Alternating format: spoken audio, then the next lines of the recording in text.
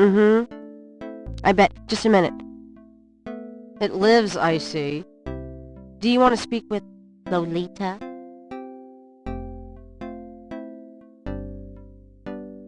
I'm sorry, but Gabriel is allowed. Oh, I mean, he's out. Yeah, if he ever comes back, I'll tell him. You know, you could do better. I know I don't know you, but you could do better. Sure. Bye-bye. Good morning. The phone's been ringing off the hook all morning. Let me know when you want your messages. Yeah. Gee, you're lively. Did you have another nightmare last night? Sort of. Mm-hmm. I told you it's that voodoo book you're researching. That stuff can seriously screw up your karma. I'm sure that's it. Maybe I should write a horror novel on passive resistance instead. So don't sleep. It's your body. Anyway, your handheld tape recorder came today. Really? Great.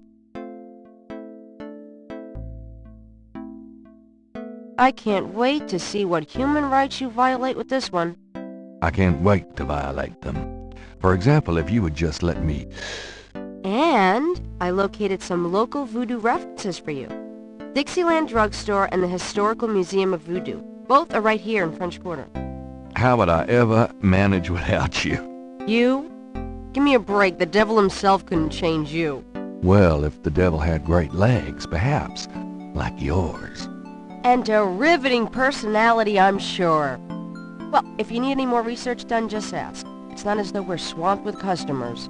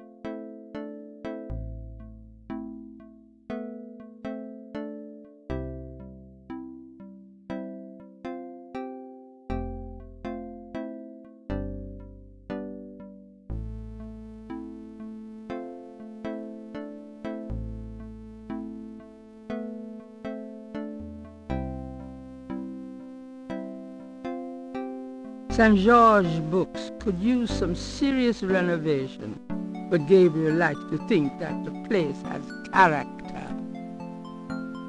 Handsome, isn't he? Don't mind if I do. Do what? Oh, nothing. Gabriel looks at the cash register, checking for cobwebs. Cute gargoyle, eh? It's an ashtray. Grace likes the little banker's lamp. She has the soul of an accountant.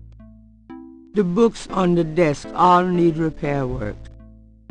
3 snakes in a skull. Gabriel's father painted it. What a wacky offbeat kind of guy Daddy was. St. George's books could use... The curtain doesn't provide much privacy. But Gabriel's rarely in his bedroom during shop hours anyway. Grace keeps her art supplies here. Old medical reference texts are stored on an upper shelf. Real old. The book rack contains cookbooks, true crime, and puzzle books. An inspired combination. There's a pair of tweezers on the counter. Grace uses them for book repair work. The magnifying glass is a handy item for reading old manuscripts or the fine print on Gabriel's lease.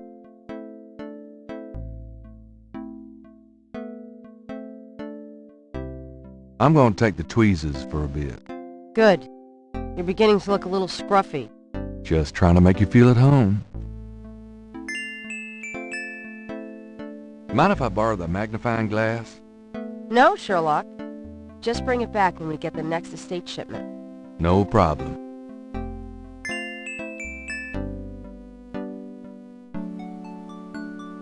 The books on the table have been chosen for their special appeal.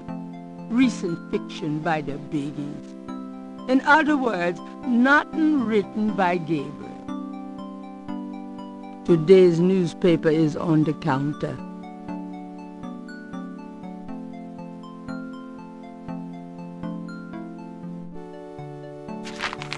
Times-Picayune, dated June 18, 1993. The front page has an article about the Voodoo murders. The article says that the victims are all identified as members of the underworld. The general public of New Orleans is in no danger. Police claim the so-called voodoo trappings found at the crime scenes are fake, a scare tactic, and that the murders are not associated with any genuine practitioners. Gabriel also scans the Aquarius horoscope for the day. Potential storms ahead. Proceed with caution and do not get involved with anything new at this time. Right.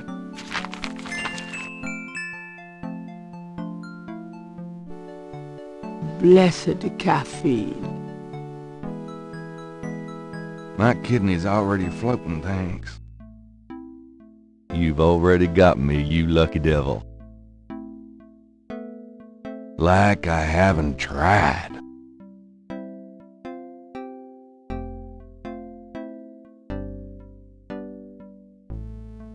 The desk drawers mostly stick. The books on that top shelf include mysteries and other pulp novels from the 50s and 60s. Under the window are reference books, dictionaries, foreign language dictionaries, quotation books, and others. Gabriel borrows them often when he's writing. The windows of St. George Books overlook Bourbon Street. The windows of St. George Books overlook Bourbon Street. Gabriel plans to turn the balcony into a schmaltzy cafe, if he ever gets the cash. The front door leads to Bourbon Street. Dramatic, isn't it? Gabriel didn't eat for 3 weeks after splurging on that coat. He has a thing for black leather. Grace's coat is a simple but classic trench coat. Gabriel hates people with good taste. It's a bit warm in here. Gabriel decides to wait until he leaves to put on his coat. Leave my coat alone, Gabriel. St. George Books, could you... The chandelier is original. Gabriel finds it charming. All right. He can't afford to replace it. The ladder provides access to the uppermost shelves of the bookcase. The top shelf contains a set of German books that once belonged to Gabriel's grandfather. That shelf holds used copies of the Dime Stripe series, secrets of unsolved ancient UFO mysteries and such. They just leap out the door. That shelf holds used copies of that shelf, they just leap. The top shelf contains books on animals, including snakes and other reptiles. That shelf contains historical references, biographies of kings and queens, that sort of thing. That shelf contains St. George books. The books on the desk all need repair work.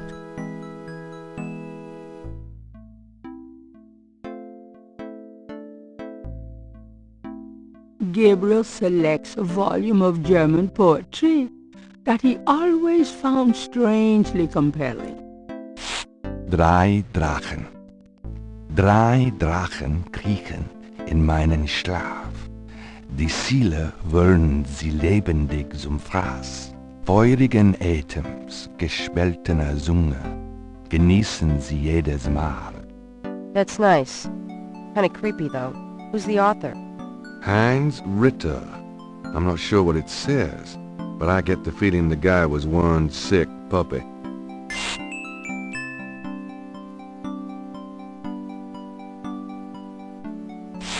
Gabriel leafs through a German-English dictionary.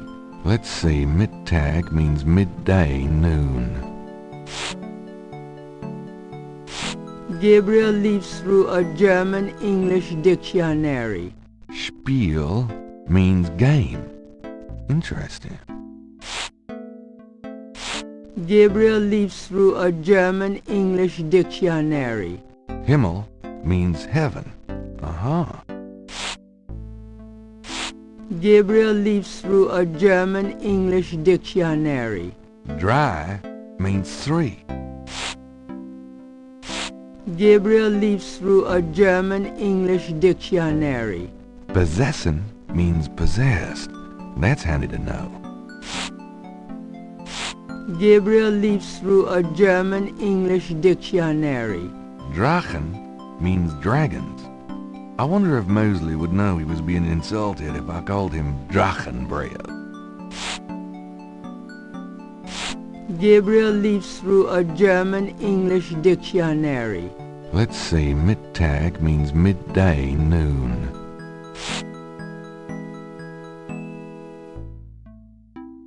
Gabriel selects a volume of German poetry that he always found strangely compelling. Drei Drachen kriechen in meinen Schlaf. Die Ziele wollen sie lebendig zum Fraß. Feurigen Atems, gespaltener Zunge, genießen sie jedes Mal.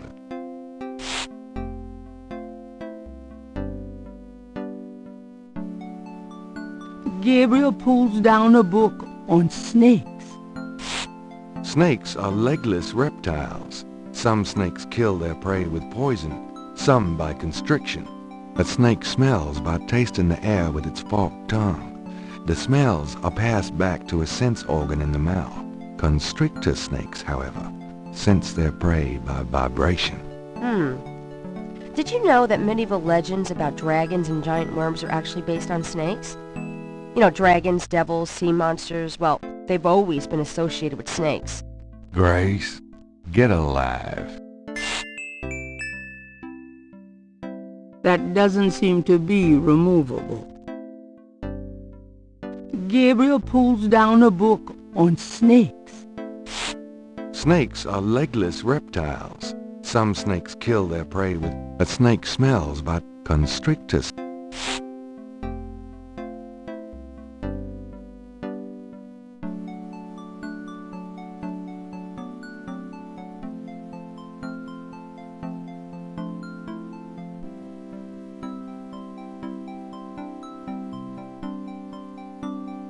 So, what's new, Grace?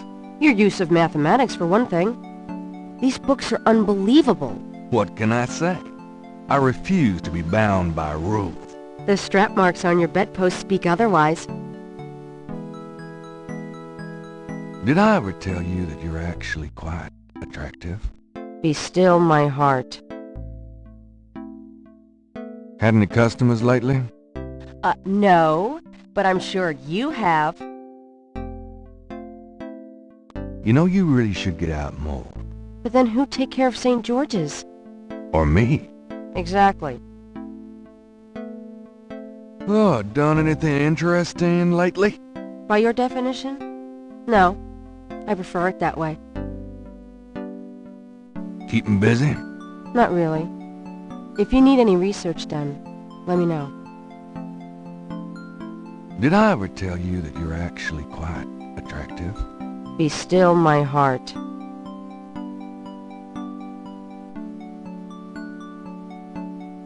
Got a minute, Grace? What's up?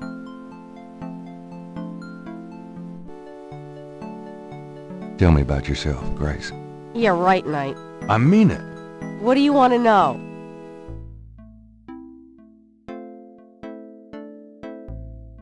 How come we haven't gone out yet? I'm still waiting around for that lobotomy. As soon as I get it, I'll let you know. How do you like working at St. George's Books? Well, it's not exactly a huge intellectual challenge. Although the math in your record books could confuse Einstein. Still, I love old books, and it's a nice way to pay the bills while I explore the city for a summer.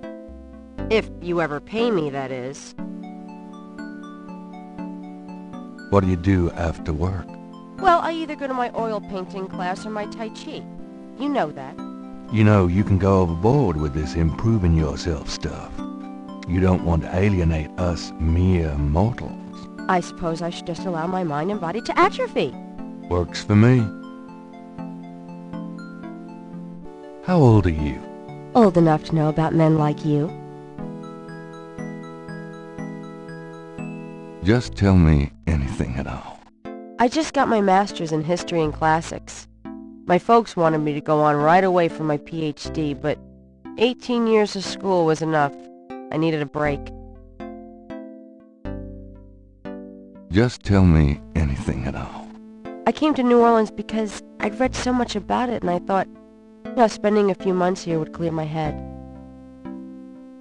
Just tell me anything at all. I've always wanted to do something really adventurous, Something real life. I'm sick of libraries and lecture halls. Just tell me anything at all.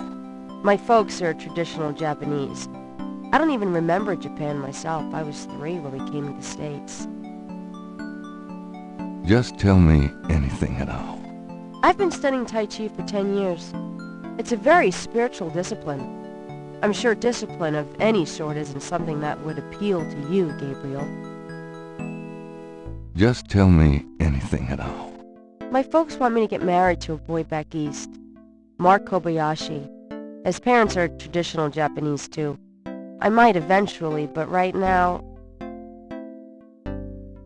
Just tell me anything at all. I've been studying Tai Chi for 10 years. It's a very spiritual discipline.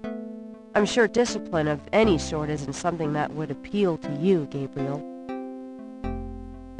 Nothing, I guess. Never mind. Suit yourself. What can you tell me about voodoo? I didn't know much of anything about it until you started researching it for your book. Now I know that it's active in the city. There's that shop and museum. It can clearly be dangerous in the wrong hands. You should be careful investigating it. Do you know anything else about voodoo? I've told you all I know. Sorry I can't be more help. What do you know about the voodoo murders? Just what I read in the paper, same as you. What do you know about the voodoo murders? You won't get far questioning me about it, Sherlock. What can you tell me about New Orleans? Well, I've only been here 2 months, but I love it. It's so much more alive than any place I've been. It feels like anything's possible here. What else can you tell me about New Orleans? You're the native. Don't ask me. Do you have messages for me? Dana called, and Susie left a message about a lawsuit. Awesome. Okie dokie. There's more when you want 'em. Do you have more messages for me? Your grandmother called. I keep meaning to get over there. What did she say? Did she sound good? She sounded great, and we had a nice little chat about you. Grace. Don't worry. I didn't go into detail about your cardinal sins. Not that anything about you could surprise her. She adores you anyway. She's my girl. But she said to remind you to stop by and go through your father's things. Okay. Do you have more messages for me? Here's a strange one. You got a call from someone named Wolfgang Ritter? He said he was calling from Germany. He told me it was urgent, maybe you should give him a call. Call Germany, like hell. If it's really important, he'll call back. Well, fine. Let's just hope he's not with the German lottery for pitiful American authors.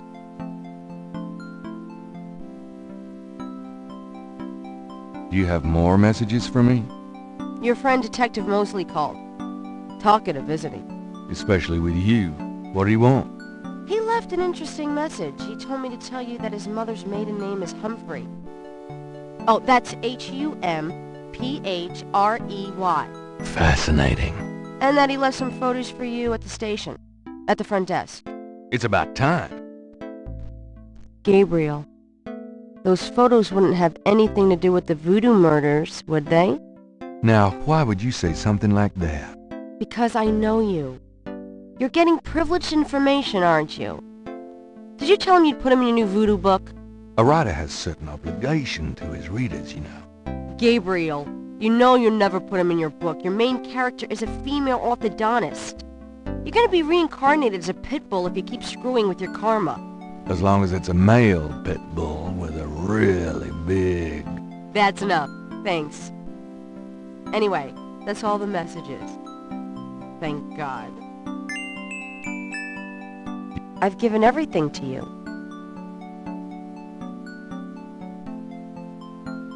Could you do some research for me? Sure. What? I can't think of anything. Okay.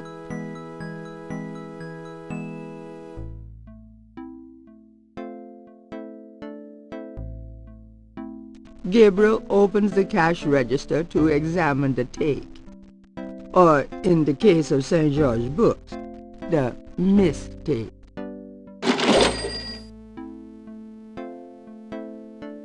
The cash register contains about $20 in small bills and change.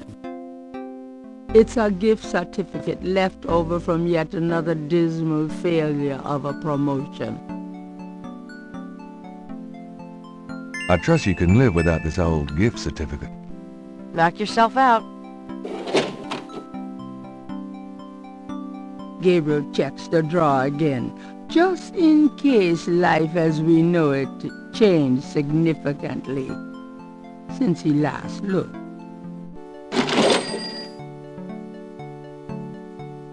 Gabriel, that's all the change money I have. Touch it, and you could kiss your hand goodbye. Would I do that to you?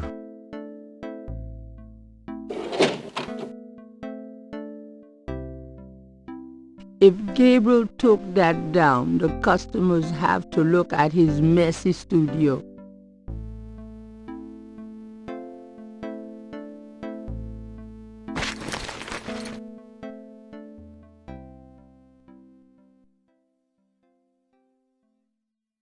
Gabriel's bedroom is also his office, studio, and library. The carpet was Grant's. She gave it to Gabriel to cheer the place up. It's Gabriel's bed, unmade as usual. Gabriel's bedroom is also his office, studio, and library. The dresser holds a meager supply of underwear and 38 pairs of mismatched socks. Gabriel's bedroom is a poster on the wall advertises Mardi Gras, the biggest party of the year in New Orleans. There's a flashlight on the dresser. This building's wiring leaves a lot to be desired.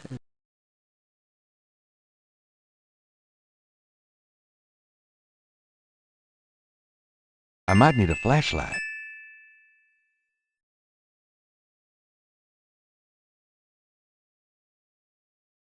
Gabriel likes a subdued lighting effect in his studio. Gabriel's robe hangs on the wall. It's a bit hot for it in June, though. No thanks. I don't have time to relax. Jeans and t-shirts. All my clothes look the same, so why change them? Gabriel's bed.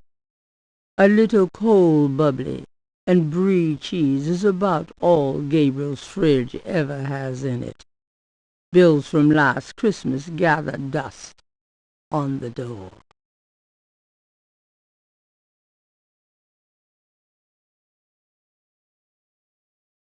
Gabriel, shut the refrigerator, please. I could smell it from here. Women.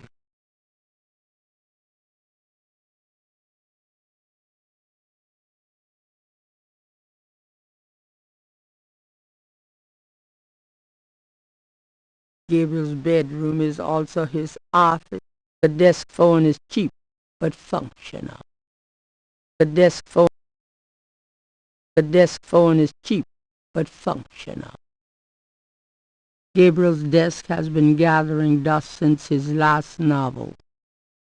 The typewriter is beginning to accumulate cobwebs. Should I feel guilty?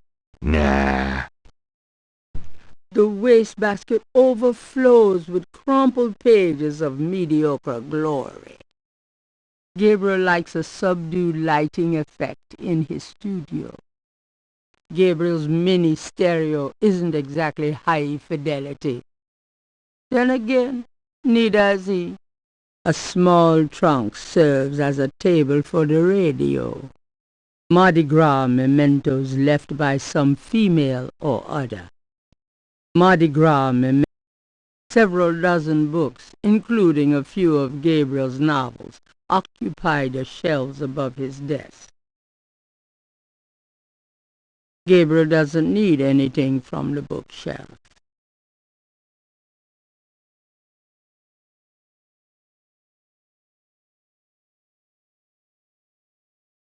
Writer's block. I'm doing the best I can.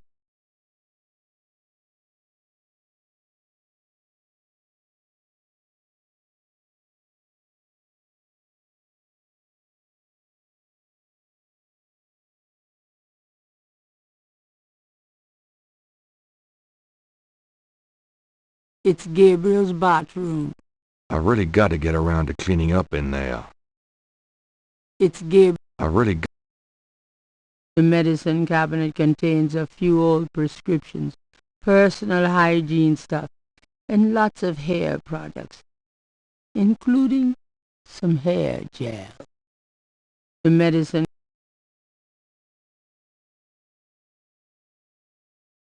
I'll take this hair gel. You never know when you'll need a touch-up.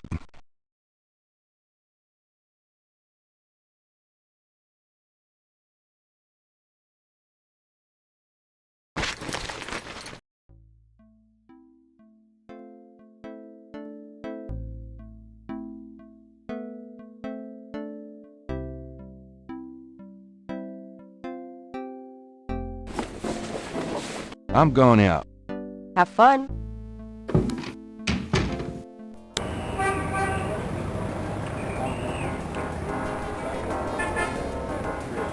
Please select a destination icon.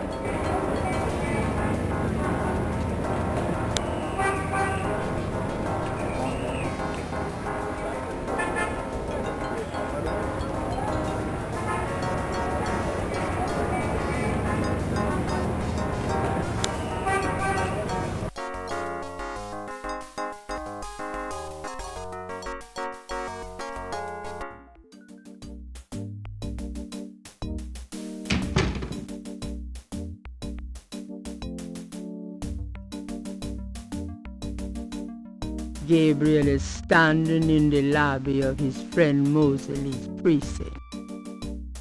It smells like a cross between a hospital and brewery. Gabriel. It's an antique umbrella stand.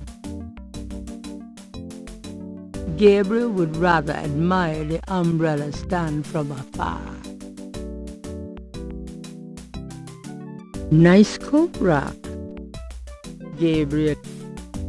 A swinging door connects the lobby and office areas.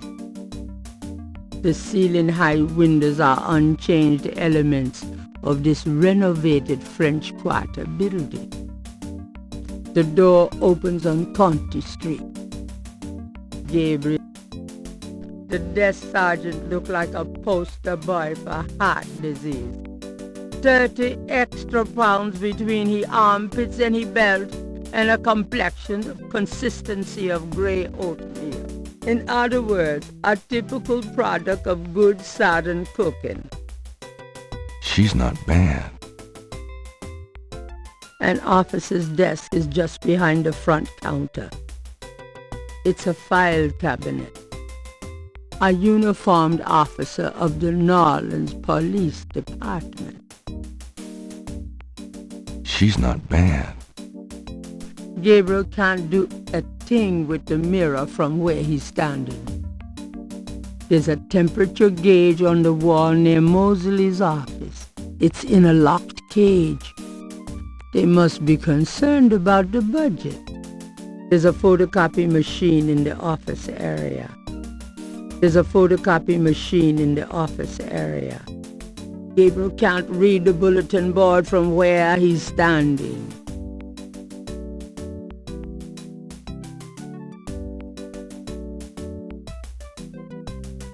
Hey, nice precinct. Think so? That's peachy. That means more to me than you could know. Hey, it's a beignet guy. Great, I'm starved.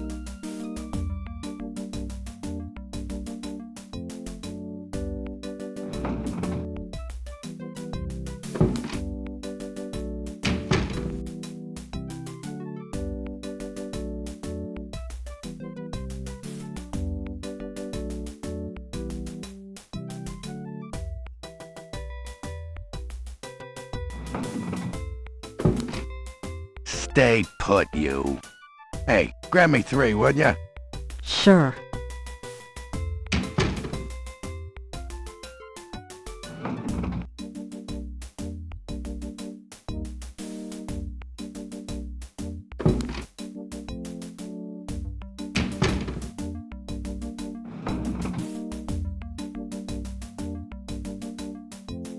Thanks.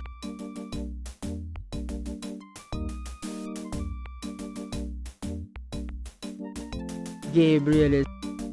A vignette vendor has stopped outside the police station. He must do great business here. Gabriel can't do anything with a vendor from here. Kinda quiet in here today. Yeah, summer's like that. It's too muggy to mug. Too hot to heft. How clever. It's a gift. So, what's new around the old police station? Well, we're now allowed to shoot chatty pedestrians on sight. That sounds convenient. I like it. So, anything interesting happening around here? Look, I got a job to do. Chat with someone else, huh? So, look, Gabriel can't do anything with the officer from the front lobby.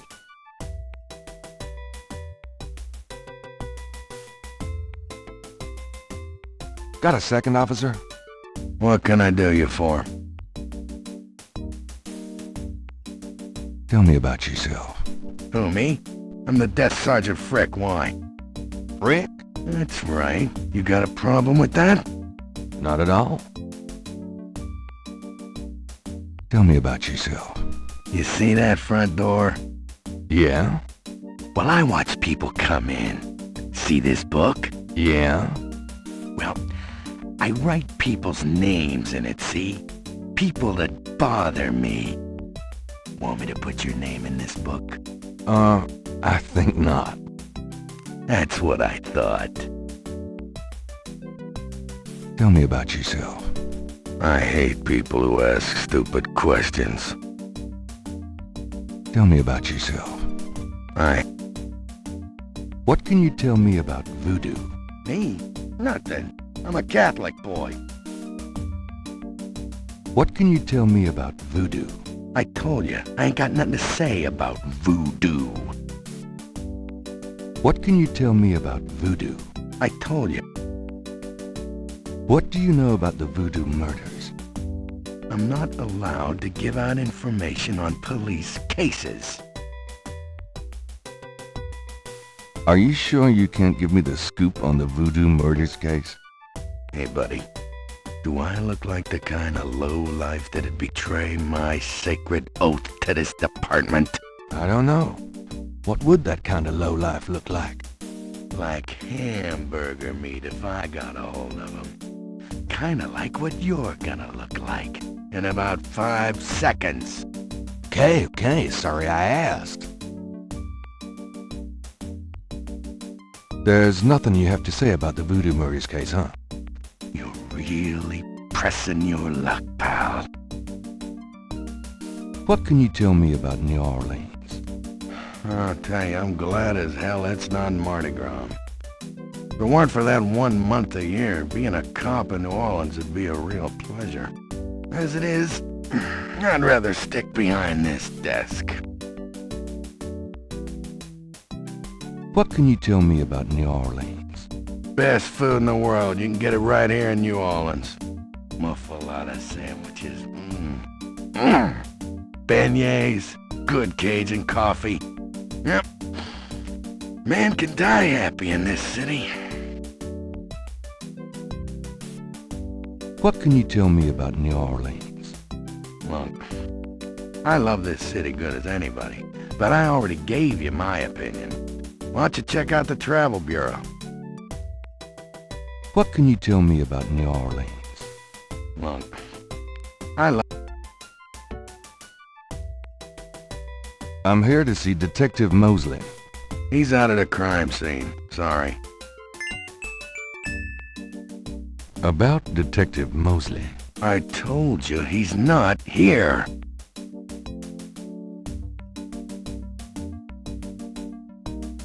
I was supposed to pick up some photos from Detective Mosley at the front desk. Is that right? And who are you? My name is Knight. Gabriel Knight. Yeah, I got something for you, all right. Soon as you're done talking, I'll give it to you. Where is the crime scene? Is it related to the voodoo murders? Crime scene information is police confidential. We don't need any more looky-loos than are probably already there. Come on, you can tell me what the crime scene is. Look, I know the paper's got everybody stirred up about these killings, but that don't make it public information. Back off. So this is a new voodoo murder then? Hey, I didn't say that. You'll read all about it in the papers tomorrow, I'm sure. Please tell me where the crime scene is. Look, buddy, you keep it up, and there'll be a crime scene right here. Please tell me where the crime scene is. Look, buddy, you keep it up, and there'll be a crime scene right here. Here's that envelope for you, Gabriel Knight. Thanks.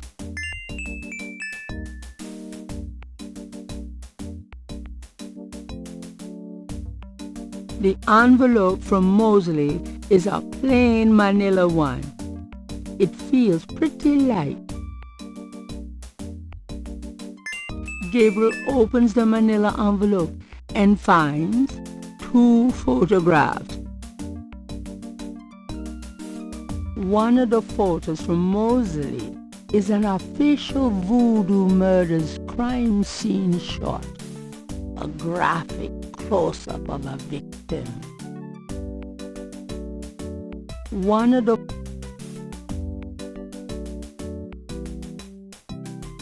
The photograph of Mosley was apparently taken upon his graduation from the police academy. he had hair then. The tweezers from the bookshop are an old stainless steel pair that Gabriel's had forever. The magnifying glass is an expensive one with an inlaid jade handle, an heirloom from Gabriel's grandfather. The $20 gift certificate for St. George's looks pitifully new and unused. The jar contains frou-frou hair gel. Gabriel got the flashlight free in the mail when he ordered a magazine subscription. It works though. At the moment.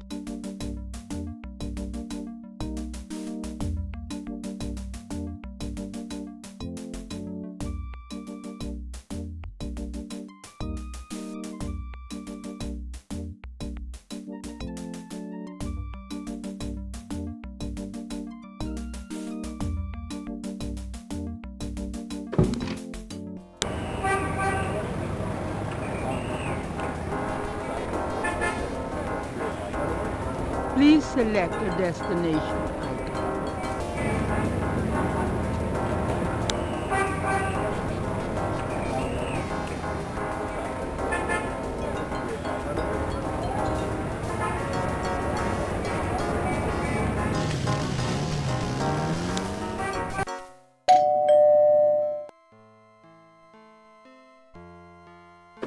Gabriel, I'm so glad you stopped by. Sorry it's been a while, Grandma. Not at all. Give us a kiss. Now come and sit down. Tell me how you're doing.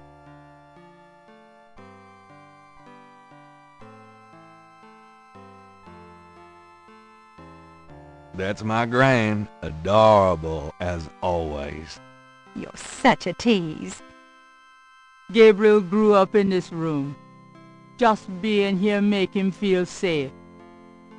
And after about 5 minutes, claustrophobic. On the wall are portraits of Gran and Gramps when they were young. Gabriel's inherited some good-looking genes. Granny likes soft lighting. Gabriel grew up in the sofa has a worn blue chintz pattern that Gabriel remembers fondly. Granny's knitting.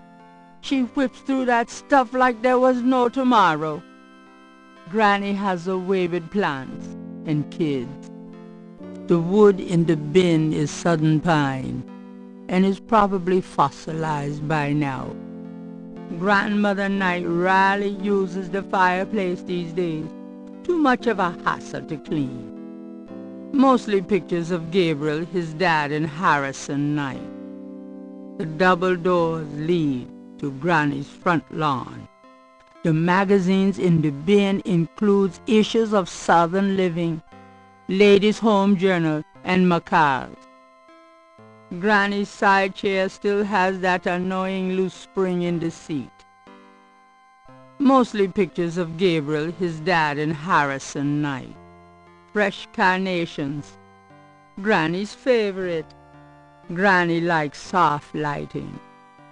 That clock has been in the Wright family, Granny's family, for centuries.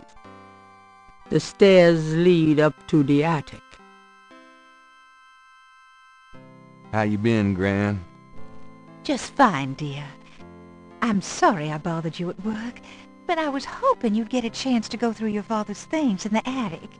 Don't be silly. You can call me anytime. You're looking well, Gran. Thanks, dear. Done anything interesting lately? I raised you. Lately, Gran. Oh, you know me, Gabriel. I always got my nose poked into something. It must run in the family. Nice weather. Oh, Gabriel, please. It's been just awful. Muggiest summer of my life. Are you okay, Gran? I'm right as rain, boy. Done anything interesting lately? I raised you. Lately, Gran. Oh, You know me, Gabriel. I always got my nose poked into something. It must run in the family.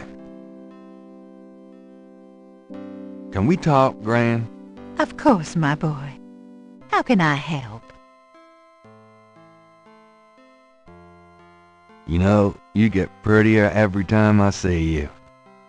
Oh, you. Have you baked any of your incredible molasses pies lately? No, dear. But you let me know when you want some, and I'll whip up half a dozen. You've lost weight. Are you courting a new man? Oh, Gabriel, don't be silly. You know there'll never be anyone but your granddad for me. Your hair looks very pretty today, Gran. Well, why, thank you, dear.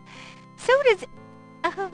you always had such nice, thick hair, Gabriel. You know, I always tell people that my Gran is the prettiest grand old belle in the city. Oh, dear, you shouldn't talk so. You know, you get prettier every time I see you. Oh, you. Tell me about yourself. Me? Oh, surely you have something more interesting to talk about. Oh, come on, Gran. All right, dear. What do you want to hear? What do you do all day? You know how I love to knit and work in my garden. I also take long walks. It's the only way to keep an old body like mine from stiffening up. You're not old. Oh, don't be foolish. I'm older than the hills. Tell me about before you met Granddaddy. Well, you know I was born Rebecca Wright. My daddy owned a lot of land outside of town. We grew peas, corn, cotton, all kinds of things. It was a good childhood, but my father was very strict. He didn't much let me out of his sight. Tell me how you met Granddaddy. I met Harrison at a church revival. There was a traveling preacher back then, a big fella named Reverend Jim. I even remember his slogan, "Come to me to find your way." Your granddad was sitting right behind me and my girlfriend Alma, and at one point, old Reverend Jim was flinging his hair around with his fire and brimstone antics, and a piece of it, one of those small add-on do's for man, went flying off. I swear, Harrison and I were the only ones that noticed. We both started laughing to beat the band. Everyone looked at us like we were a couple of loonies. It was then I knew that he was for me.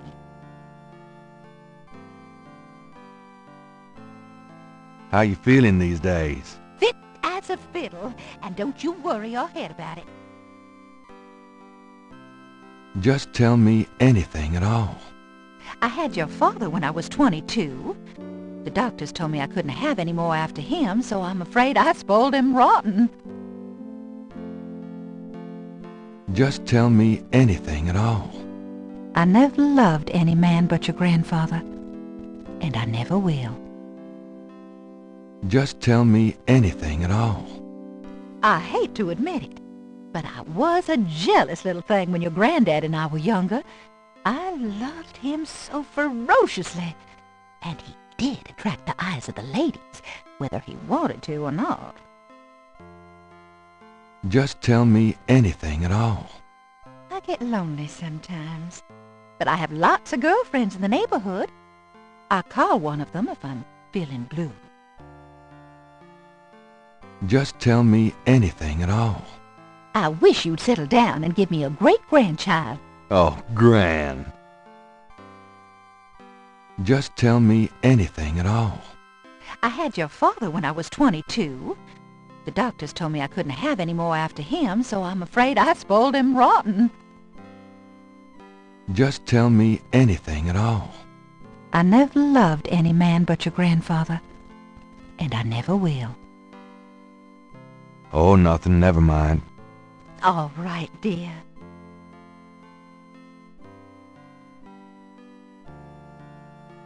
Tell me about our family. Who would you like to hear about? Your granddad, your father, or your mother?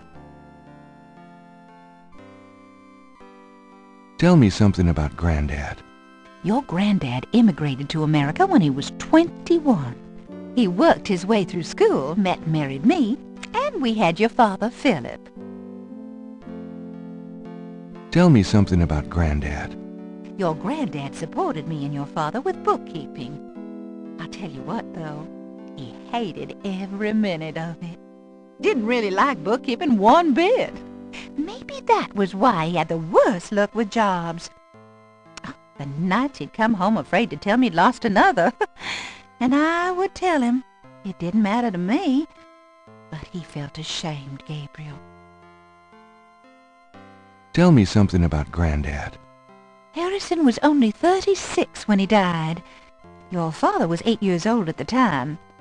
Your granddad was hit by a streetcar in the business district. Took me nearly a year to believe he was really gone. I'm sorry, Gran. I know you are, dear. Tell me something about Granddad. Did you know that your granddad was a poet? He was! He wrote the most beautiful poetry for me when we were courting. I always thought he should have done something with that gift. But he was such a practical man. Didn't believe in chasing after dreams. Tell me something about Granddad. I don't know what else to tell you, dear. Tell me about my father. Your father was my only child. How we adored him. Philip suffered from terrible nightmares, just like your granddad did. They were 2 peas in a pod. Tell me about my father. When Philip met your mother, it was love at first sight. They were married 2 weeks later. Never looked at a girl seriously until then. And he looked at plenty. You have your father's way with women, Gabriel. And your granddad's. Tell me about my father. I wanted to just lay down and die when he and your mother were killed in that car crash when you were only 8. It was the thought of taking care of you that kept me going, Gabriel. The police say your father swerved off the road after being frightened by something. Perhaps a deer in the road or a wild cat. Tell me something about... I don't know. Tell me about my father. Your granddad wanted Philip to have a normal life. He was obsessed by that thought. He pushed Philip to go to law school. Philip was driven to art. He painted almost in a daze. He would get so inside himself when he worked.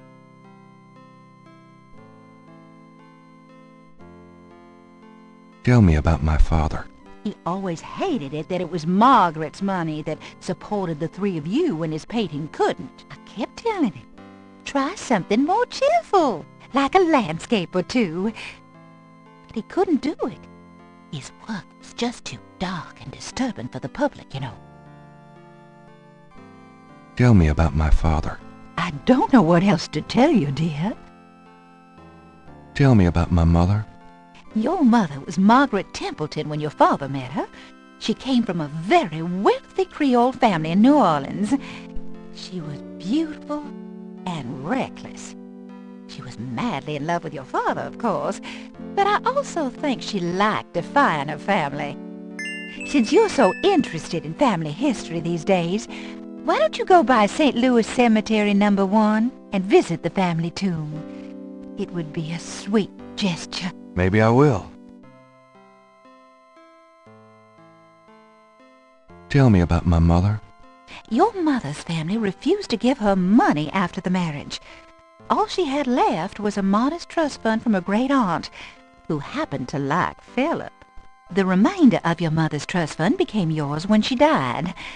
That's what you used to open your bookshop. Tell me about my mother. The Templetons are all gone now. Every last one of them. They never wanted anything to do with us, of course. What a waste. Tell me about my mother. I don't know what else to tell you, dear.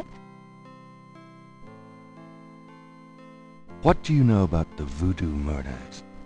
Oh, Gabriel, nothing. And I don't want to. I sometimes wonder what this world is coming to. What do you know about the Voodoo murders? What can you tell me about voodoo? Voodoo? What an odd question, Gabriel. Of course, you always were interested in monster movies and all that other weird stuff. You get that from your father and granddad. I don't know anything about it, dear. Of course, it was very big in New Orleans at one time, but you don't hear about it so much these days. Too much else in the world to worry about, I guess. What can you tell me about voodoo? I don't know what else to tell you, dear. What can you tell me about New Orleans? New Orleans is very southern. Of course, though, not as much as it used to be when I was a girl. It's gotten much more influenced by the East Coast and that California stuff. Still, it hasn't changed as much as other places, I reckon. We've always been happy here. What can you tell me about New Orleans? My goodness, boy. You've lived here all your life just like me. I can't tell you much that you don't already know. What can you tell me about New Orleans? My...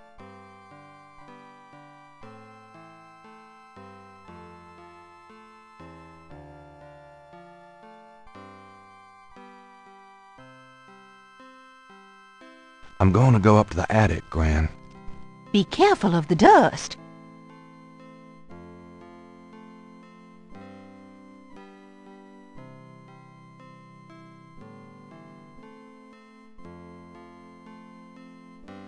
Grandma's attic is a storehouse of forgotten treasures and useless junk. The stairs lead down to the parlor. It's an old metal tub full of dust and cobwebs. These old picture frames have been up here for years. That must have been the year Granddaddy caught Santa on the roof. It's an old, dusty bicycle tire. It's an old dress dummy that Gran had in her sewing room years ago. My first impression of the female form. Grandma's attic is a store. That box of knickknacks has been up there for at least 5 years. There's a sketchbook on the chair that Gabriel vaguely remembers as his father's.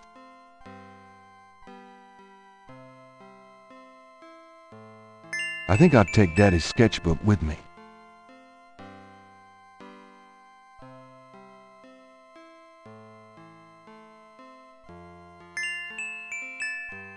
Images haunt the pages of Philip Knight's sketchbook, the way they must have haunted his mind. The images touch a deep chord in Gabriel. So familiar are they that he finds it hard to believe they aren't from his own subconscious. Images haunt the images, the image, images, the image.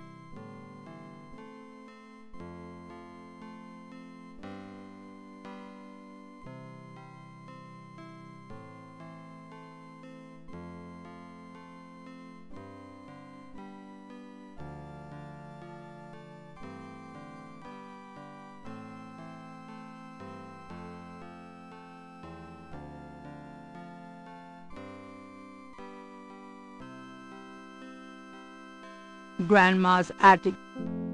A skylight lets welcome sunlight into the attic. Gabriel has seen these ornaments every year at Christmas for as long as he can remember. It's a lady's hat from the 1920s. From Gran's Virginia Woolf period. That tennis racket probably hasn't served a ball since the 40s. Grandma's, the old velvet curtains hung in the parlor before Gran lightened up the place. The brass bed frame is from God knows where. The old trunk looked like it's gone to hell and back. The old trunk looked like it's an elaborate mechanical clock, probably of German origin, is among the discarded treasures of the attic. It doesn't seem to be running at the moment.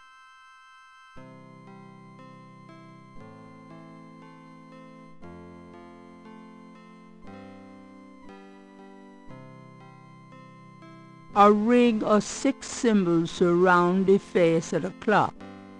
A sword, a sun, an angel, a noose, an eclipse, and a dragon.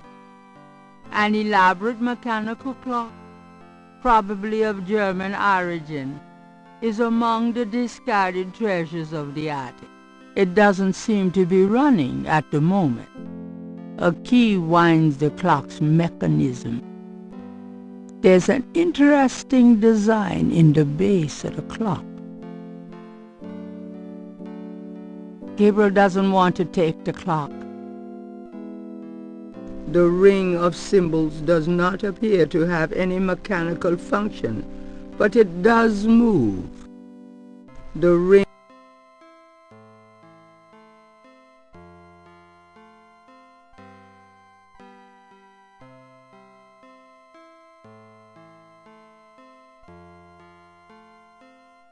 The face of the clock doesn't.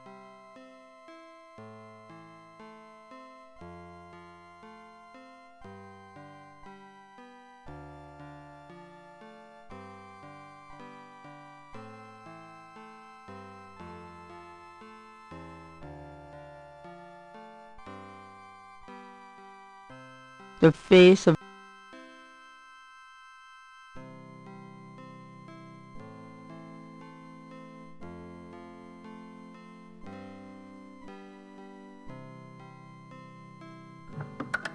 Granddaddy, you old fox.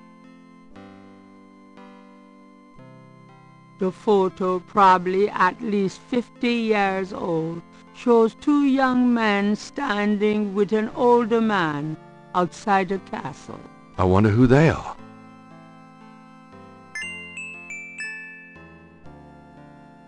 It's an old letter on fancy paper.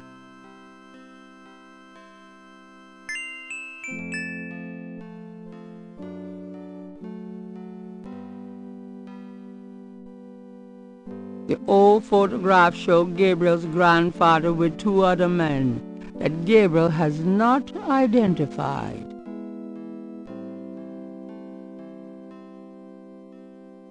The letter is addressed to Heinz Ritter, whoever that is. The letter is written in German, but Gabriel determines what he can about it. It was sent from a place called Schloss Ritter in Rittersberg, West Germany. The letter is addressed to mein Sohn Heinz and signed Wilhelm Ritter.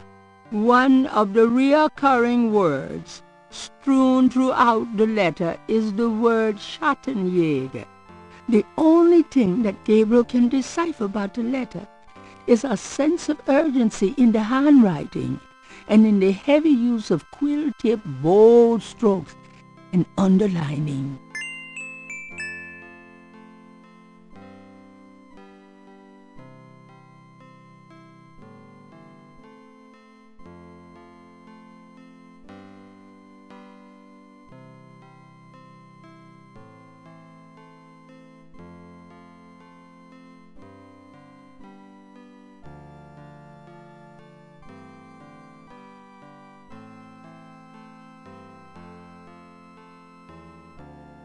That's it.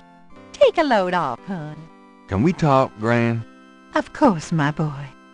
How can I help?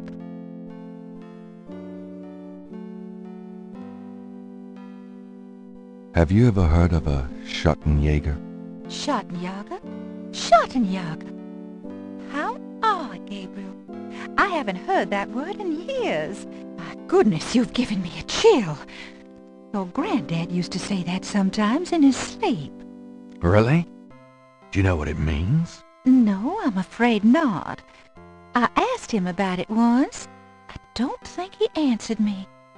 Odd. Thanks, Gran. Have you ever heard of a Schattenjäger? I don't know what else to tell you, dear. Do you know anyone named Heinz Ritter?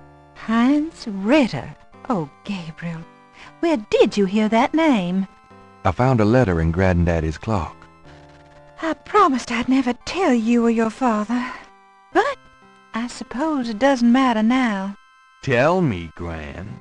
Your granddad's name was Heinz Ritter before he came to America. He changed it to Harrison Knight legally when he arrived. Why did Granddad change his name? I don't know. I tried to ask him about his family, his life before America, but he didn't want to talk about it. He never even told me about his name change. I found out one day when I saw his passport in a drawer, since he obviously found it painful. I never questioned him about it. But I'm sure it wasn't trouble with the law. Your granddad was the best man I ever knew. Didn't Granddad ever say anything about his past or his family? Only that his family was crazy, and that he never wanted to see them again. He believed in some family curse, thought that he could spare Philip and Philip's children from what he called old nightmares. Whatever Harrison wanted to spare you, though, it cost him plenty. He never did sleep well, and he would often get a far-away, guilty look in his eyes. He was wrestling with something he thought he should be doing, someplace he thought he ought to be.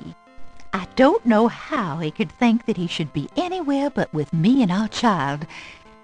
It's a terrible way to live.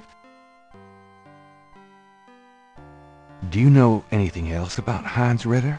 I've told you all I know about your granddad's past.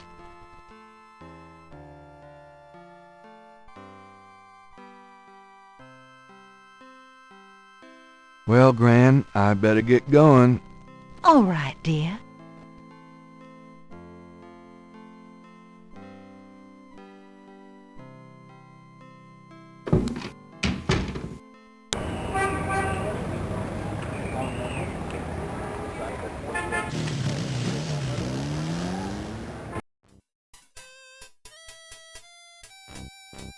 Jackson Square is a good place to rest while exploring the French Quarter, and a great place to be entertained by local performers.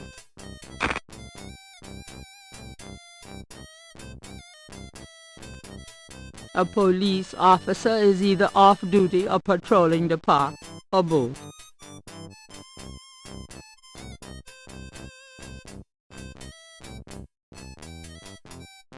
A cop has driven his motorcycle into the park. Something Gabriel would probably never get away with. On the motorcycle is a police radio. Anyone seen Joe? People seem to be enjoying the park, despite the lack of sunshine. A blues band entertains on the lawn. Now that's music. Iron lampposts are charm to Jackson Square and provide illumination at night. Ambulance to now, Jackson Square, Jackson. A wrought iron fence surrounds the Jackson statue.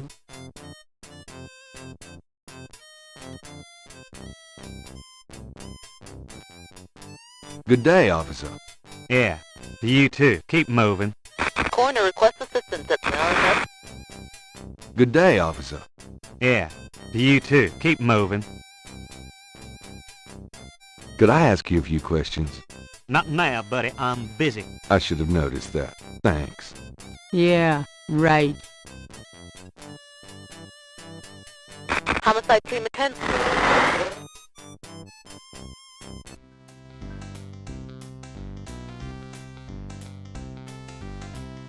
That jazz band is pretty good. Of course, most jazz bands in New Orleans are. Give a hoot. People seem to be enjoying the park, despite the lack of sunshine.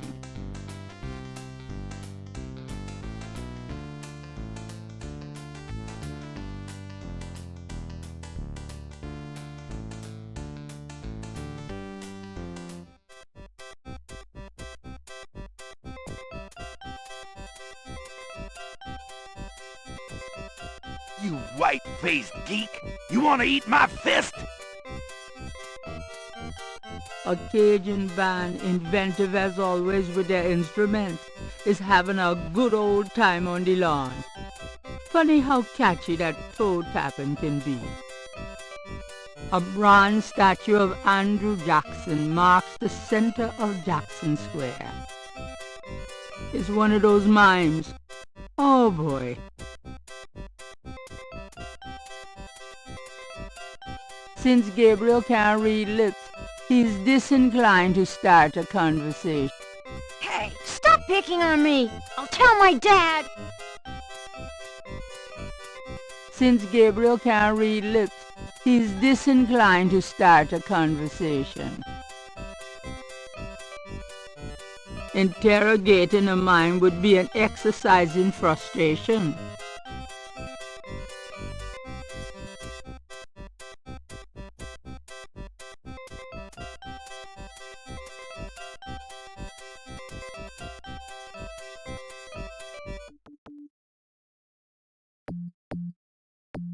A lone drummer beats out a haunting rhythm on a large African drum.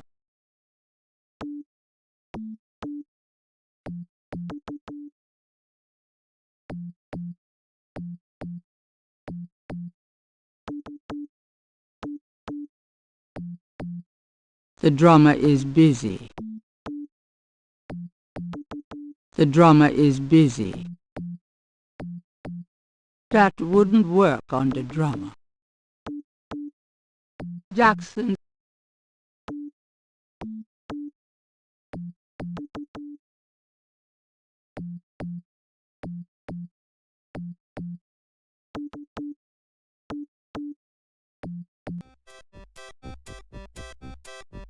Why, you nasty thing, you. I'll call the police, I will.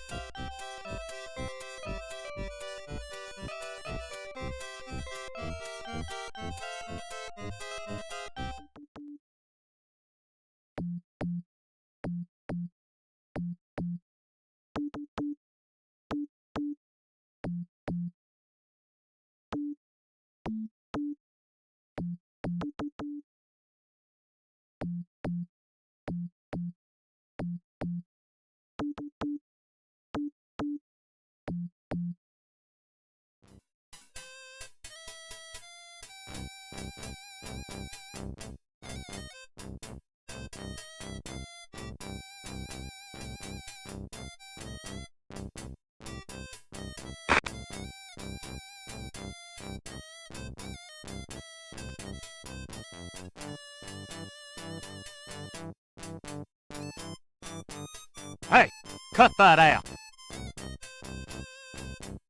I told you to stop that.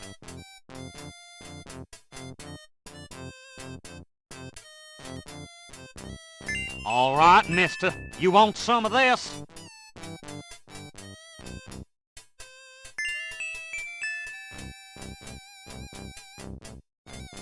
Gabriel picks up the headset and listens.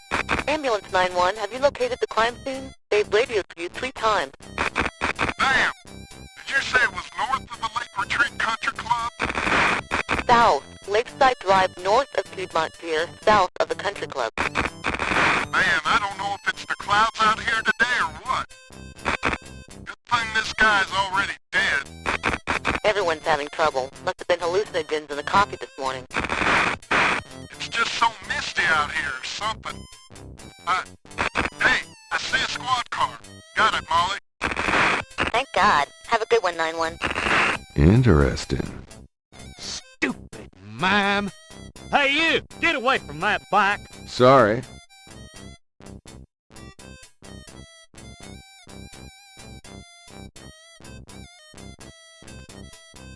Good day, officer. Yeah, you too. Keep moving. Anyone seen Joe?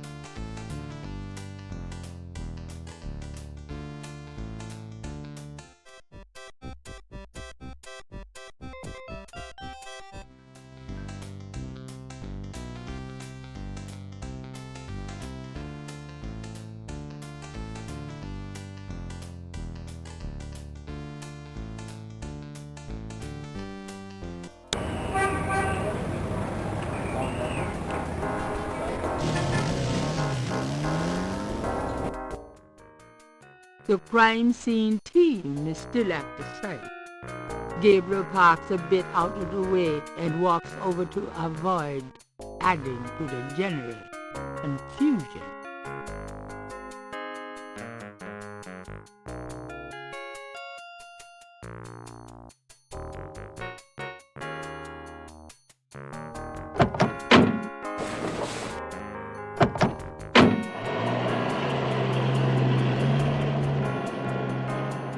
Hey, mostly. Huh? Night, you wiener. I told you not to call me that. Feeling jumpy? Who, me? Don't be stupid. How'd you find me? Oh, I was just driving by. Well, for the book. But don't tell anyone I let you see this, huh?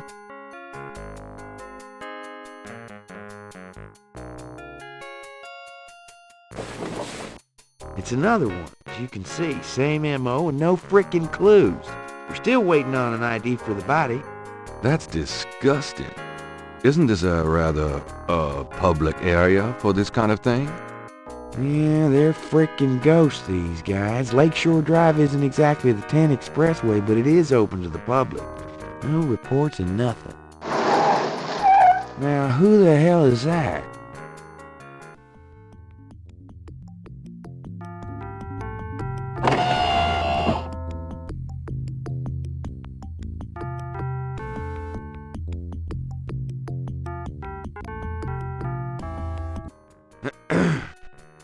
Good day, Miss Getty. What's going on, officer? Detective Mosley, ma'am. We've got a little problem here, but nothing for you to be concerned about, Miss Getty. I see. Thank you, detective. And good day, gentlemen. Whoa, I'm in love. Forget it. That's Molly Getty. She's about as far out of your reach as the moon.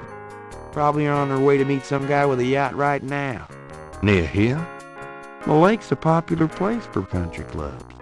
If she's out here a lot, maybe she saw something or heard something. Nah, nobody ever sees or hears nothing. I told you. Besides, you just don't go around bothering people like her. We've about wrapped it up, sir. It's another clean sweep. Yeah, let's get the meat wagon moving then. Do you want to leave an officer here, sir? Nah, just leave the tape up for a few days. Yes, sir. If you'll excuse us, sir, we'll take him away.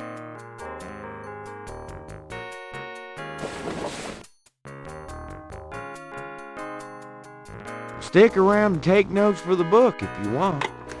Watch out for the muck in the water moccasins, though. I'll be back at the station. Stop by if you want to go over the case some more.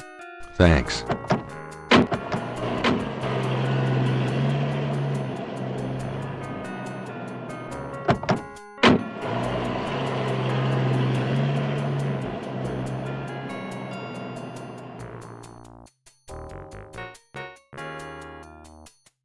Gabriel is on the sand and clay shore of Lake Pontchartrain, at the site where some poor bastard got to see who the voodoo murderer really are.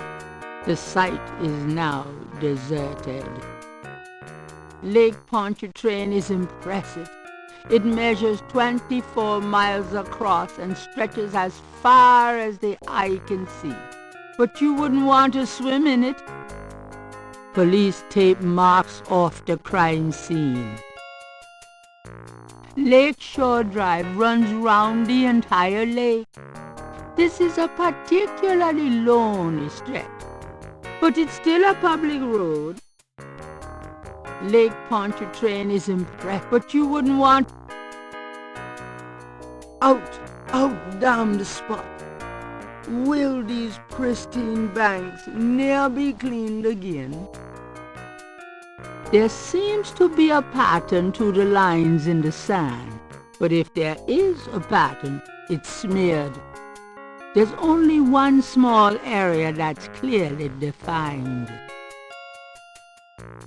Patches of grass have managed to survive life on the banks of Lake Pontchartrain. The grass has a matted appearance there.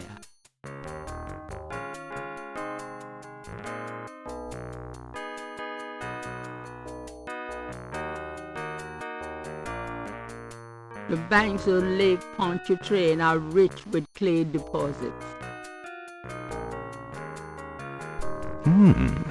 Is that clay?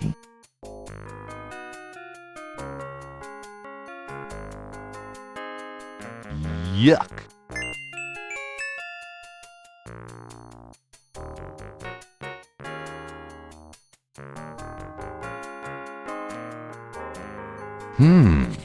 Let me try to get this down.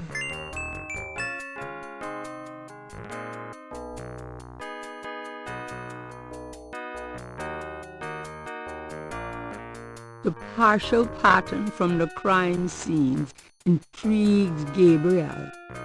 What does it mean? Gabriel is carrying a lump of clay from the banks of Lake Pontchartrain.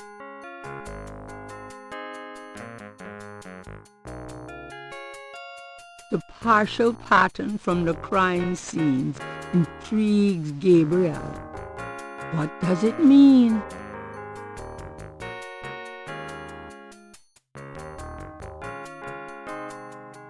The lines in the sand are fairly large. Magnification wouldn't make them any clearer.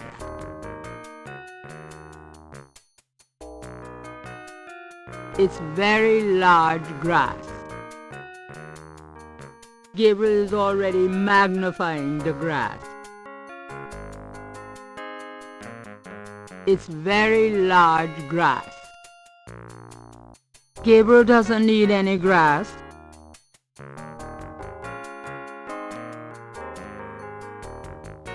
There are marks in the grass as though some heavy wire object had been set there. Gabriel is already magnifying that. With magnification, the marks in the grass are clearer. The marks are actually deep indentations in a regular mesh pattern. Something small and iridescent is barely visible among the indentations. It looks like a scale of some sort.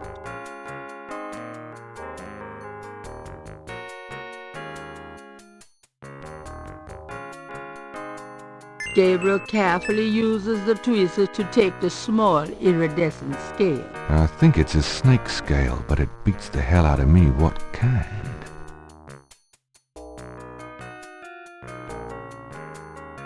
Gabriel is carrying a scale he found near the crime scene at Lake Pontchartrain. The magnifying glass is in it.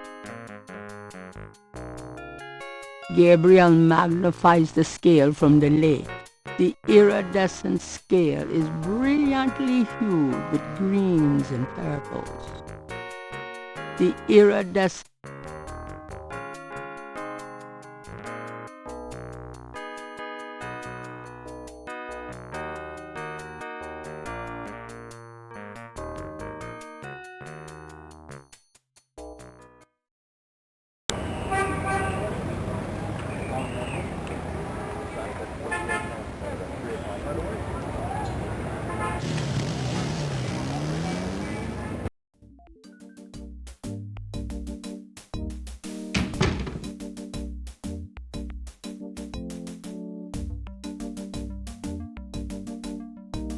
Got a second, officer? What can I do you for? Do you know anything about snakes? What does this look like? A zoo? Never mind, don't answer that. No, I don't know nothing about no snakes. Have you ever heard of a Schottenjäger? Can't say that I have, but it sounds dirty. Have you ever heard of a Schottenjäger? What is it with you? I said no. Do you know anything about snakes? I told you I didn't, and I ain't got time to answer stupid questions. I'm here to see Detective Mosley. He's in his office. Go on back.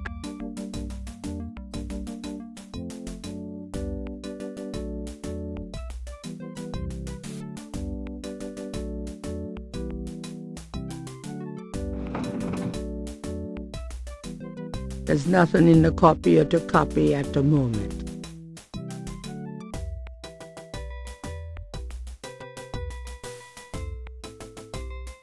Gabriel scans the bulletin board and sees a lot of bad photographs and worse writing. Gabriel scans the bulletin board and sees a lot of bad photographs and worse writing.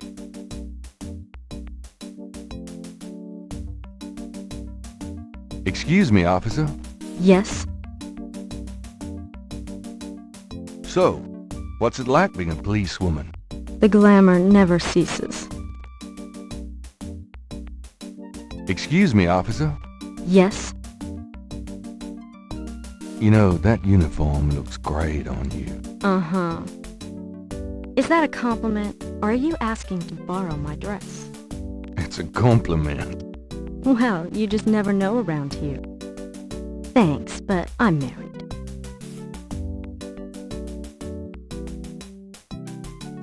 Excuse me, officer. Yes? Could you get me some coffee? Are you speaking to me? Why, yes. Wow. Deja leave it to Beaver. I'm the police photographer, sir. You might be able to find someone around here dumb enough to get coffee for you. But guess what? It won't be me. Oh, thanks, anyway. Excuse me, officer. Yes? Could you get me some coffee? I can give you precise instructions for the handling of hot liquids, if you need them. No, thanks. Just a few questions? Officer Frick or Detective Mosley could probably be more help, sir. Gabriel wouldn't be allowed to access that file cabinet.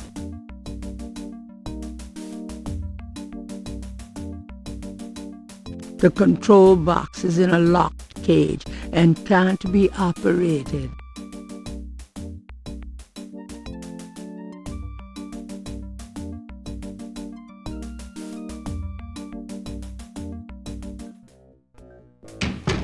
Detective Mosley.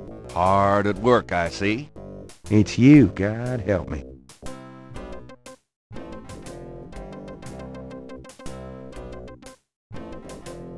Mosley's office looks a lot like his room at Carla's. Mosley was one of those beefy guys in his youth. Now he's getting lumpy. The badge in his front coat pocket is set off particularly well by the gold polyester of his jacket. Mosley's desk has more groin on it than on his head. Mosley's desk has more logs of unsolved cases, perhaps.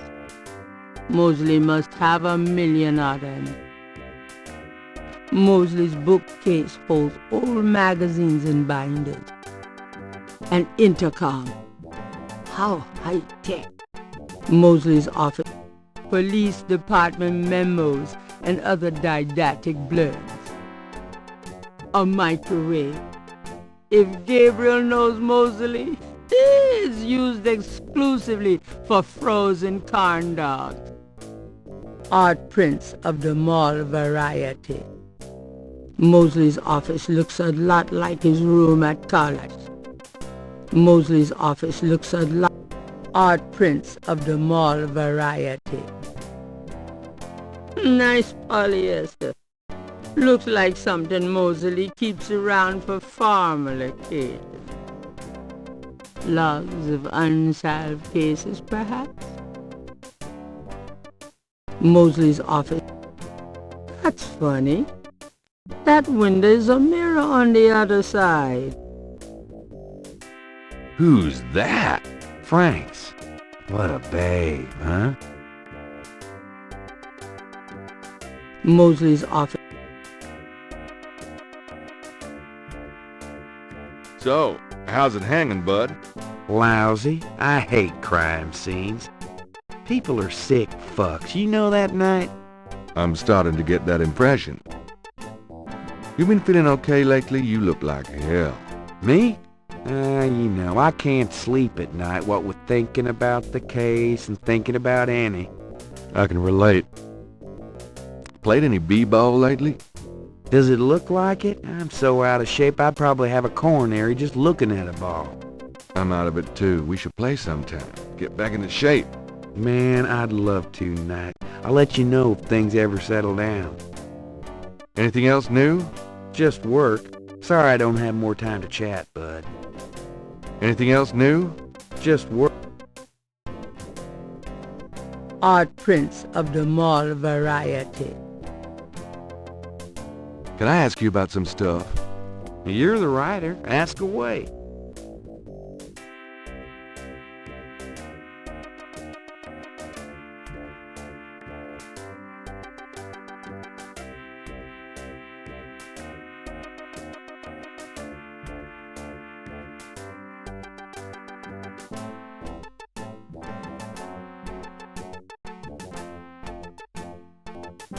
Have you ever called the hair club for men? I'd rather have no hair than your hair, Knight. So how'd you ever find anything in this office? It looks like ground zero. Hey, I get my job done. I'm a detective, not Betty Crocker.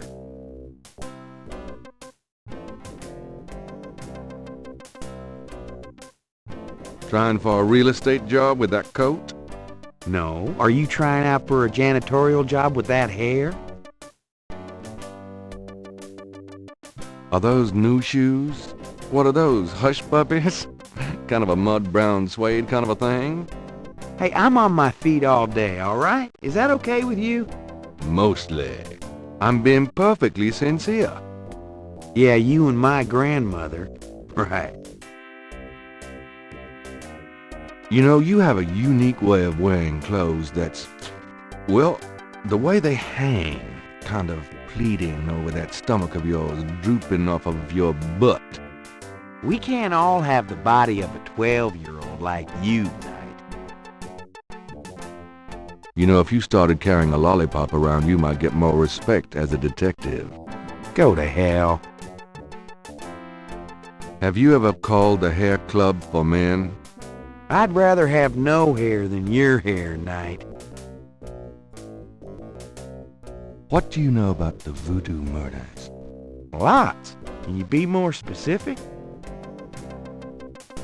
Do you know anything about the killers? At least 20 people attend the killings. We know this from the variety of footprints found at the scene. Footprints? Aren't those as good as fingerprints? Can be. But we'd have to have a suspect in custody first. And the suspect would have to match one of the few distinct prints we have. Most of the footprints are smudged, trodden over, unreadable. These guys are so casual in their expertise, it's maddening. Like they know we'll never find them. How many murders have there been so far? 7 murders have so far been linked to the Voodoo murders case. Now, the first murder occurred about 8 weeks ago. The M.O. was the same in each murder. Lake Pontchartrain was the 7th. What kind of evidence have you found? No fingerprints, a few bare footprints. Found a few fibers, but not many. The weirdest one was leopard fur. Leopard fur? Describe the crime scenes. Now there's the corpse itself, minus the heart. Around where the body was killed, we find marks and flour and blood. There are traces of wax from candles, red and black. Ordinary wax candles, so the lab reports. Also blood and feathers of chickens. Also goat's blood. And plenty of the victim's own, of course. What's the coroner say? The victim's heart is always ripped out of the chest and missing. We haven't located a single one of them. Lovely. Any idea what they do with them? Don't even want to know. Also, the coroner says some of the victims had heart attacks before the incision. Literally scared to death. The knife wounds are consistent with a long, narrow, wavy-edged knife. Probably a ritualistic dagger. Any witnesses? Nope. There's never been a single witness. No one's even heard a disturbance. It's damned weird, like they just don't want people to see, and so nobody sees nothing. Know anything about the victims? The victims are all out-of-towners. We still don't know why. Oh, nothing, never mind. Sure, no problem. What's the status on the Voodoo murders case? It's going. Can't seem to make any progress, though. Sluggish damn case. It's weird. What's the status on the Voodoo murders case? You're as filled in as me. Do you know anything about the patterns around the bodies? Yeah, weird, huh? All 7 victims had those little marks around them. We got all the marks on file, but we haven't figured out what, if anything, they mean. Can I see the other 6 patterns? Sure. People like that kind of stuff, don't they? Might make the book seem more mysterious. Go talk to Officer Franks. Tell her I said you could see the file.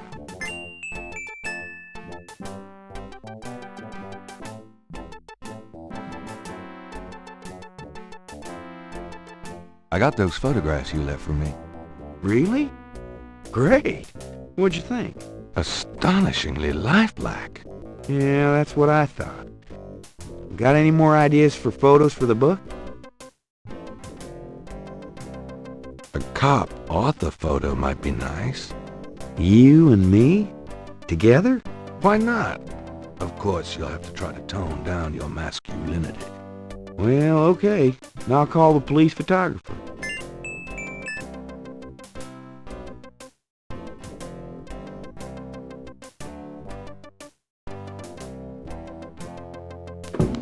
Franks, come here a minute, would you?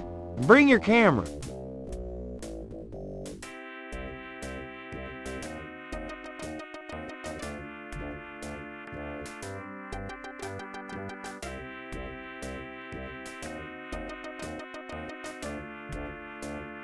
What did you need, Detective Mosley? We need a picture, please. And make it a good one, huh, sweetheart?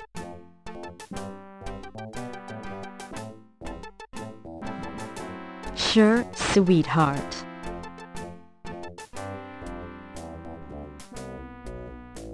Say, chintzy. Was there anything else, Knight?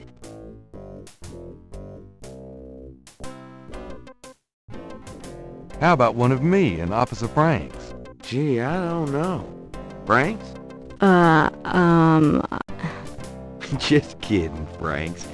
You want to get me fired for sexual harassment, Knight? Well... Yeah, ha. Now, is there anything else, or can I let this lady go back to her desk? Nope, that's about it. Great. Thanks, Franks. Hey, I made a rhyme. You're astonishing, mostly. Hey, don't call me that in front of the lady, wise guy.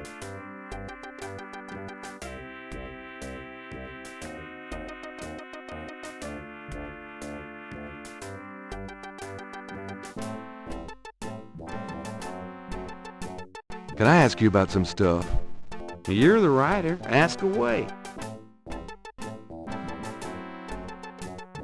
What can you tell me about voodoo?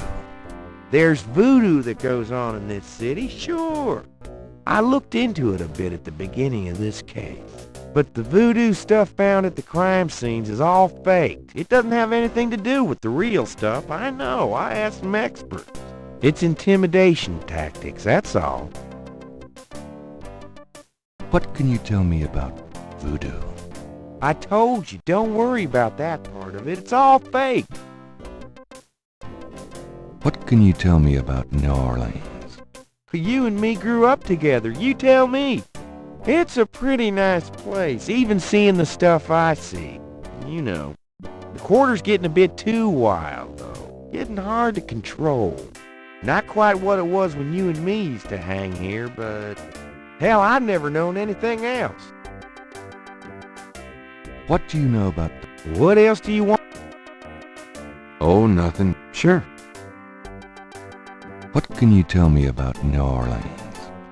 I'm too sentimental to say anything else about it. Do you know anything about snakes? The only thing I know about snakes is I don't like 'em. Do you know anything about snakes? The only thing I know about snakes is I don't like 'em. Have you ever heard of a Schottenjäger? No. Ha! Is that anything like a Chuck Yeager? I don't think there's any relation.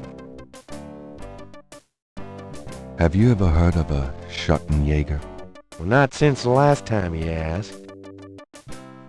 Tell me about yourself. For the book? Sure, why not? Okay, what do you want to know? How'd you like working on the police force? Are you kidding? You know I love being a cop. In New Orleans, it's the best place in the world to be one. What are your plans for the future? Well, you know, I don't like to count my chickens before they're hatched, but I don't see why I can't be the chief of police in New Orleans someday. I already know the mayor, and my record is one of the best in the department. I'm sure it's just a matter of moments, mostly. Yeah, you'll see. Got any hobbies? Yeah, making your life miserable. I'm serious.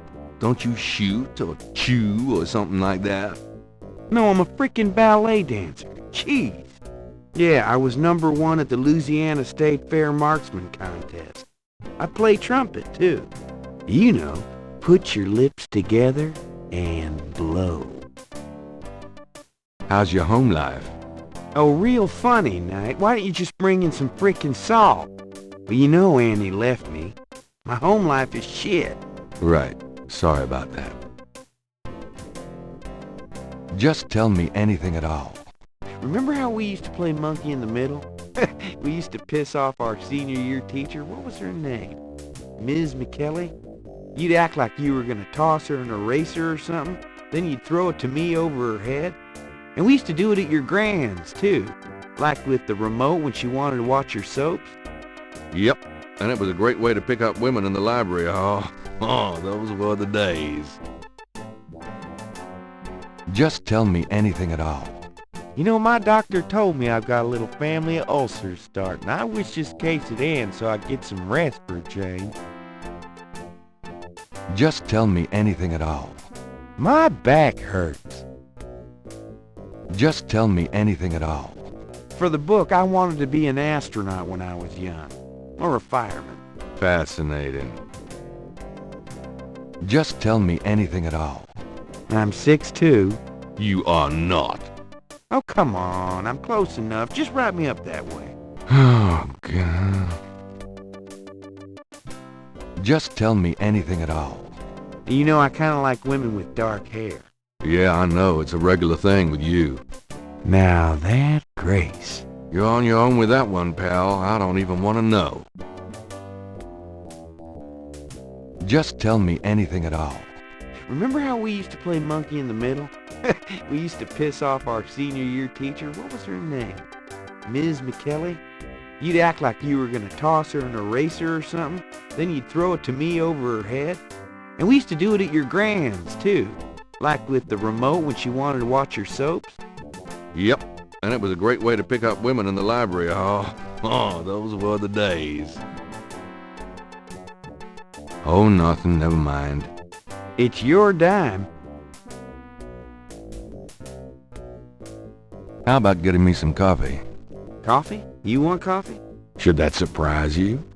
Nah, you've always been a caffeine addict. It's just that what we got here hardly qualified. So, I'm desperate. It's your stomach. I'll get you some when we're done talking. That long? All right, I'll go now.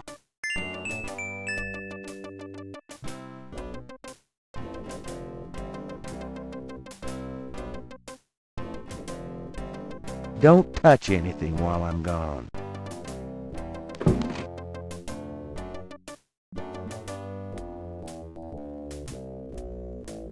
It's not Gabriel's size or style. Gabriel doesn't see anything of interest there.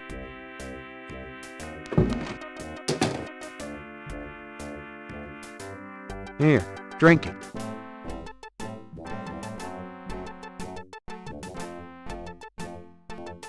Thanks.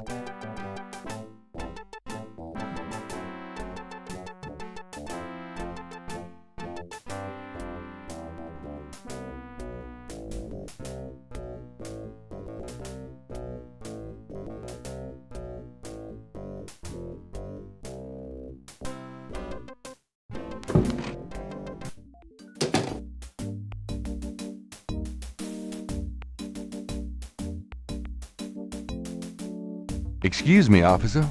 Yes? Can you get a file for me? What file would that be? The Voodoo murders file?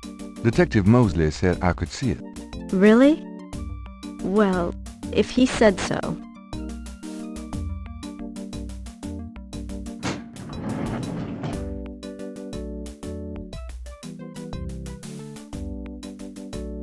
There it is.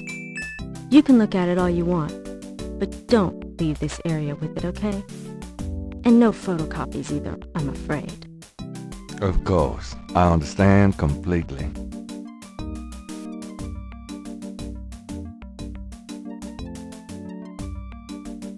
It's the official police file containing the partial patterns from the Voodoo murders. The folder is marked with the warning, not to leave the police station. The police file contains partial patterns from the first 6 Voodoo murders.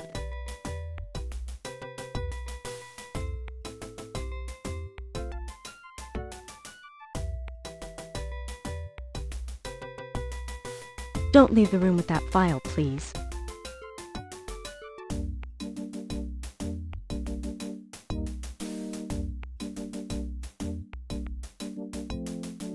I told you, you can't photocopy official police files. Right. Sorry. I forgot. I'm done. Yeah, thanks.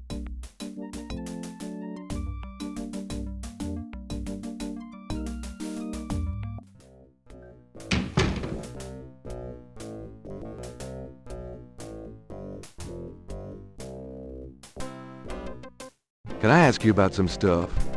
You're the writer. Ask away.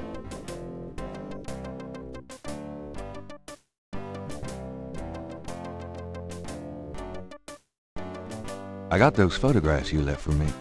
So you said. Did you think of any other shots for the book?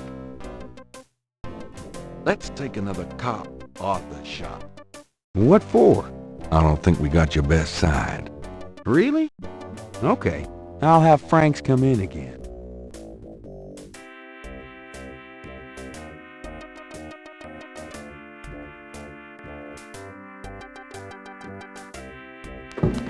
Franks, come back in here with that camera.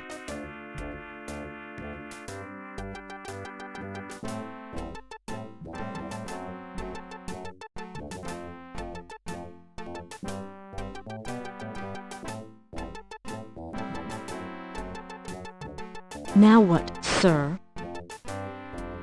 That clown wants another picture. You don't mind, do you?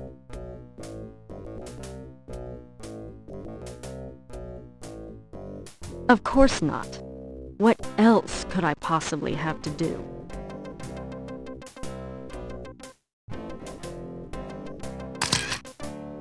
Anything else, Knight? Hold on a sec while I go check my hair. Good God, Knight, make it fast.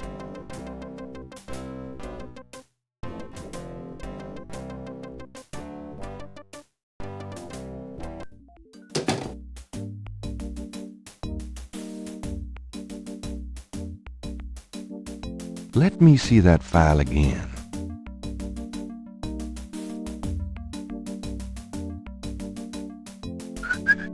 Just want to check this machine here.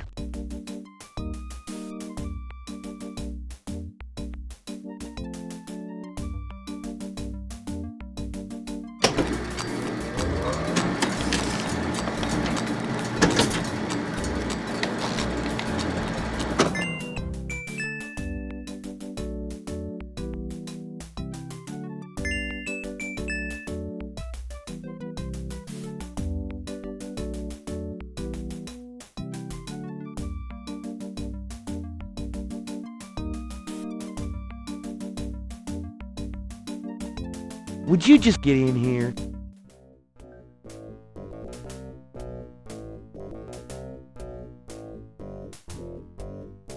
Hurry up, would you? Okay, ready. Thanks, hon. Let me know when you got it developed. The photos, that is. Yeah, sure.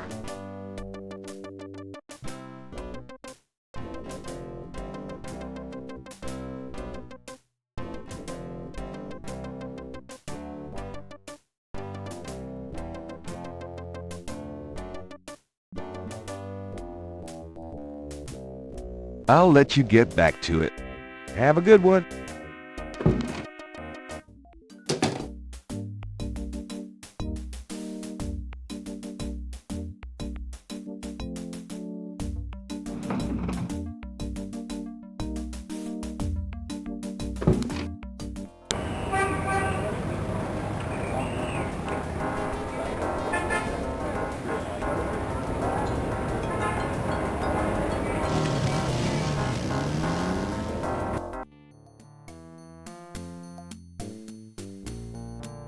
Hi. Uh-huh.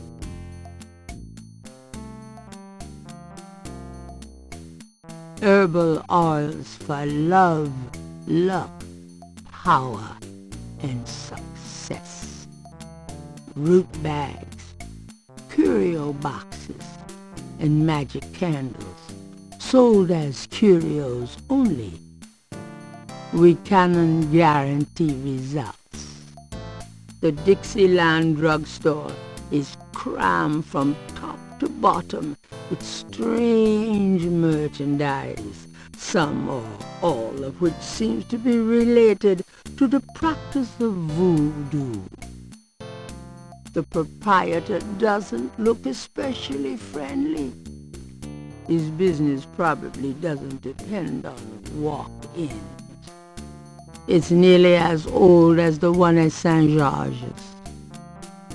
The signs say, Special Saint Jean Eve, Lagnappe, Free Bottle Lover Come Back to Me Oil, or Master Gambling Oil, with every purchase over $50. Lagniappe. My French is lousy, but everyone in New Orleans knows what that means. A little something extra. Root bags, curio boxes. This case holds candles with names like Love Drawing Candle, Confusion Candle, and Black Devil Candle. If only they sold a figure out what the hell is going on candle. Lodestone powder. 5-finger grass. Something tells me I'm not in Kansas anymore. In this case are super concentrated fixing oils and packages of pins. The shelf hold containers of dried items, flowers, grass, black cat bones. The glass jars contain a number of things Gabriel can't identify. And wouldn't want to. The sign says potion ingredients. These jars must be for do-it-yourselfers. The sign says power items. The Dixieland. It's a mannequin wearing a crocodile mask. The mask appears to be made from a real crocodile head. The door looks out on Burgundy Street. The poster reads, "Power will be yours when you use Papa Legba's power drawing incense and Master Power oil. Buy some today." The Dixieland. The containers on this shelf all say magnetic sand. Draw good luck and prosperity. I should probably buy 50 pounds or so for the bookstore. A variety of cloth dolls are arranged above the shelf, each impaled with a single silver pin. The entire shelf is stocked with containers of High John the Conqueror root powder. The dust on those boxes is older than Gabriel. Voodoo and hoodoo, the craft as revealed by traditional practitioners by Jim Haskins. Available at Dixieland Drugstore and other fine stores. Small bags made of felt and flannel hang from the ceiling. Those are gree-gree. They're full of magic. No guarantees, though, you know. Ropes of garlic hanging from the ceiling. I'll know where to come if I ever have a vampire problem. The dust on the...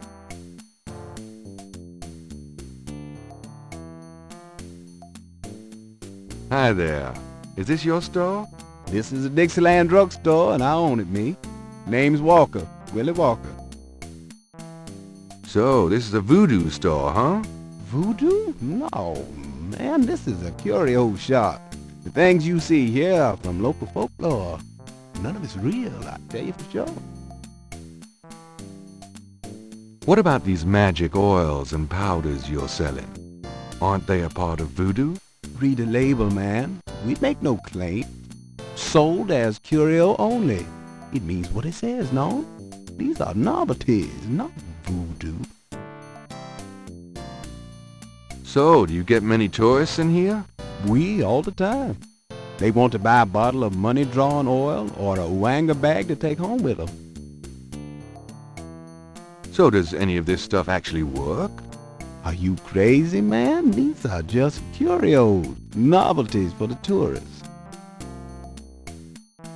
Nice weather we're having. Don't bother me.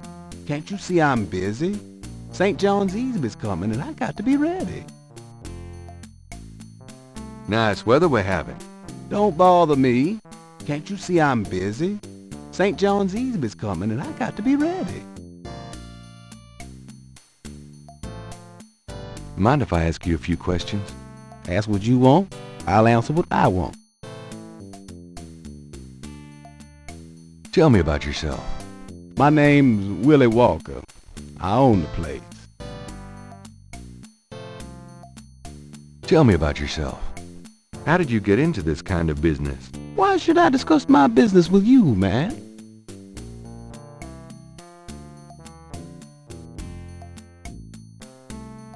Tell me about yourself. How did you get into this kind of business? Why should I discuss my business with you, man? Can you tell me what you know about voodoo? This is a novelty shop, monsieur. Do you think I'm stupid? This is a voodoo shop. Look at all this stuff.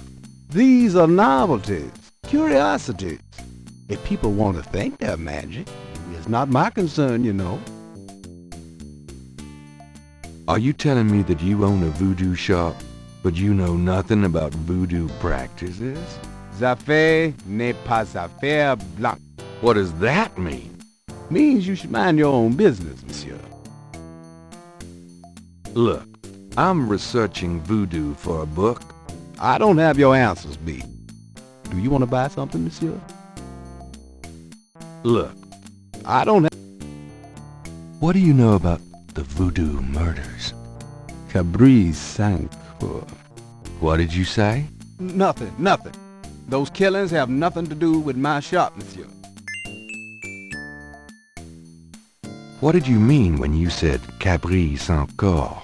I didn't say that. You did. I heard you say it. You heard wrong, monsieur. I said no such thing. What did you mean when you said Cabri Saint-Cour? I didn't. You heard. What do you know about... Monsieur, that has nothing to do with my shop. What do you know about the voodoo murders? Monsieur, that has nothing to do with my shop. What can you tell me about New Orleans? I've lived here all my life, me. What can you tell me about New Orleans? I'm a busy man, monsieur. I don't get out of my neighborhood much. What can you tell me about New Orleans? If you're not from round here, monsieur, you should sign up for some tours. What can you tell me about New Orleans? If you're not from... Do you know anything about snakes? What kind of snakes? The kind they use in voodoo? Pythons and boas. So I've heard. Really? Do you have one? Are you crazy? What would I want with a python? Do you know anything about snakes? I've already told you everything I know. Have you ever heard of a Schottenjäger? Man, I don't even know what language that is.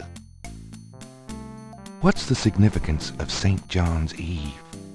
It's the biggest night of the year in voodoo. What goes on exactly? I couldn't say.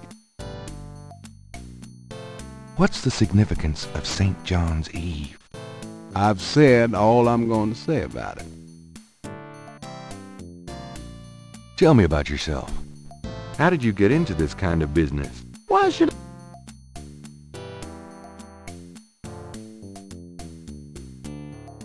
The door looks out on Burgundy Street.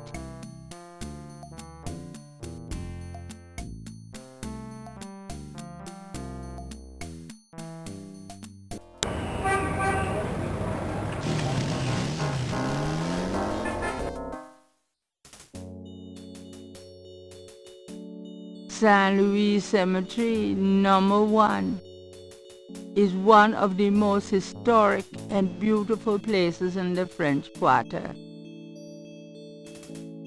An old man tends the cemetery with movements akin to a slow drawl.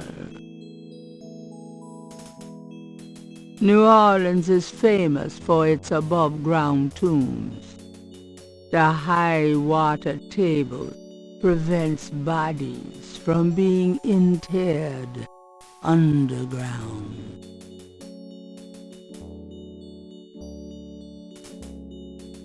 New Orleans is famous for the name Ross is inscribed on this old tomb. This tomb almost looks like a little house. But I wouldn't want to live there. Vases seem to be a favorite decoration for the dead. This is the tomb of Marie Laveau, Voodoo Queen of New Orleans. Odd-looking marks adorn the Laveau tomb wall. The marks are reddish in color and reminds Gabriel of crosses. They look like they've been here a few days at least.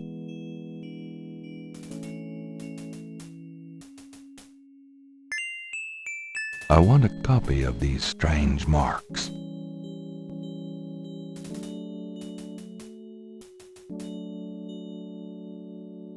Near the Laveau tomb is a piece of red brick. Undoubtedly a cast-off from spiritual graffiti writers.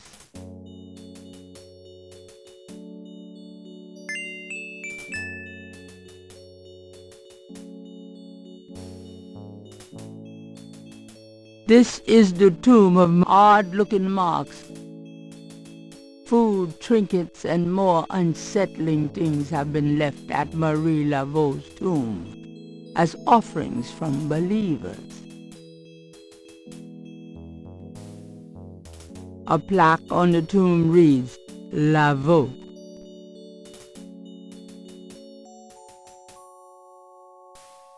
The marble and granite tombs are quite heavy. The tomb is securely closed.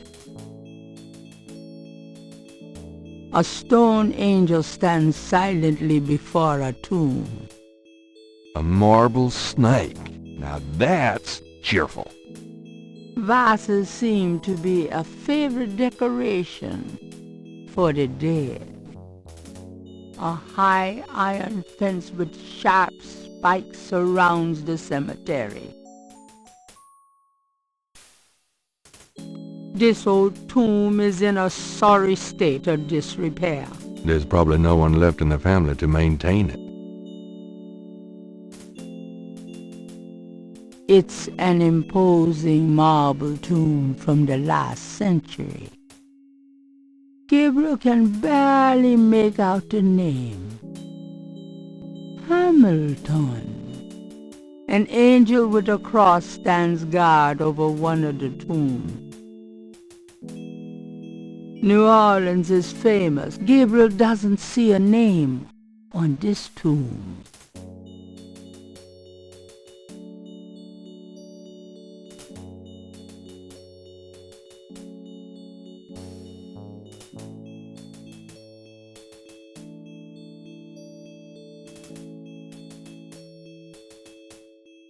Excuse me, sir? Yeah? What can I do for you? Kind of a quiet job you've got, isn't it? Most of the time, yeah. Yeah, they act up some at the full moon, though. You been working here a long time? Longer than you've been alive, son. I mayhaps be here longer than you'll be alive, for that matter. How's business today? About like every day. It's what you call a seller's market. You been working here a long time? Longer than you've been alive, son. I mayhaps be here longer than you'll be alive, for that matter. Mind if I pick your brain a minute? Go ahead. These folks ain't in no hurry.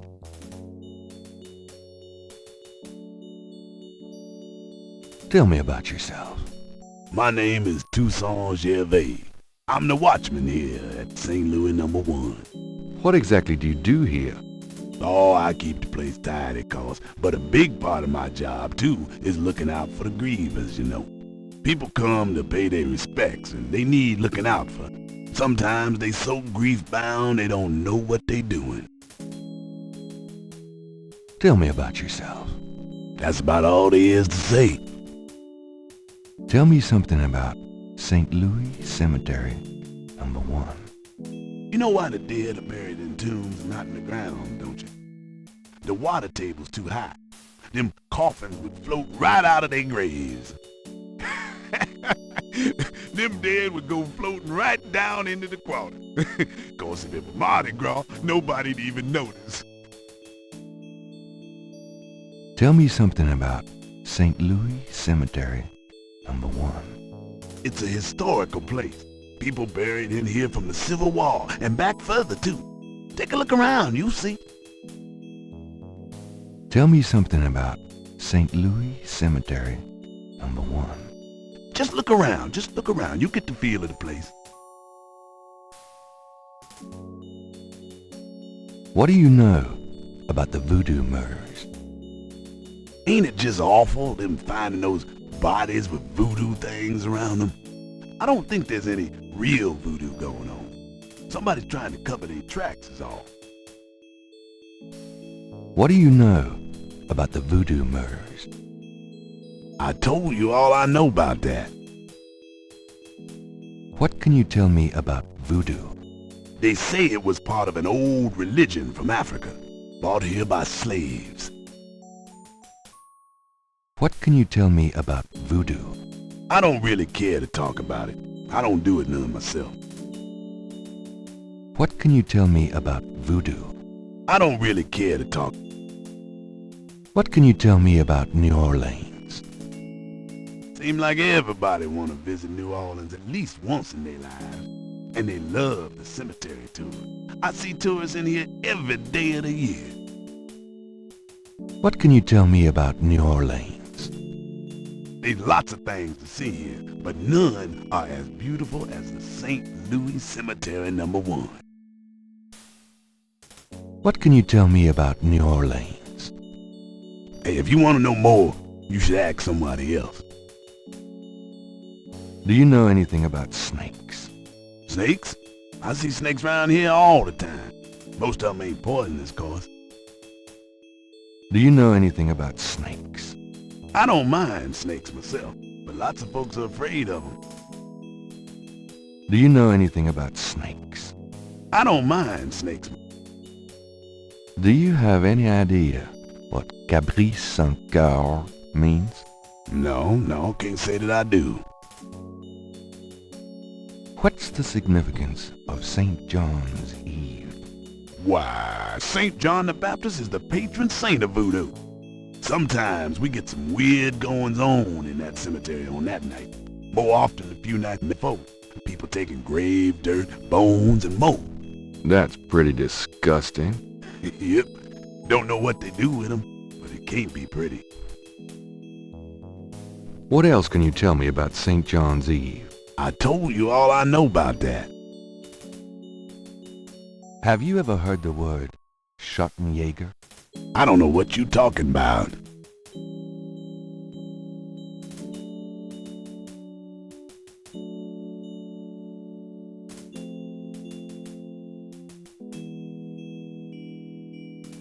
The Wright family tomb.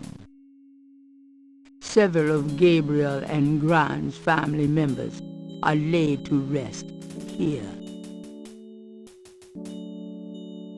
There's nothing on the tomb to operate. The tomb is securely shut. If Gabriel wants to address his ancestors, he should choose a specific plaque.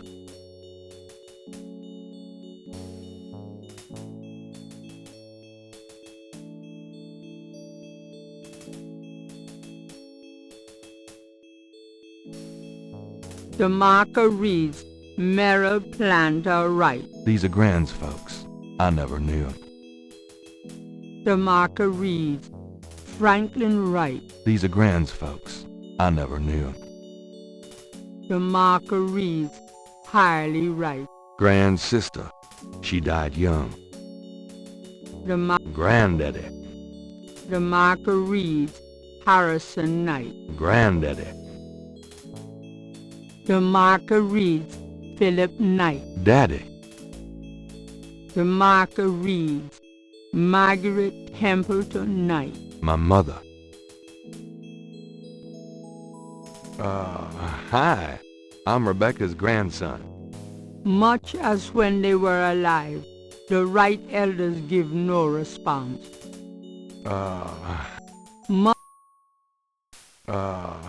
Much. Grand talks a lot about you, Harley. Grand talks a lot about you, Harley. How's it going, Granddaddy? How's it going, Granddaddy? Hey, Daddy. Hey, Daddy. Miss you, Mom. Miss you, Mom. It's rather rude to interrogate the dead. Vases seem to be a favorite decoration for the dead.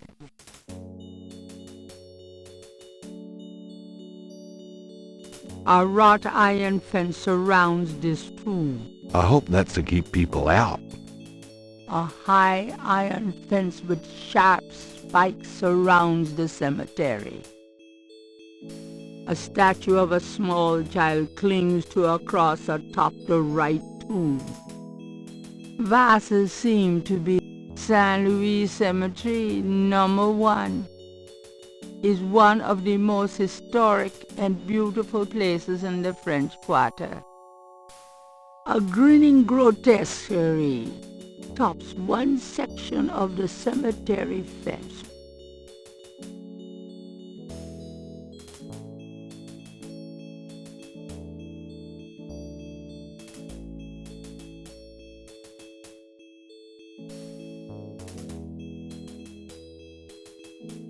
Another ancient family tomb of the type St. Louis Cemetery is famous for.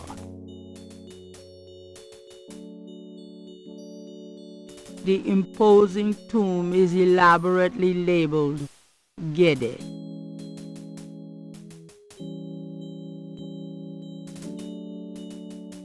Two heavy, solid marble doors provide an entrance to the tomb.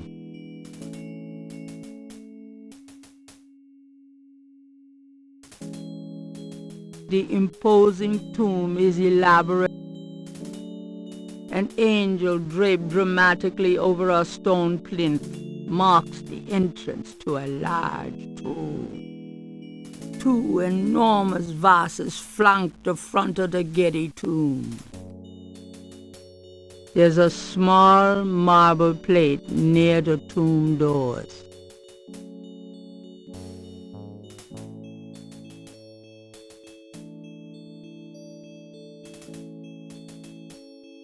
The plate is locked in position.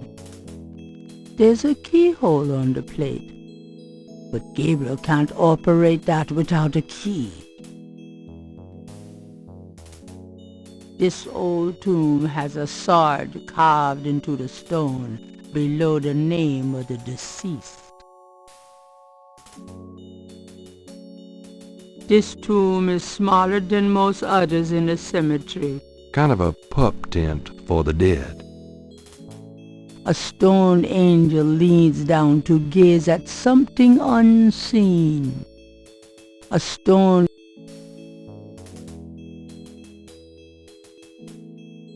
The imposing tomb is elaborate.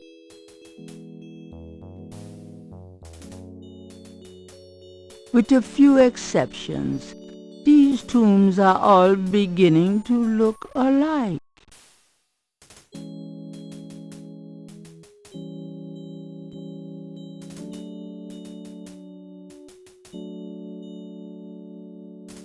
Most of the plaster has fallen away over the years to reveal walls of red brick. Most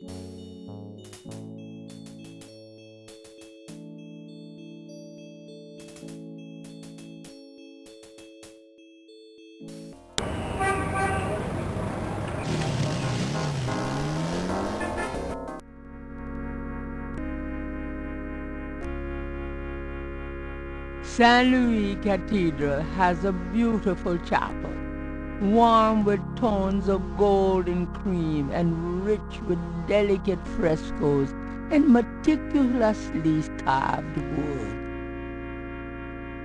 Rows of pews line each side of the nave's aisle. The chancel of St. Louis Cathedral consists of a raised dais, an altar, 2 pedestals, and a choir area. The chancel of St. Louis Cathedral consists of a... St. Louis Cathedral has a beautiful chapel, warm with tones of gold and cream and rich with delicate frescoes and meticulously carved wood. Flags of the world are displayed from the upper story. A promotion of the universal harmony, no doubt. Curtain confessionals are a subtle, old-fashioned presence on the left of the nave. That door must lead to the priest's side of the confessionals. At least the cherubs are an aesthetic way of asking for donations. St. Louis. There's an inconspicuous door near the chancel. The chancel of St. Louis Cathedral consists of a raised dais, an altar, 2 pedestals, and a choir area.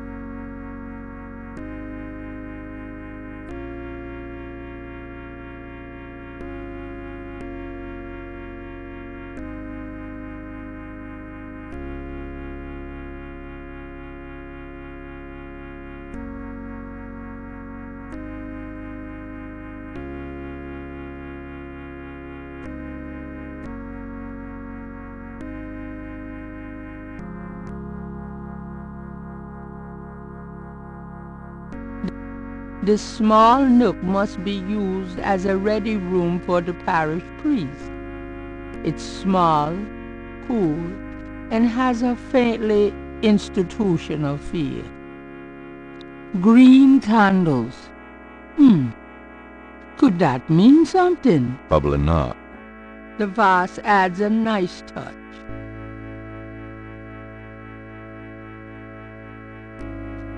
I love my hair. Appropriately sacred books are laid out on the table. A long wooden table accents the room. Gabriel isn't interested in those books.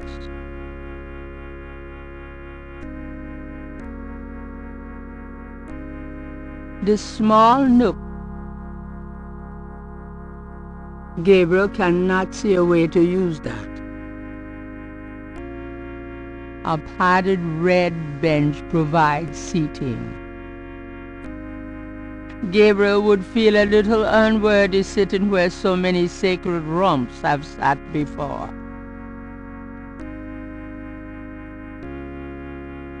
It's a picture of Christ. A crucifix adorns the wall. Gabriel doesn't want to do anything to that picture. The crucifix might come in handy, but Gabriel does not feel guilt-free enough to wield it. The closet shelves are stacked with the odds and ends of a saintly life. In other words, nothing Gabriel is familiar with. A freshly starched black priest's shirt stands out against the white robes in the closet. Gabriel cannot see himself wearing a long robe. I can't resist black. Long ceremonial robes hang in the closet.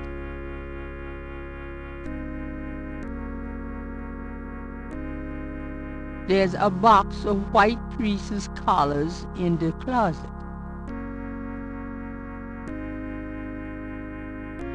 Well, you never know when a priest's collar will come in handy.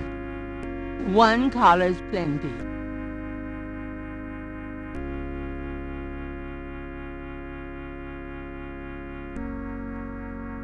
It's Gabriel's sketch of the series of crosses from the Laveau tomb wall. Looking at the series of crosses, Gabriel can't help but to think that they have a pattern and a meaning he is not comprehending. It's a piece of brick. This is the last page of inventory. Gabriel is carrying a priest's shirt and collar which, surprise, surprise, do not belong to him. The $20 gift certificate for St. George's looks pitifully new and unused.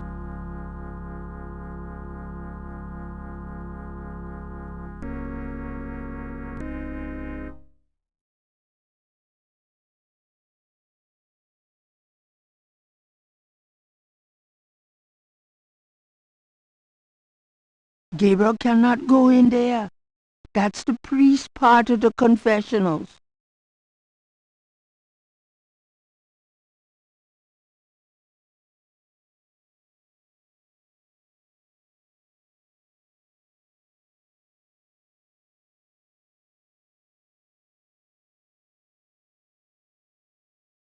The confessional is about the size of a closet and is richly paneled in loving. May I help you, my child?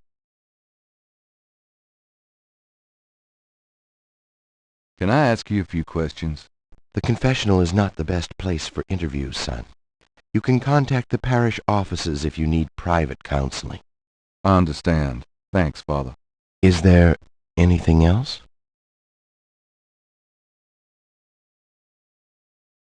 Could you give me a blessing? Do you feel the need for a blessing, son? You wouldn't believe me if I told you. All right, if it will comfort you. The priest blesses Gabriel through the confessional window. Peace be with you, son. Thank you, Father. The confessional is about the size of a closet and is richly paneled in lovingly oiled cherry. A meshed window provides access to the confessional from the priest's booth. There's a small shelf under the meshed window. It's a cushion kneeler.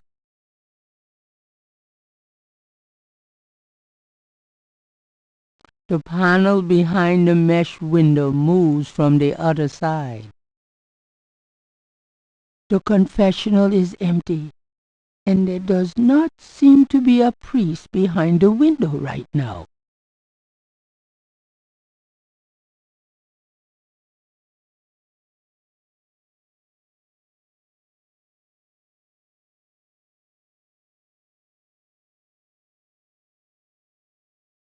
The confessional is about the size of... There's a knothole about the size of a quarter in the... May I help you, my child? I'd like to make a confession. All right, if it will make you feel better. I think I just need an overall apology to the universe. I see. Apology noted. Thanks, Father. Is there anything else? Nope, that's it. Goodbye, then. Peace go with you. There's a knothole about the size of a quarter in the wood paneling on that wall. The knothole doesn't seem to operate that way.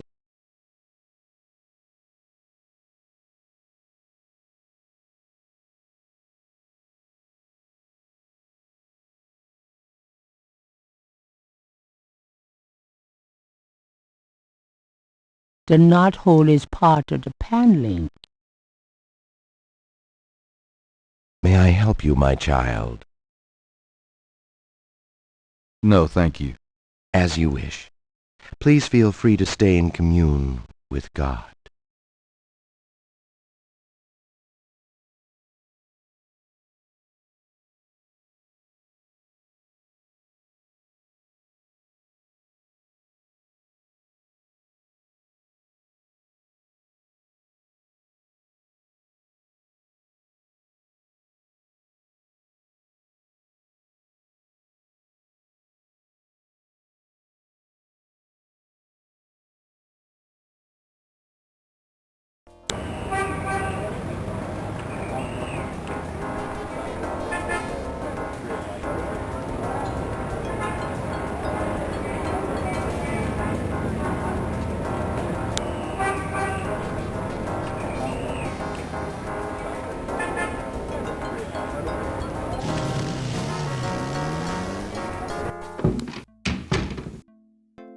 Lucy, I'm home.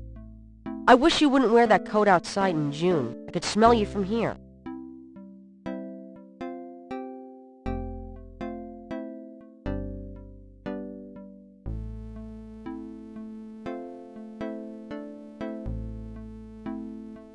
So, what's new, Grace? Your use of mathematics, for one thing. These books... What can I... The stress... Got a minute, Grace? What's up?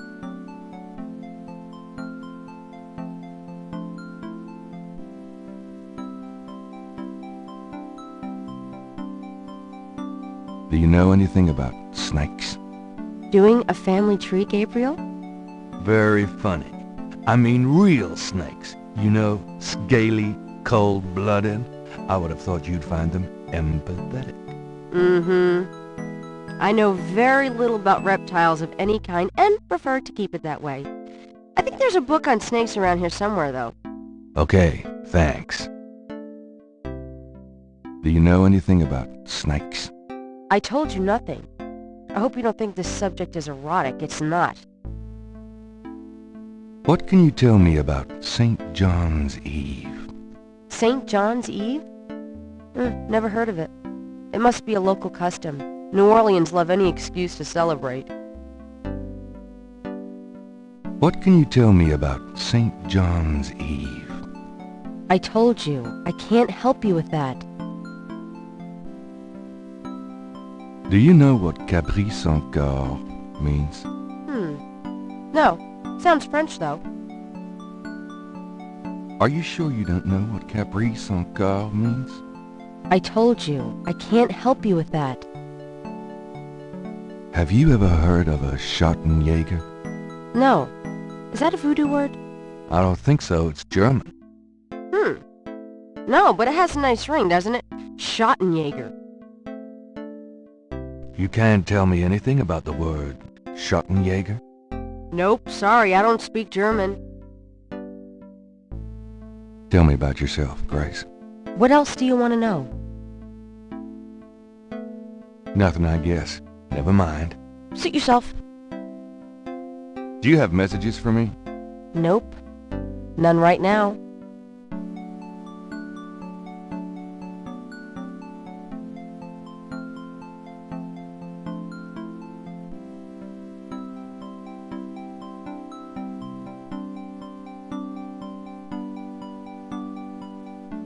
Do you know anything about this? No, sorry.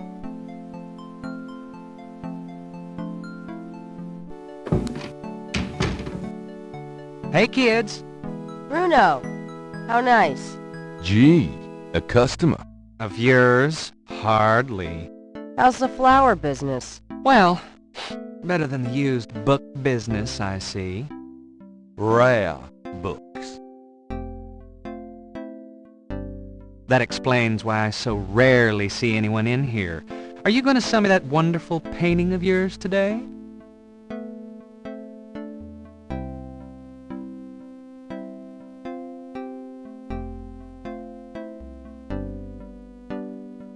How much would you give me for it, Bruno?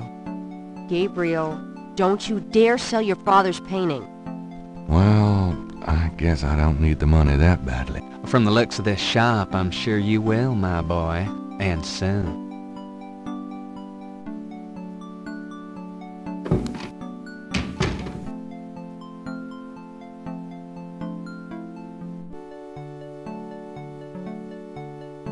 Gabriel can't lug the painting round.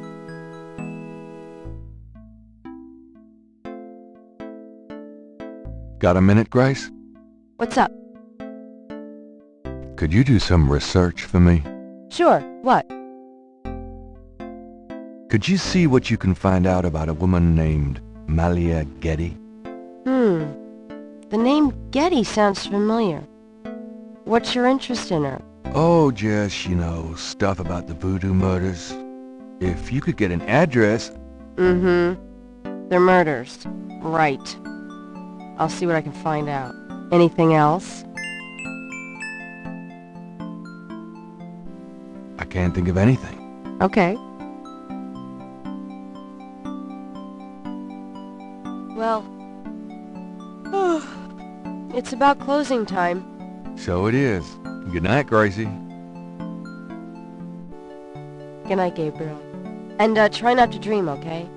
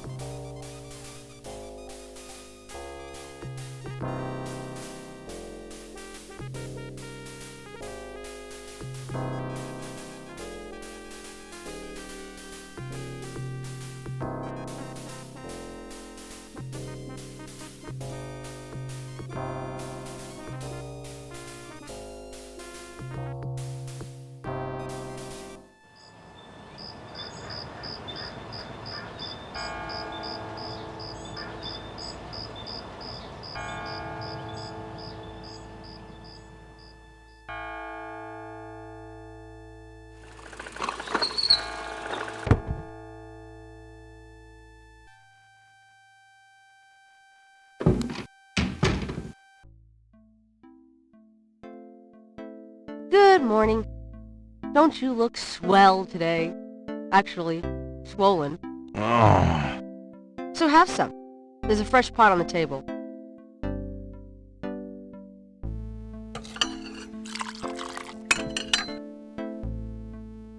Seriously, you look like hell. Your hair is sticking straight up like a...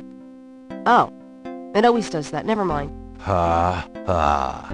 Did you dream about the fire and the hang guy and that lion thing last night? Leopard, not lion. Did you get anything on Malia Getty? Well, I did get her address, but you're a little out of your league here, big fella.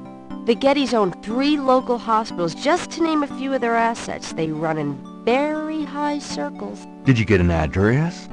I got the address. I suppose this has nothing to do with the fact that Malia Getty is incredibly gorgeous. I should have known you wouldn't go for a rich, ugly socialite. And that address is... Hey! Far be it from me to postpone your total humiliation. It's 557 West Hingham. That's the Garden District, Estate City. That's all I wanted to know. And yes, my dear, Malia Getty is the most dangerous-looking diversion I've ever seen. Ouch! Oy, men.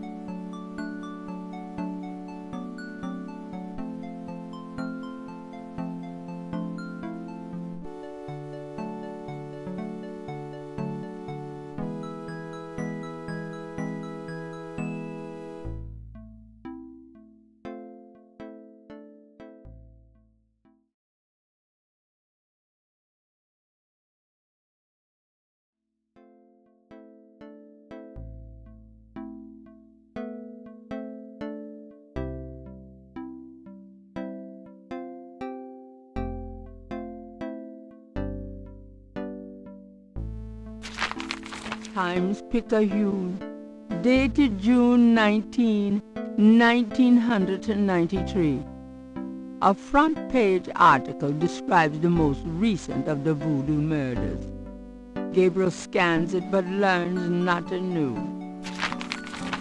The article reiterates that the voodoo aspect of the crimes is fake. Gabriel shivers. It looked real enough to him. Elsewhere, there's an article about the history of Jackson Square, called La Plaza d'Armas. Under French rule, it was used for executions, firing squads, hanging, even impalement and breaking on the wheel.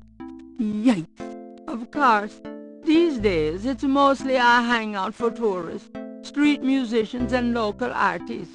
Gabriel also scans the Aquarius horoscope for the day. Chances of a dark star rising on this day. Do not trust your instinct. I feel a dark star rising, all right.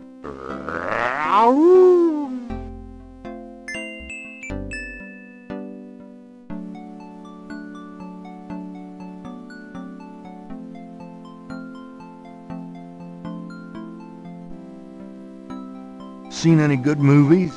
I saw a great documentary last night on pyramid excavations. You mean small, dark places that haven't been touched in centuries? Sounds right up your alley. Well, it did help me gain a better understanding of your mind.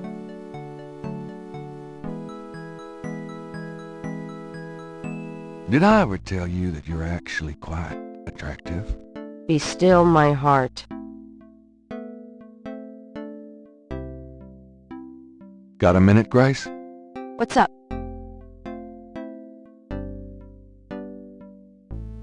Do you have messages for me? Nope. None right now.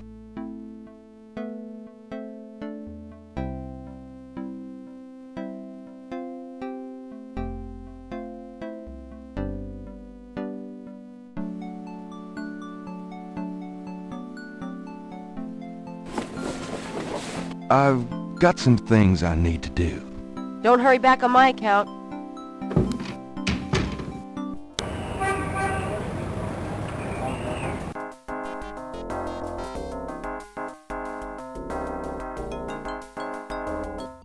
Welcome, my friend. Hello? I am the proprietor, Dr. John. If you have any questions, I will be happy to assist. Great. My name is Knight, and I'll probably take you up on that.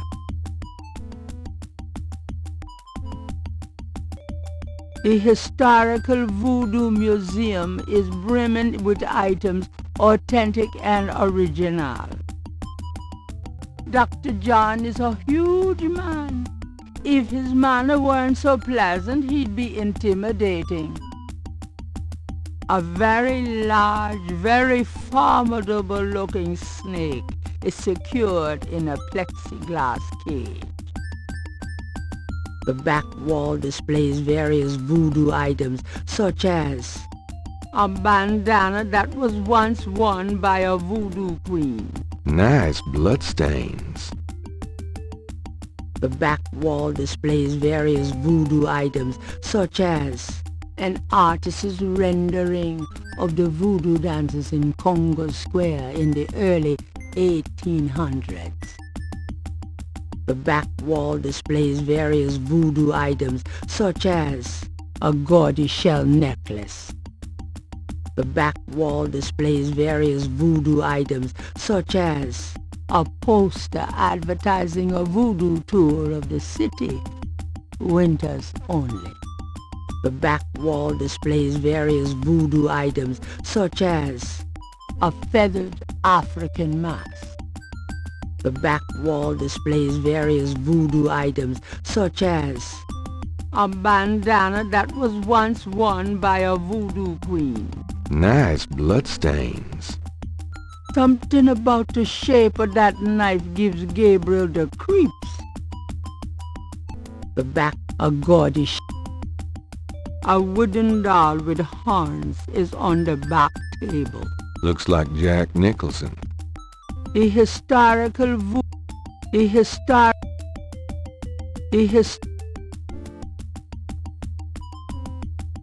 A striking portrait of a turbaned woman is on the back wall. Gabriel wonders who she might be. An authentic-looking pole marks the center of the room. Authentic what? Gabriel isn't sure. Gabriel doesn't recognize the museum's flags. A balcony surrounds the room on the second level. It's closed to the public. An official voodoo wish and stump. Rabbit and make a wish, a card says. Funny, I say the same thing to women.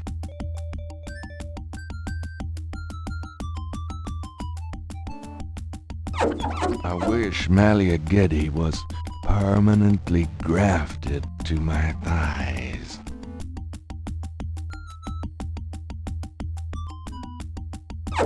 I wish Grace were as hot as she looks. I wish I had something better to rub than this stupid stump. I wish I could afford to take Gran on a cruise.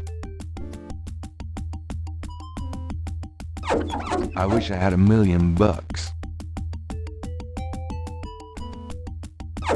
I wish I had something better to rub than this stupid stump. A counter at the back displays brochures and a donation basket. It's a basket for donation to the Free Museum. Large, elaborate drums occupy a corner of the museum. Flickering candles lend an appropriately spooky atmosphere to the museum. He's got more hair than Mosley. Reminds me of a book critic for the New York Times. Damn, I've always wanted a skeleton with a bowl on its head. A street drummer has settled outside the museum. It's the exit to Ursuline Street. It's an electrical switch.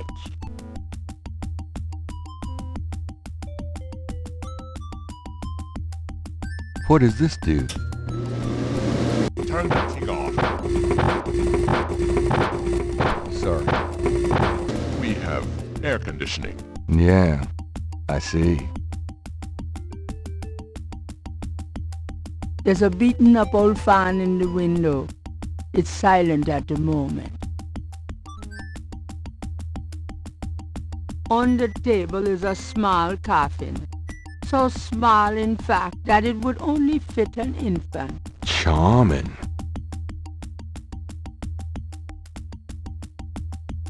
This coffin is so small. How observant of you, Mr. Knight. Is it for dolls or something? It symbolizes the afterlife.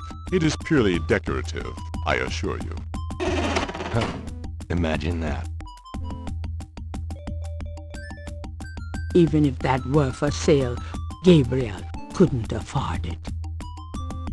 Even if that... Given the man's size, that doesn't seem advisable. Given the man...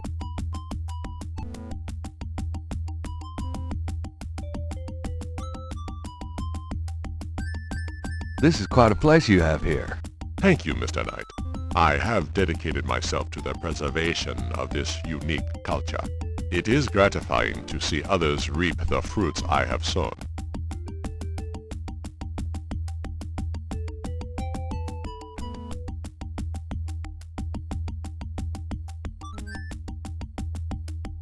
So where'd you pick up all this stuff? Oh, here and there. We accept donations of any pertinent items. Did you ever get any wackos in here? You mean besides yourself? Yeah, besides me. I do not care to make those kind of judgments, Mr. Knight. All are welcome here. You're a big guy, aren't you? Do you work out? Play sports? I do not play basketball, if that is what you want to know. Who, me? No. You just look like such a natural athlete. I do find ways of keeping fit, Mr. Knight. After all, our bodies are temples. You sound like Grace. I should get the two of you together. Is Grace your wife? No, she just acts like it. So what do you think of our summer weather? Have you ever seen it so overcast or so muggy? It is unpleasant. The heavens are not pleased these days. Nice outfit. I prefer simple cotton to dead flesh, Mr. Knight. I'll have to remember that. So, how is the museum business? Those who truly seek understanding are few, Mr. Knight. But even one can be an audience. Yep, sounds about like my shop. So where'd you pick up all this stuff? Oh, here and there. We accept donations of any pertinent items. The snake doesn't look up for conversation.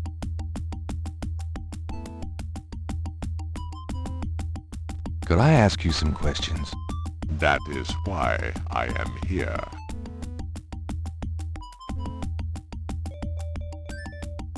What do you know about the Voodoo murders? The killings in the newspaper? I know that they have nothing to do with true voodoo in New Orleans. What makes you think the Voodoo murders aren't being done by local practitioners? Voodoo is a popular boogeyman, Mr. Knight, especially in New Orleans. Anyone can pretend to use it, just as anyone can pretend to be a black belt in karate, and for the same reason, to intimidate. I know voodoo in this city, Mr. Knight, and believe me, it is not about killing. Even the police have stated that the killings have nothing to do with local voodoo. So you know nothing about the Voodoo murders case? I neither know nor care to know, Mr. Knight. My only possible interest is in how it might affect the public's attitude towards the museum. So far, it has not been an issue. No one has even had the bad taste to bring it up. Until you, that is. So you know nothing about the Voodoo murders case? I neither know... So... What do you think of New Orleans? It is the only city in the United States as far as I am concerned. What is it about New Orleans that you so admire? It has a real culture of its own, Mr. Knight, amid the horrid blandness that is Americana. New Orleans alone has a voice. Spoken like a true New Orleanian. Do you have anything else to say about New Orleans? I have already given you my opinion, Mr. Knight. Tell me about yourself. Me? Yes, if you don't mind. What is it you wish to learn? Why did you open a voodoo museum? The subject has fascinated me all my life, and I wanted to help preserve the cultural heritage it represents. What kind of background in voodoo do you have? Let us say that I cut my teeth on it, Mr. Knight. It is in my blood.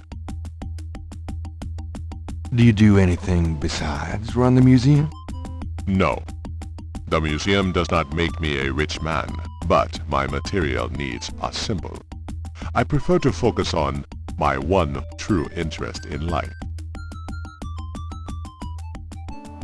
What are your own religious beliefs?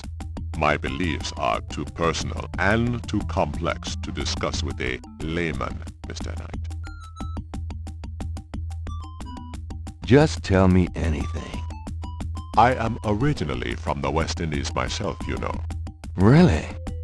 What brought you to New Orleans? I was drawn here for personal reasons. Just tell me anything. I am a vegetarian. Really? I can't imagine living without meat. That must be the hunter in you, Mr. Knight. Just tell me anything. I do not care for small talk, Mr. Knight. Just tell me anything. I am not an easy person to get to know. I am a very private man. Isn't that unusual for someone in the museum business? Not at all. My displays speak for me. Just tell me anything. Not everyone can come see the museum, so I occasionally do public speaking on the subject of historical voodoo. Anything coming up that I might attend? No. But then, you have me all to yourself right now, do you not? Just tell me anything. I am originally from the West Indies myself, you know. Really? What brought you to New Orleans? I was drawn here for personal reasons. Actually, I can't think of a thing. Then, let us discuss something else. What can you tell me about voodoo? Historical voodoo? Or the voodoo currently practiced in the city? Tell me about historical voodoo. Very well. I will start at the beginning, Mr. Knight, and will go on from there at your prompting. Sounds good. As you may know, voodoo is a grassroots religion formed by the mixing together of many different African tribal religions and Anglo religions, such as Catholicism or Protestantism. In other words, it is a religion born of the African slave trade. But African slaves were imported not only by the United States, but also into the West Indies, where the French and Spanish ran plantation islands. Prior to 1803, the New Orleans area was owned by France. The French Creole in those days owned many African slaves. But the Creole did not permit their slaves to gather, giving no chance for voodoo to breed here natively. The Creole also knew enough about the corrupted pagan practices of the West Indies slaves to ban the importing of slaves from that region. So, how did voodoo come to New Orleans? After the Louisiana Purchase, American legislators relaxed regulations. Slaves were permitted to gather. The Americans also removed the ban on West Indies slaves. Around the same time, a slave revolt occurred in Santo Domingo, what is now Haiti.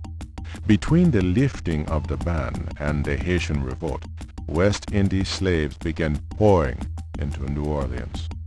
Some of them were free people of color, freed or escaped slaves. Some came with their white owners who were fleeing from the revolt. What happened when the West Indies slaves got here? They brought voodoo with them. The native slaves were more than enthusiastic about embracing it. It gave them power, Mr. Knight, if only in the form of a communal bond. Among the first meeting places were the Bayou St. John and the shore of Lake Pontchartrain. The early voodoos were heavy snake worshippers, worshipping the one they called the Great Zombie. Tell me more about historical voodoo.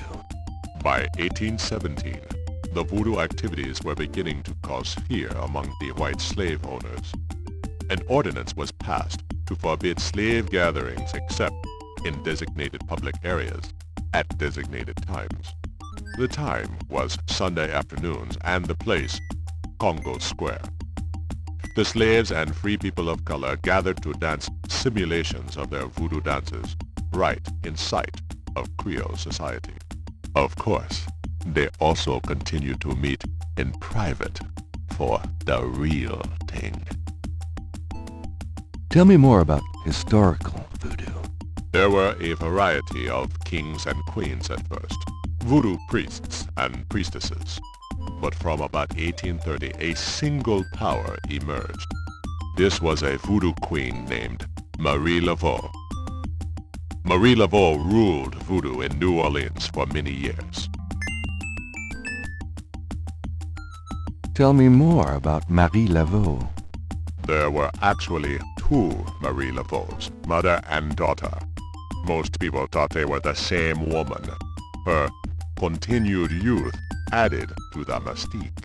The original, the mother, was also known as Widow Paris. It was she that began the empire.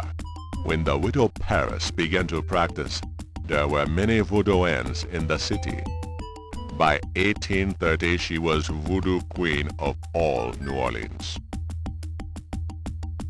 Tell me more about Marie Laveau. The Widow Paris was a hairdresser for rich Creole ladies. She also paid household servants to spy for her. Between the two, she knew everything about everyone who mattered in New Orleans. She was not above using her information to appear psychic, to intimidate, or even to blackmail. You sound as though you admire her. For a black woman in the mid-1800s to gain power is an incredible thing, Mr. Knight. However, she achieved it. Tell me more about Marie Laveau. She kept a pet snake, danced with it too. She held traditional voodoo ceremonies out by the lake. She took herself seriously, very seriously. But she was not above selling tickets for her events to curiosity seekers. She was not above using voodoo any way she could to make money. That is for certain. But if she had been in another line of work, in another age, that would have been interpreted as entrepreneurial genius rather than a sign of fraudulence. Hey, you don't need to convince me. I admire anyone that can actually make a living. Tell me more about Marie Laveau. It was Marie Laveau who defined the voodoo that is truly and uniquely the voodoo of New Orleans. She invented hundreds, if not thousands of spells, potions, charms, and incantations. These form the basis of the modern practice, not to mention the folk tradition of hoodoo. Tell me more about Marie Laveau. Her daughter, Marie Glapion, took over when the Widow Paris got old. Most people thought it was the same Marie Laveau. Both Maries encouraged that point of view. The Widow Paris died in 1881. Marie Glapion had been reigning a long time by then. After the death of the widow Paris, other voodoo queens surfaced, and by 1890, the cult was fragmented again. Marie Glapion just sort of faded away. Tell me more about Marie Laveau. The Laveau tomb, where one or both of the Maries are believed to be buried, is in St. Louis Cemetery No. 1. It is a popular shrine for practitioners and tourists alike. I myself take tours through the cemetery on a regular basis. Really? Do you have any running this week? No, but the cemetery is open to the general public as well. Tell me more about Marie Laveau. You have heard everything about Marie Laveau that a layman might expect to understand. Tell me more about historical voodoo. I've given you as much detail as I can, Mr. Knight. Look around the museum if you desire more information. Tell me about current voodoo. Many people think of voodoo in terms of magic spells or gree-gree. That kind of practice is actually called hoodoo, and is only a part of true voodoo. Voodoo, the religion, has a strong following in New Orleans. In fact, it is growing quite rapidly. There are several voodoo churches or temples in the city, and others all across the United States. African Americans see it as a tradition all their own. Whites, and there are many in their religion, are attracted to it because they think it is exotic. I, personally, am more interested in the history of voodoo. Some of the new movements are copying Haitian or even African voodoo. But it is the voodoo of New Orleans that I find so intriguing. Tell me more about current voodoo. There are many voodooians in New Orleans. They often do business selling gree-gree, telling fortunes, providing luck, and occasionally misfortune. Perhaps you would like to meet a voodooan. We refer those who seek a deeper experience with voodoo to a local practitioner, Magentia Moonbeam. Sure, I'd love to meet her. She lives on the corner of Orleans and Dauphine. I will call her and tell her you might stop by. Great, thanks. Tell me more about current voodoo. You have tapped my resources. My expertise is really historical. Perhaps Ms. Moonbeam can be of further help.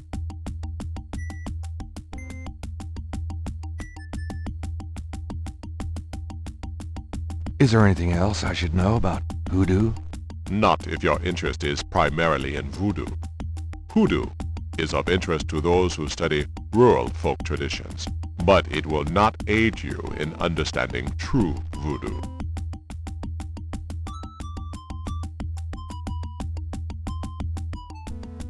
Is there anything else I should know about hoodoo? Not if your interest is primarily in voodoo. Hoodoo is of interest to those who study rural folk traditions, but it will not aid you in understanding true voodoo. Do you know anything about snakes? Ah, you have perhaps noticed the museum's snake, Mr. Knight. They are beautiful creatures, do you not agree? And the tourists seem to associate them with voodoo. Is the snake yours? Do you use it in your practice of voodoo? I admire the spirit of the snake, Mr. Knight, but snakes like the museums can be quite dangerous to handle. You didn't really answer my question. I think I did, Mr. Knight. I'd really like to know more about your snake. There is really nothing more to say, Mr. Knight. What can you tell me about St. John's Eve? It is one of the important ceremonial nights in voodoo. What else can you tell me about St. John's Eve? I am afraid I do not know the origins of St. John's Eve. I only know that it was a night of ritual long before Voodoo came to New Orleans. What else can you tell me about St. John's Eve? I am afraid I have little else to say about that subject. Do you have any idea what Caprice encore means? I fear my French is not all it should be, Mr. Knight. You're sure you haven't heard the term Caprice encore? I am sure, Mr. Knight. Have you ever heard of a Schottenjäger? No, I have not.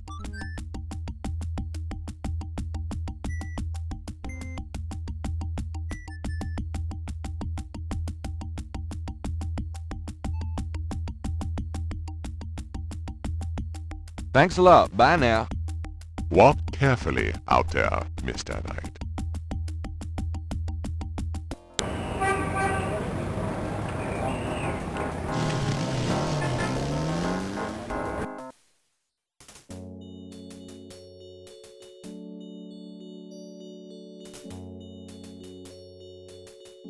I'm sorry to bother you. Yeah?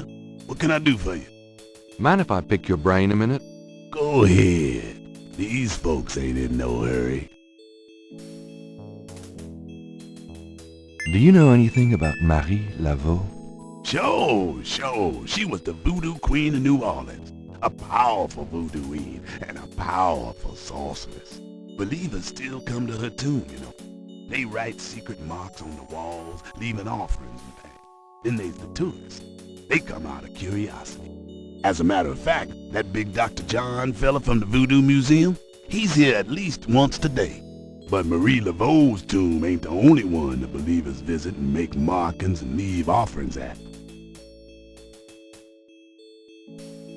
What else can you tell me about Marie Laveau? Her tomb's on all our tombs. Even the Baptists come round here to gawk. Course, you may not know this, but some of the real serious voodoo types argue that she ain't in this one at all, but down in an unmarked tomb in number 3. It's all the same to me, I say. Save me a lot of cleanup work if she weren't here, if you ask me. What else can you tell me about Marie Laveau? Boy, go out and buy a book if you really want to know. I ain't too sure of my facts these days nohow.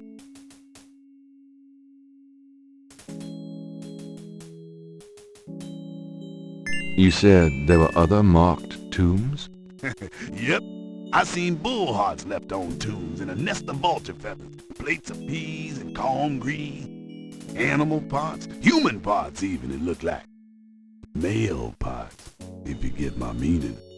And this at one of the great family crypts, mind you. Odd how them types just pick a spot and stick to it. What other tombs get marked? Can you show me? No, I ain't one for naming names. I don't like to encourage that kind of thing. It's distressing to the families, and rightly so. Don't know how that sort of thing gets started. Why folks come to start leaving stuff at that one spot. But it happens all the same. What other tombs get marked? Can you show me? No, I ain't one for naming names. I don't like to encourage that kind of thing. It's distressing to the families, and rightly so. Don't know how that sort of thing gets started. Why folks come to start leaving stuff at that one spot. But it happens all the same.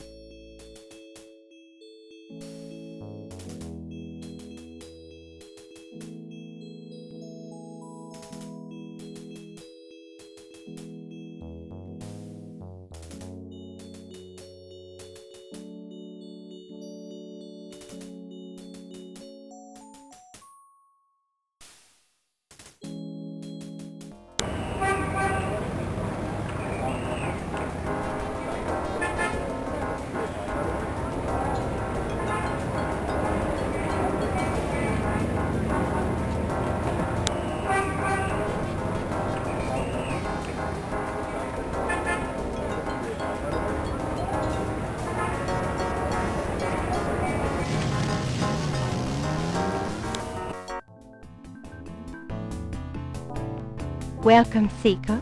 You must be the one Dr. John called me about. I guess so. My name is... Wait? Gabriel Knight? You're too quick for me.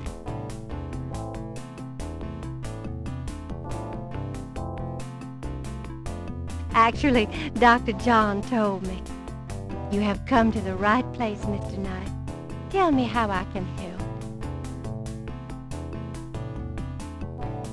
The Moonbeam residence looks like a cross between a voodoo temple and a Victorian fortune teller's parlor, by way of Haight Street. Magenta Moonbeam is wrapped in gauze and silks. She looks vaguely mysterious and mysteriously vague. A large, sluggish snake rests on the floor of the fancy bird cage. Apparently, Magenta is not a fastidious housekeeper. A shed skin shares the cage with its original owner. A large crystal ball is prominently displayed. A small draped table displays a crystal ball. Magenta Moonbeam is wrapped in gauze and silk. A small blue chair sits to one side of the table. A glass lamp hangs from a chain over the table. The shelf holds a variety of unusual objects, the kind of thing Gabriel refers to as junk. The mask is made of carved wood and looks African. Magenta's bottles probably contain secret ritual concoctions. It's a large cluster of quartz crystals. The Moonbeam residence looks... It's an old-fashioned parlor lamp, hung with crystals. The Moonbeam residence looks... There isn't much you can say to a bunch of crystals. There isn't much... Gabriel doesn't need the crystals. No thanks. My dreams are bad enough. It's not that easy to get a message from the crystal ball. I never could figure out what to do with those things. Gabriel really doesn't want to get on Magenta's bad side. Or any side, for that matter. The Moonbeam residence... Dr. John tells me you're a voodoo practitioner of some kind. Yes, I am a voodooienne, a voodoo priestess. Do you get many people in here on an average day? Some days the need for my power is greater than others. But I have many regular clients who would be lost without my vision, Mr. Knight. I can imagine. That's a great-looking mask on the wall. It's from Africa, a gift to me from Queen Tabitha. Do you know Dr. John well? Oh, yes. We are old friends. Those with gifts are often drawn together. So, let's say I came to you wanting to attract a woman. What would you advise? Oh, I wouldn't think you'd have any trouble attracting women, Mr. Knight. No. I guess I don't. So what advice do you give your clients? I tell them to follow the light, beware of the darkness, and always get expert spiritual advice from someone with the sight. That's what I thought you'd say. So let's say I came to you wanting to attract a woman. What would you advise? Oh, I wouldn't think you'd have any trouble attracting women, Mr. Knight. No. I guess I don't. The mask is made of carved wood and looks African. The Moonbeam resident... Could I ask you a few questions? Of course, Seeker.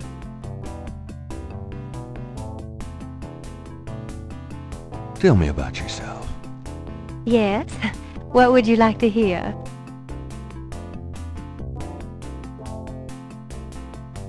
How'd you get into this business? I trained in the voodoo arts for many years with the great Queen Tabitha. Really? Who's she? You have never heard of her? For shame! I can see you know little of the world of magic. I'm beginning to get that impression, yes. What kind of people come to see you? Seekers after the truth, such as yourself. Do you do anything else? I am a voodoo yen, and that is plenty. It takes much spiritual effort. How many voodoo yens are there? No one knows exactly. Many practice in secret. There are probably hundreds. But of course the level and the power of the voodoo yens differ greatly, depending on their training and natural gifts. Tell me anything at all. I haven't always lived in New Orleans. I came here from Kansas as a young woman. Tell me anything at all. I began studying voodoo more than 20 years ago. I am well versed in the magical art. Tell me anything at all. Many non-believers come to me. They are usually believers when they leave. Tell me anything at all. Dr. John sends me many seekers such as yourself. Tell me anything at all. I am happy here with my clientele and my snake. Tell me anything at all. I haven't always lived in New Orleans. I came here from Kansas as a young woman. I can't think of anything. Very well.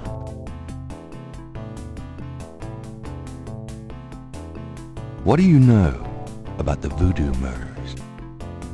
Why, that has nothing to do with me and my clientele. But I can tell you that you should stay as far from it as possible. There is badness there. Very bad. So you don't think the voodoo aspects of the case are fake? Fake? Let me tell you about fake. If I get information through the grapevine and make use of it, is that fake? No. That is part of a voodoo yen's power. If people don't believe, there is not much I can do. But if they do believe, that is a part of my power too. But there are things, monsieur, things not even a little bit fake, I can tell you. Believe it or not, but stay away from it. What do you mean? Do you know something about the case? I work hard on fine-tuning my spiritual antenna, Monsieur Knight, and I get a clear signal from that direction. Beware. What do you mean? Do you know something about the case? I work... What can you tell me about voodoo? My practice is mainly selling charms and potions with magic power, such as gree-gree and voodoo oils. You know, everything from unrequited love to wandering spouses to winning a lawsuit. But my spells and charms are powerful, and they work. What can you tell me about voodoo? Much of a voodoo yen's work is protecting her clients from the spell of others. I make special protective gree-gree to be worn in secret. They keep evil spells from working against my clients. What can you tell me about voodoo? The recipes for voodoo charms have been handed down from master to apprentice for centuries. What can you tell me about voodoo? I have told you all it is proper for you to know, Monsieur Knight. Give me an example of a gris-gris. All right. Here's an old one. Take a lodestone and some brimstone to a crossroads at midnight. Light the brimstone with a match, and a spirit will come and give you advice in gambling. Give me an example of a gris-gris. Here's an old hoodoo Dr. Gree-Gree. Place a dime under your client's tongue, and if the client is under a spell of any kind, the dime will turn black. Give me an example of a gris-gris.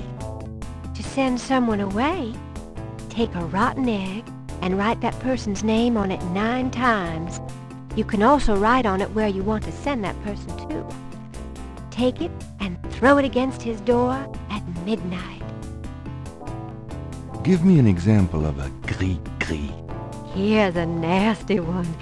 To kill someone, get a sock or a shoe that belongs to that person. Put graveyard dirt in it and bury it under their front steps. Does that work? I don't know. I never tried it. Give me an example of a gris-gris.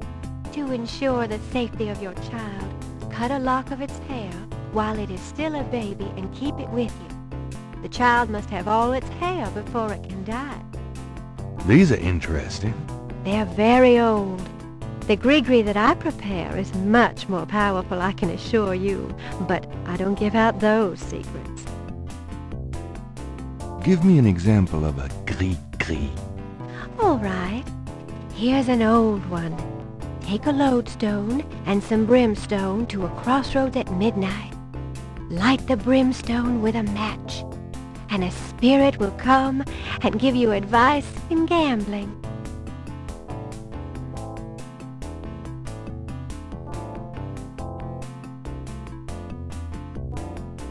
What can you tell me about New Orleans? New Orleans is the center of voodoo practice in the United States. What can you tell me about New Orleans?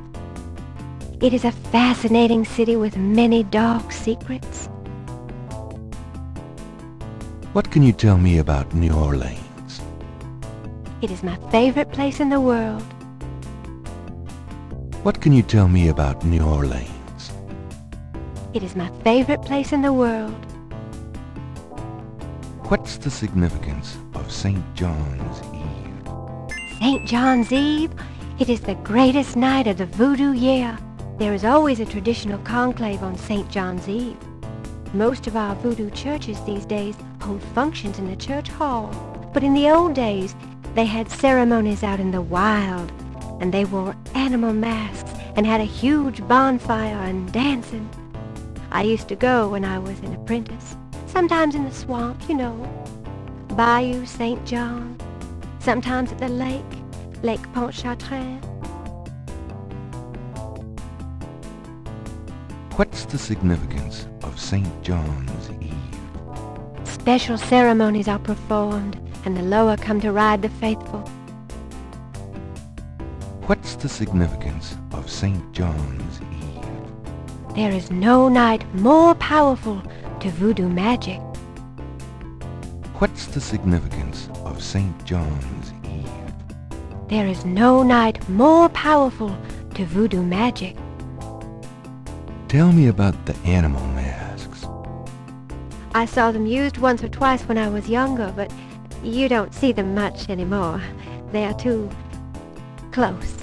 Too close to what? Just bad karma. Tell me about the animal masks. I don't know what else to say about that.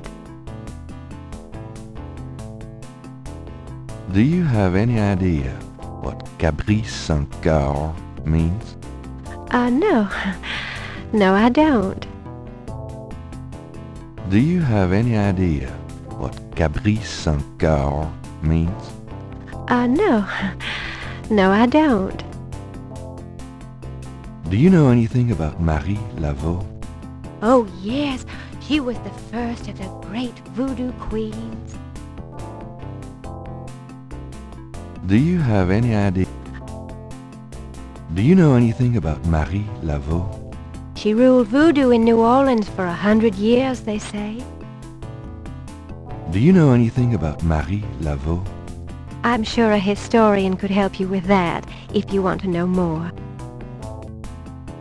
Have you ever heard the word Schottenjäger? I don't know anything about that. Do you know anything about snakes? Snakes? You mean like my beloved Grimwald? She's a python, you know. Quite deadly in the wrong hands. I was trained by one of the great voodoo queens to learn how to hypnotize and handle snakes.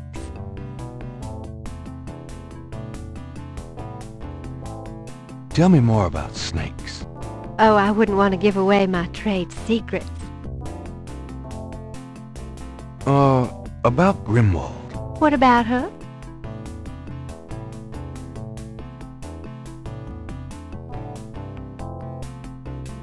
Where'd you get Grimwald? She belonged to a traveling reptile show. She was being terribly mistreated, so I offered to buy her. She's named after a spirit guide I had once. The spirit Grimwald was a very powerful female snake priestess in Egyptian times. Grimwald doesn't sound Egyptian. I only know what the spirits tell me. Monsieur, I am sure they know better than we. How'd you learn to handle Grimwald? I told you a great voodoo queen taught me. She learned from Marie Laveau herself. Ah, fascinating. Would you consider giving me one of Grimwald's scales? No, I couldn't do that. You might do some gree-gree of your own, no? One must be very careful with such things. Hair clippings, nail parings, and snake scale. Are you sure you wouldn't consider giving me one of Grimwald's scales? I told you I couldn't do that. Tell me anything at all. Well, you have to be careful when handling a snake. They're more delicate than they look. I'll bet. Tell me anything at all. Many people are afraid of snakes. Isn't that silly? Totally.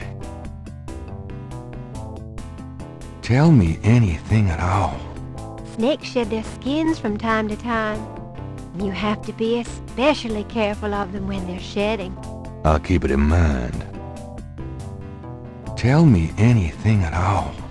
Grimwald is very responsive to vibration. She doesn't recognize her name, but if I stomp 3 times, she looks right at me. Tell me anything at all. Well, you have to be careful when handling a snake. They're more delicate than they look. I'll bet. How about showing me how you handle Grimwald? Really? You would like to see me dance, perhaps? That would be swell. I won't make you wait, Monsieur Knight. No matter what you see, do not be frightened. I'll give it my best shot.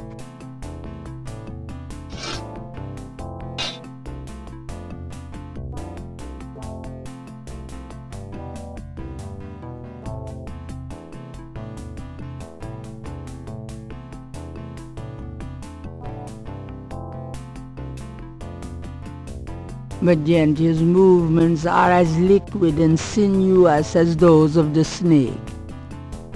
Except for shed snake skin, the cage is currently empty.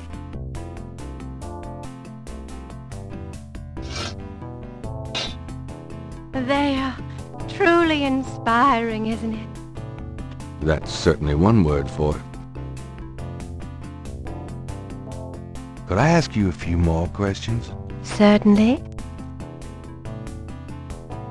Tell me more. Oh, I wouldn't about Grimwald. What about her? How about showing me your snake dance again? It is inspiring, is it not? All right. I shall again amaze you. You certainly will.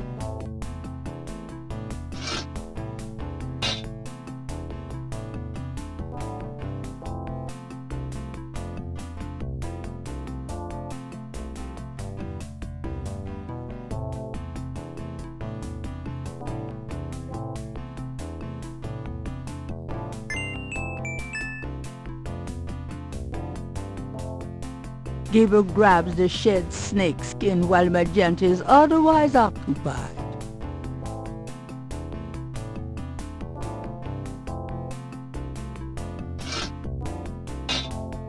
They are truly inspiring, isn't it? That's certainly one word for it.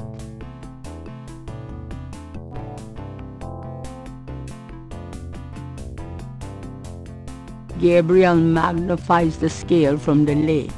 The iridescent scale is brilliantly hued with greens and purples.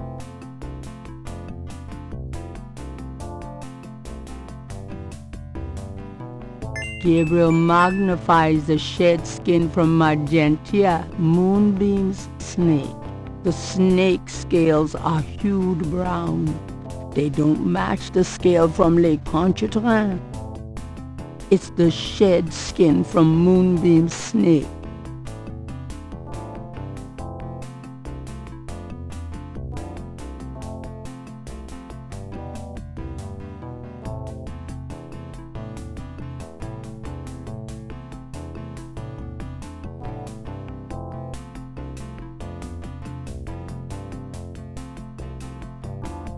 Does this mean anything to you?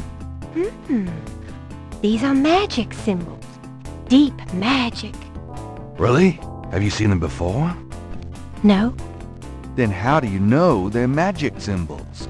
Seeker, my eyes are unveiled to see truly that which is in front of me. Uh-huh. Thanks. Tons.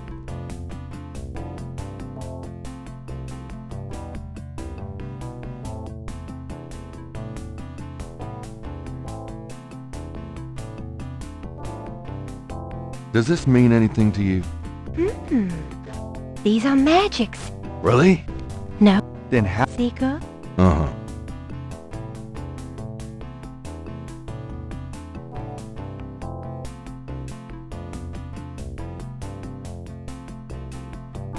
Since Magenta has a snake, it might be the best not to discuss the snake scales with her.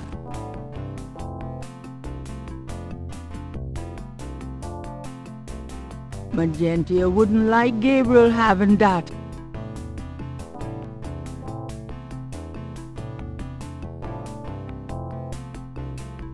Could you look at this and tell me if you recognize anything about it?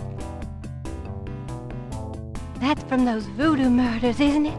That has nothing to do with me.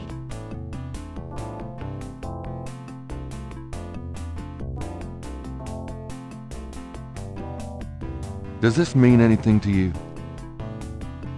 I can be of no help to you, Seeker.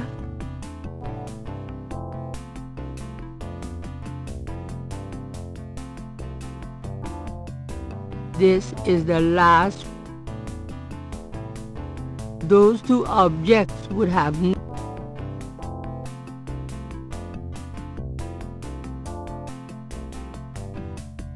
Do these symbols mean anything to you? Ah, the voodoo code. It is very secret, yes. I studied it with my mentor, the great Queen Tabitha. Really? Great. Can you tell me what it says? Let's see. Well, some of it is nonsense, I'm afraid. Whoever wrote this wasn't very good. That's all right. Just tell me what it says. It starts with a D and a J, and then... Okay, this part makes sense. It says, conclave tonight, bring... then there's more nonsense.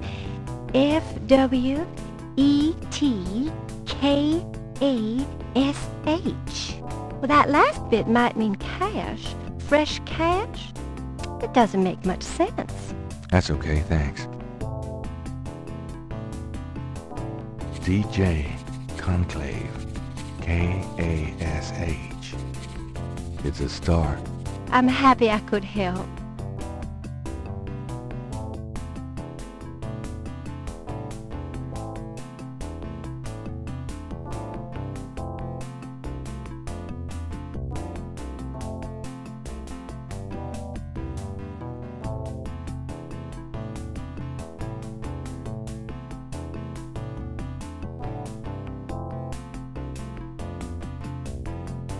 Well, I guess I'll be gone now.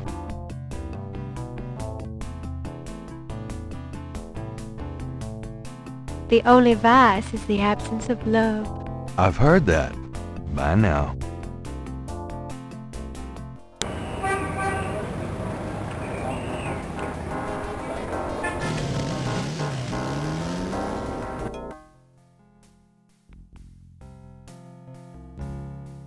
The Garden District is famous for its elaborate old plantation homes and mansions. This particular mansion is impeccably groomed. The garden tall, narrow shutters provide beauty and protection. The front door of the Getty mansion looks unusually solid and heavy. Potted roses mark the entrance to the house. The garden district is...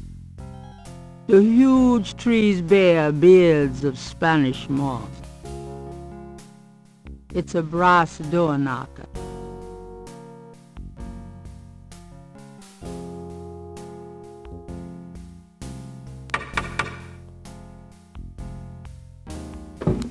May I help you?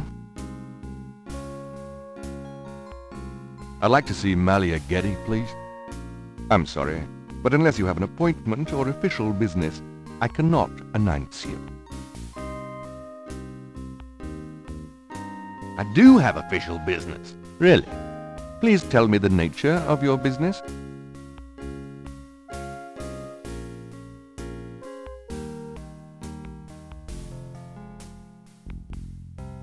I've got important business with Miss Getty.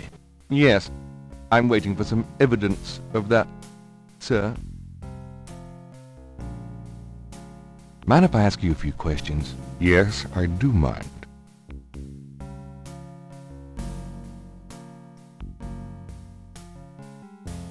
That doesn't work that way. There is nothing. That doesn't seem to work. Better not try that. The man looks ready to whip up an army at the slightest notice. Just as I thought. Good day, sir.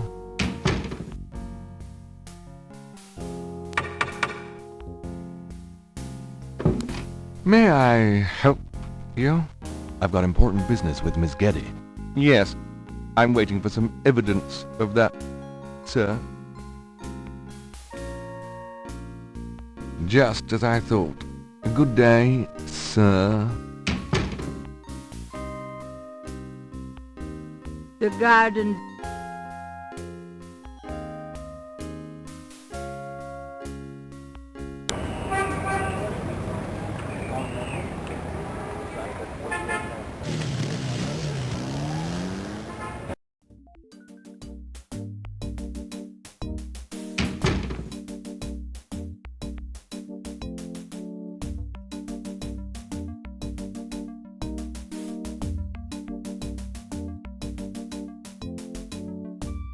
There's a temperature gauge on the wall near Mosley's office. The security cage has been removed by the electrician. There's a photocopy machine in the office area. The electrician has left his tools behind. He must plan on returning.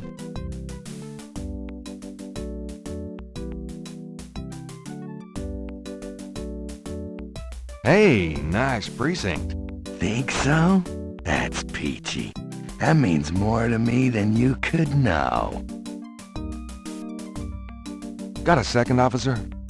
What can I do you for?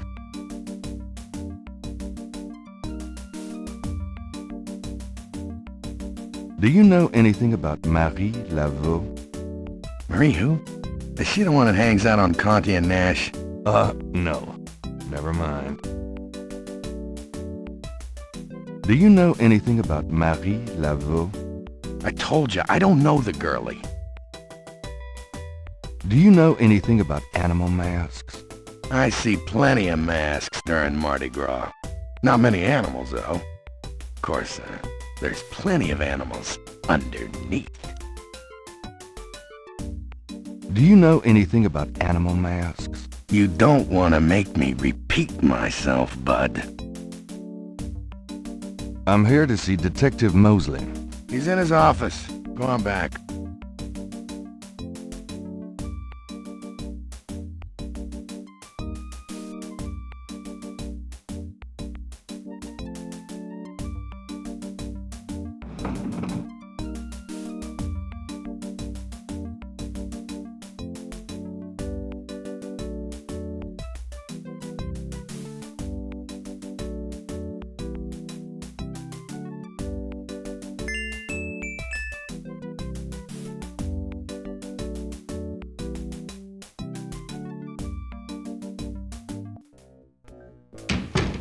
Mostly my man.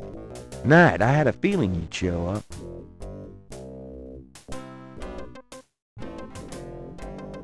Whew, it's hot in here.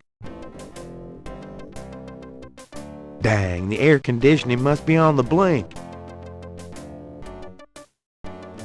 Are you hot? Man, I'm hot.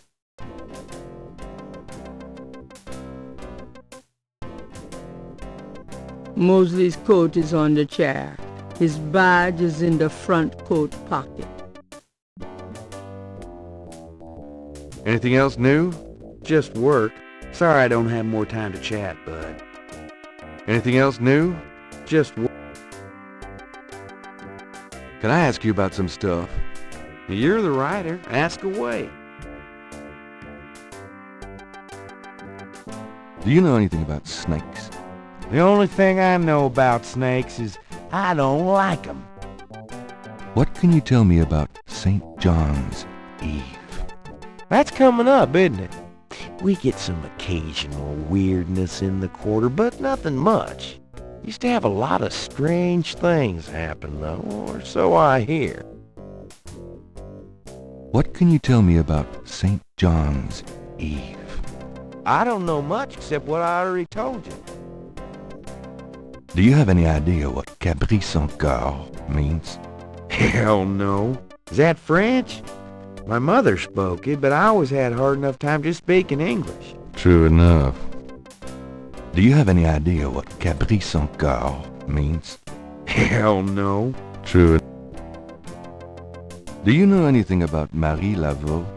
Is she that red-headed chick that works at Freddy's? No. Then I don't know her. Do you know anything about Marie Laveau? I told you, I don't know her. Do you know anything about animal masks? Animal masks? You mean like those Halloween masks they sometimes use in robberies? I don't think so. More like real animals. Never ran across anything like that. Do you know anything about animal masks? Animal masks? I don't... Never... Have you ever heard of a Schottenjäger? Well, not since the last time you asked. What's the status on the Voodoo murders case?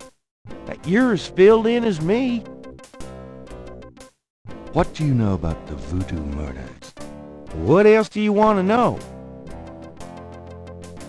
Oh, nothing, never mind. Sure, no problem. How about getting me some coffee? What am I, your slave? Hey, I'm working my butt off here. Yeah, fine.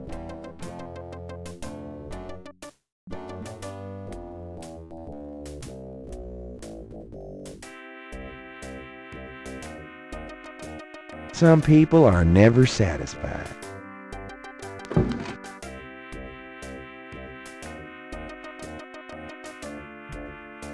It's not Gabriel's size or style.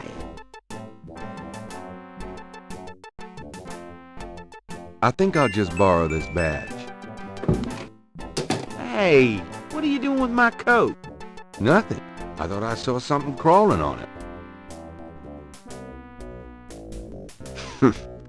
Just drink this.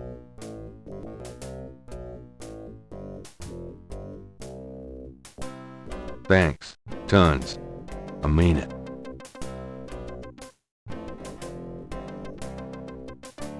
The coffee cup is empty. The coffee cup is empty. That's funny.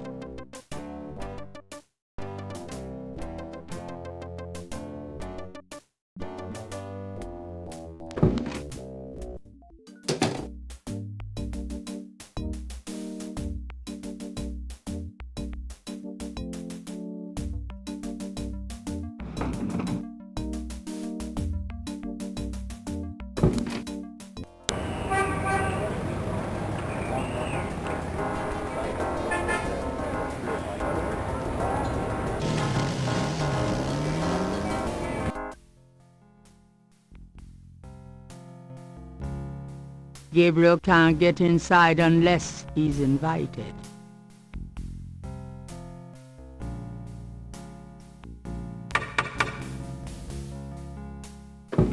May I help you?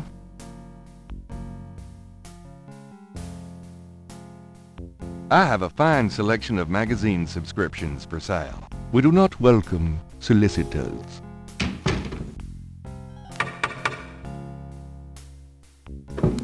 May I help you? Encyclopedias?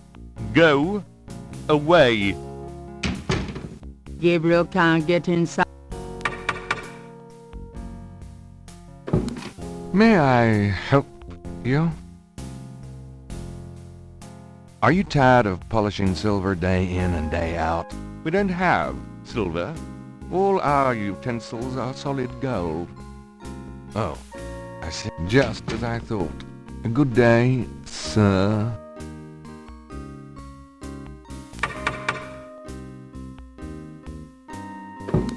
May I help you? Please let me in. No. Go away before I call the police.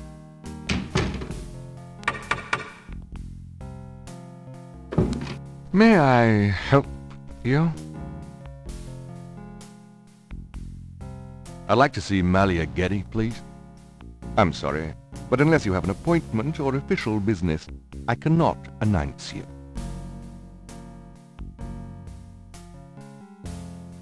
I'd really like to see Malia Getty. I told you that unless you have official business with Miss Getty, I cannot let you in. I do have official business. Really? Please tell me the nature of your business.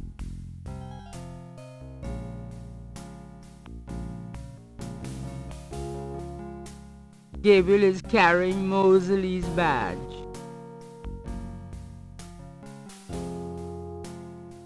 My name is Detective Mosley. I'm here on police business. Really? How interesting. Wait here. I'll inform Miss Getty.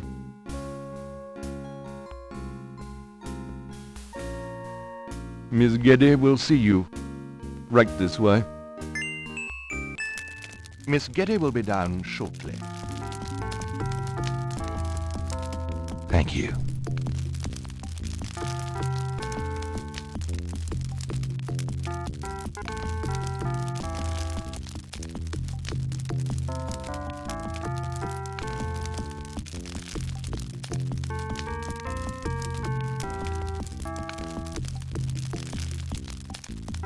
What can I do for you, Detective?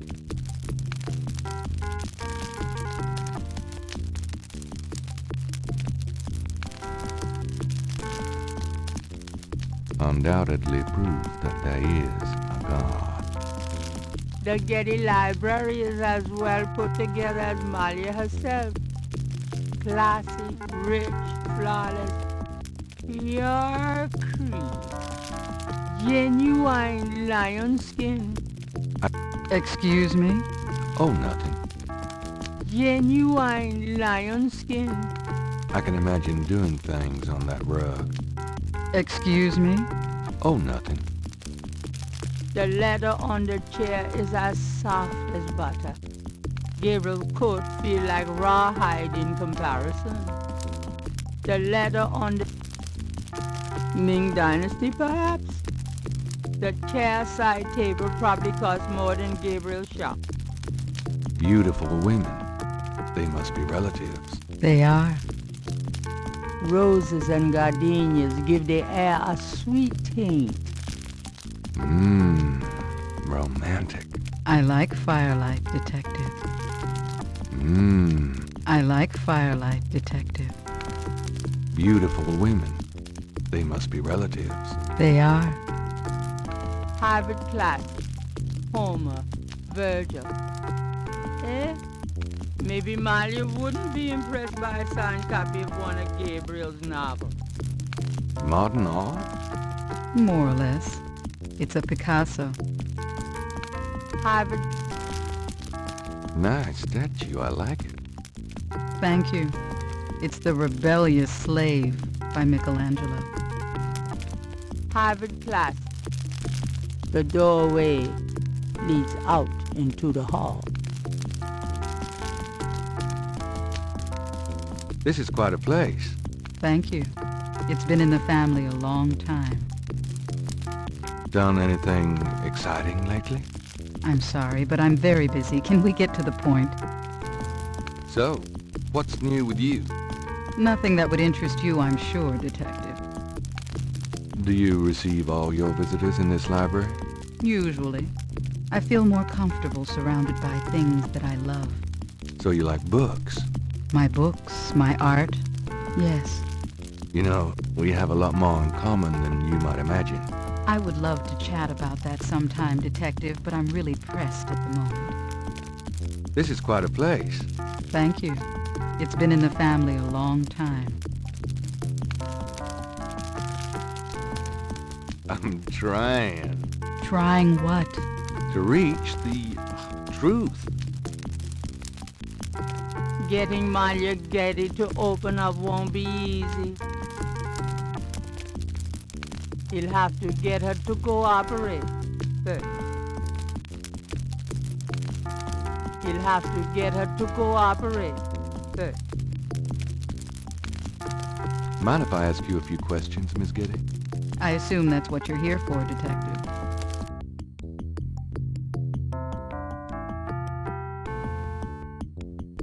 Tell me about yourself.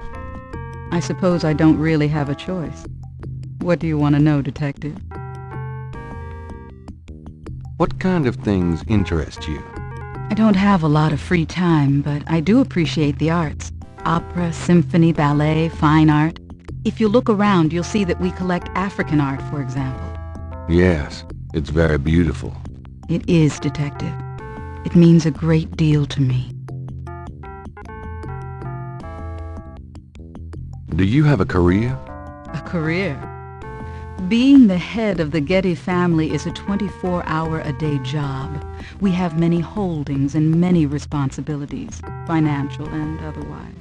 The management of our business affairs and properties leaves me with time for little else. Poor little rich girl? Believe it or not, Detective, wealth does have its price. Tell me about your family. The Gettys? We're a very private family. How many people are there in your family? Well, my mother just passed away. I am sorry. So am I. She was a magnificent woman. We were very close. I was an only child. And your father? I never knew him. It's hard to believe that any man would leave a woman like you. Or like your mother must have been. He did not leave, Detective. But that's really none of your concern. I'm sorry. Go on. There are, of course, other Gettys in the city. I have a large, extended family. I see. Do you have a husband? A boyfriend? I'm very independent, Detective. The women in my family have always preferred it that way. So, you've never been married? No, and I never will be. What about children? Yes, that is likely. Someday. I'd like to hear just about anything. I do a lot of charity work around the city, primarily in the prison and reform system. I'm not a professional sociologist, but it does interest me. I'd like to hear just about anything. I have a business degree from Vanderbilt. I wanted to study psychology, but my family's interests came first. Oh? Why not something like law, then? Surely that would have been an asset to the family. Law? Please, I do have some morals, Detective. I'd like to hear just about anything. For the record, I'm 28, Detective. I'd like to hear just about anything. I have a few friends. A woman in my position can't really afford them. I'd like to hear just about anything. I try to stay away from the media as much as possible. Last year there was that story about John Kennedy Jr. and I. The phone didn't stop ringing for weeks. I prefer to keep my private life private. I would appreciate it if you would keep my name away from any public association with the police, Detective. Of course. I'd like to hear just about anything. I do a lot of charity work around the city, primarily in the prison and reform system. I'm not a professional sociologist, but it does interest me. I wouldn't know where to begin. As you wish, Detective. What do you know about the Voodoo murders? The murders? Only what I read in the papers. And what do you read in the papers? I'm sure you know much more about it than I, Detective. What do you know about the Voodoo murders? The murders? Only what I read in the papers. And what do... I'm sure... What can you tell me about Voodoo? Voodoo? Why would you want to know about that, Detective? It's rather silly, isn't it? There's nothing silly about the Voodoo murders. But that voodoo is faked. That's what I've read in the papers. That's what the papers say, all right. But you're not convinced? No, frankly, I'm not. The police department isn't known for its imagination. Oh. Well, I can see that your imagination is considerable. Are you sure you can't tell me anything about Voodoo? I really don't know much about it. Isn't there some place in town that you can find out about that sort of thing? A museum or something? I believe there is a museum. Then maybe you should check there. Tell me about your life in New Orleans. The Getty family came to New Orleans in 1800. We worked very hard to get where we are. On the other hand, we've done a lot for this community. I can believe that. You're doing a lot for me right now. Tell me more about New Orleans. I'm afraid I don't get out into New Orleans society much. Because of the Getty money, we have slots in the best country clubs and on the best Mardi Gras courts. But I must admit, I hate it. I avoid actually making an appearance unless it becomes absolutely necessary. I know about those courts. They're very exclusive. Yes, especially when it comes to people of my race. That's why we don't turn down the appointments. It's a rare opportunity to rub their noses in it. But that's not where I spend my time. I have more important things to do with my life. That's admirable. Many women would love the chance to get caught up in that kind of life. I'm not any kind of woman you might be familiar with. Yes, I can see that.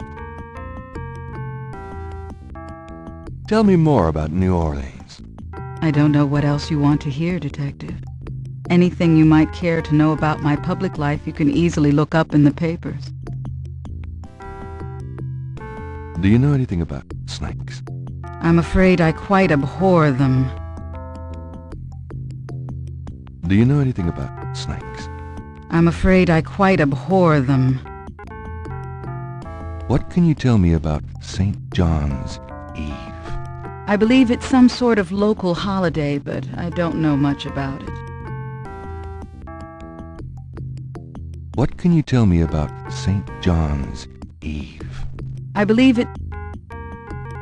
Do you have any idea what Cabri Saint-Cor means? No, I don't. What does it mean, Detective? That's confidential information, ma'am. Do you know anything about Marie Laveau? I have heard of her, of course, but that's about it. Do you know anything about Marie Laveau? I have heard of her, of course, but that's about it. Do you know anything about animal masks? Animal masks? I don't know what you mean. Do you know anything... Animal mask? Have you ever heard of a Schottenjäger? No, I'm afraid I can't help you with that, Detective. Can you tell me anything about what happened out at the lake? I wish I could, but I've never seen or heard anything unusual at the lake, and I do spend quite a bit of time out there.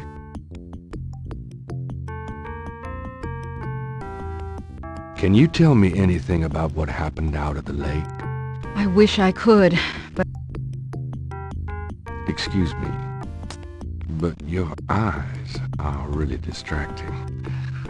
I don't think I've ever seen a color quite like that. Brownish gold. It's so deep and rich. Man, if I could bottle that, I'd make a fortune. Thank you, Detective.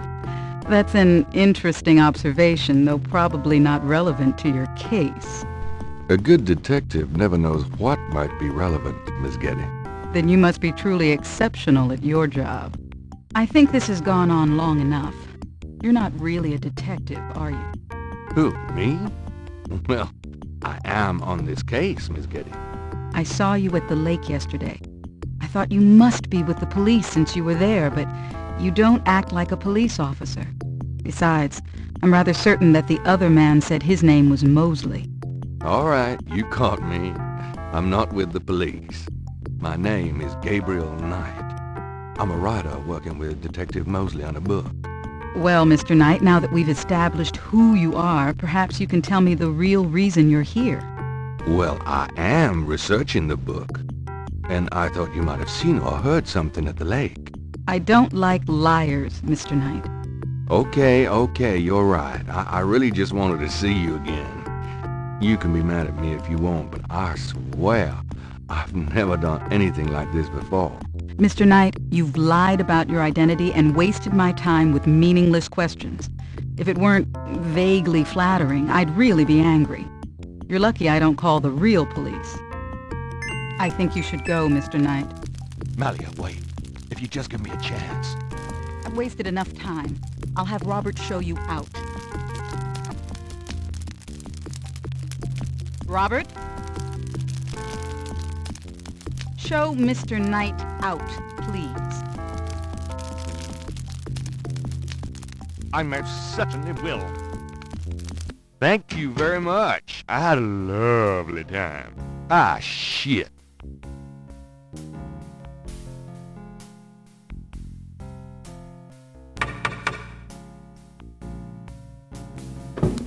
Miss Getty is busy, officer, and has instructed me to wish you good luck. That is all. If you'll just tell her goodbye, sir.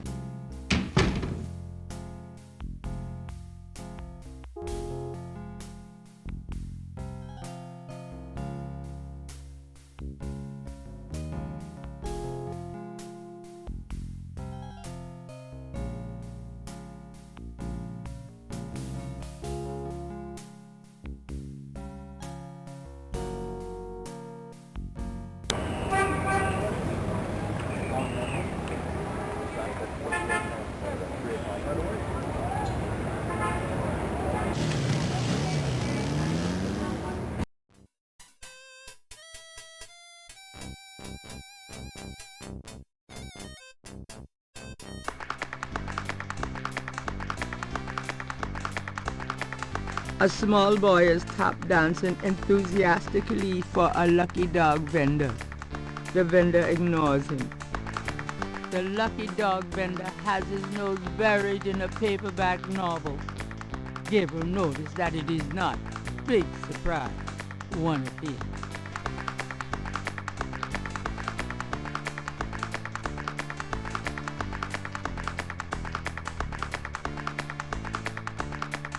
You dance pretty well for a kid. Give me some money then. I don't have any. Don't block the view, mister. Do you do requests? Got any money? No. Something to eat? No. There you have it. No. Do you do requests? Got any money? No. Something to eat? No. There you have it. No. Interrogating the little boy wouldn't be very useful. Louisiana has child kidnapping laws.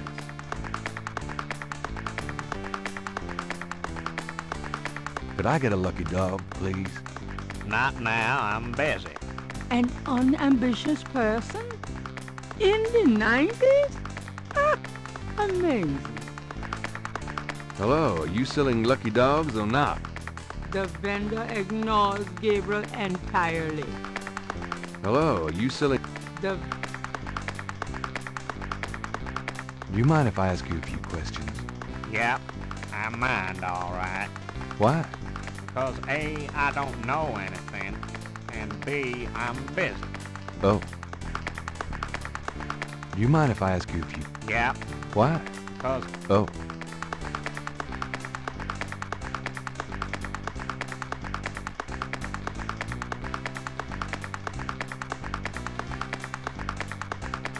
It's the shed skin from Moonbeam's snake.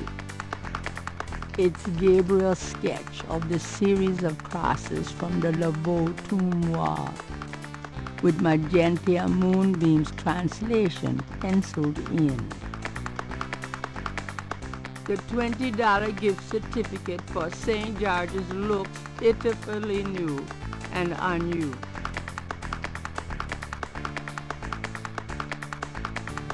Why would the vendor be interested in that?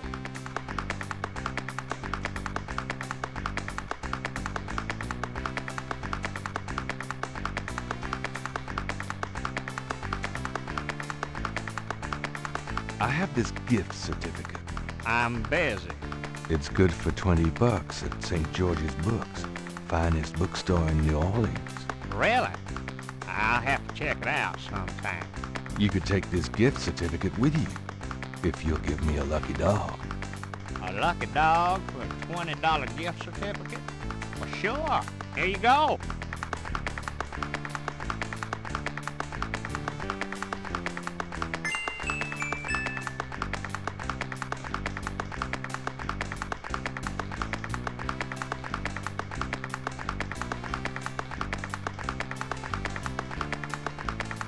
The lucky dog is plump and juicy. That would be a mess. I'm hungry, but not for that. Why would the vendor be interested in that? You wouldn't like a lucky dog by any chance. Would I? Thanks, mister. You got any special requests, let me know. You mentioned something about special requests. Yeah, you got one? Can you do the Nutcracker Suite in D minor? Say what? Oh, never mind. How about When the Saints Go Marching In? Sure. Hey guys, Saints! You got it, kid.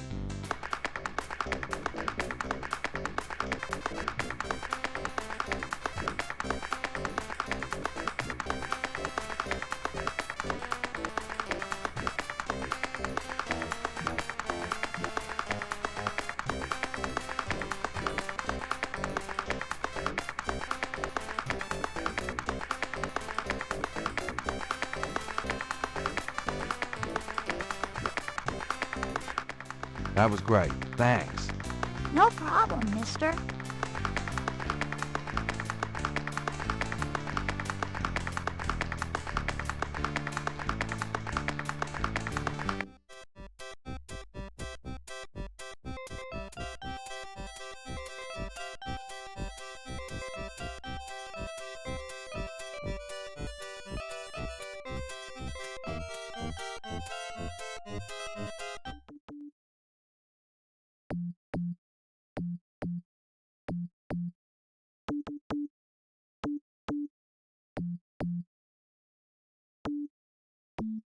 An artist is taking advantage of the fine weather.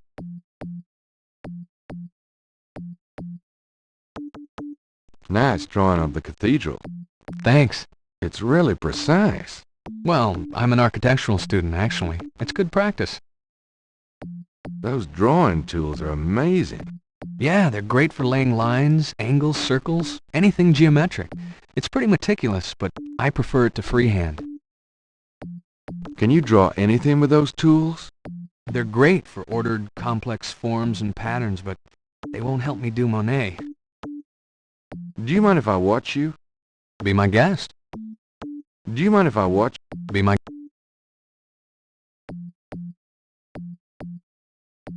Could I ask you some questions? I'd rather not. I really get focused when I'm drawing. Okay, fine. The juggler looks like a beginner practicing, he acts. The juggler is busy. The juggler is busy. Why do that with the juggler?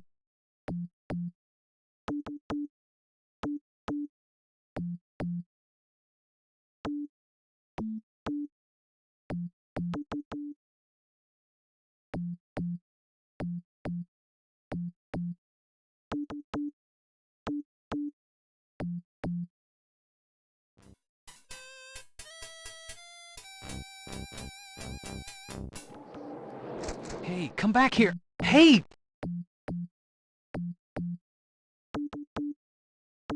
The artist is off chasing his errant drawing.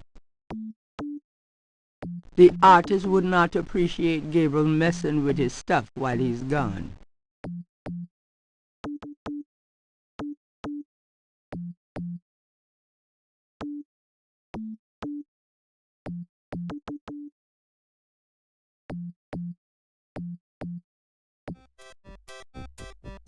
Oh, unbelievable.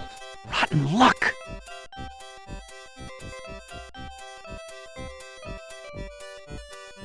There's her drawing caught up against the hedges.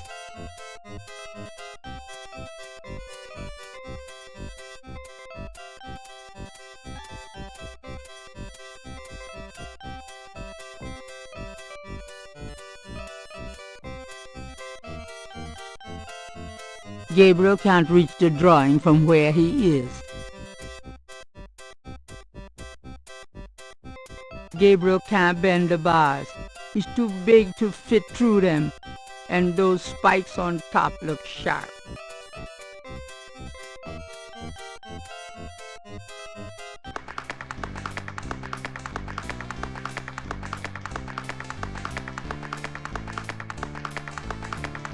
You mentioned something about special requests.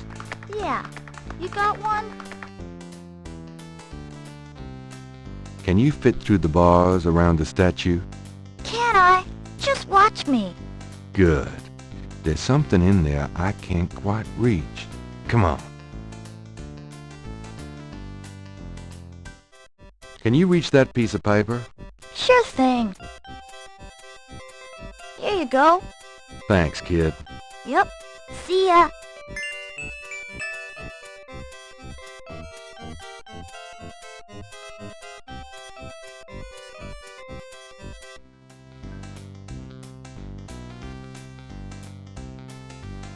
The lucky dog vendor has his nose buried in a paperback novel. Gabriel noticed that it is not, big surprise, one of his.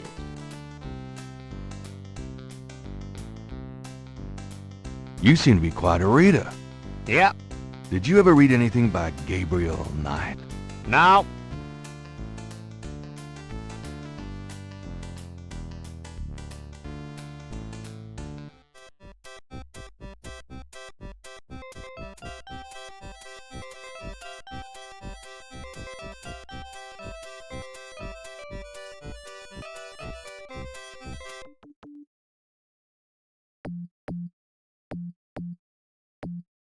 How's it going? Well, life sucks. I just lost 2 days worth of work. What you working on now? Just starting another drawing of the cathedral. Do you mind if I watch you? Be my guest.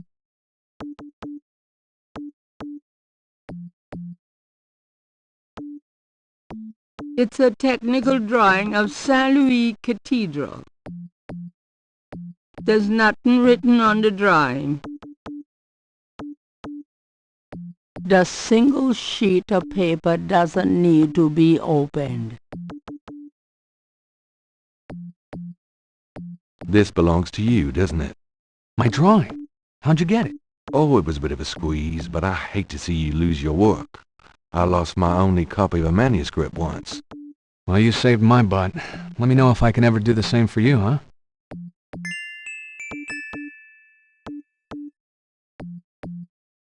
Do you mind if I watch you? Be my guest. Could I ask you some questions?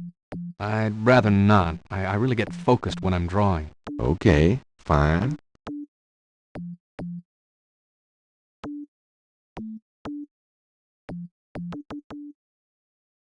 Say, do you think there's anything you can do with this pattern? What do you need? Is there any way you can reconstruct the whole pattern from this partial? Pattern is probably circular, and there's some repetition in the elements. What is this from, anyway? You'd never believe me. Okie dokie. Well, I might be able to reconstruct the pattern if I had more data, but this is just one small area of it. If you could get me any more of these, it would help. I'll see what I can do.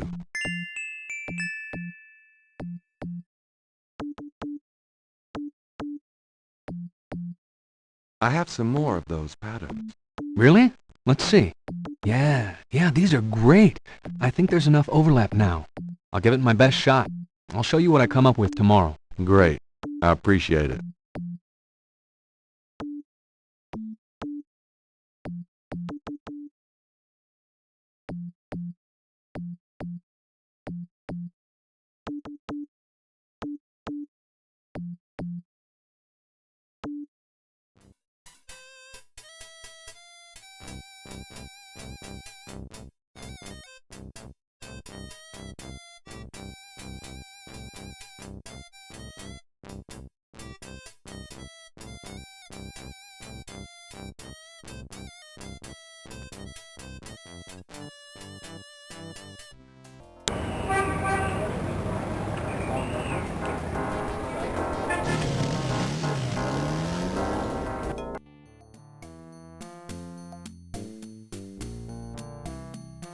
Hello.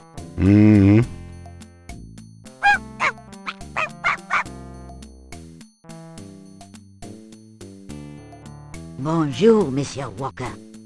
Oh, bienvenue, Madame Casino. Comment ça va? How you be feeling today? Well, I'll tell you, Mr. Walker, I'm certain someone's buried a sleep note bag somewhere near my steps. I haven't slept a wink in weeks. Oh, don't that beat all? Well, you're gonna need some easy night candles then. Do you think that would help? I do hope you're right. I said 3 rosaries this morning for Our Lady's intervention. Rosaries are good, sure enough. But you burn those candles too, and you're gonna whip any old no-sleep gree-gree, I tell you for sure. Very well, Mr. Walker. Put them on my account and send them round to my house. Oh, and there's another thing. I didn't catch her at it, but I know Mrs. Lefebvre put stomachache powder in my tea at the last meeting of the Creole Grand Dames. Oh, I've been in misery. You put 9 pinheads up in a little box, add a pinch of graveyard dust, and put it under her front porch step. That'll turn the trick back on Mrs. Lefebvre, and she'll be the one with the bellyache. I have the pins and the dust right here if you want them. If the Blessed Virgin will grant me her protection, I'll be safe from these practitioners of evil. Oui, madame. Though it don't hurt to be proactive none neither, now does it? Naturellement, monsieur. Merci beaucoup. Mais non, madame. It is nothing. Au revoir. Au revoir, Monsieur Walker.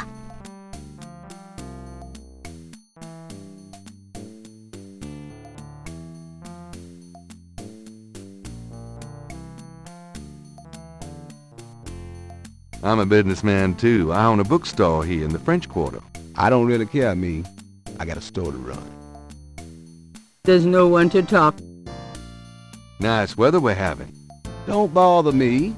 Can't you see I'm busy? St. John's Eve is coming and I got to be ready. So, do you get many tourists in here? We, all the time. They want to buy a bottle of money-drawing oil or a wanga bag to take home with them. Have you always lived in New Orleans? My papa and his papa and his papa, all the way back to the days of Marie Laveau we've been living here. So, do you get many tourists in here? We, all the time. They want to buy... Can I ask you just a few more questions? Whatever, man. Do you know anything about snakes? I've already told you everything I know. Have you ever heard of Marie Laveau? Marie? She's somebody from the old days. One of those folk tales. Oh, the tourists eat it up, non. Have you ever heard of Marie Laveau? I don't know much, monsieur. Someone at the Voodoo Museum can tell you all about her.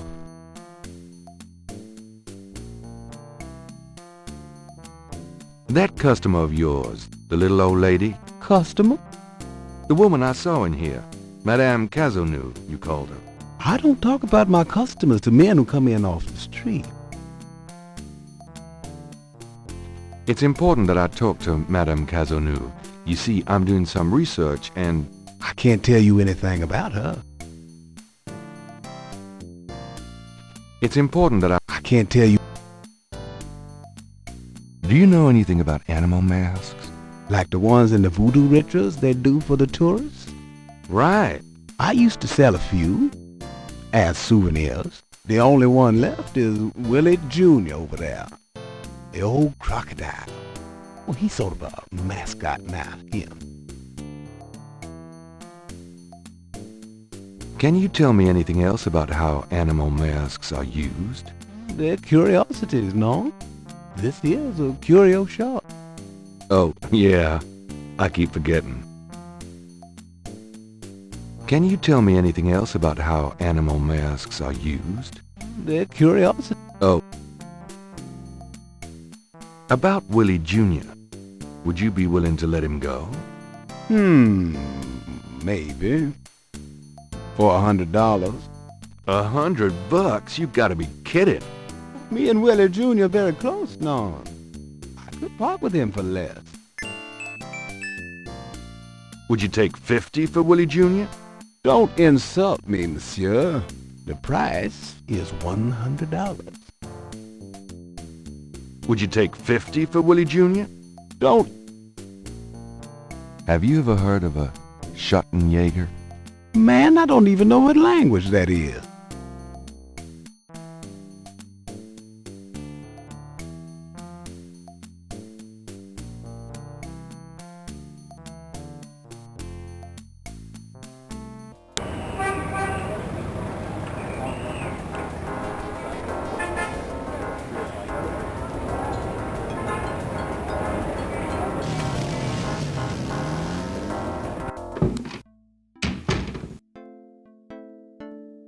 Hello, beautiful. It's me. Oh, joy.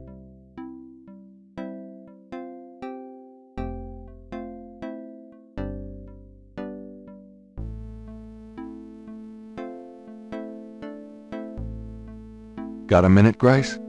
What's up?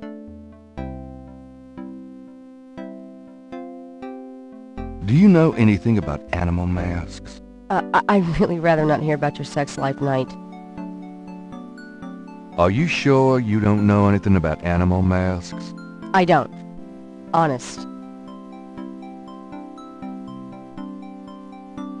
Could you do some research for me? Sure. What? I need you to look up a Madame Cazeneuve. Madame Cazeneuve? Is she related to the murders the same way your friend, Malia Getty, was? Grace, Cazeneuve's at least 70. As if that makes a difference to you. Okay, I'll see what I can find. Anything else? I can't think of anything. Okay. It's time to close shop. So it is. Have a nice night.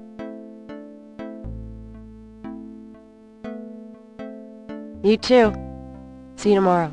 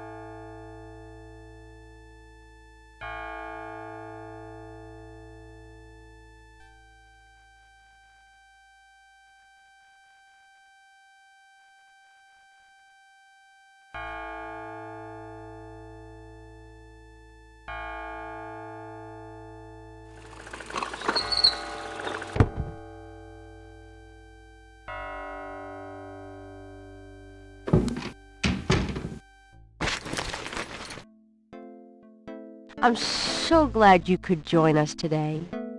I've got messages when you want them. I also checked out Kazanu. There are multiple listings in the white pages. I got the page, but you'll have to figure out the right one. Great, thanks.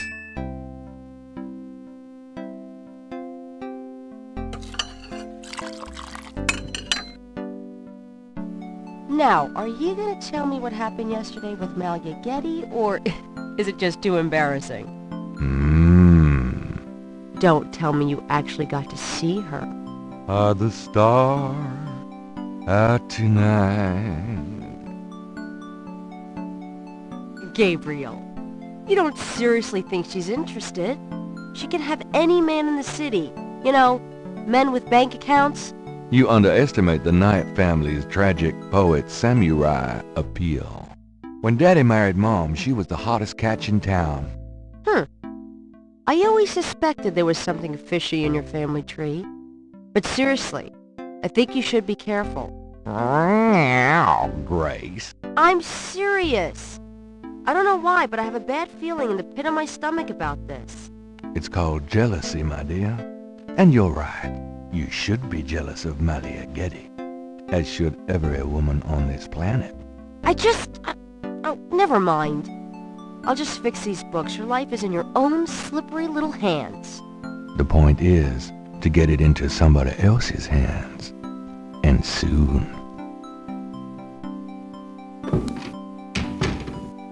Hey, kids. Huh? Bruno. Gabe, pet. I just popped in to see if you're desperate enough to sell me that painting.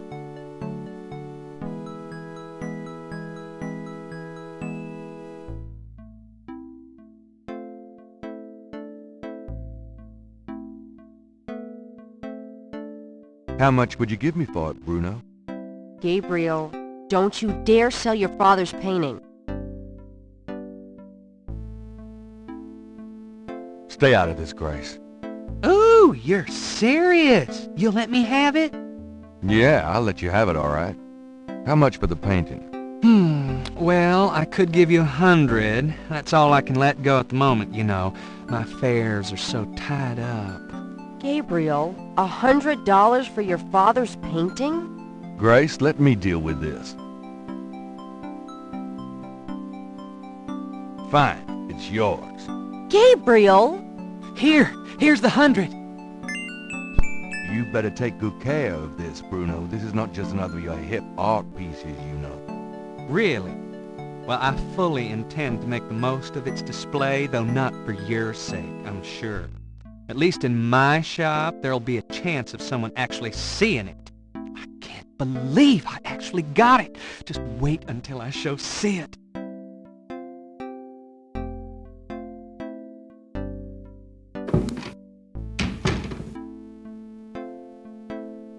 I don't believe you! It's just a painting, Grace. There are things I have to do.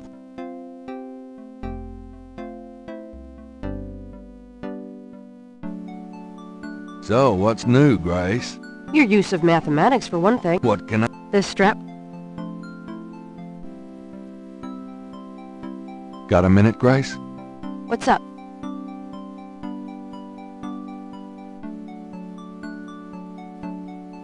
Do you have messages for me? Your pal Mosley called. He left a message that they're interrogating a suspect this morning, and you might want to be there. Sounds fun. Mm-hmm. I bet. Do you have more messages for me? That man from Germany called again, Wolfgang Ritter. Now he's claiming to be a relative of yours. I took down his number. If you change your mind and want to give him a call back, just ask me for it. Can I get that phone number for Wolfgang Ritter? Sure. I'll give it to you when we're done talking. Do you have more messages for me? I've given everything to you.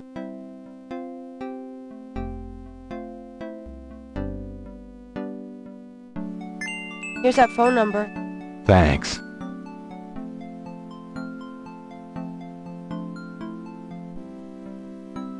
Somewhere there's a New Orleans phone book missing one of its C pages. Wolfgang Ritter's phone number, written in Grace's pretty scrawl. The number written on the note is 4909-324 3333. Somewhere there's a New Orleans phone book missing one of its C pages.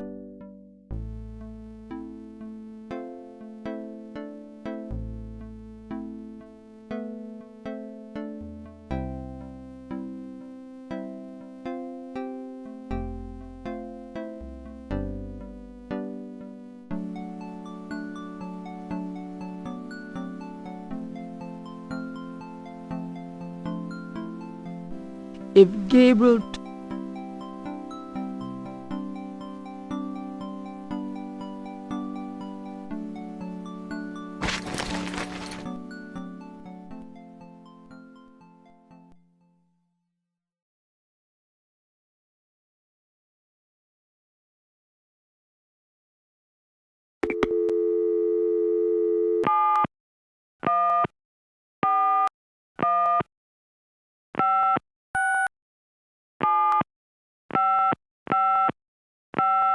Guten Tag, Sie haben Schloss Ritter erreicht? I'm looking for Wolfgang Ritter. Ja, einen Moment. Yeah, is this Gabriel on the phone? This is Gabriel Knight. Why are you calling me, Mr. Ritter? I have been having premonitions of great danger for you, Gabriel. You must leave New Orleans this very day. What the hell are you talking about? It is hard to explain on the phone. I have had feelings about you. It took me a long time to have you tracked down. I had a sense that Heinz had a grandson, but until these dreams started, I did not know if I should contact you. You say you're related to my grandfather? Yes, Heinz was my brother. There is much about the family that you should know, Gabriel. Come to Schloss Ritter in Rittersberg, West Germany. It is our family home. I will tell you everything when you come. You must come immediately. You are in great danger there. Look, I appreciate the family spirit and all, but frankly I don't know you from Adam, and I'm not going to fly off to Germany even if I could afford it. Gabriel, please. If you won't listen, at least let me send you something. It is a journal from one of your ancestors. Promise me you will read it. Well, I'm pretty busy. Please, Gabriel, you are the last of our line. I am too old to carry on. You are our last hope. Please, for your family, read the journal. All right, I'll look at it. Good. Now be careful and come to me as soon as you can. Goodbye.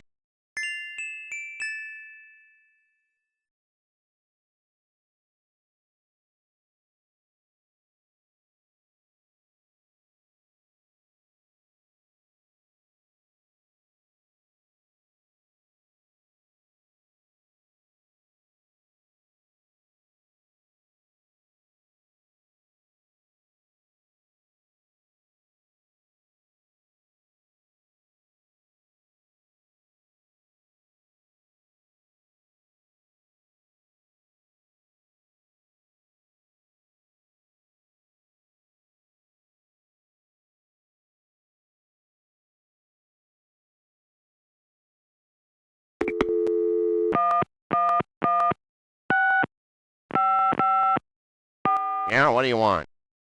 Sorry. I think I have a wrong number. Good.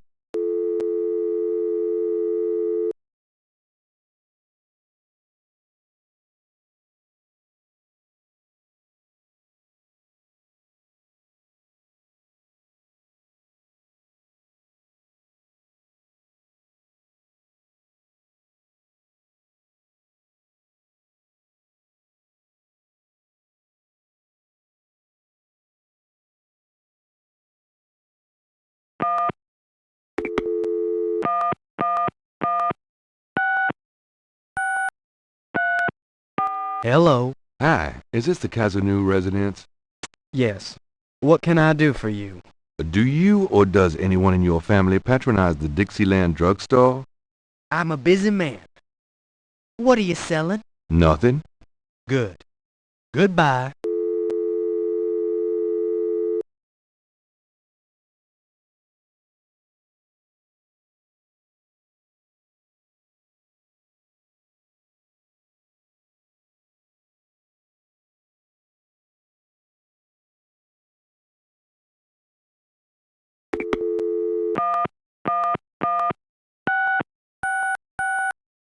Hello, Casano residence?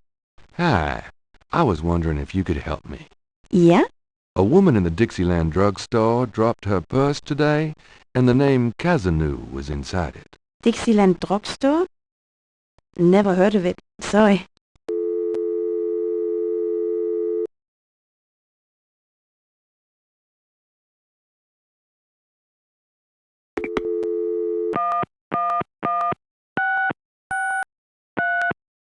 Hello? Hi.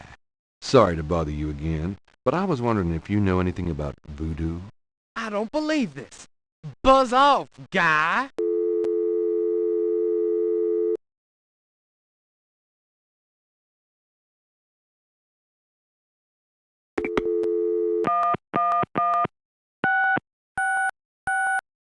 Hello?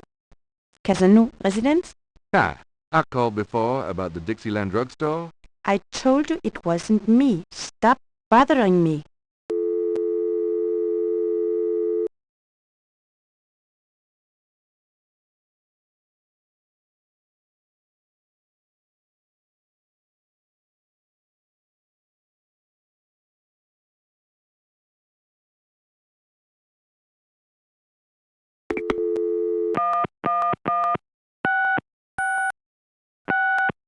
Hello? Hello? I'm calling from the Dixieland drugstore. We have an order for you. Castro, be quiet! Who is this? I'm a friend of the owner. I'm sure I don't know what you're talking about.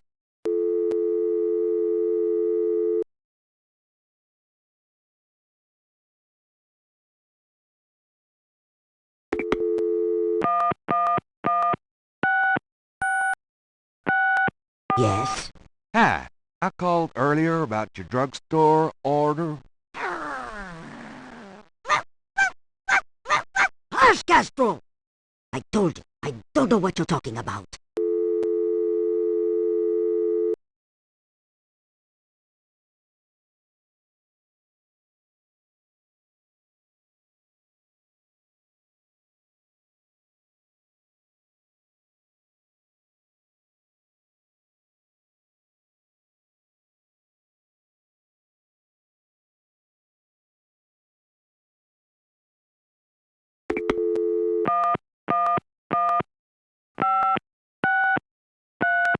Cajun Critters Animal Clinic, this is Melissa.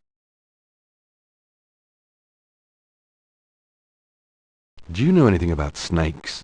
Our doctors see just about any type of animals, but we don't get many snakes. Okay, thanks.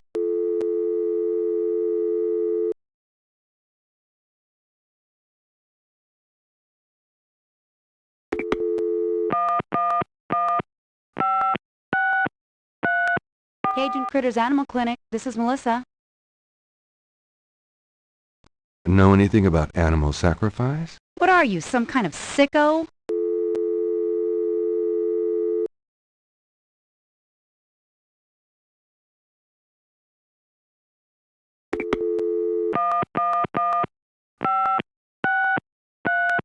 Cajun Critters Animal Clinic, this is Melissa.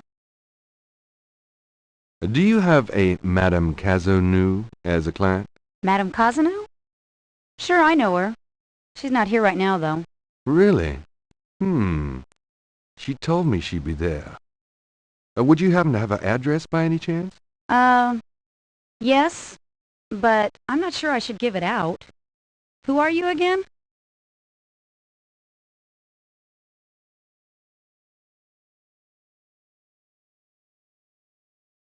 She's my aunt, and I've sort of lost touch. I'm sorry, but I don't feel right about giving her address out. Goodbye.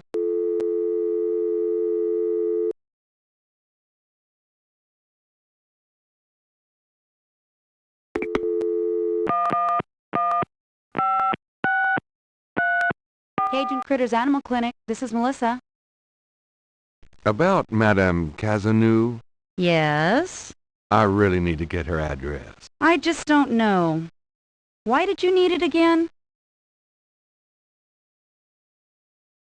I'm worried about Castro. He's missed 3 dance lessons. Castro? Her little doggy? Oh, he's so sweet. Well, I guess if you know Castro, it's okay. Her address is 345 Dauphine. Thanks.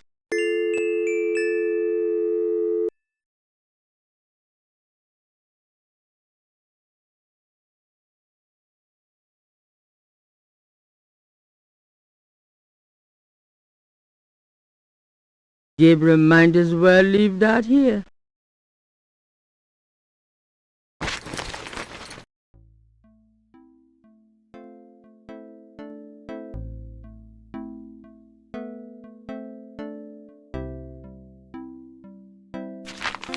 Times Picayune, dated June 20, 1993. Gabriel scans over an uninteresting front page. Under the cultural events section, there's a notice about a lecture on African religions. The lecture is at Tulane University. Gabriel's horoscope for the day. An evil eye is upon you. Change course before it's too late. Lighten up.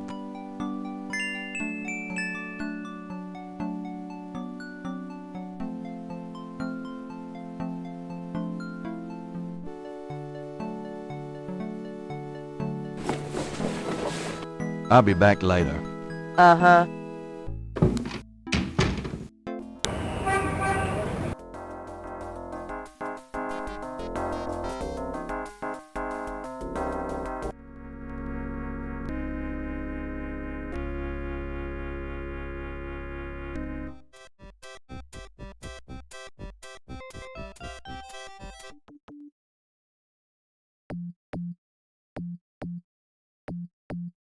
How's it going today?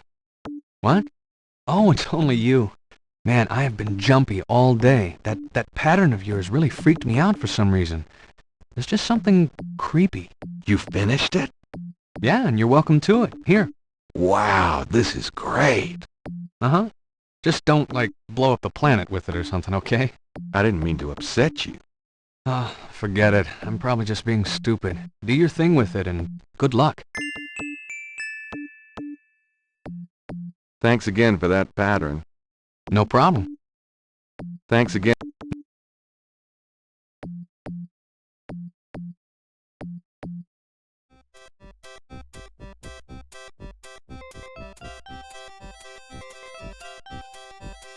Gabriel doesn't see any. Madame Lorelei, the fortune teller, is garbed in a belly dancer's outfit and wears a boa around her neck. A real boa. The booth is a colorful melange. It announces the owner as Madame Lorelei and gives prices for palm reading, $20, crystal ball gazing, $15, and birth charts, $50. Madame Lorelei lounges at the booth, fondling her snake. The booth is a colorful Madame.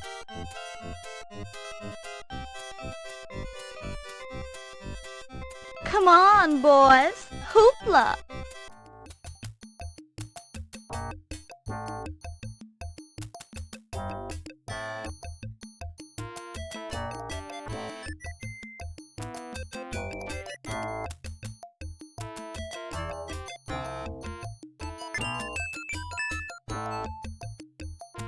Not a bad idea.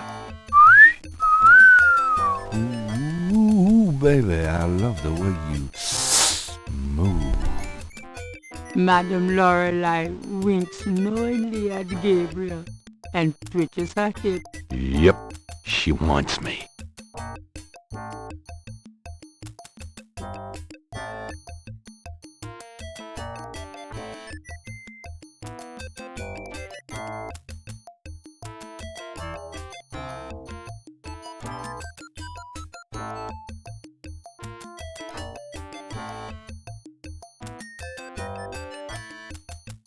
Thanks, boys.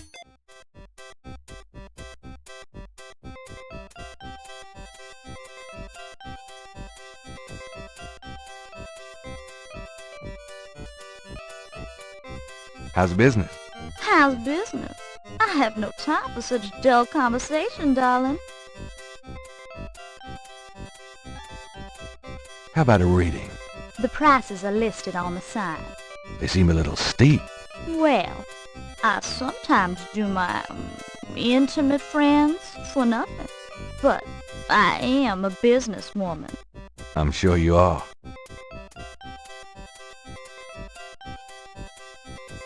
Could you just do a short reading for an intimate friend? Darling, you toy with me. If I thought you were serious.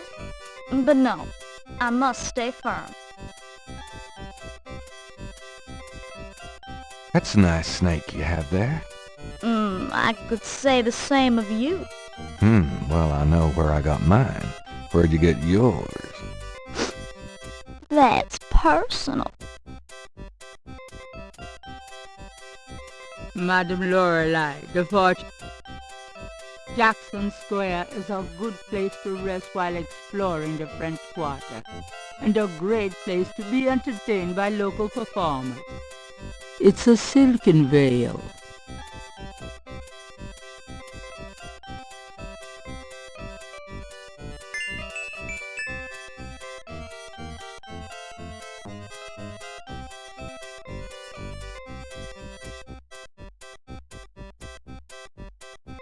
The veil belonged to the fortune teller. It's covered with shiny iridescent sequins. The magnifying glass. Gabriel examines the veil with a magnifying glass. The fortune teller's veil is studded with sequins. That sequin looks a little strange. Why, it's a snake scale.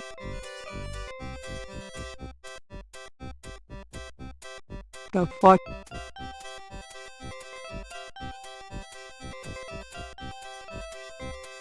Gabriel carefully uses the tweezers to remove the snake scale from the veil. Gabriel has a scale from the fortune teller's boa. The magnifying glass.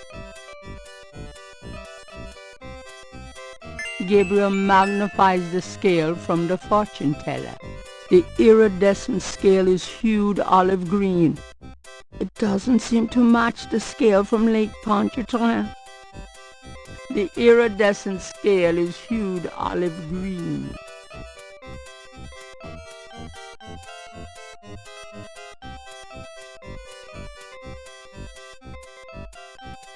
I think this veil belongs to you.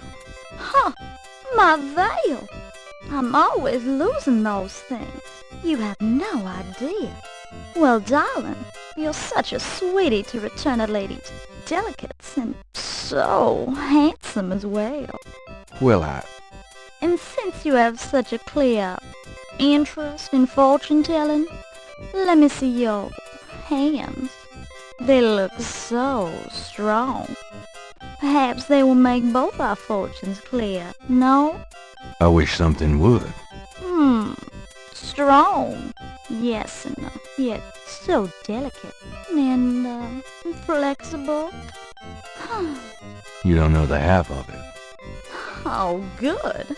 I see a mysterious woman in your immediate future. Madame Lorelei winks at Gabriel knowingly. She is a dangerous one, dark and beautiful. Ah, I see the road of your life forking. And very soon. The blood drains from Madame Lorelei's face in an instant. Sweat beads on her upper lip. Are you okay? No. Oh, God! Beware! Beware!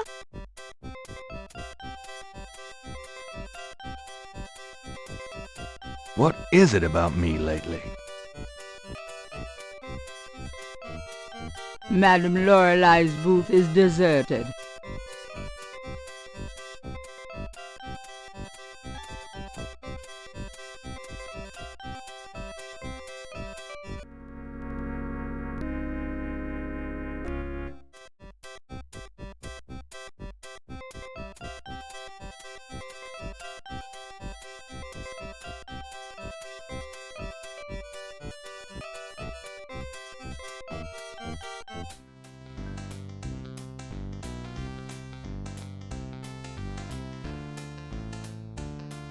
The reconstructed Veve was done for Gabriel by a technical artist. $100 in cash. That's the most money Gabriel had in his pockets in 2 years.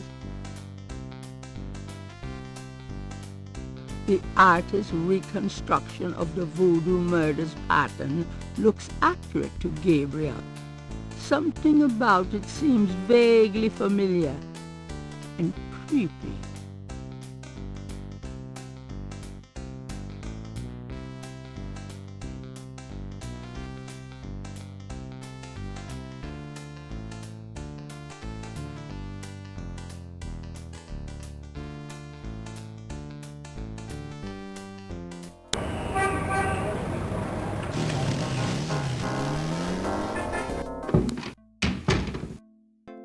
I knew you'd miss me, so I came back. I wish you wouldn't wear that coat outside in June. I could smell you from here.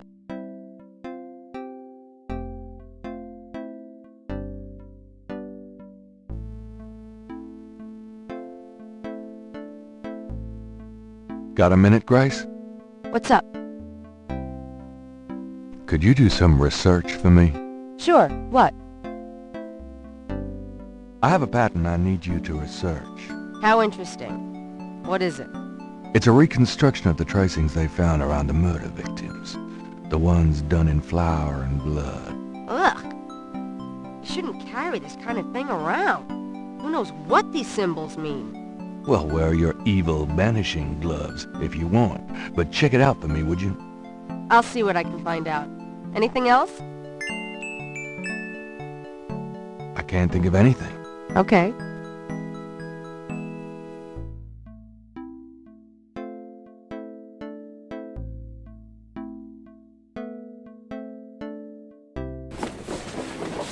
I've got some things I need to do.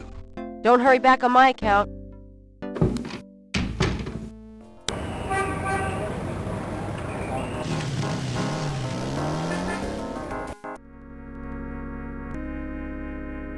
That doesn't seem to work that way.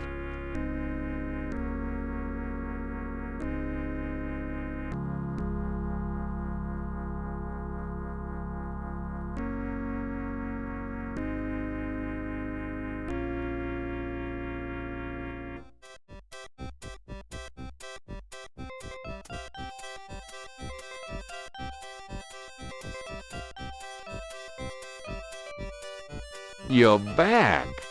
You know, you really freaked me out running off like that. Yoo-hoo! Anybody home? Stay away from Maria Getty, or you shall pay with your life. What the hell is going on?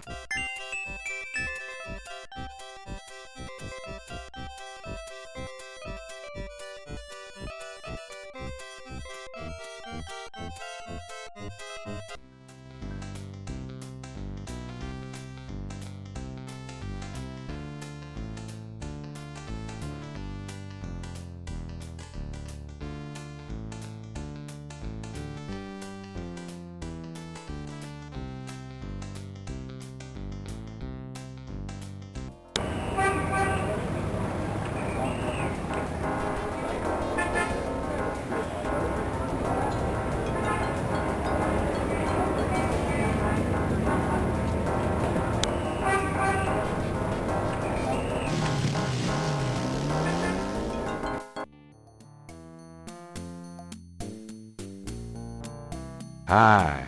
Uh-huh. Can I ask you just a few more questions? Whatever, man. Are you still interested in selling that crocodile mask? Or you show me $100 and the mask is yours.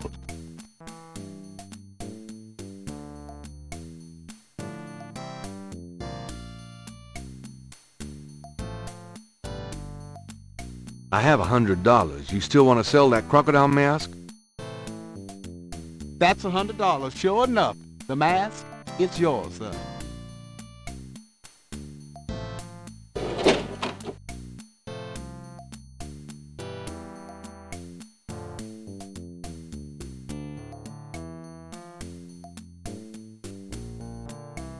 Here you go. Careful it don't bite you now. Yeah, thanks. Don't you go forgetting your lagniappe. A free bottle of Master Gambling Oil. The sign said I could get Lady Luck oil instead. Well, I wasn't thinking a man as young as you would be needing that kind of remedying. But if you's having problems with your... Oh, that's all right. Believe me, I don't need it. I'll just stick with this. Thanks, anyway.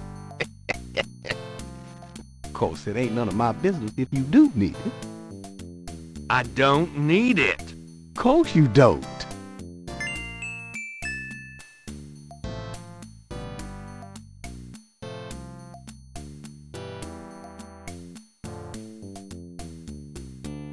The small bottle is labeled Master Gambling Oil. The crocodile mask is made of genuine crocodile head. It looks heavy, hot, and smelly.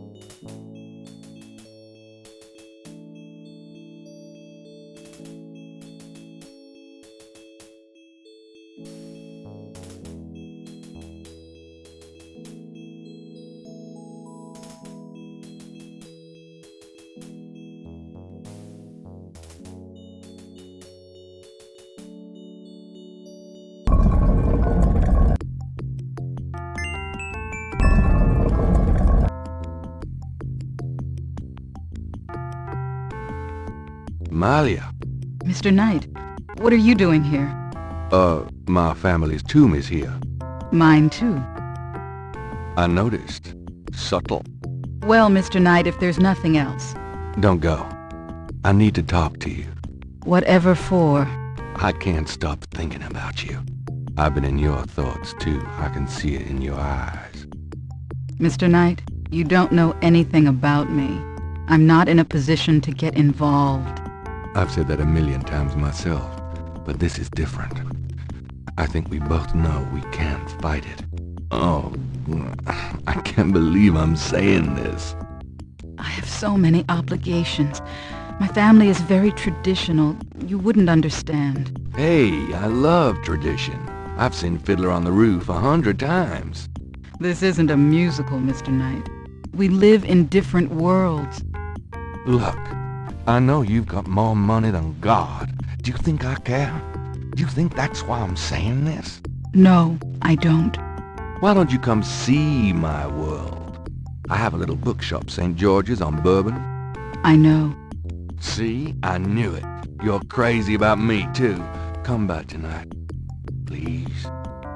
My world isn't so bad. I'm sorry, but there's no place for someone like you in my life. Not now, not ever. Damn it!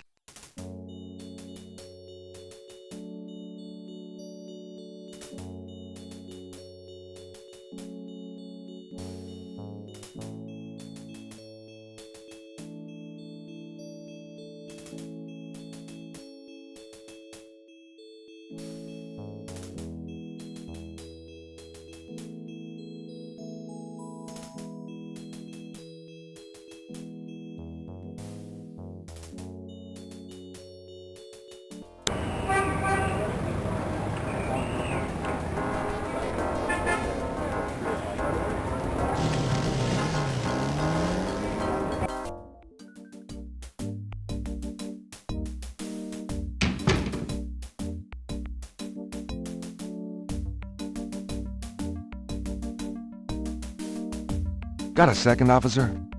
What can I do you for? I'm here to see Detective Mosley. He's in his office. Go on back.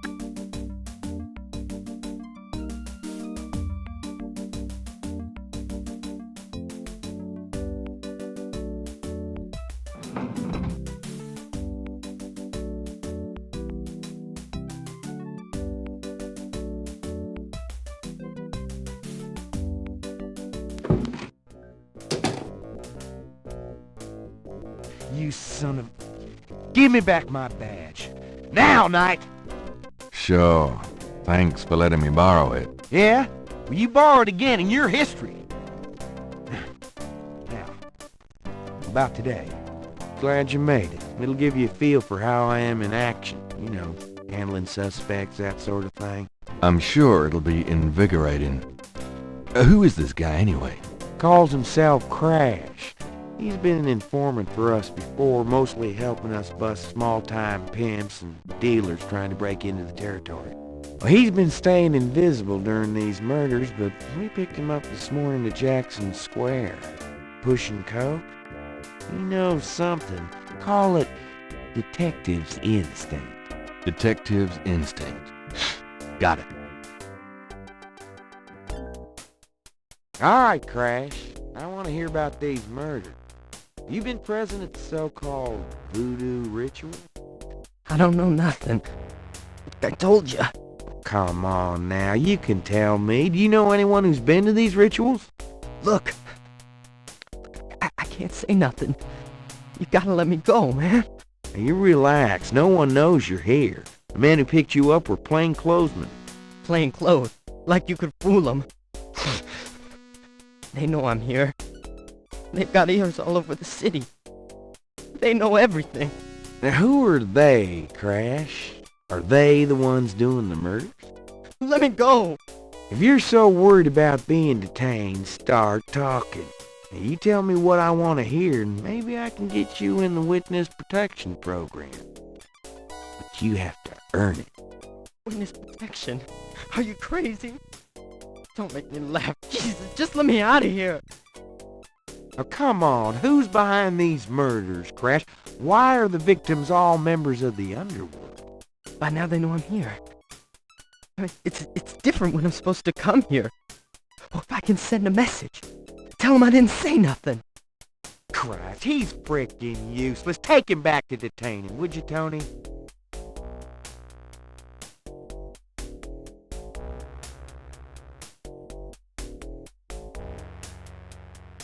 I tell you, times like this, I'd kill for truth serum and damn the civil rights.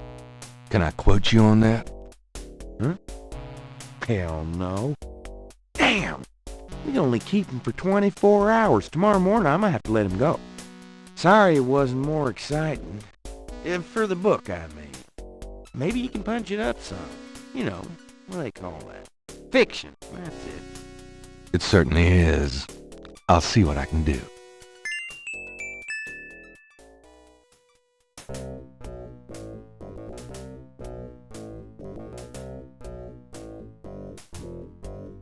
Anything else new?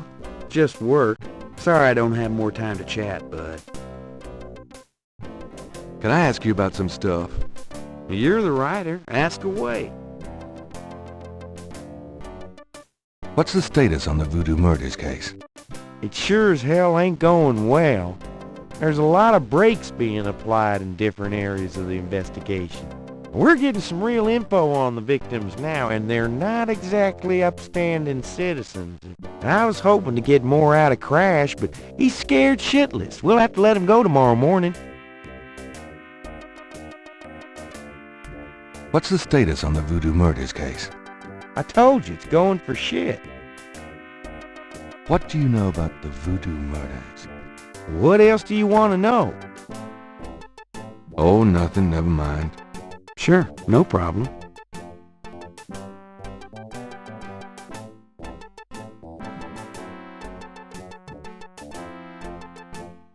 I'll let you get back to it.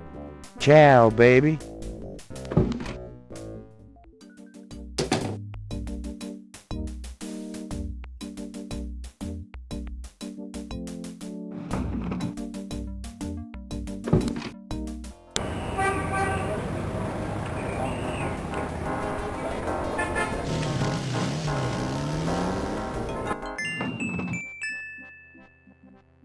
It looks like the lecture is just starting. Gabriel decides to record the session. Vodoun is the tribal religion of Africa, but the name Vodoun is actually a banner heading under which resides an entire body of distinct tribal belief systems. The word Vodoun may sound familiar to you. What is known in the States as voodoo is actually an amalgamation of African religious systems, Vodoun, and European religions, primarily Catholicism. All of the subcults of African Vodoun have certain things in common. The most important is the worship of a pantheon of spirits instead of the single deity that the Christian and Muslim systems have. Some of these spirits are elementals. Some relate to specific tasks or places. Some represent important tribal leaders who have died. This spirit worship is what makes Vodoun so easily adaptable. With all those spirits, it's no problem to add a few more. Say, for example, the Virgin Mary. At the height of tribal Africa, warfare was common. The one tribe would conquer another, and the Loa, important in the conqueror's tribal system, would be adopted readily into the conquered tribe's Loa pantheon. In this way, many of the Vodoun cults spread and mingled throughout tribal Africa, enriching the belief system and causing innumerable offshoots. The basis for the Vodoun religion seems to be as old as man himself. It has much in common with many early pagan practices: animal totems, sympathetic magic, elemental spirits in the trees, the heavens, the bodies of the sick.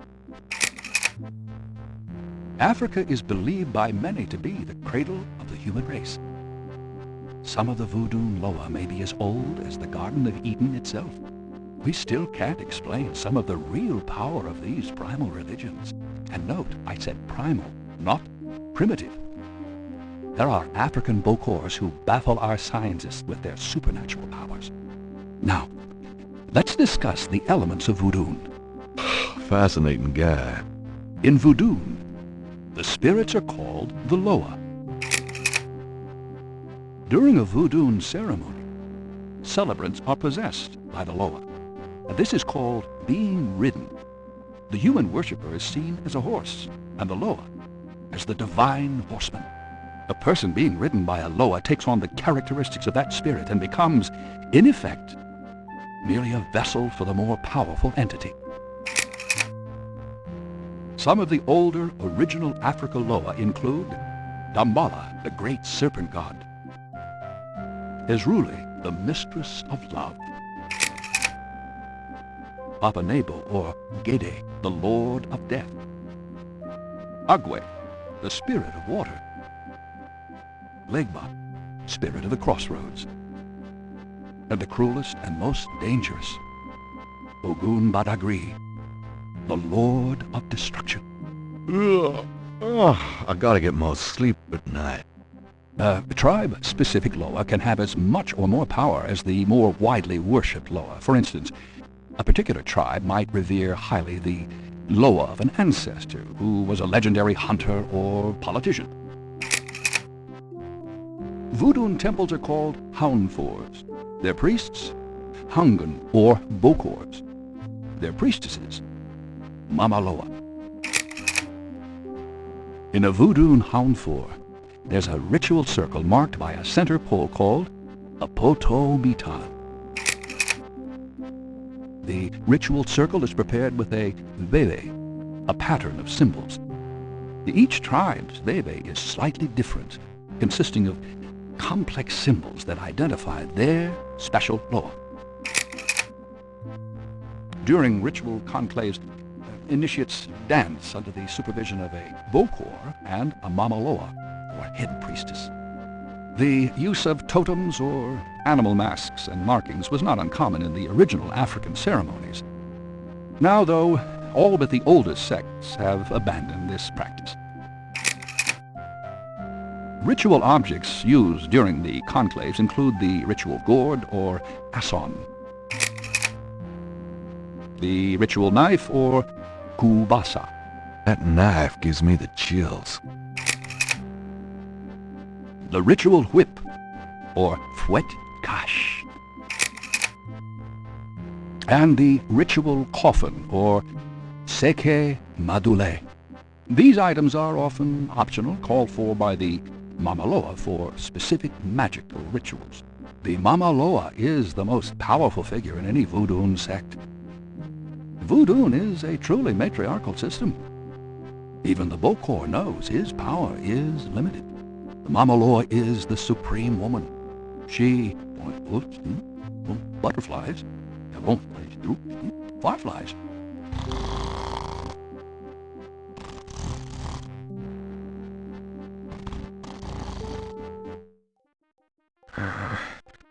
Firelight. No, what is it? Gabriel? What? I can't see. Gabriel, get in. Can't. It's too small for me. You must get in, Gabriel. It's not mine. Too small.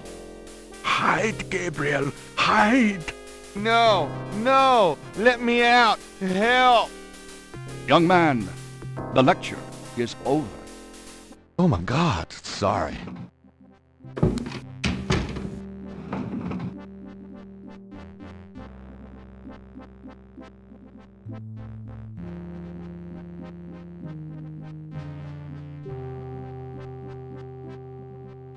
Vodoun is the tribal religion of Africa, but the name Vodoun is actually a banner heading under which resides an entire body of distinct tribal belief systems. The basis for the Vodoun religion seems to be as old as man himself. It has much in common with many early pagan practices: animal totems, sympathetic magic, elemental spirits in the trees, the heavens, the bodies of the sick.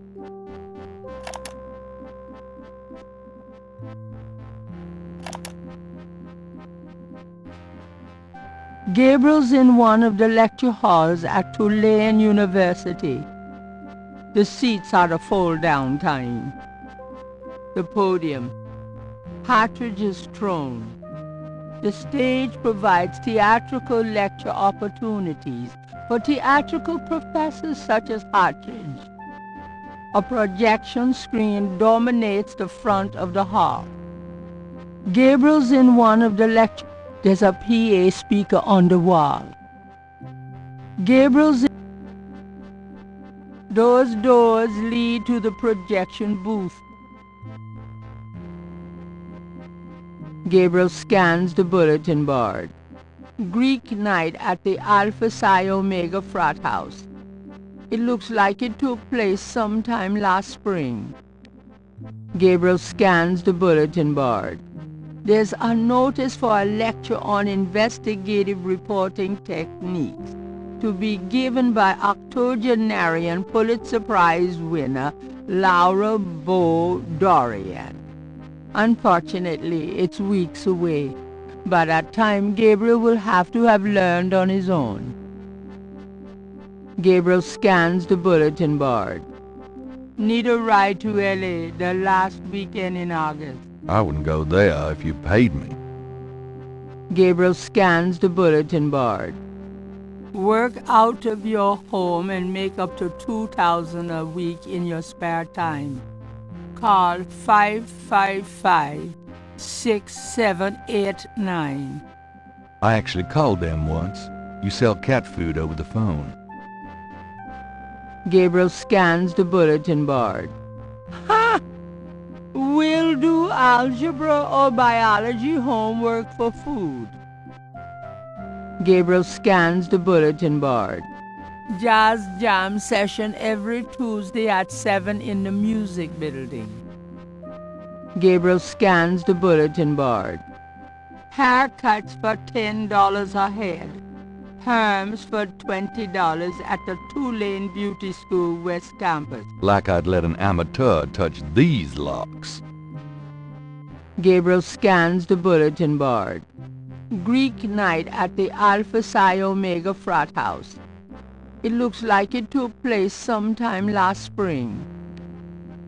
A lighted sign says, "Exit." That door exits the lecture hall. There's a door on one side of the stage. Gabriel does not need to enter the projection booth.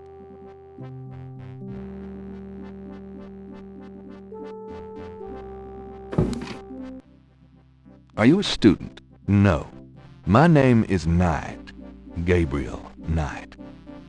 Well, you have walked into my private office, Mr. Knight. I hope you have something worthwhile to do here. If you figure it out, let me know. Dr. Hartridge's office is crowded with masks, carved figures, and strange objects. Dr. Hartridge is sharp-eyed and even sharper tongue. When he condescends to look at Gabriel at all, it's with a dismissive glare. Dr. Hartridge's desk is remarkably neat, especially considering the rest of the room. The shelves behind Hartridge's desk are full of old books. Exotic fish lend even more color to the cluttered office.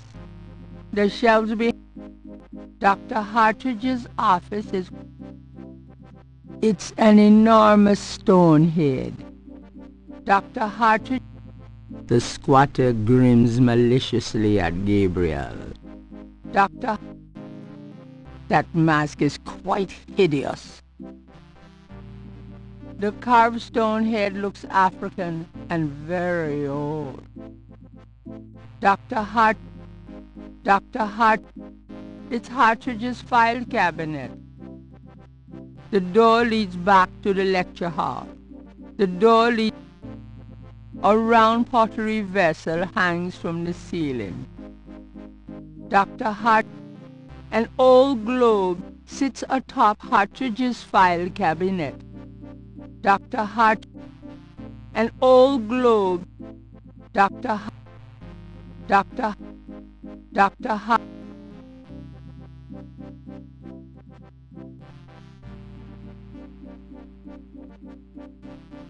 Your lecture was terrific.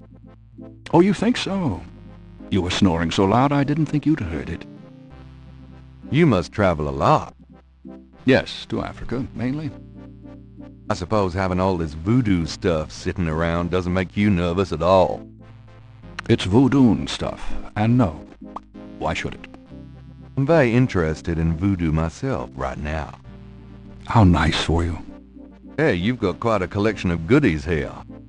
My travels have been rewarding, yes. Your lecture was terrific. Oh, you think so? You were snoring so loud I didn't think you'd heard it. Mind if I pick your brain? Not if it will get you out of my office. Tell me about yourself. All right, Mr. Knight, I'm 35, a fully tenured professor at this university, as well as a fellow at Cambridge. My doctorate was obtained at Syracuse. Yes, Syracuse, in religious studies. I'm an agnostic, but I find human belief systems fascinating. I specialize in African religions because I grew up there. My father was a Protestant missionary. And I am heterosexual, when I practice sex at all, which isn't very often. Any other questions? No. Fine. I'd really like to know more about you. There have been several articles written about me, Mr. Knight, as well as blurbs on my book jackets. If you want a biography, read. I'd really like to know more about you. There have been several... What do you know about the Voodoo murders? I've read about them in the papers. I must admit to some interest. But according to the newspapers, the voodoo aspect is faked, so I haven't really pursued it. You know how Americans, especially Hollywood, treats voodoo. I'm sure there are many so-called practitioners out there that have no idea what they're doing or the power they're playing with. What do you know about the Voodoo murders? As I said, I don't know anything but what the papers say. According to them, there's no reason for me to be interested. What can you tell me about Voodoo? You already sat through my lecture on the subject, Mr. Knight. Perhaps next time you could stay awake and learn something. What can you tell me about Voodoo? You already sat through my lecture on the subject, Mr. Knight. Perhaps... What can you tell me about New Orleans? I find it interesting to see the occasional fragment of Voodoo practices in the everyday culture of New Orleans. What else can you tell me about New Orleans? The Catholic Church has always dominated in New Orleans, and its imagery, in turn, has dominated New Orleans voodoo. What else can you tell me about New Orleans? If there's more you wish to know, perhaps you should read my books. Do you know anything about snakes? I'm not a zoologist, Mr. Knights, but I know all I care to about reptiles. Do you know anything? I'm not... What can you tell me about St. John's Eve? It's June 23rd, the feast day of St. John the Baptist. The June 23rd has been a sacred day since the earliest times. Ancient sun worshippers used to roll a flaming wheel down a hill to celebrate the sun's descent on that day. A burning wheel? Huh.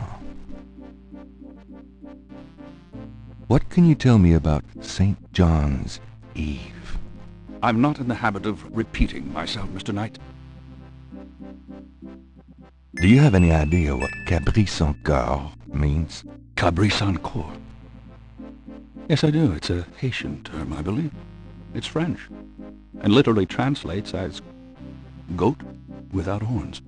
As in a female goat? No, as in a human sacrifice. Sacrifices in Vodoun are usually of the animal variety. Chickens, bulls, goats. If the gods demand a goat without horns, it means a human being. What was that translation of a Cabri sans Corps again? I'm not in the habit of repeating myself, Mr. Knight. Tell me more about human sacrifice. It's very rare. Most Vodoun practices do not include human sacrifice as a matter of record, but it is theoretically possible if that's the gods' demand. For example, one of the chants I had translated for me from a Haitian ritual went like this. Mistress Erzulie, come and aid us. If a cock is demanded, we will give it. If a bull will suffice, behold it. But if a goat without horns is required for sacrifice, oh, where will we find one? Erzulie is the gentlest of Loa, so they call on her for mercy. But I have seen grown and powerful Hungan tremble before a possession by one of the more violent Loa, such as Papanilo. Clearly, they are afraid that something of the sort will be ordered, or that the Loa will simply take it for themselves. Tell me more about human sacrifice. I wouldn't dwell on it. Most Vodoun sects probably haven't seen a human sacrifice for several generations. Tell me more. I wouldn't dwell. Do you know anything about Marie Laveau? While I find the colloquial bastardizations of Vodoun somewhat interesting from a sheerly intellectual point of view, there's not a lot of relation between people like Laveau and true Vodoun practices. Do you know anything about Marie Laveau? I'm not in the habit of repeating myself, Mr. Knight. Do you know anything about animal masks?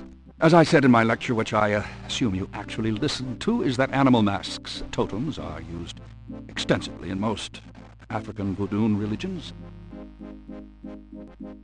Do you know anything about animal masks? I'm not in the habit of repeating myself, Mr. Knight. Have you ever heard of a Schottenjäger?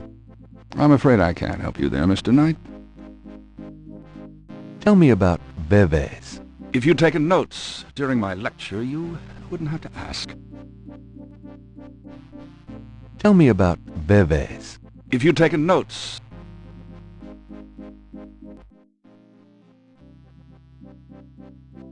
Vodoun is the basis for the Vodoun religion seems to be as a person being written by some of the older original Africa Loa include, during ritual conclaves, initiates. These items are often...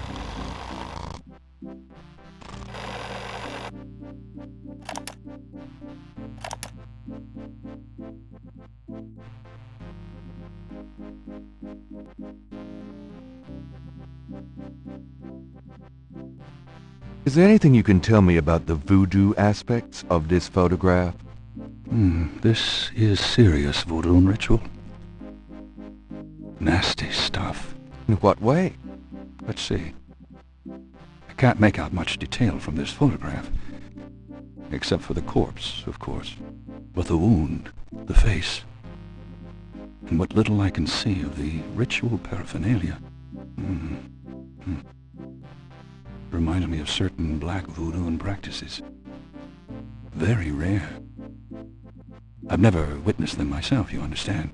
Really? Interesting. Thanks.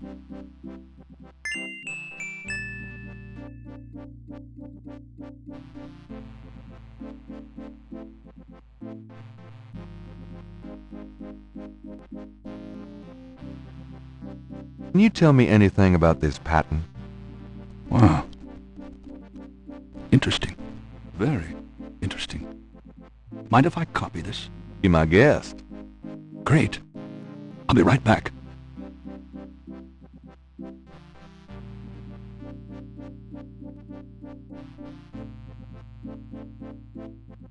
Here you go. You know, this is a fascinating veve. You must tell me all about its origin. Actually, I was hoping you'd tell me. Can you figure out anything about it from the symbols? Well, some. That's why I wanted a copy. I want to research the design myself. Each of the symbols in the veve represents something, a loa, a place. Where did you get this? Have you heard of the Voodoo murders? No, you're kidding. Really? Then the voodoo is authentic. The newspapers are wrong. Boy, are they wrong. You think this veve is authentic, then? Authentic? Mr. Knight, that's like asking if the Mona Lisa is a painting. Tell you what, I'll look into these symbols myself and see what I can learn about the sect that made this. I'll give you a call when I have more information. You are associated with the police, aren't you? Absolutely. But I'm, undercover. You can contact me at the St. George's bookshop in the quarter. All right. Now, I'd like to get started on this if you don't mind.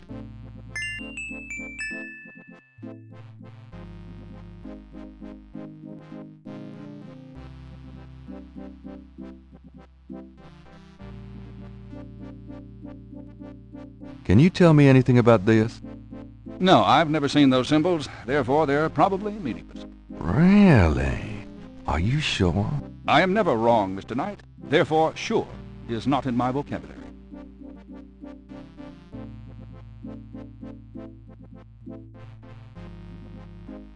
Those two objects.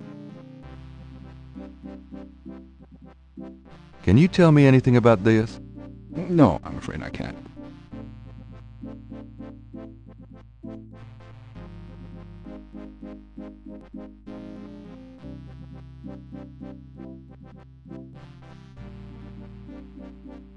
Okay, thanks.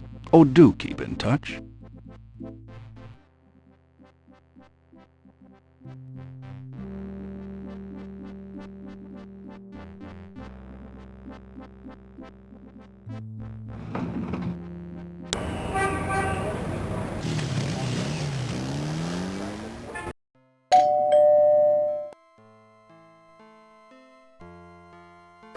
My precious boy, how wonderful of you to stop by. Can't stay away from you, Gran. Make yourself at home, son.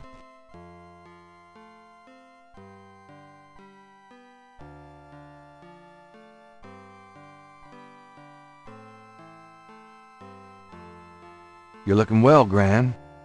Thanks, dear.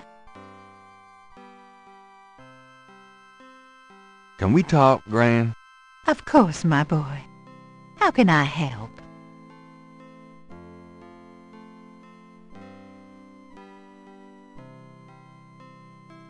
Do you know anything about black voodoo? Black voodoo? Is that something new? I don't think so. I don't know much about any kind of voodoo, Gabriel. Do you know anything about black voodoo? No, dear. Do you know anything about Marie Laveau? Marie Laveau? Of course! She was that voodoo woman, wasn't she? She preyed on people's fears and superstitions is what I think. There are always those willing to take other people's money for nothing. You stay away from people like that, Gabriel. Yes, Gran. Do you know anything about Marie Laveau? I don't know what else to tell you, dear. Do you know anything about animal masks? Why, no, dear. Do you mean Mardi Gras masks? Never mind, Gran. Do you know anything about Veves? What, dear? Never mind.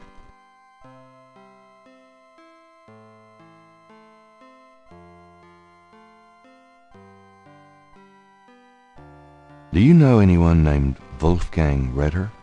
As I said, your granddad's surname was originally Ritter. I never learned much about his family, but from things he said, I always thought he had a brother back in Germany.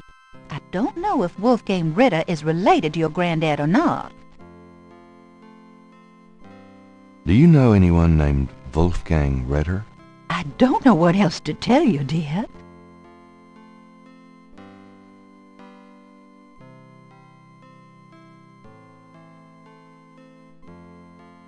Well, Gran, I better get going. All right, dear.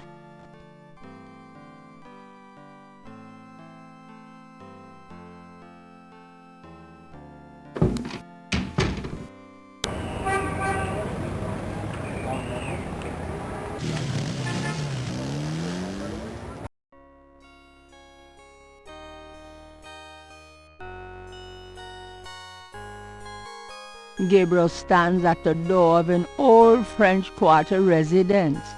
The neighborhood is a little shabby, but this particular building is freshly painted. The front door is solid hardwood and at least a century old. It's an ornate brass door knocker. The door frame is a beautiful example of traditional New Orleans architecture. Like many New Orleans buildings, this one is accented with ornamental wrought iron. Tall windows flank the front of the mansion. Yes? Who is it? I have some fine magazine subscriptions for sale. I'm sorry, but I'm not interested. I've got some great pet supplies. Coochie little doggy. Castro has everything he needs. Don't you, Castro? Thanks a lot, Castro. Land shark. You are no Bill Murray. Hi, I'm doing an article on voodoo, and I heard that you... I am a good Catholic, young man. Take your evil influence elsewhere. But I just have a few questions. I can feel the evil eye. Go away.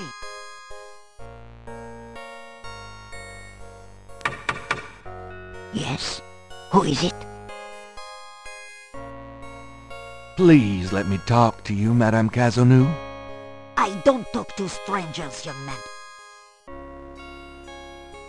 It would be better to be invited inside. Yes? Who is it? Hi, I'm doing an article on voodoo, and I heard that you... I told you no. This house is under the protection of the saints. Now, go away. I'm doing the best I can.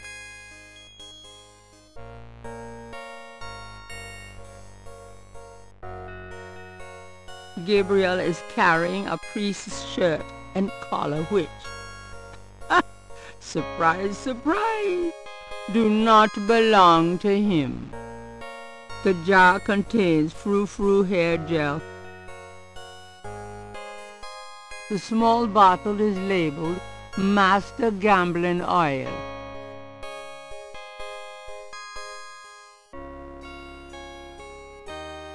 The oil would be wasted on me. I don't gamble.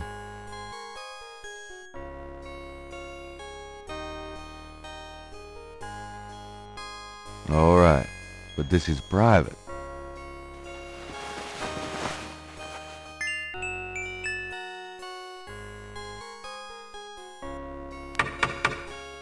Yes? Who is it? Wrong house. Never mind. Fine. Good day.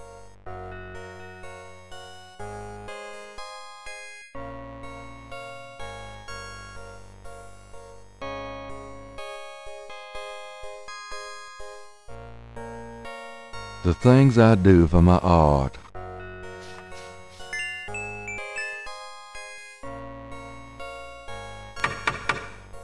Yes? Who is it? It's Father McLaughlin to see you. Father McLaughlin, you say? You must be new in the parish. I'm so pleased to meet you, Father. Do come in. Thank you, my child.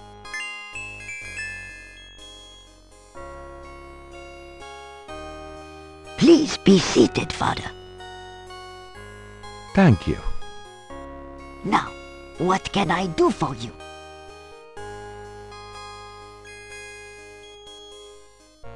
Madame's parlor is full of carefully dusted and polished relics of her past. Madame Casanou looks fragile and pale under a thick layer of face powder. If Gabriel is not mistaken, she's a slice short of a loaf. Madame Cas... There's an old-fashioned jewelry box on the coffee table. Father McLaughlin would never steal from one of his flocks. The sofa is velvet and it is wearing nearly as much of Madame Casanou's face powder as Madame is herself. Handsome, isn't he? The upholstered chair is less comfortable than it looks. Madame's parlor is full. The painting behind the couch is a Madonna and Child. An old table lamp with a fringed shade gives off what little light there is in the parlor. A small table holds a lamp, a photo, and a plaster saint. The folding screen has a colorful pattern. It looks oriental. The tea service has been polished recently. Madame uses it with her Creole sisters, perhaps. A low wooden coffee table sits in front of the sofa. The tea, like all good hostesses, Madame has candy out for her guests. These appear to be several decades old. Madame's antiques are probably worth something. Madame seems to like candles.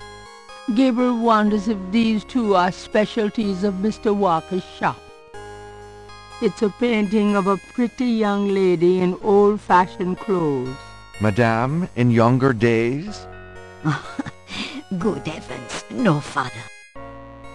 Madame finds comfort in these iconic images, it seems. It's Madame's front hall. It's so nice of you to invite me in. But no, mon père. I am always happy to see one of the good fathers. Do you find the weather to your liking? It's terribly humid. I only go out in the morning and evening. Have you been attending Mass regularly, my child? Oh, yes, Father. I attend Mass every morning. Many don't these days, you know. You are dedicated, Madame. It's so nice of you to invite me in. But no, mon père. I am always happy to see one of the good fathers. Do you mind if I ask you a few questions, my child? Of course not, mon père.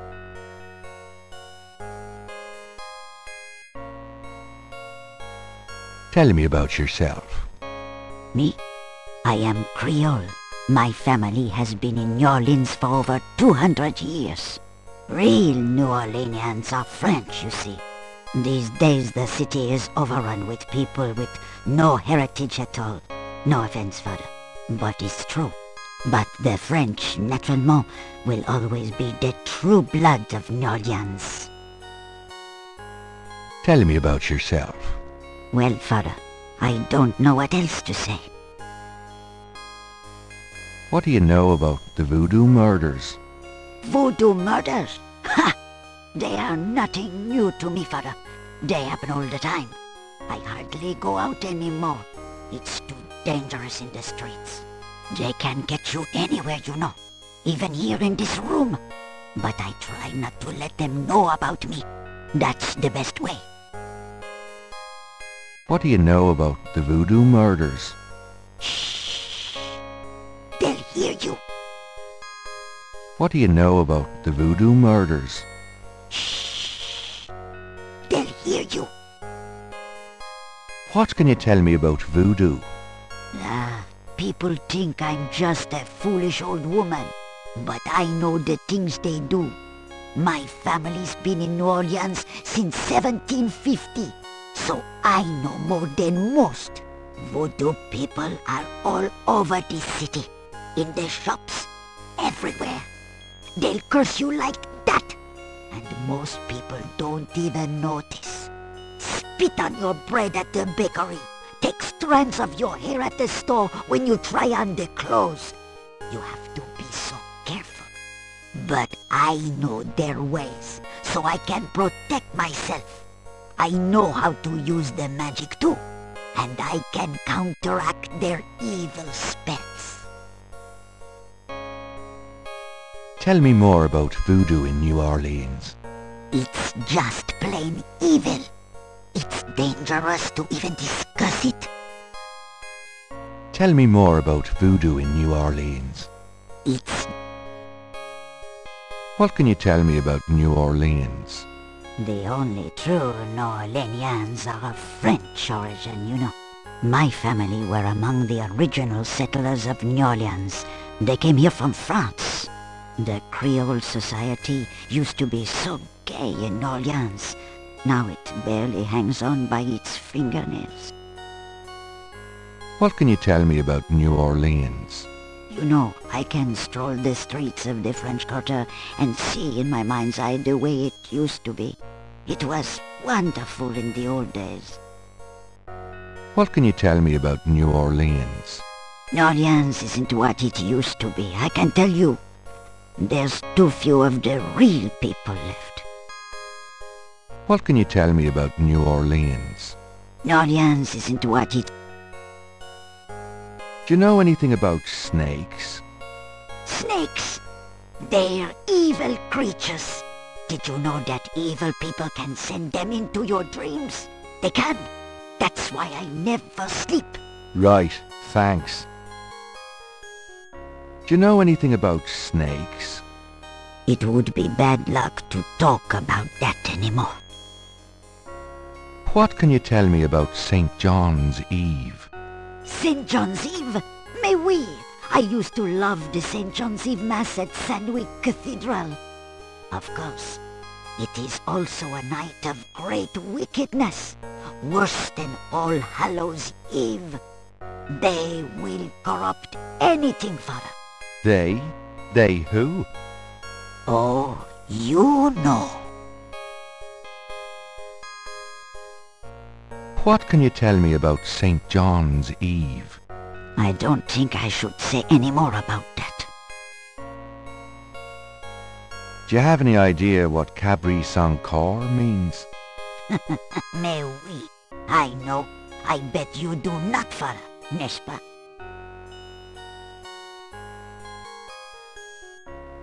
Of course I know what it means, do you? I wasn't born yesterday, Father. I won't tell you what it means if you don't already know. About Cabri Sans Corps. Well, are you going to tell me what it means, Father? It means don't eat the chili. Shows how much you know. About Cabri Sans Corps. Well, are you going to tell me what it means, Father? It means goat without horns. But father, you surprise me. You do know what it means. You know what they mean by goat without horns, don't you? A human being? That's right. Slit your throat, cut out your heart. Pure evil murder. That Cabri Sankar thing. Do not continue to tease me, father. You know what it means as well as I.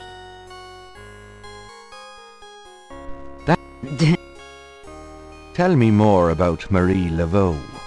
She was only a front for the real evildoers, father.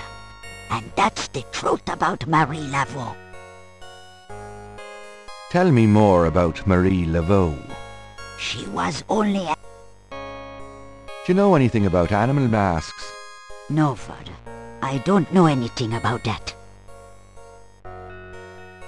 Do you know anything about Veves? No, father. I don't know anything about that. Do you know anything about human sacrifice here in New Orleans? Well, my great-grandmother could tell stories. She saw it.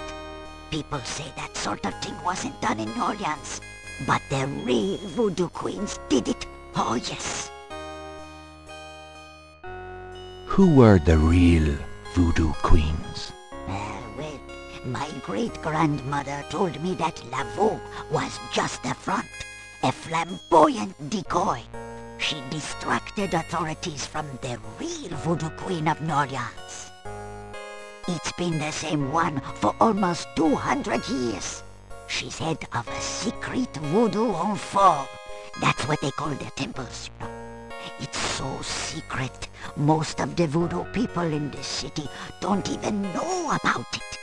The real voodoo queen controlled Laveau, gave her a little bit of power, and used her like a puppet.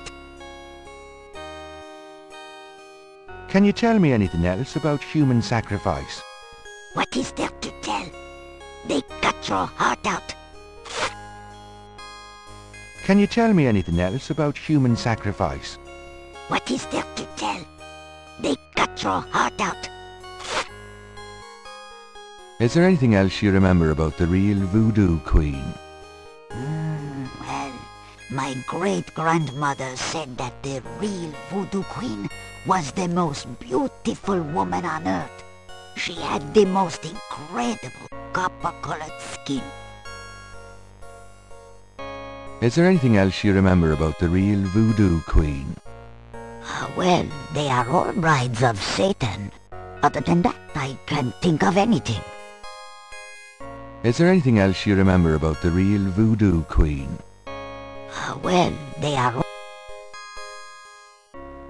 Do you know anything about black voodoo? Oh, yes, father. It is the wickedest kind. The kind they practice here in New Orleans.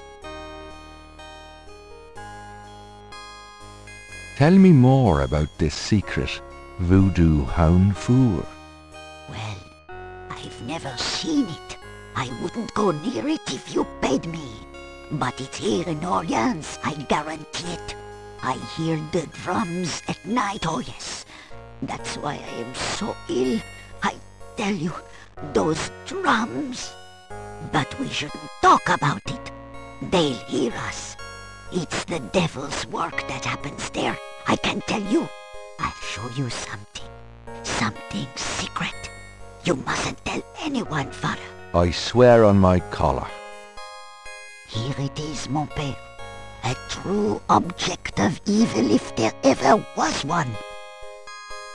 It radiates something, all right. It belonged to my great-grandmother. She told my mother that it was a token to gain entrance to the real voodoo ceremonies. You don't say. To tell you the truth, I always felt nervous about having it in the house. You know, evil influence and all. Oh, I can see how you would, yes. And yet, I could never part with it. It's been in the family for generations. Would you bless it for me, father? I feel strange asking such a thing of you, but surely you understand. Bless this bracelet of a snake, even though its vibes aren't great. Let it do nobody harm when they wear it on their arm. Voodoo spirits, go away, don't come back another day. And now, let us pray.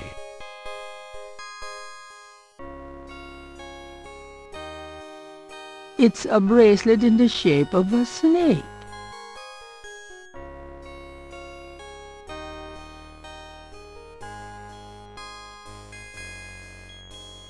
Gabriel is carrying a lump of clay from the banks of Lake Pontchartrain. I think that's enough, Father. Oh, right. Here you go.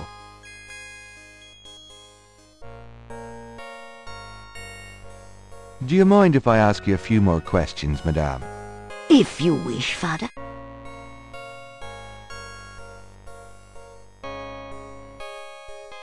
Tell me more about this secret voodoo hound four.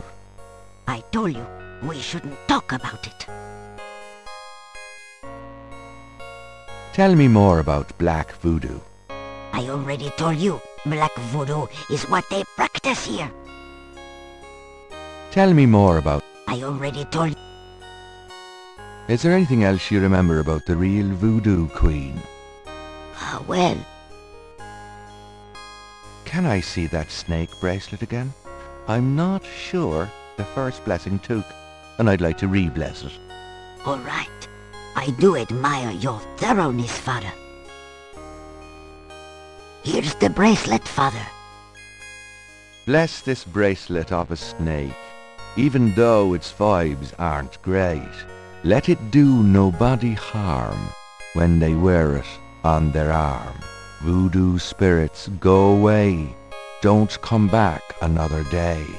And now, let us pray. Gabriel has a thought about the clay. Bless, oh bless this circlet of silver. Take the curse, oh take it, Wilbur. A lovely blessing, mon père. Yes, I think it made a lasting impression. Here you go. I feel so much better now.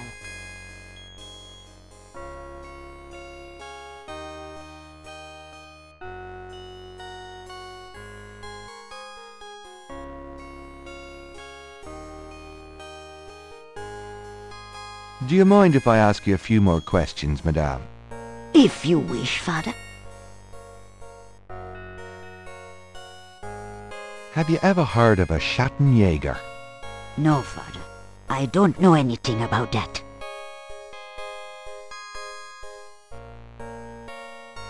Can you tell me anything else about human sacrifice? What is there to tell?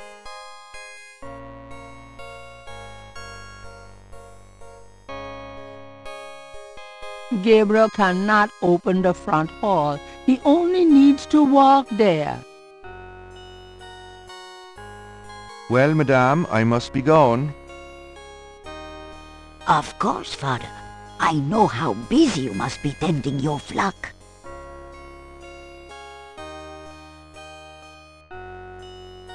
I'm not going back on the street looking like this.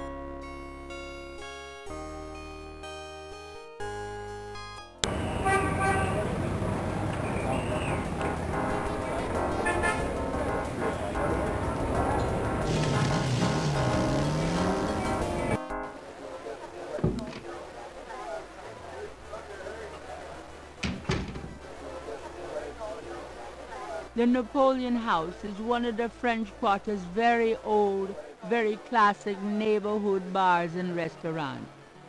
Gabriel is found here frequently. Gabriel and the bartender are old pals. His name is Stonewall King, and he knows everybody round here. The bar is a 19th century antique in lovingly polished walnut. A chandelier casts a dim glow over the room. Several fine old oils line the walls of the bar. The bar is a 19th century... The bar is... several fine old oils. A stereo and some old jazz albums occupy the back shelf. A stereo. Gabriel cannot see a way to use that. An unhappy-looking man explores the dangers of drinking alone. A sharp-eyed gentleman in a grey sports coat hunches over a chessboard, chuckling to himself. A man in a loud tie stares morosely at a chessboard. That tabletop has an inlaid chessboard. A young man is deep into conversation with his girlfriend and feeling no pain. A young woman is enjoying drinks with her boyfriend. Nah. A young... Kinda cute. Nah. It's a bust of Napoleon. How apropos. A chandelier casts a dim glow over the room. Fancy old liquor bottles contribute to the general decor. A small table, recently deserted, holds the remains of someone's drink. A street drummer has found a spot outside the Napoleon house. The door leads to Charter Street. Several fine old...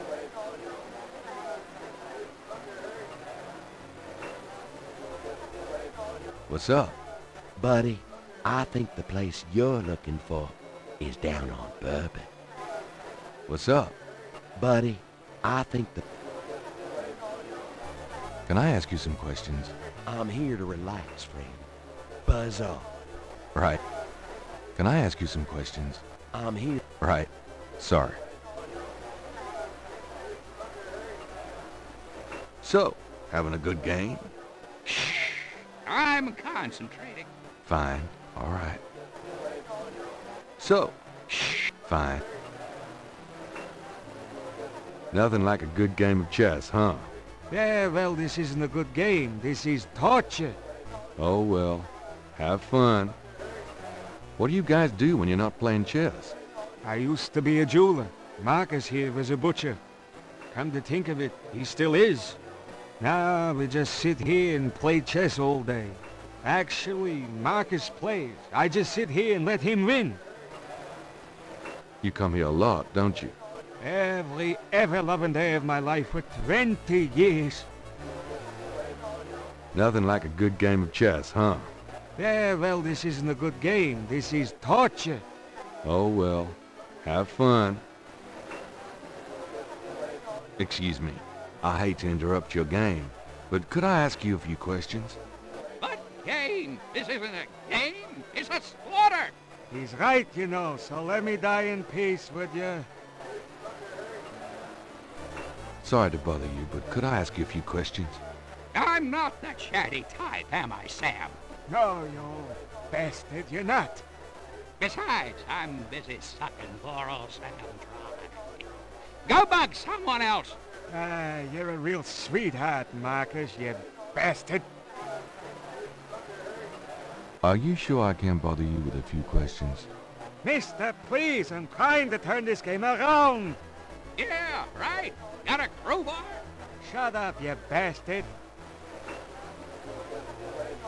Sure I can't ask you a few questions? Beat it, you loser. Are you sure I can't bother you with a few questions? Mister, please. Yeah, shut up.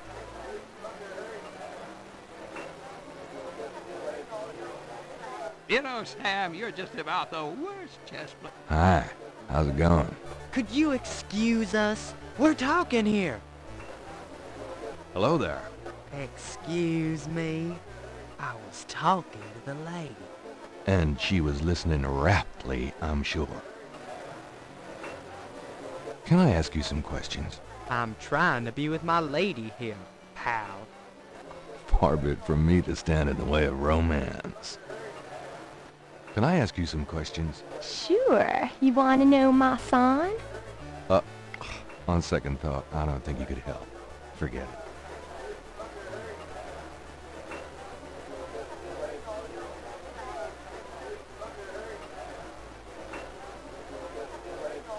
Hi, how's it going? It's been worse. Business picking up? Some. Mostly locals, as usual. You ever get tired of tending bar for a living? Never thought much about doing anything else. The weather's pretty crappy out there today. I wouldn't know. I'd never get out of here before dark. This looks like a lively crowd. Lively crowds are trouble. These guys just sit and drink. That makes me happy. Hi, how's it going? It's been worse. Could I ask you a few questions? Sure. I'm not too busy at the moment.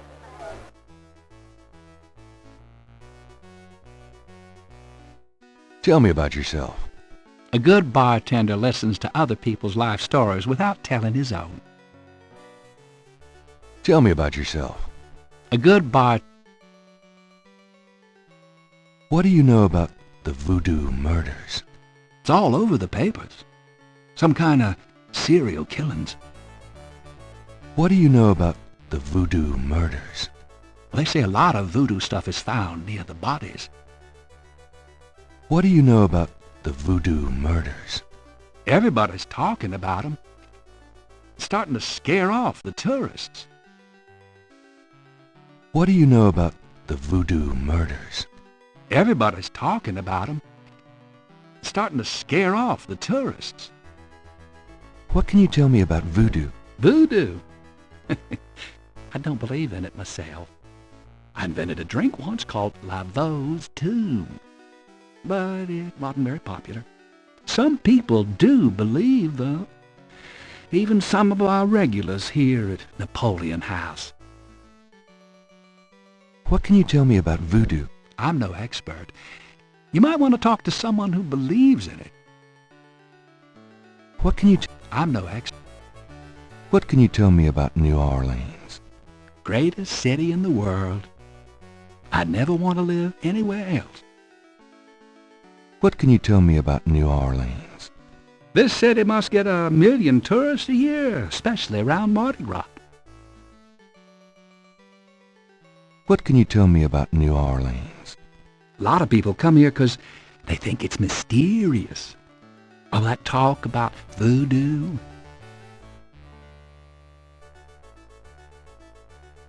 What can you tell me about New Orleans?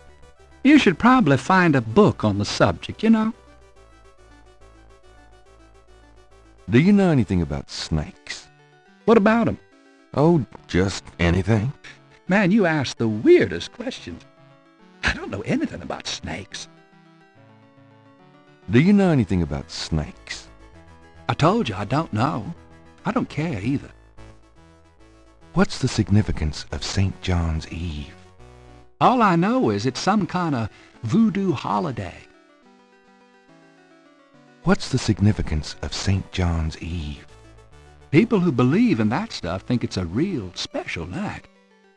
Magical.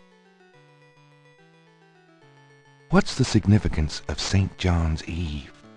People who believe in that stuff think it's... Does the phrase Cabri sans corps mean anything to you? You know what goes in it? I don't think it's a drink. Oh, then I probably don't know anything about it.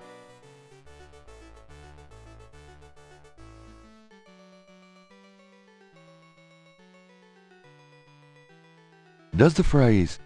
Never heard of it. Have you ever heard of Marie Laveau? Sure. She's kind of the patron saint of voodoo in New Orleans. Don't know too much about her, but tourists sure get off on all that stuff. Have you ever heard of Marie Laveau?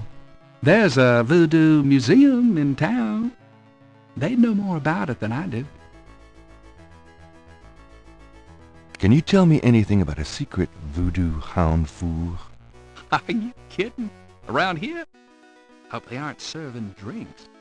Well, if they are, I don't think anyone in his right mind would want one. Can you tell me anything about a secret voodoo hound four? Are you kidding? Well, if they are...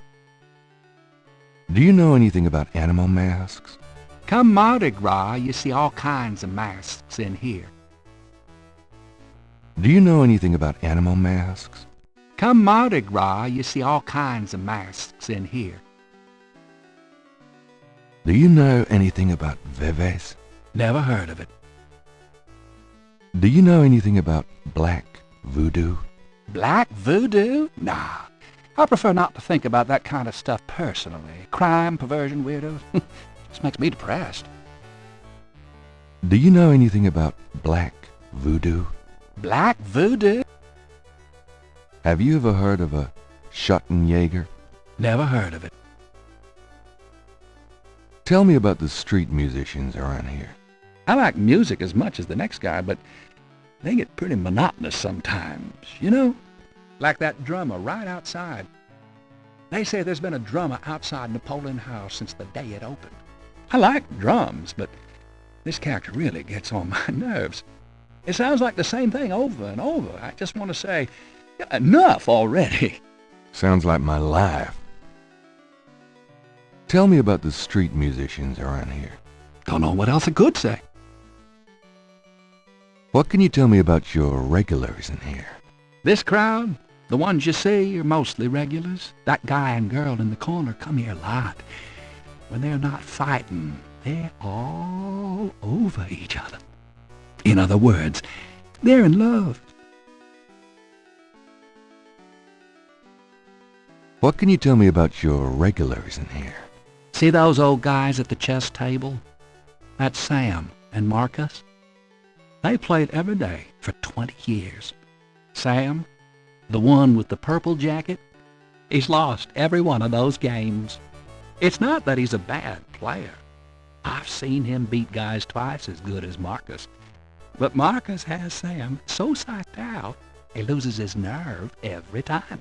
By the way, Sam, the chess player, he's into that voodoo stuff. He's always talking about spells and gree-gree and stuff. Really? Thanks. What can you tell me about your regulars in here? I'd call you a regular, Gabe. And one of our local writer celebrities, too. Been coming in here, what, 10 years now?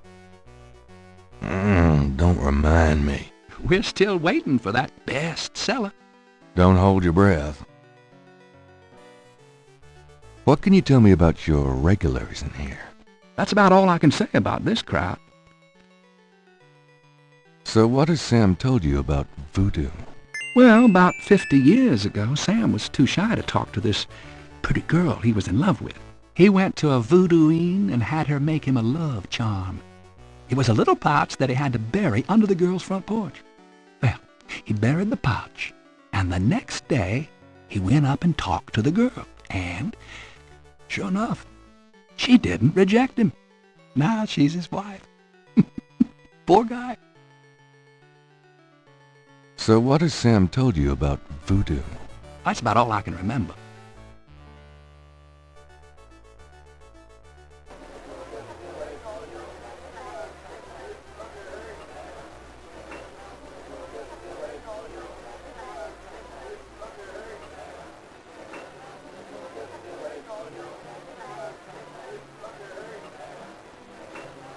That tabletop has an inlaid chessboard.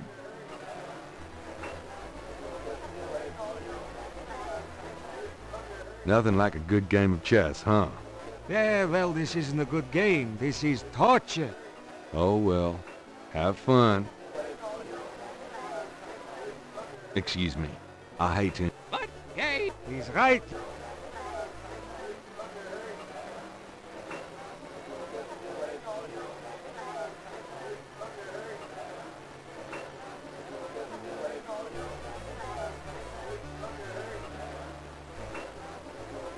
Does this mean anything to you?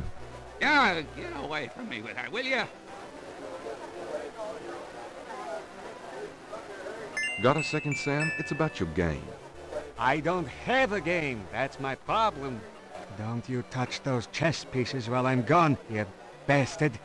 I ain't never needed a cheat yet, you loser. thought you might be interested in this gambling oil. Let me see that. Master Gambling Oil. What's it for?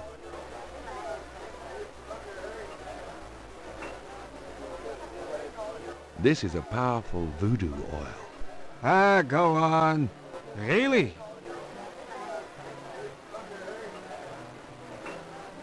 This voodoo oil could make a nun get lucky. Really? You think it really works, huh? I'd stake my reputation as a novelist on it. 'Cause using voodoo might not be fair. It might make a good salad dressing. I'm a meat and potatoes man myself, sorry. Welcome back, loser. Shut up, Marcus. Got another second, Sam? Yeah, what is it this time? About this oil. Yeah, what about it? Don't you ever wonder why Marcus wins every time? Get out of here. Marcus would never use something like this. Well, if that's what you want to believe.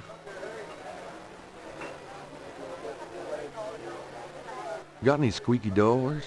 None that I don't want to squeak. Excuse me. Welcome back, loser. Shut up, Marcus. Got another second, Sam? Yeah, what is it this time? About this oil. Yeah, what about it?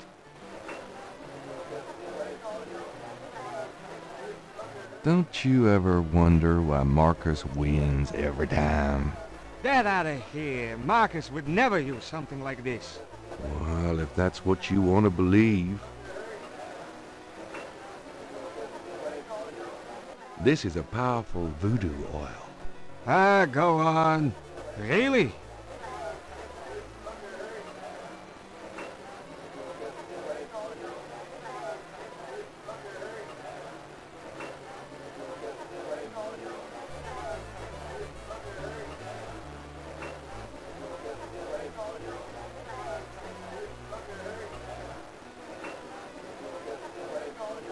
I bet it would work as a hair tonic.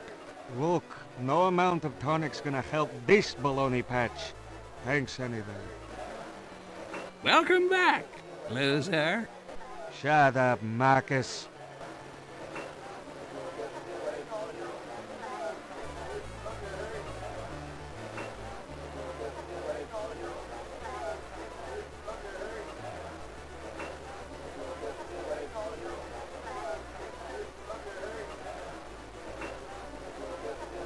That tabletop had a man, a sharp.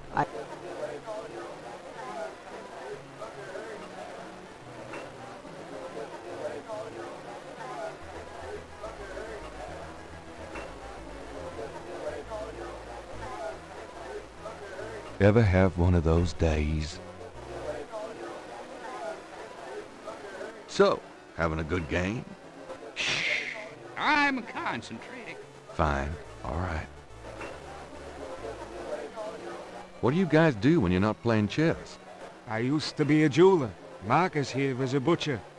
Come to think of it, he still is. Now we just sit here and play chess all day. Actually, Marcus plays. I just sit here and let him win.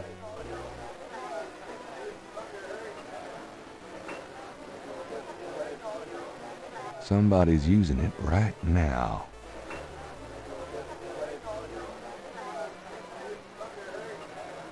Got another second, Sam? Yeah, what is it this time? About this oil. Yeah, what about it?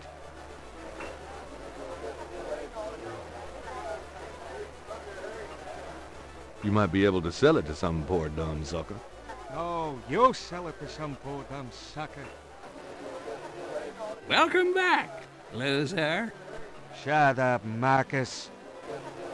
Got another second, Sam? Yeah, what is it this time? About this oil. Yeah, what about it? Don't you ever wonder why Marcus wins every time? Get out of here. Marcus would never use something like this. Well, if that's what you want to believe.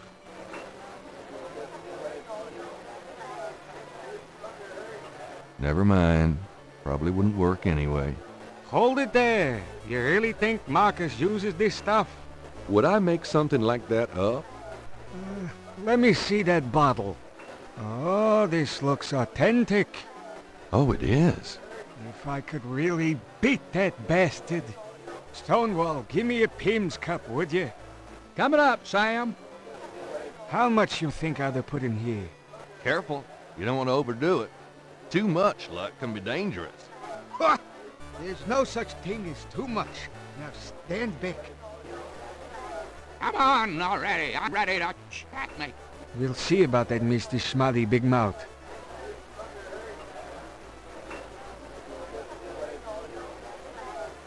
Checkmate! Checkmate, you bastard! Son of a bitch. 20 years I've been waiting to say that. Checkmate, checkmate, checkmate! You are the biggest butthead Sam Singleton that I ever met. Checkmate! You can just put this chessboard where the sun don't shine. Hallelujah! I did it! Yippee! Nice game. Nice game. Hell, I was brilliant! Of course, I gotta give some of the credit to that oil of yours. I've been losing to that guy for 20 years. If you ever need a favor, you come to Sam, you hear? Will do. So, how do you feel now? Couldn't be better. So, how do you feel now? Couldn't be better. Can I ask you some questions now? Luke, I'd be glad to help you out, but I've been stuck in this spot too long to know much about anything.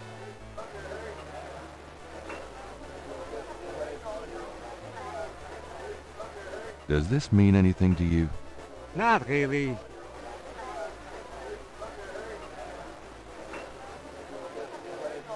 Does this mean anything to you? Not really.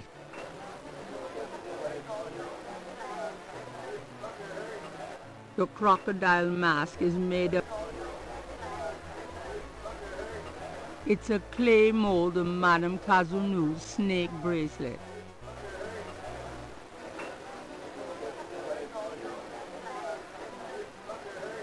Could you do anything with this? What is this? A clay mold? Well, I am a jeweler, you know. And I owe you one. Would you like me to cast this for you? If you can. You got it, pal. Actually, it'll be a pleasure to get my tools out. First time in years. I've been too busy playing that goddamn game. I'll have the bracelet tomorrow. Meet me here. Great, thanks. That doesn't work that way. What do I need with a table?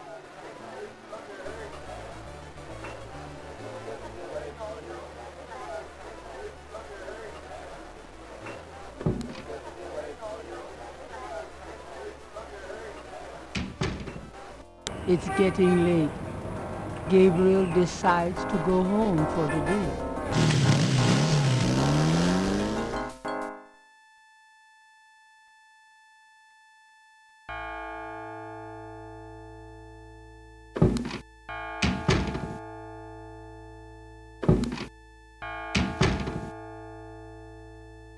Excuse me, I'm going inside. Oh, excuse me, I'm afraid St. George's is closed for the day. I'm not a customer. I'm here to see the owner. Why don't you just leave your name and number with me, and I'll tell him you stopped by. Listen, if Gabriel is here, he'll want to see me. Is he here? Really couldn't say for certain, but in the morning... Gracie, say goodnight. Ugh. You came. I didn't think you would. I didn't think I would, either. Your eyes. Oh, I could show you around a little. Yeah, it's not much, but... Please, don't. I couldn't focus on much of anything right now. Yeah, I know. God, what is it about you? Just shut up and kiss me.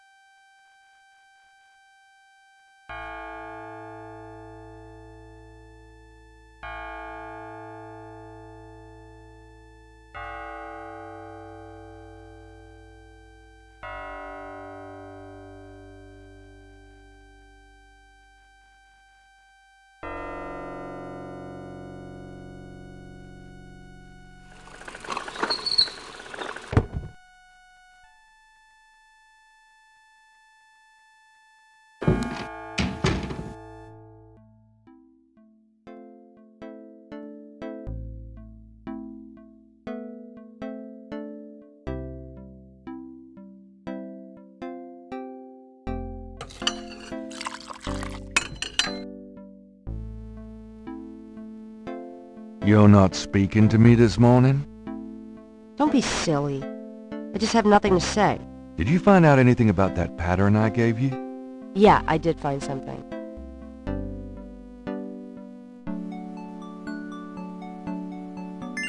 I checked the microfiche at the public library.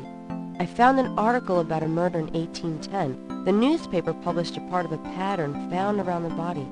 It looks damn close. You're incredible. All that work. Forget it. Have it your way.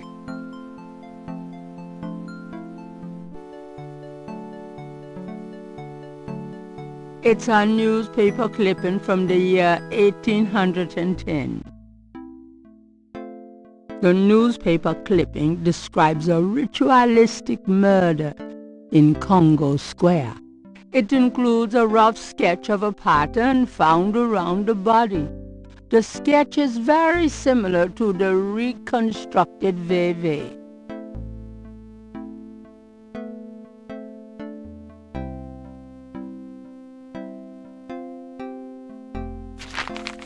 Times-Picayune, dated June 21st, 1993.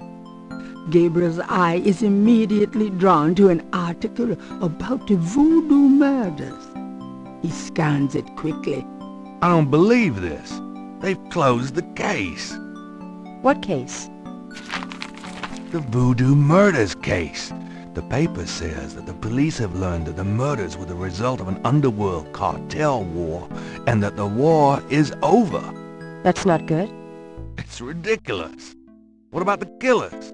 And the voodoo angle, they never got anything on that. I know you were into it, Gabriel. But if it's over, that's hardly a negative. Anyway, if you're that upset, why don't you talk it over with your pal Mosley?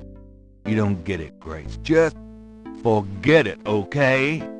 Gabriel decides to check his horoscope, despite his disgust. Death walks close to you today. Resist temptation. Peachy.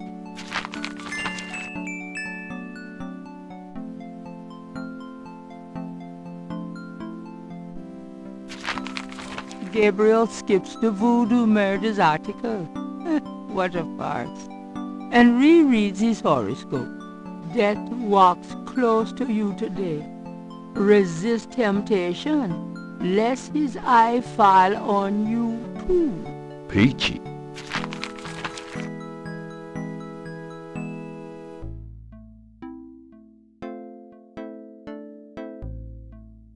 So, what's new, Grace? Your use of mathematics. What can I... This... Got a minute, Grace? What's up? Do you know anything about black voodoo? Black voodoo? Now, what are you getting yourself into? Nothing you need to know about, do you? I know there are dark forms of any major religion. Where there's a yin, there's a yang. Speaking of yin and yang... But no, I don't know anything really about voodoo, dark or otherwise. Sorry.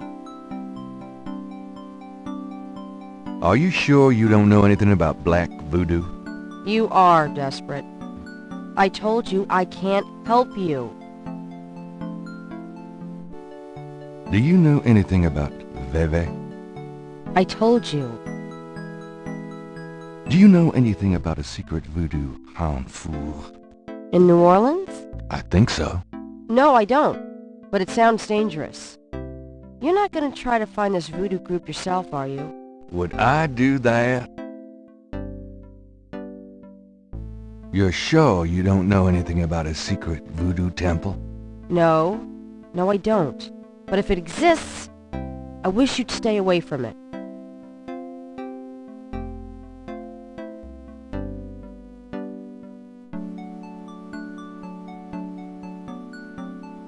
Have you noticed this guy outside the shop? Yeah. He gives me the creeps. I wish he'd go away. He's still there. I wish he'd move or something. He hasn't moved an inch since he showed up. Gabriel watches the man watching the shop. Gabriel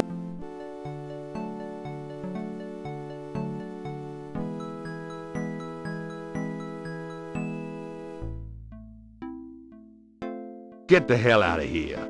The figure outside does not respond. Get the hell out of here. The figure outside does not respond. Get the hell out of here. The figure outside does not respond. That doesn't seem to be removable.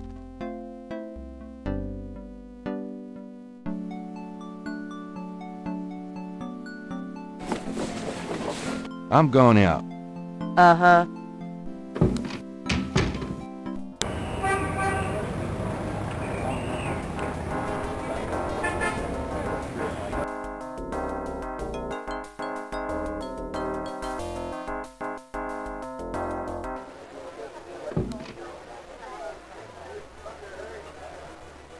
Sam, my man.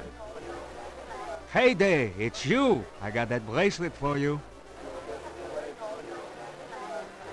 This piece was a real toughie. For some reason, the metal just wasn't setting. I must be out of practice. Well, it looks good to me. Thanks, Sam.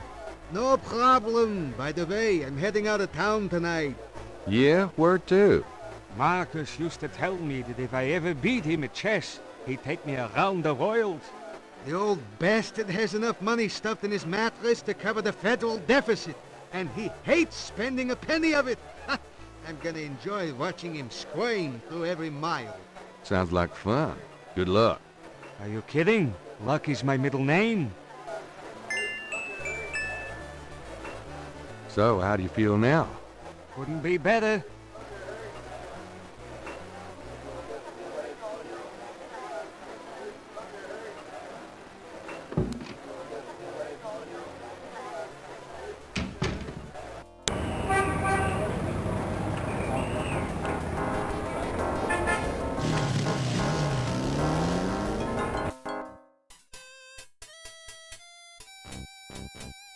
It's Crash, the guy from Mosley's office. At the first sight of Gabriel, he slouches away like a beaten dog. I wonder what he's up to.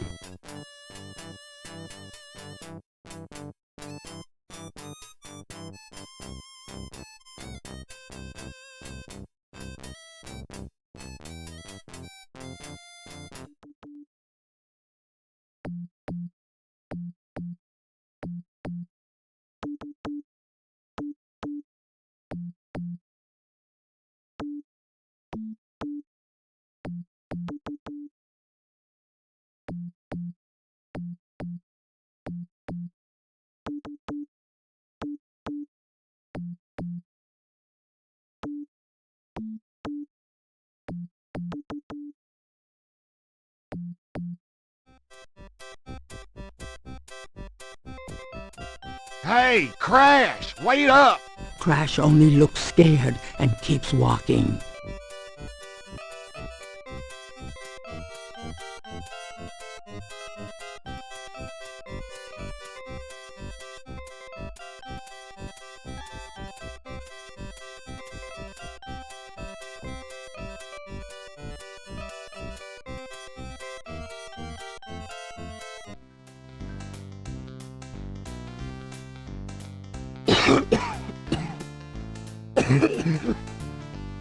Hey, Crash, wait up! Crash only looks scared and keeps walking.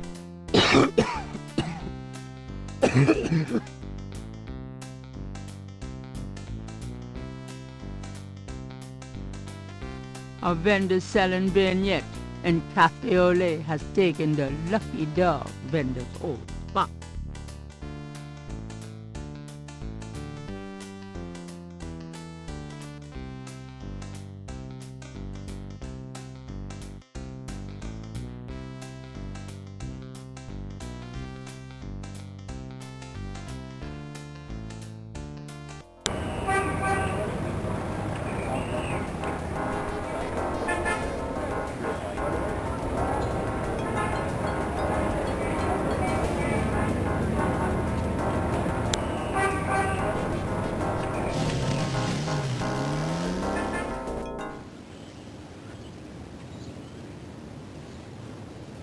It's been overcast all week. The air has been moody and thick. Strange weather for June. Gabriel is standing on the balcony of a building across the street from Jackson Square. On the balcony are 4 mounted binoculars. St. Louis Cathedral. The original church on this site was built in 1724 and was named for Louis IX of France. That church burnt in the Great Fire of 1788. The present church dates from 1851. Gabriel is the presbytery. This building was begun by the Spaniards in 1795 after a fire in Jackson Square. It was intended for monks, but now it houses historical exhibits. The Pontalba buildings are historical landmarks, built in 1849 and 1850 as residential apartments. Nice plant. 4 pairs of binoculars are rigorously mounted on the cement floor. Jackson Square proper lies below. Gabriel is standing.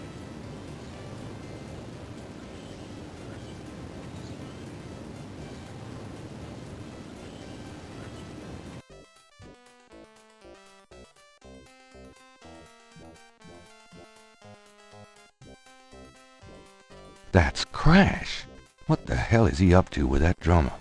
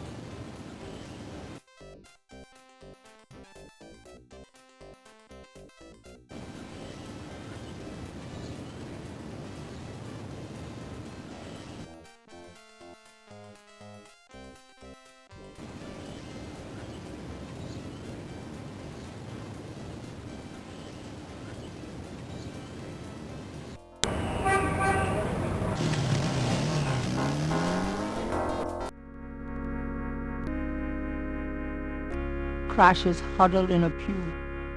He looks seriously ill.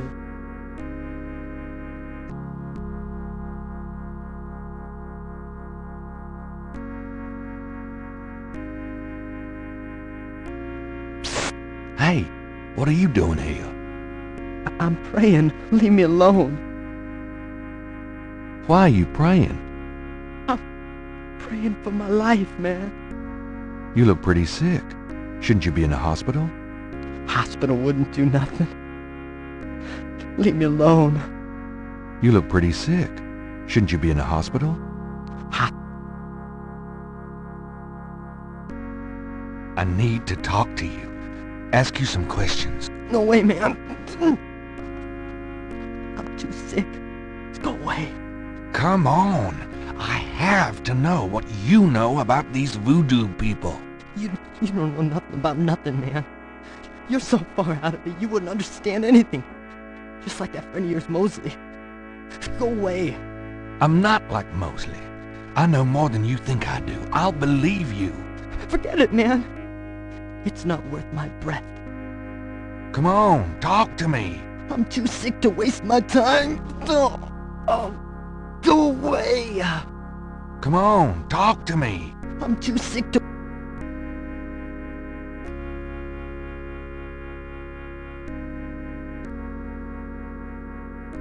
Sam's replica of Madame Cazeneu's snake bracelet looks just like the original.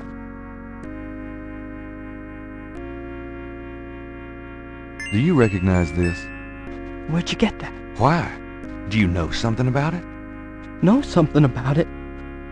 Look at this. Crash opens his shirt and reveals a tattoo. It's the same snake. It's their sign. The mark of the snake. Without it, they'll never let you get close. The sign of the snake. Right. Your tattoo, my bracelet. Now, do you believe that I know something about these people? Yeah. You know about them, I guess. You look pretty sick. Hospital. Will you answer some questions for me now? Okay. Okay, I'll talk to you a little. I'll make it fast. Tell me about yourself. I'm sick. Dying. Eating a big enchilada. What the fuck else matters? Tell me about yourself. I saw you talking to that drummer. What did you tell him? You saw me with the drummer? Nobody's supposed to see. Shit! I blew it again. Promise you won't say nothing to no one. It'll get back to him, everything does. Promise me you won't tell anyone you saw me. Okay, but you have to tell me everything I want to know. Okay. Okay. I was sending a message, man. Yeah, these rotter drummers posted around the quarter. They see everything. And they report. Report? How? The drums, man. It's some kind of code. Tell me about the Rada drums. I already told you about that. Now tell me what you know about voodoo. All I know is these people are into some weird shit. They have power. Real power. They can write your name on a piece of paper, chew it, and you end up minced meat. Like you've been through a grinder. They know things in their heads. Things that no one ever knew about you. They know when you lie. They can smell it. They're fucking scary, man. I don't know if it's the devil or what. But it ain't no fake shit, man. It's real. Crash, tell me more about this voodoo cartel. I told you all I know. I don't want to talk about it no more. Now tell me about the voodoo murders. They did the murders. And that's not the only way they kill. They can get you from miles away just by saying your name. Come on, you don't really believe that, do you? I seen it, man. You can't cross them. Tell me more about the Voodoo murders. There's nothing more to tell. They kill people. What can you tell me about New Orleans? Man, can't you see I'm sick? Don't bug me with stupid questions. Do you know anything about snakes? The eyes. Snake's eyes. Dambala. Okay, calm down. Do you know anything about snakes? Okay. What can you tell me about St. John's Eve? I was met outside somewhere at night. I saw them last year dancing and howling. You don't want to be anywhere near them. What can you tell me about St. John's Eve? I told you everything I know about that. Do you have any idea what Caprice encore means? I never heard of that. Do you know anything about Marie Laveau? I don't know her. Honest. Now tell me about the animal masks. They wear them dancing at the rituals. They don't just wear them. They become them. They become the animals. Stop talking nonsense. It happens. That's all I know. Tell me more about animal masks. I told you everything I know. Do you know anything about Veves? I never heard of that. Do you know anything about Black Voodoo? Black Voodoo? What the hell is that? Voodoo's voodoo, man. Do you know anything? Have you ever heard of a Schottenjäger? I never heard of that. Tell me what you know about a secret voodoo hanfour in New Orleans. All right. There's this is an underground cartel in New Orleans. A voodoo cartel. They control everything that happens on the street. I mean, everything. Bought or sold. They have their fingers in the legit world, too. Banks, foreign stuff, you name it. There's supposed to be this temple. What you said, a Hound 4. That's their headquarters. I heard people say it's underground. Somewhere in the French Quarter. I don't know where. Have you ever been there? No. I've never been in it. I'm a nobody. A runner. But I saw them once. Out at the lake. They became animals, man. Beasts. I remember the eyes. The eyes. Hey, are you okay? The eyes.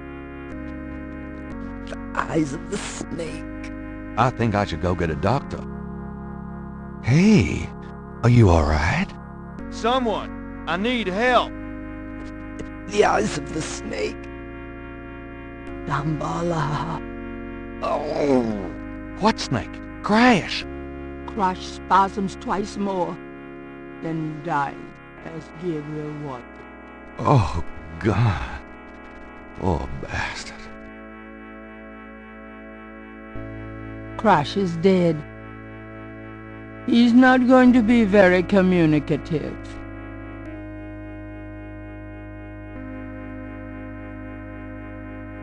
Crash's face shows signs of strangulation.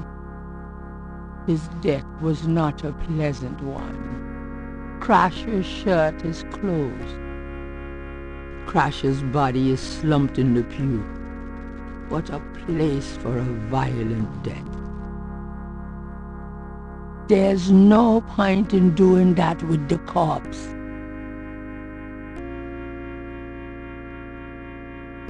On Crash's chest is a tattoo of a snake.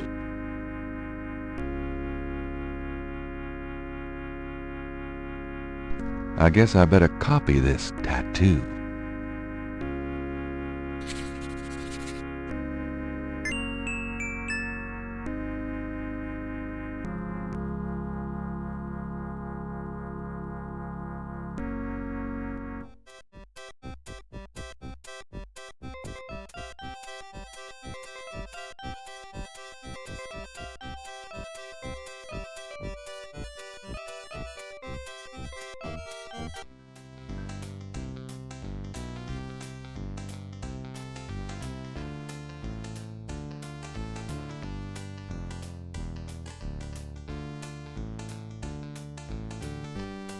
It's getting late. Gabriel decides to go home for the day.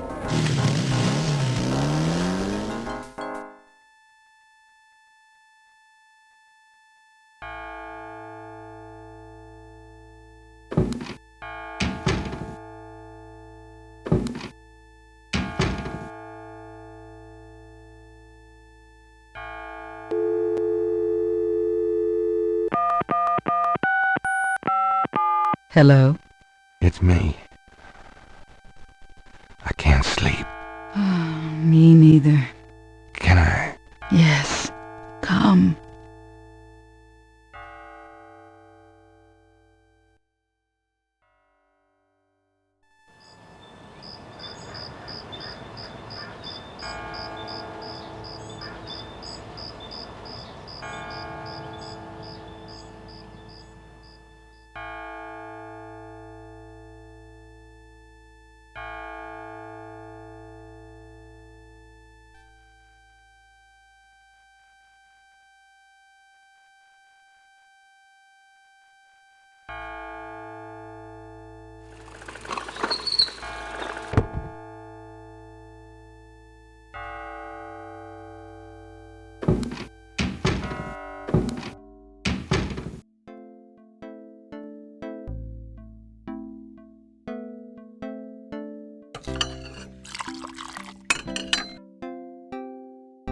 Are you okay, Gabriel?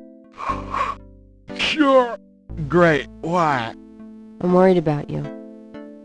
If I were any better, Grace, I'd be dead. Now, what's up? You got another package this morning. FedEx from Germany.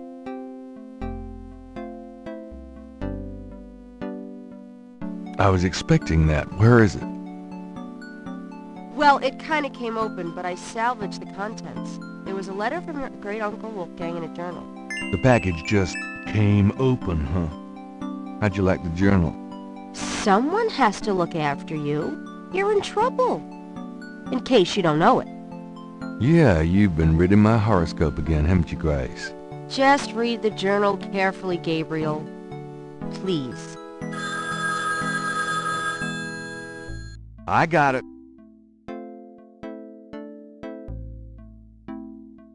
St. George's books. Oh, Professor Hartridge, I'm glad you called. Did you... You did? Wait, slow down. The Aigris? Really? You think that's them? The wheel within a wheel? Ogun Badagri, huh? Well, that does sound like it. Dambala, the snake. That's the wavy pattern at the bottom, okay. The 1791 slave revolt in Santo Domingo. Well, why would the Veve show up there? Okay.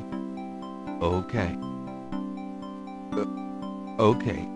Look, I'll come over as soon as I can. Okay. Relax, Professor. I'm excited too, but you're gonna give yourself a heart attack. Okay. Thanks. See ya. I wish you'd tell me what's going on. I swear you're gonna step into a hole you may never get out of. Don't look so worried. No one knows what I'm doing. I'm perfectly safe. And I'm getting some great stuff for the book. Besides, there's something about all this. My dreams. What about your dreams? Nothing. I'll be careful, I promise.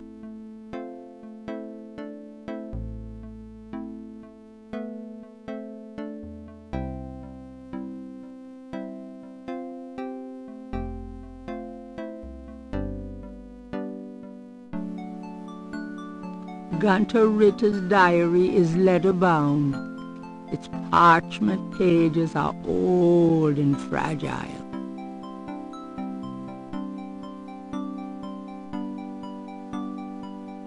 The letters are addressed to Gabriel from Wolfgang Ritter.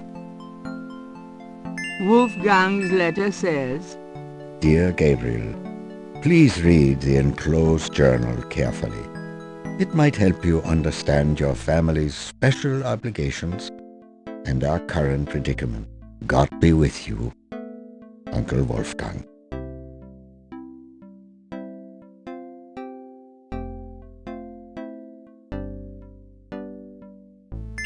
Gabriel reads through the pages Wolfgang marked.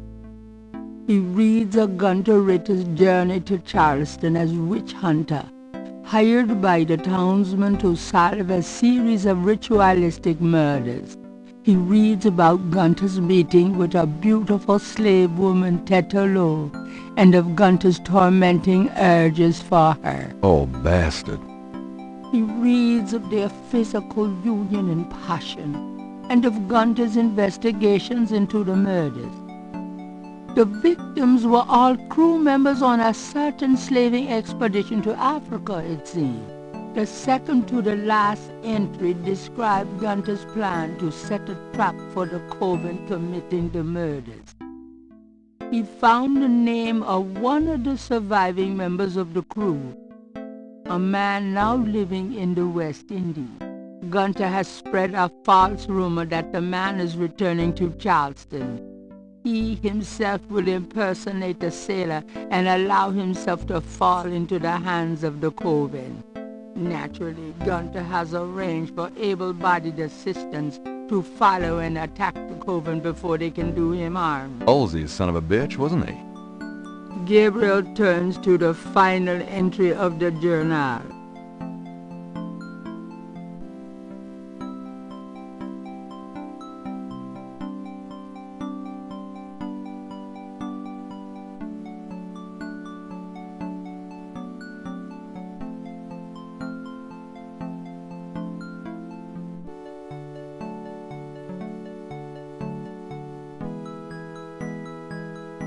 Gabriel reads, Oh, bad. Halsey,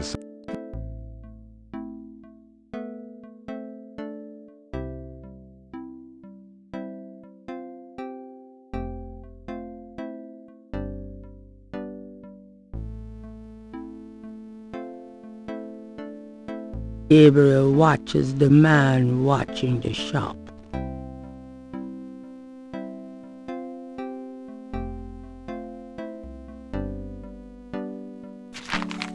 Times-Picayune, dated June 22nd, 1993. Disgusted with the state of the Voodoo murder case, Gabriel turns right to his horoscope. The shadow upon you is no longer reversible. wonderful.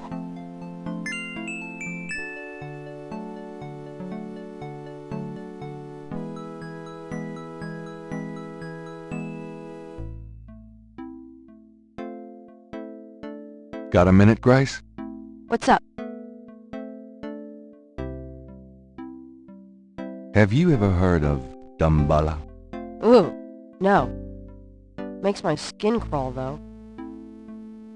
Does Ogun Badaikri mean anything to you? No, sorry.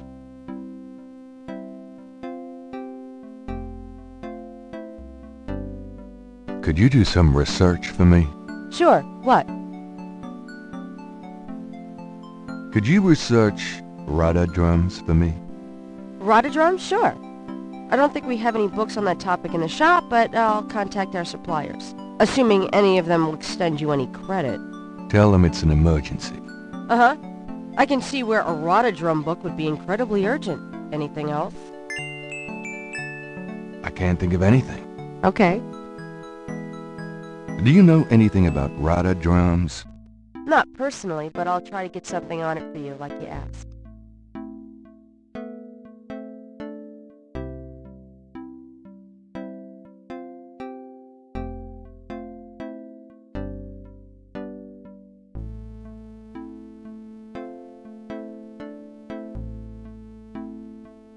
The balcony floor.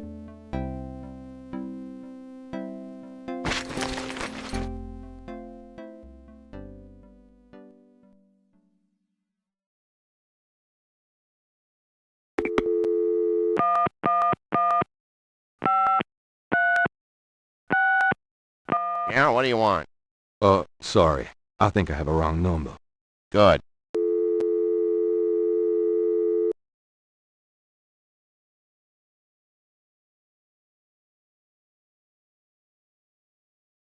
Wolfgang Ritter's phone number, written in Grace's pretty scrawl.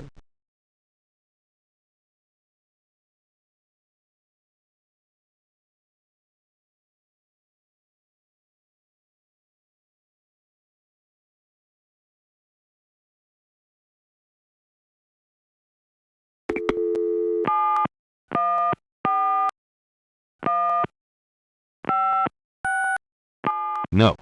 I can't afford to call Germany again till I've figured more of this out.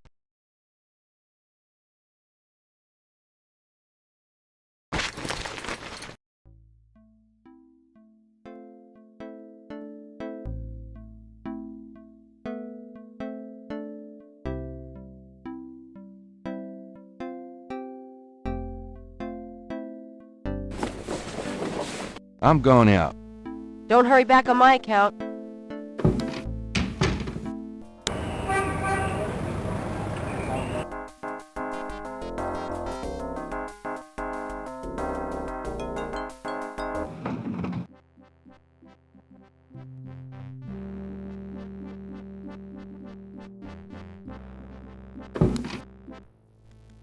Hey, Hotridge, what's the good word? Hotridge? Ah! Oh, God, not again.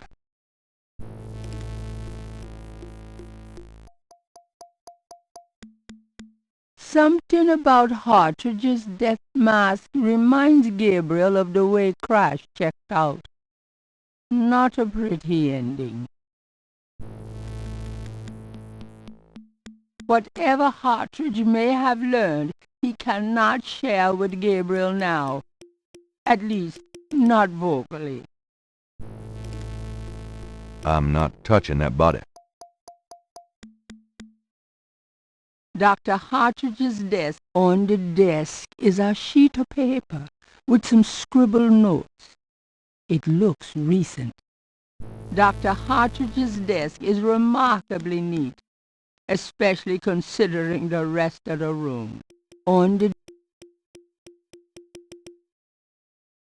These notes look interesting.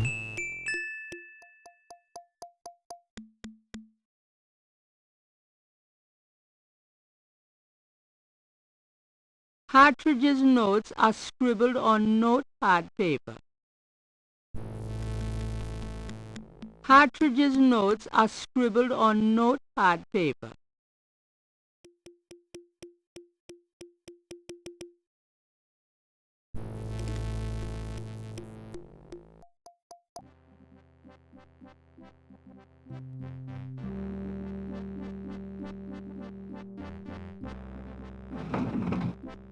Before leaving the university, Gabriel notifies campus security about Hotridge's body.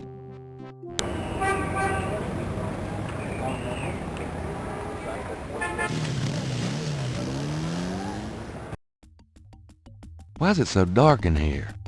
Dr. John? Hello? Uh-oh.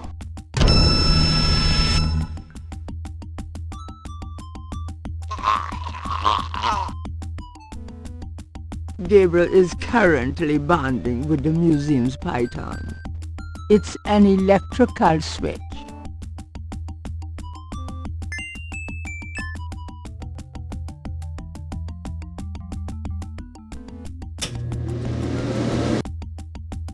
You bastard!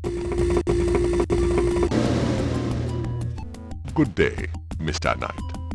That thing just tried to kill me. He did? I am sorry. The museum is closed today, you see, and we were not expecting visitors. But if you will excuse me, Mr. Knight, I must go look for him. He is incredibly valuable. You don't need to ask twice. I'm out of here.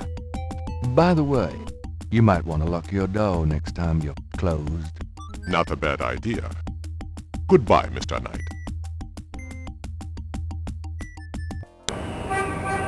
Posted on the door of the museum is a sign saying, "Closed today only." This time the door is actually locked.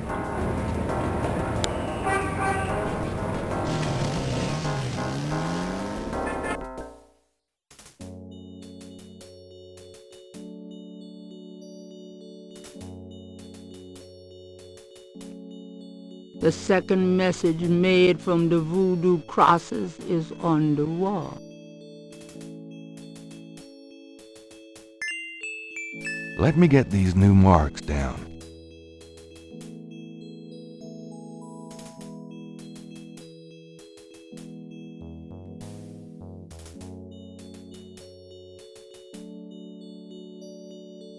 It's Gabriel's sketch of the new series of crosses from the Laveau tomb wall. Gabriel checks the two messages for duplicate symbols and transfers the letters from the matches to the new message. He finds that he has the translation for all of the symbols, except for 3.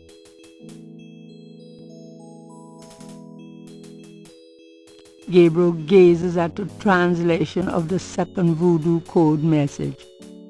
A few letters are still missing.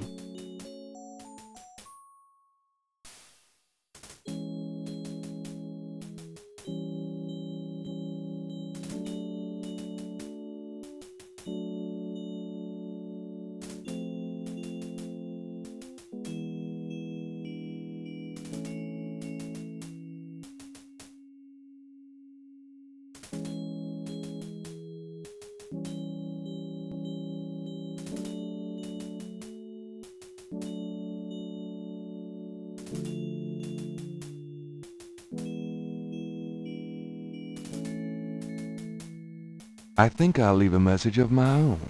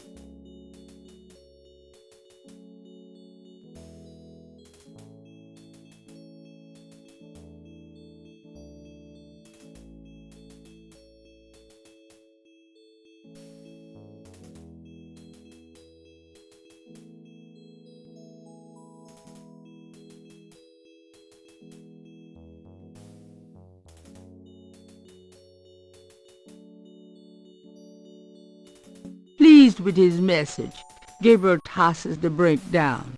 Now, if only DJ reads it in time.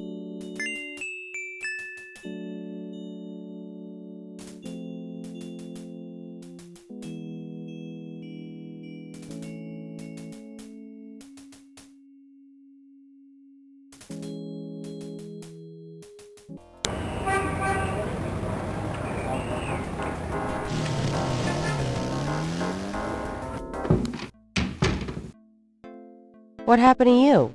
Who, me? Nothing. Why? Well, you're kind of a pale green color. Come here.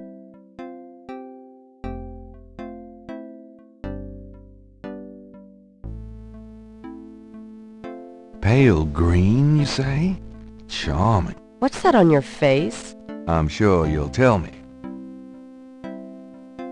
Looks like a sparkly or something. Got it. I love it when you pick stuff off my face, Grace. Well, excuse me.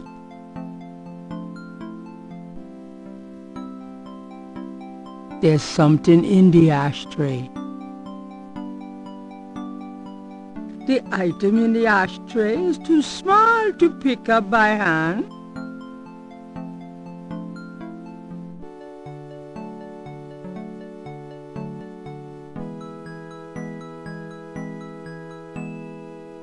Looks like the python left me a souvenir.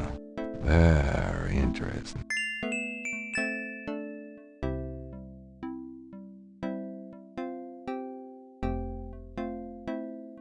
Gabriel is carrying a scale he found near the crime scene at Lake Pontchartrain. It's a snake scale from the Voodoo Museum's python.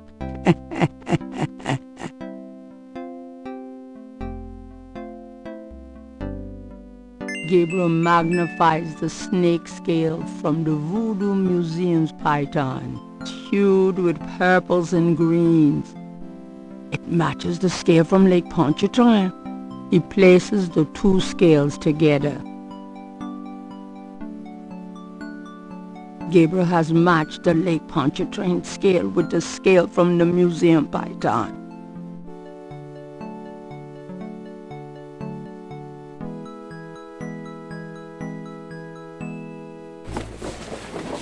I've got some things I need to do.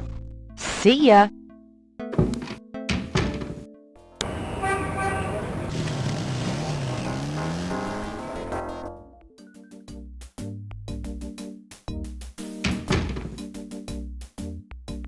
One of the Getty drummers watches the police station.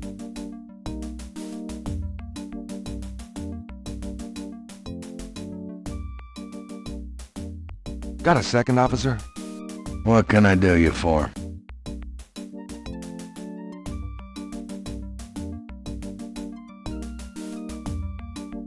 Do you know what caprice encore means? Can't say that I do. Do you know anything about Marie Laveau? I told you, I don't... Are you sure you don't know what caprice encore means? You don't want to make me repeat myself, bud. Do you know anything about a secret voodoo hound four? Hound what? Hound four. It's a temple. Sounds like someone's pulling your leg on that one. Do you know anything about a secret voodoo hound four? I told you, you're barking up the wrong tree. Do you know anything about animal masks? You don't want... Do you know anything about Veve? Revees? Never heard of it. Do you know anything about Veve? I told you, I never heard of it. Have you ever heard of Damballa? No, sounds foreign or something. Have you ever heard of Damballa? You don't want to make... Does Ogun Badaikri mean anything to you? Hell no.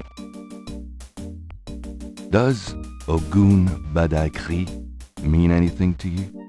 You don't want to make... Do you know anything about black voodoo?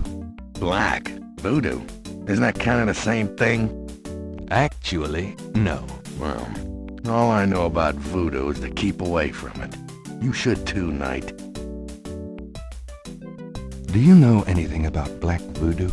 You keep wanting me to know about this voodoo stuff, don't you? What, do I look like someone who dances around in a loincloth to you? Do you know anything about black voodoo? No, and no, and no. Do you know any... No. Have you ever heard of a Schottenjäger? What is it with you? I said no. Do you know anything about Rada drums? I like Lawrence Welk myself. Do you know anything about Rada drums? You don't want to make... I'm here to see Detective Mosley. He's in his office. Go on back. Tell me about yourself. I hate people. Has that beignet guy been by yet today? I'm starved.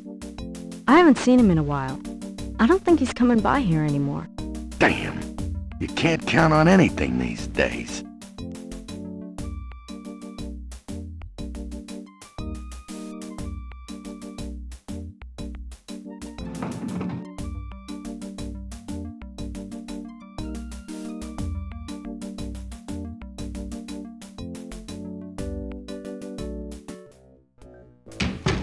Detective Mosley. Hard at work, I see. Knight, I had a feeling you'd show up. Knight, I hate to tell you this, but you're out of a book. The Voodoo murders case has been closed. I had a feeling you were going to say that, son of a bitch.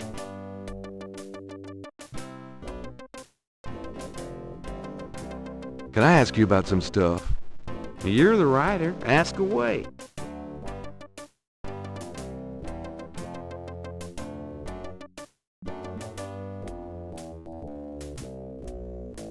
Crash is dead. What? What are you talking about? I let him go yesterday. Yeah, and I watched him die yesterday at St. Louis Cathedral. At the cathedral? Guess he was trying to get a last-minute A-train ticket, eh? Poor bastard. I think you should go find the body at the morgue. He was killed by the voodoo cult. Crash said. Crash said? Did he mention pink elephants, too? Aren't you going to investigate? Civilians. Did you actually see someone kill him? No. Actually, I was with him when he died. Could have been poison, though. Yeah, well, when they get the body in, they'll do a quick autopsy. Standard procedure. If it's anything other than an overdose, I'll get a report. But it won't happen. I know these guys. Lock them up overnight, and they tend to overdo it the next day. Your professionalism is astonishing. There's been another murder. A professor at Tulane. Oh, Christ, you're not gonna start this again. Just listen. This guy's name is Hartridge. He was a professor in African studies at Tulane. Yesterday, I went to see him about the Voodoo murders case. He agreed to do some research for me. He calls me up this morning, tells me he's onto something big. And when I get over there, the guy's dead. You know, you're really getting your ass in a sling over this thing, Knight.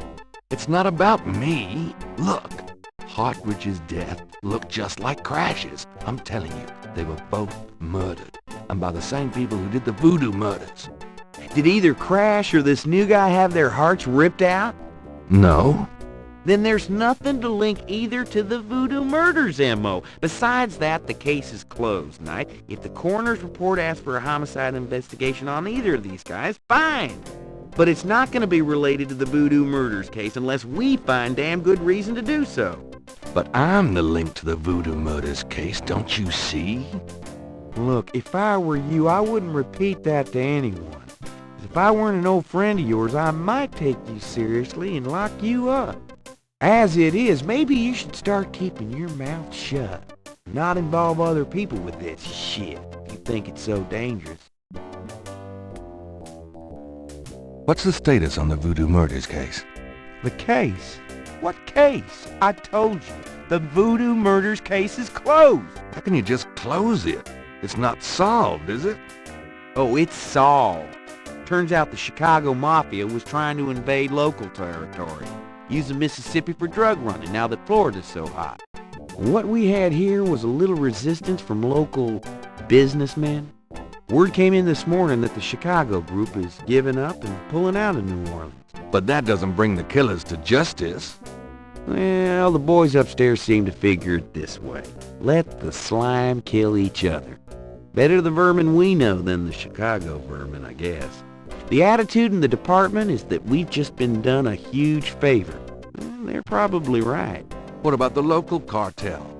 Are you just gonna let them go? At least they're part of us. We'll deal with them over time, always have. New Orleans is pretty clean that way, you know. Well, that's the illusion, isn't it? Look, I'm not totally in agreement here either, but what can I do?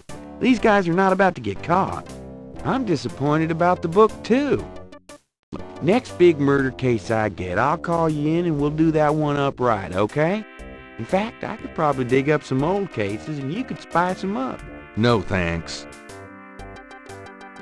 What's the status on the Voodoo murders case? I told you, it's closed. What do you know about the Voodoo murders? The case is closed. There's nothing more to discuss.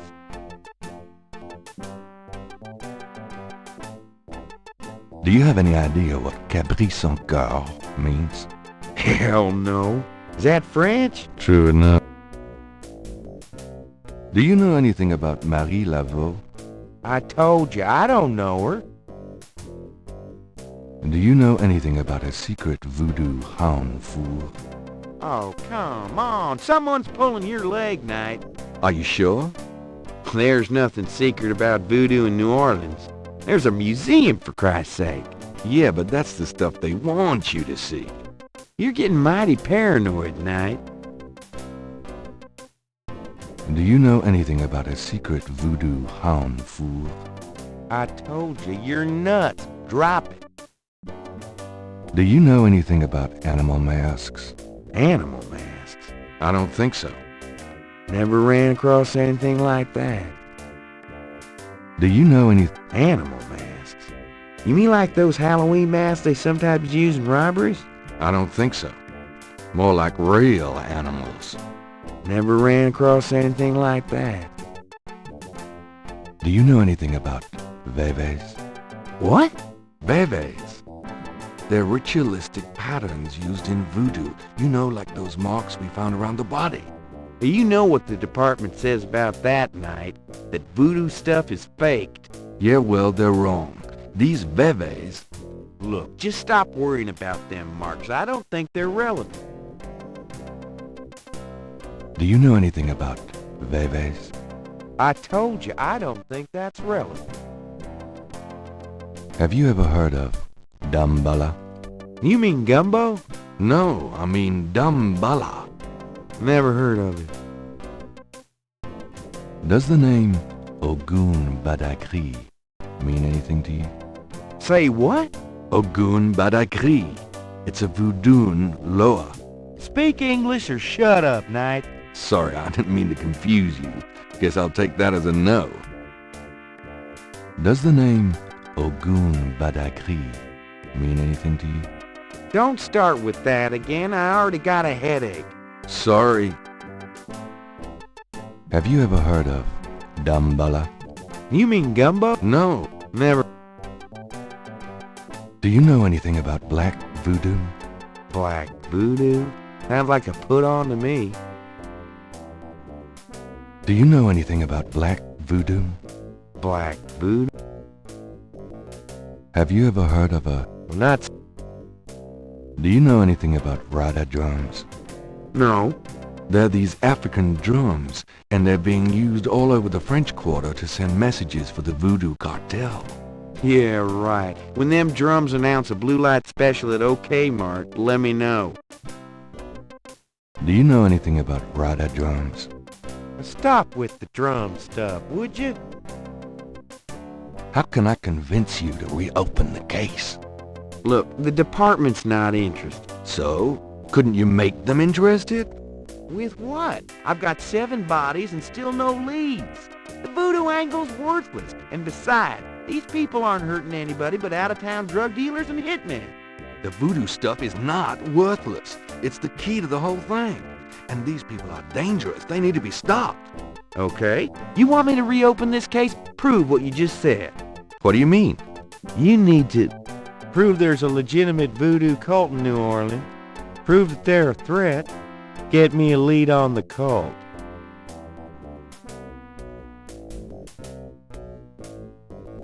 How can I convince you to reopen the case? I already told you. You need to prove there's a legitimate voodoo cult in New Orleans. Prove that they're a threat. Get me a lead on the cult.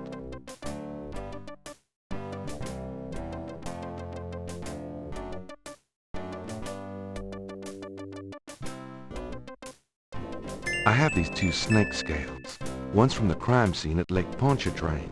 The other's from a snake in the Voodoo Museum on Ursulines and Charters. Is this common? Do they all look alike? Not at all. They're both constrictor scales, and the coloring is the same. A python's coloring is quite individualistic. A python? That's right. Hardly an indigenous snake to Louisiana. Somehow, some way, the Voodoo Museum's python was at the scene of the Lake Pontchartrain murder. Well, I'd call that a lead, all right. Certainly suggests certain lines of inquiry at the museum. Not bad work, Knight. Whether or not the museum's involved with a legitimate voodoo cult, though, is another matter. These guys may just be faking it, too.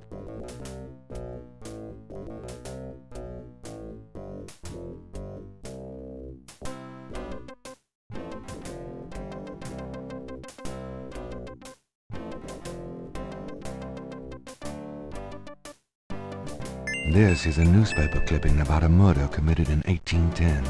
That murder is an exact match of the voodoo murders, right down to the marks around the bodies. This does sound like the same M.O. 1810? 1810. They killed then, they're killing now. Isn't that proof that they're likely to kill again? That they are a threat? Sure. If there is a voodoo cult, they're a threat.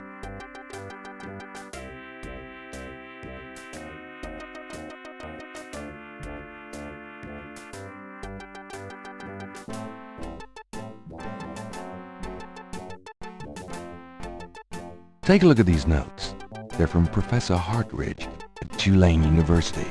Yeah? And what about them? They confirm that the pattern from the murders is of African origin.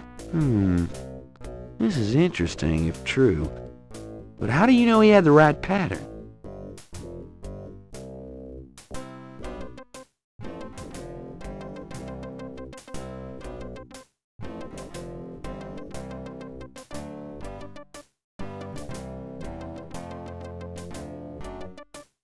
You know those marks you found around the murder victims?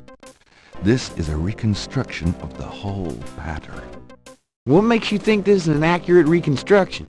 Well, I borrowed the partial patterns from your police file and did my own tracing of the pattern at Lake Pontchartrain. An architectural artist reconstructed it for me from the partials. Really? So that's what Hartridge used, huh? I guess his analysis is on target then.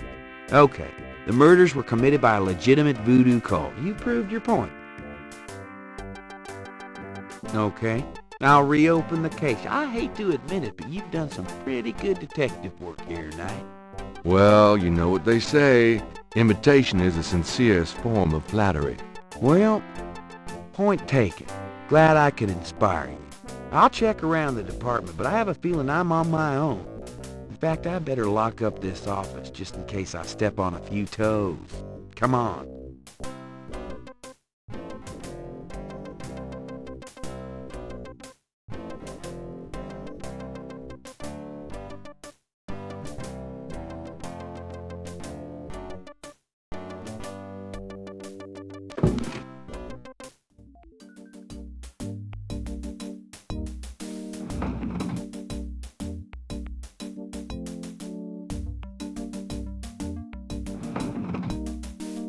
Now, lay low and let me handle this.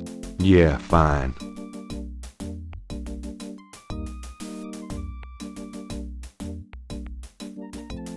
The official seal of the New Orleans Police Department highlights the tile floor.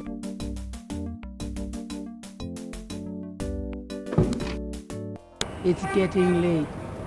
Gabriel decides to go home for the day.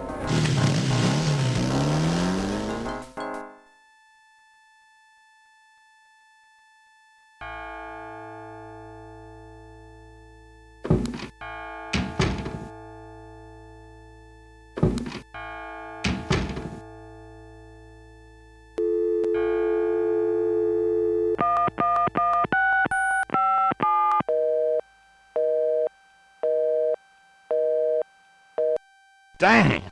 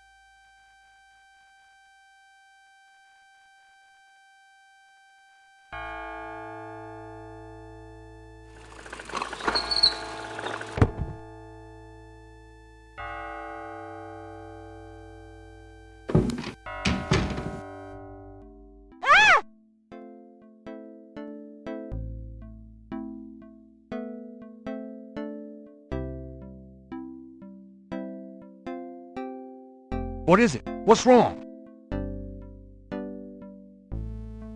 Gabriel? I see it, Grace. Hold on. There's no one in the shop, and I know there's no one in back. It's okay. Okay? Gabriel, that thing is still barely alive. How could someone do this? With a knife, maybe? God, don't even start. We should call the police. No. I'll take care of it. But Gabriel... I said I'll take care of it.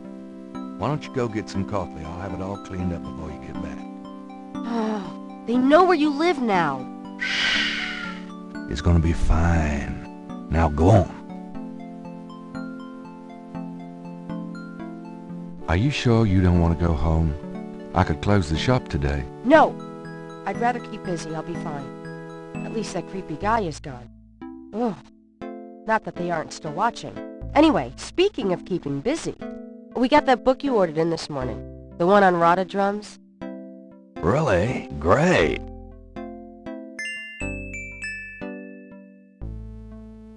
Gabriel! I see it. Stay back.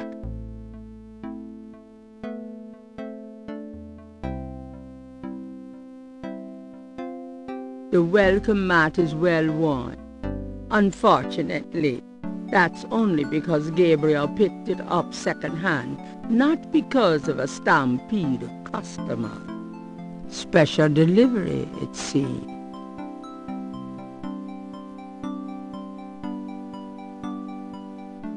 It's just an envelope.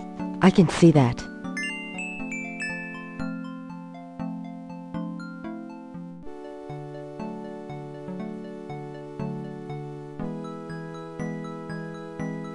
Gabriel eyes the surreptitiously delivered envelope.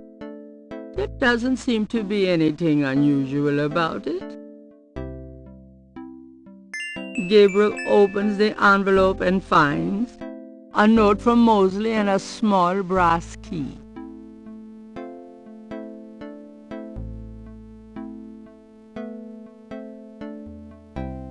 It's a note from Mosley. The key is from Mosley. Mosley's note says, Gabe, I have to go underground with this thing. It runs wide and deep throughout the department and the city board. I'm already being watched. It was suggested I take vacation time, so I am, at least as far as they know. Try to keep out of this. It's too hot for a rookie. Just in case, I'm sending you my office key. You might find some useful things there. P.S. I think this note will look great in the book, don't you? Make sure you save it. The note is signed, Detective Mosley.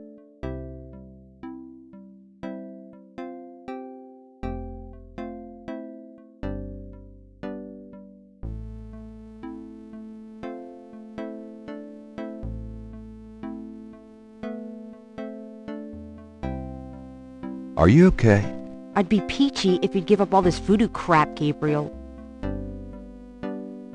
I'm sorry I got you involved in this, Grace. Oh, don't worry about me. Just get yourself out of this mess. I'm sorry I got you involved in this, Grace. Oh, don't worry.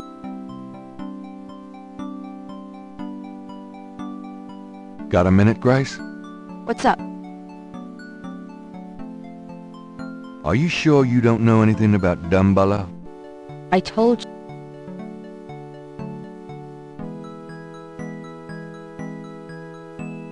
Do you know anything about Rada drums? No, but hopefully that book I found for you will help.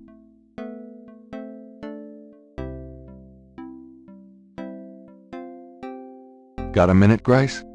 What's up? Do you have messages for me? Nope. None right now.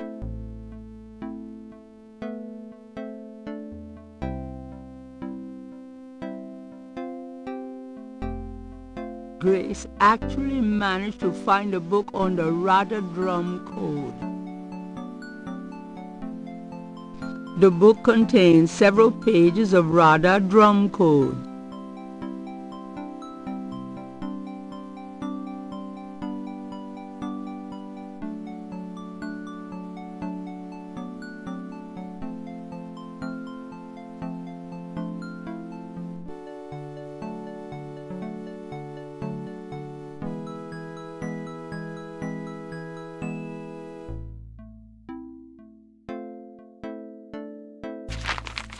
Times Picayune, dated the 23rd of June, 1993.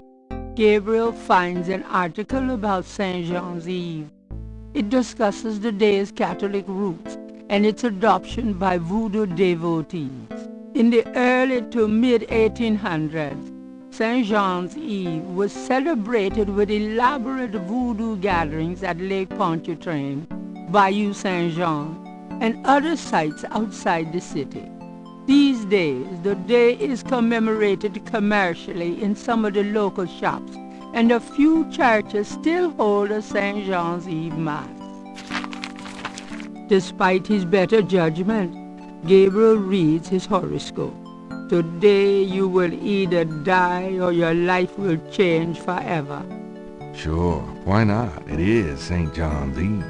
They'll be out tonight for sure. But where?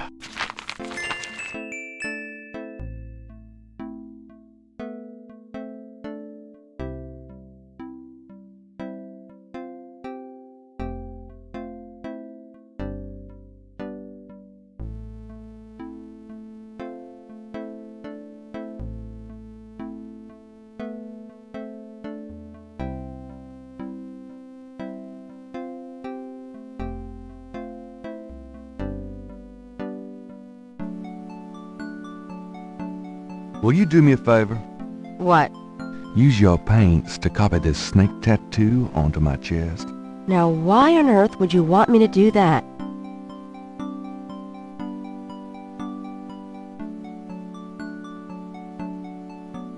It will be a good way for us to get closer.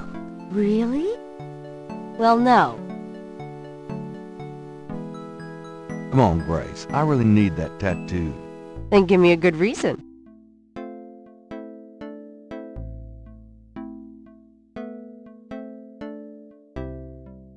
It wards off evil. It's a good luck, Snake. Yeah, well, about that tattoo job, good luck finding someone else to do it. I can't tell you, Grace. It's a secret research thing. I see. Well, I'd like to help you, but I'm not allowed to do snake tattoos. It's a secret artist thing. I'm going to a party tonight. Costume, you know.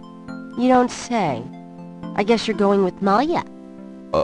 Yeah, that's right. And why should I help you out? We don't even like Malia. I know you feel inferior to Malia, but, you know, get over it.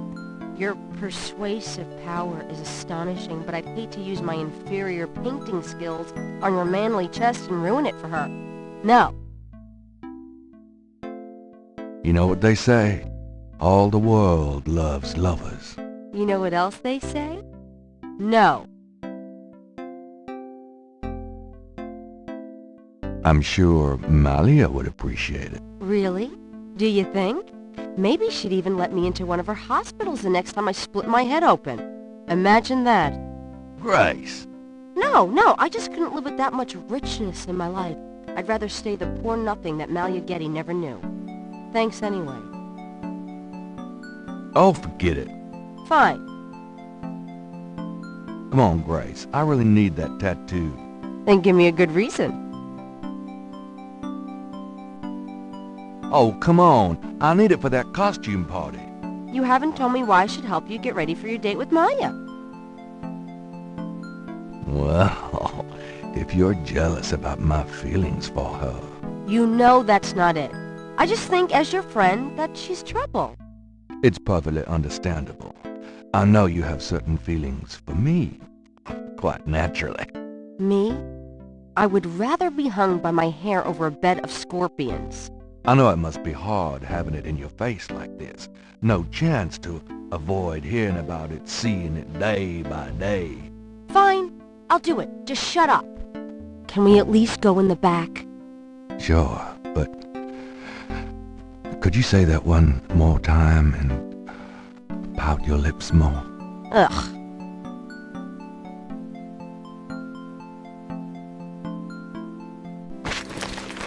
What did I say?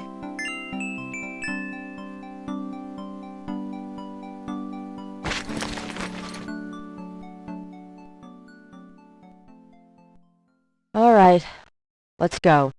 The shirt, please. You don't know how long I've been waiting for this moment. Now. Hold still. Maybe you'd like to tie me up? One more remark, and I'm leaving. Okay. Done. It's just stunning. Sorry I couldn't make it last longer. Well, it was about what I expected from you.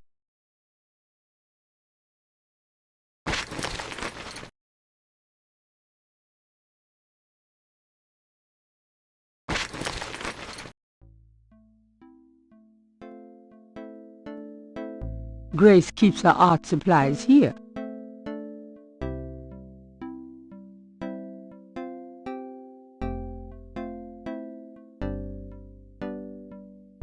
Are you okay?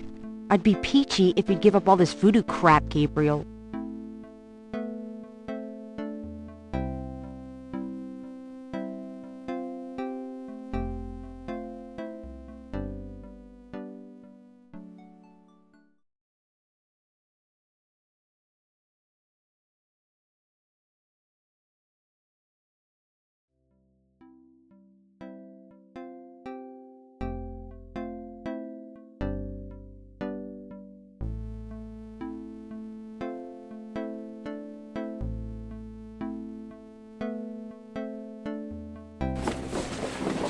Are you gonna be okay here by yourself?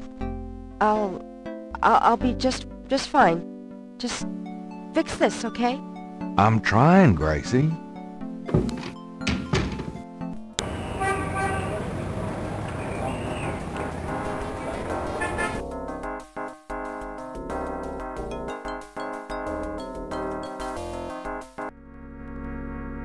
It looks like someone found and moved Crasher's body.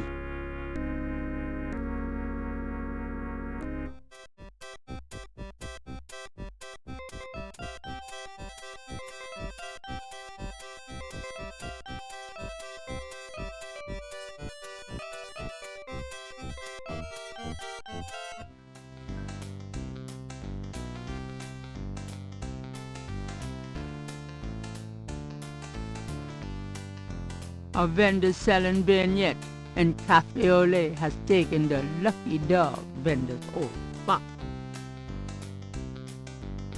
The Bennett vendor is unlikely to have information that Gabriel needs.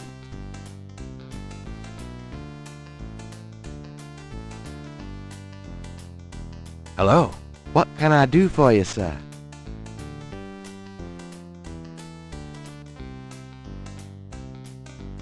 Say, haven't I seen you before? I get around the French Quarter. Used to be at Royal and Conti. What happened to the guy who used to be here? The lucky dog guy? I took over his spot. What the heck are beignets, anyway? Deep-fried sweet dough with powdered sugar on top. New Orleans donuts, sir.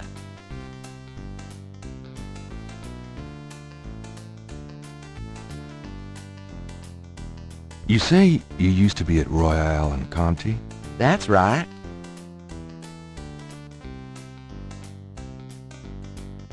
Nice place. Yeah. I always did pretty well there. Why'd you leave Royal and Conti? Well, the guy who used to be here, the lucky dog guy, he was my cousin Ralph. He went off to college, see, and this spot came open. I thought Jackson Square'd be a better gig, you know? Tourists and all. Is it?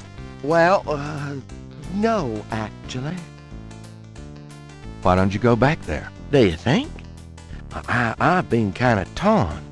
Must be the weather. These thick clouds we've had all week. I'm just not seeing the crowds here that I expected.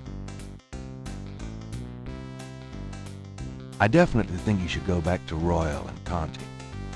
Really? I'm glad you think so. I always liked that beat, but I thought I ought to give this a shot. Oh, absolutely. The grass is always greener. Exactly. You're right. I'm going back over there today. Gabriel doesn't see any use in consulting that.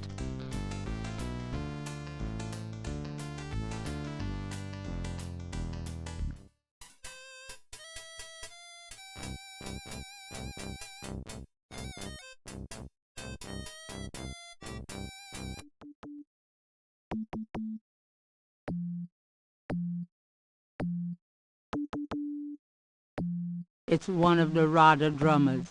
They transmit coded messages through the French Quarter for the Voodoo cartel.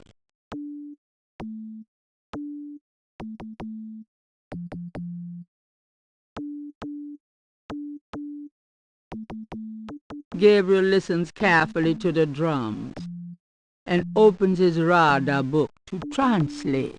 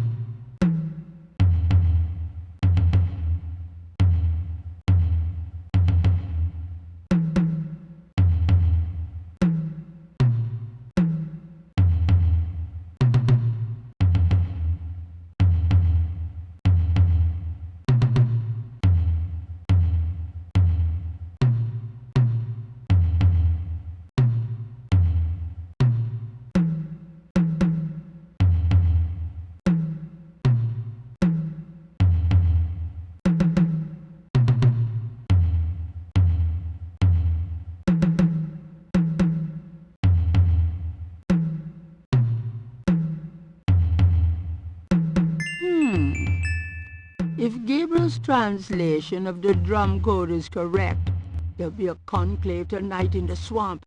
That must be the bayou.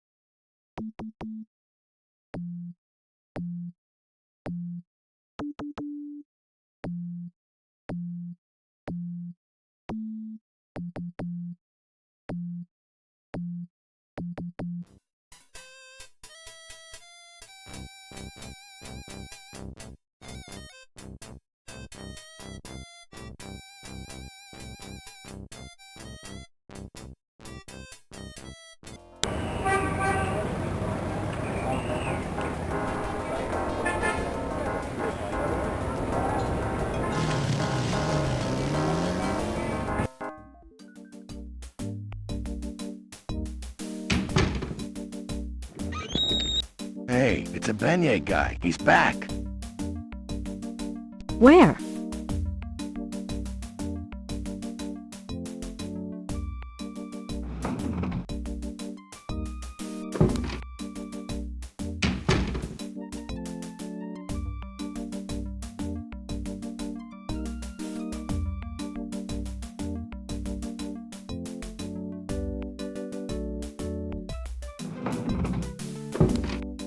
Grab me 3 or 4, would ya? Forget it, I'm broke. Rats. You stay put. I'll be back in a minute.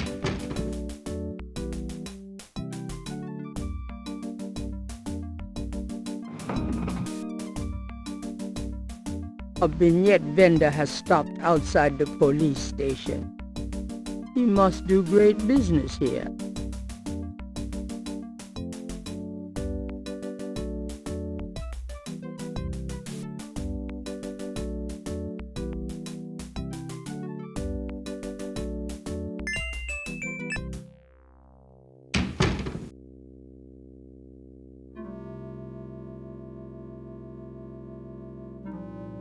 Mosley's desk has more groin on it than on his head.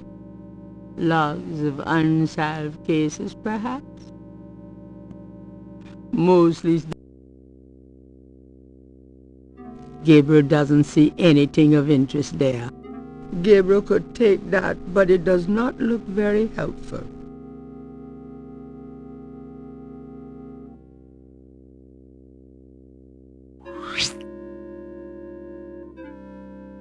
There's a tracking device in the drawer. This tracker might come in handy.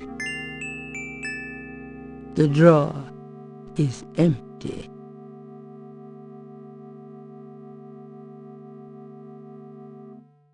This device is called a tracker. Gabriel remembers a time when he and Mosley used it illegally with a couple of babes in a white convertible. It operates as follows. The signal device attaches to an object, such as a car.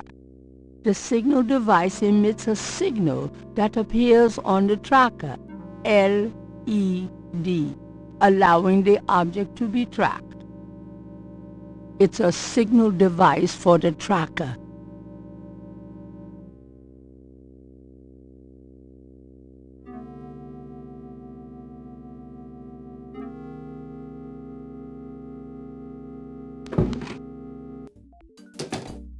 Hey, get out of there, you.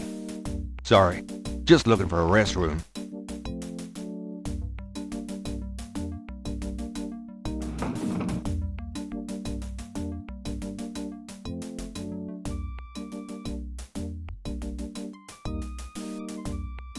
Got a second, officer?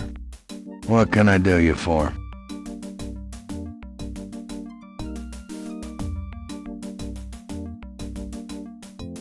I'm here to see Detective Mosley. We don't have a, Detective Mosley here. What? I've seen him all week. Listen to what I'm saying. We don't have a Detective Mosley on the force. About Detective Mosley. I told you, there's no Mosley here. Now get lost!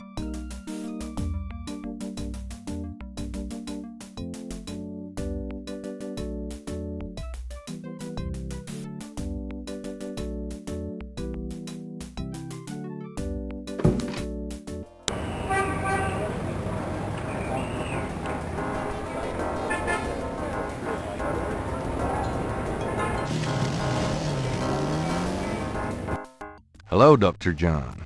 Glad you could return to us, Mr. Knight.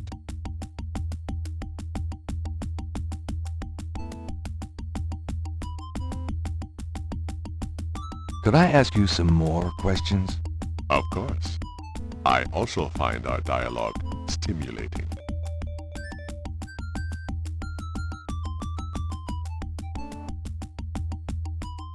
Do you know Malia Getty? Should I? She referred me to your museum. Many have read about our museum in the newspapers, Mr. Knight. That's a good point. Are you sure you don't know Malia Getty? Quite sure, Mr. Knight. Do you know anything about black voodoo? That sort of viewpoint makes my work very difficult, Mr. Knight. I'm not implying that all voodoo is evil, but there are certain practitioners that use voodoo towards a darker end, aren't there? No one that I am familiar with. If there are one or two ignorant believers, that is none of my concern. And I do not care to promote a Hollywood interpretation of voodoo by discussing it. You really don't know anything about black voodoo practices? I believe I already indicated my intolerance for that line of inquiry.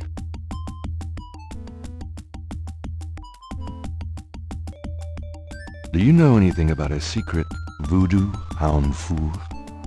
Don't be ridiculous, Mr. Knight. The voodoo churches in the city have no need for secrecy. Do you know anything about a secret voodoo hound four? Don't be. Do you know anything about animal masks? I used to have some antique African totem masks, but they were on the point of disintegration, so I removed them. Are you sure you can't educate me further about animal masks? Unfortunately, I do not know much about totem masks. The practice was more African than American, and that is not my area of expertise. Okay, thanks. Do you know anything about veves? I believe they have something to do with Haitian voodoo, but that is not really my area. Do you know anything about veves? Have you ever heard of Dambala? Of course. It is one of the law. What can you tell me about the lower Dambala? Dambala is a snake lore. It originated in Africa and is also worshipped heavily in Haiti, I believe. Do you worship Dambala? Mr. Knight, in voodoo, all of the Loa are given their due respect. What else could you tell me about the lower Dambala? I am afraid I have little else to say about that subject. Are you sure you don't know anything about Ogun Badagri? I am afraid I have little else to say about that subject.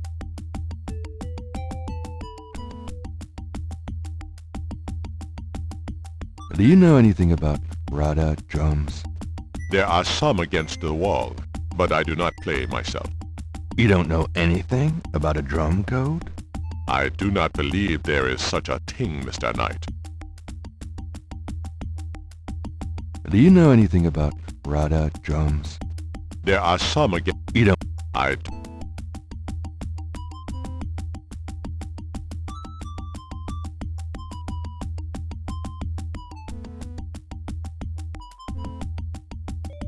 A very large, very formidable-looking snake is secured in a plexiglass cage.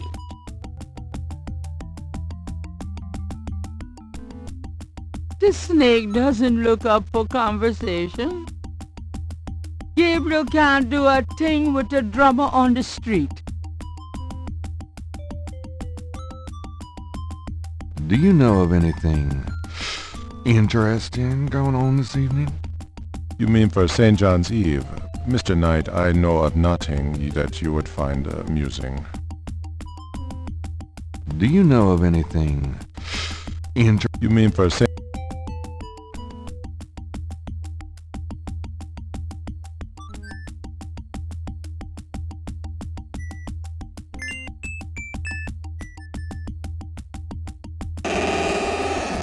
Gabriel slips the signal device into the Seke module. Can I assist you, Mr. Knight? No, just looking.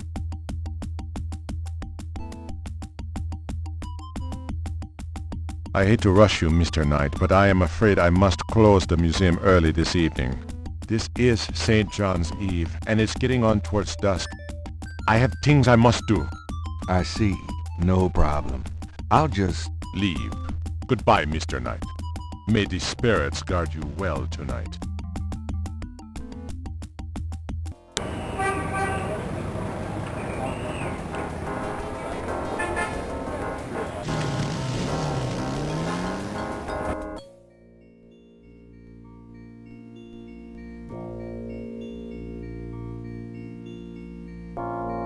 Bayou Saint-Jean seems denser, thicker, darker than Gabriel remembers.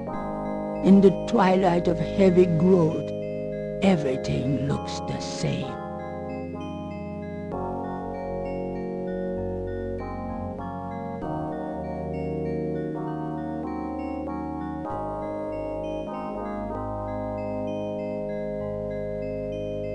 Gabriel pulls out the tracking device, hoping that the Sheki Madule made it to the ritual and that this thing will work. All right. There's a blip. They must be here with the Seke Madule.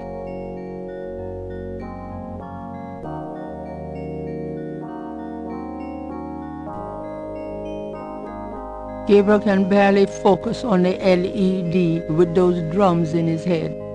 He hopes he's reading it correctly. Bayou Saint-Jean.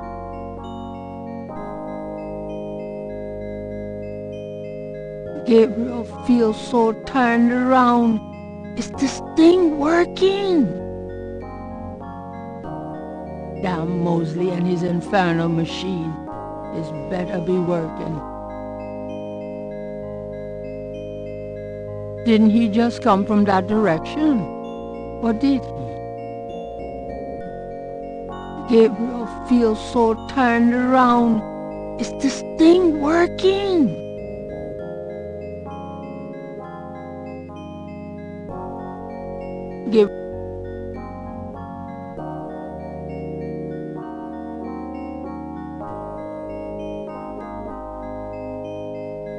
Gabriel feels so turned around. Is this thing working? Gabriel hopes this tracking thing is working correctly. Didn't he just come from that direction? Or did he?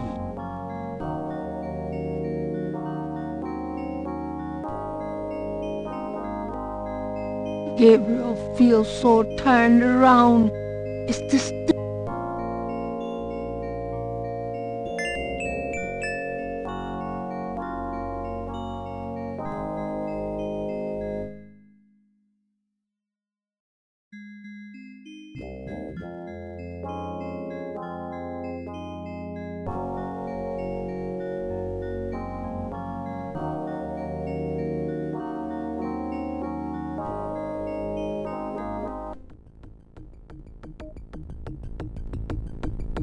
You! What are you doing here? I was just taking a walk and... No excuses this time, my friend.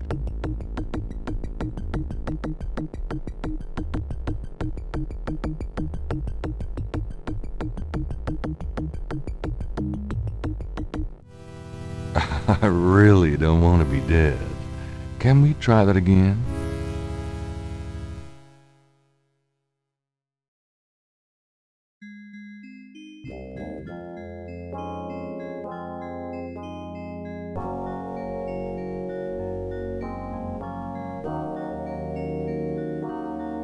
the crocodile? When in Rome.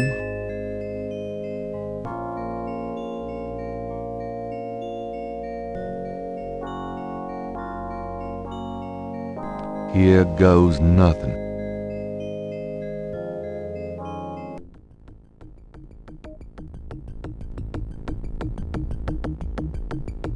Welcome, Brother Crocodile. Please join the other celebrants. Yes, Dr. John. Brother Eagle. But first, Name the great serpent who crushes all in his coils. Dumbala. You are correct, Brother Crocodile. Who is the destroyer of men? Ogun Badagri. You are correct, Brother Crocodile. Enjoy yourself well tonight.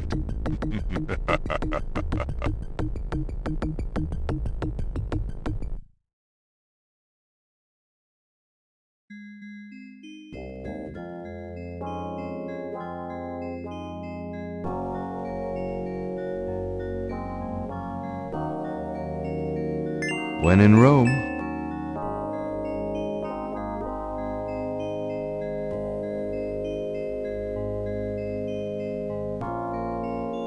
here goes nothing.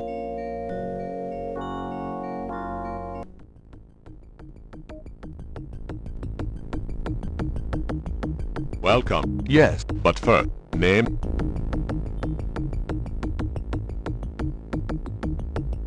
Maîtresse Erzulie. You are no believer. You must die for violating our sacred circle. You. I knew it. Hi there, Dr. John. You shall pay for this violation.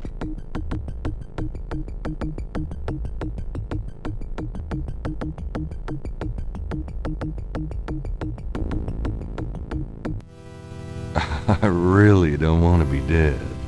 Can we try that again?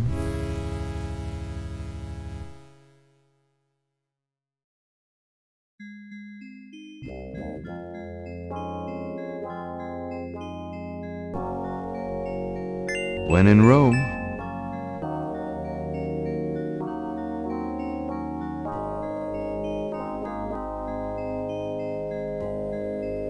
here goes nothing.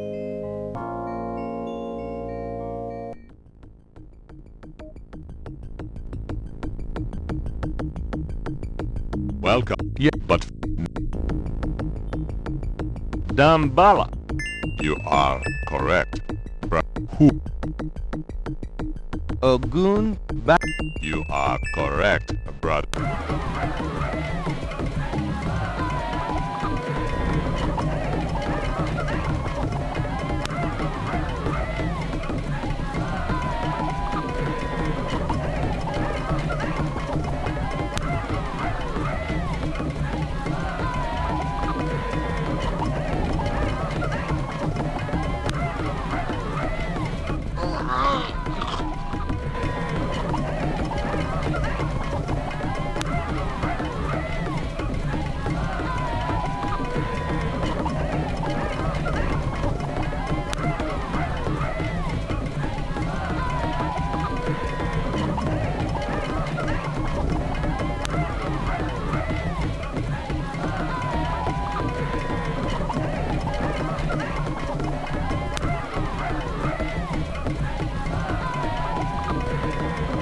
Gabriel!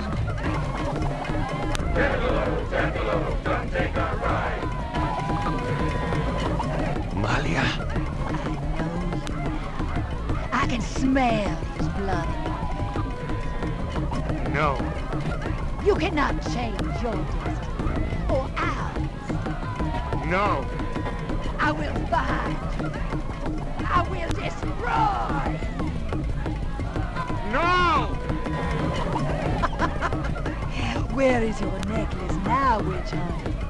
Where are your pretty gems?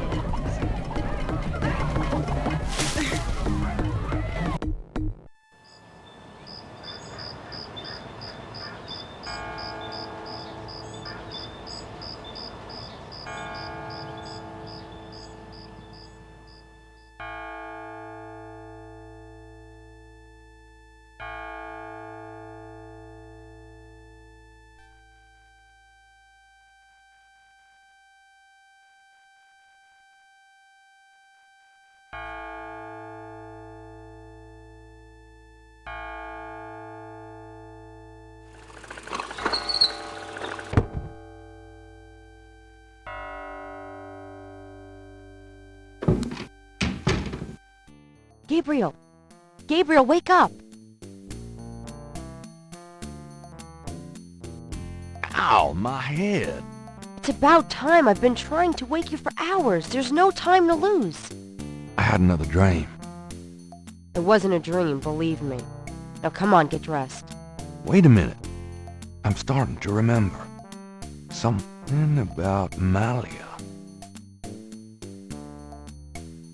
She's the head priestess of the Voodoo cartel. They're responsible for the murders. They've been doing it for years. Malia? Last night she was the leopard. Like in my dreams, Grace. I know. Those dreams were a warning. Now come on, get dressed. But last night, Malia changed. She became something else. And then I blacked out, I think. How did I get home? I followed you last night. I had my doubts about the Gettys. Did you know that they arrived in New Orleans in 1800? Just in time for the Voodoo influx. I knew you were going to try to sneak into a ceremony last night, so I followed you. Lucky for you that I did. If you'd been left at the circle last night, I don't know what she would have done to you. You're wrong. Malia wouldn't hurt me. What about Tetelo? Tetelo? They were chanting that last night. That's the name from Gunter's journal. The woman who took the talisman. Yes. Gabriel, it's your destiny you're facing. You can't just blunder your way through this or you'll end up dead. Tetelo will be after you now. You have to call your great-uncle in Germany. Uncle Wolfgang? Yes. He knows more about this than we do. Okay, I'll call him. But Malia isn't responsible for those things, Grace. It's that spirit, that Loa. It's Tetelo. Yeah. Possession is convenient that way. Call Wolfgang, Gabriel. I'll be in the shop.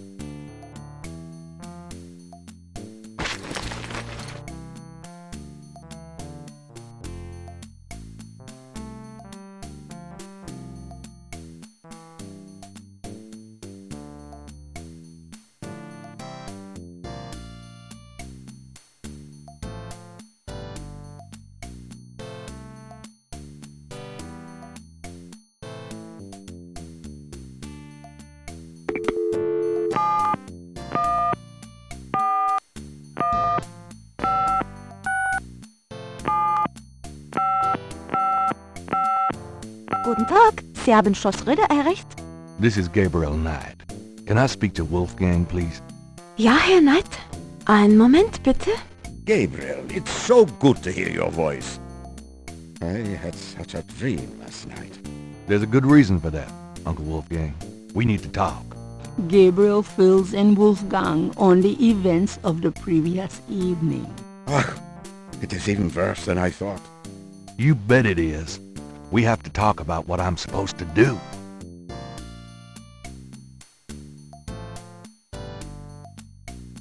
What do you know about the Voodoo murders? I know only what you have told me. They seem to be very similar to the killings in Gunter's journal. What do you know about the Voodoo murders? I know only what you have told. What can you tell me about Voodoo? It sounds as though you have learned much during your investigation in New Orleans. Perhaps you will fill me in when we have a chance to sit down and talk. What can you tell me about Voodoo? It sounds as though... What can you tell me about New Orleans? It was just another American city to me until I started dreaming about you. Now I feel it is not safe for you there. I wish you would leave. What can you tell me about New Orleans? I told you I wish you would leave there, Gabriel. Do you know anything about snakes? I have not studied the subject. I have an intense dislike for them. Do you know anything about snakes? I have not... What can you tell me about St. John's Eve? I'm afraid I've never heard of it. Do you have any idea what Cabri sans cœur means? No, what does it mean? It means goat without horns. It's a term used for human sacrifice in Vodoun. Well, let's hope we can avoid any more of that in this family.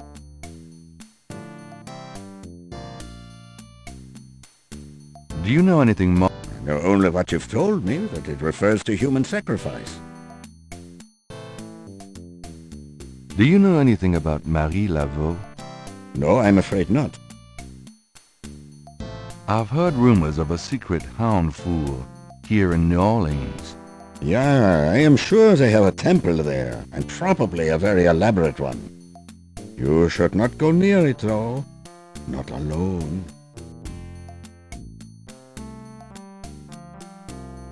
Any ideas on where the Getty hound fool in New Orleans might be? No, if I were in New Orleans and could look around, something might look familiar to me. Strike a chord, so to speak. But I'm not, so you must use your own judgment.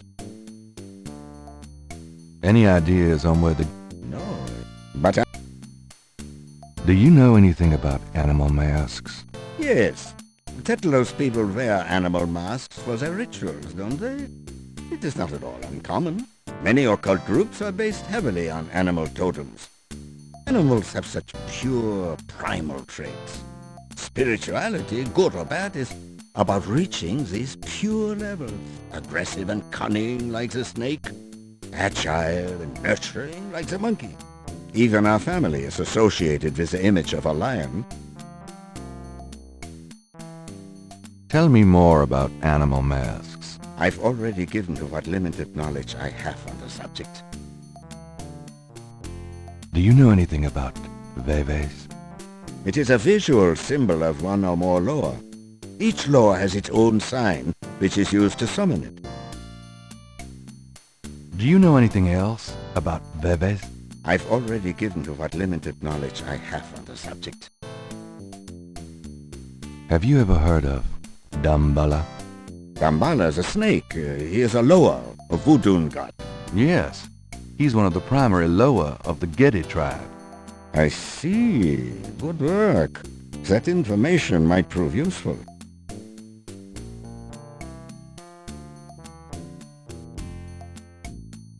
Do you know anything more about Damballa? No, my knowledge of the Loa is fairly limited. Does the name Ogun Badagri mean anything to you? It is a Vodoun Loa, is it not? Yes, a particularly nasty one, so I understand. Have you come across anything about it in your research? He seems to be feared by most Vodoun groups. I haven't come across very much specific information. Do you know anything else about Ogun Badagri? I'm afraid I can't tell you any more about that. Do you know anything about Black Voodoo? My library contains many books on the occult and religions, and I have read about some particularly evil Voodoo cults. But you, at this point, have more direct experience than I. Do you know anything about Black Voodoo? I don't know anything that would help our current situation. What can you tell me about Schattenjägers? Yes, of course. I sometimes forget how little you know of the family, Gabriel. I never understood how Heinz could allow his sons to remain ignorant. But now is not the time for that discussion. Schattenjäger is really two words in English, Gabriel. Schatten means shadow, and Jäger means hunter. Shadow hunter? Yes. Shadow hunter. Tell me more about Schattenjägers. We Ritters have been Schattenjägers for many centuries. No one is sure when it began or how, but we have records of ancestors as early as the 13th century fulfilling this role.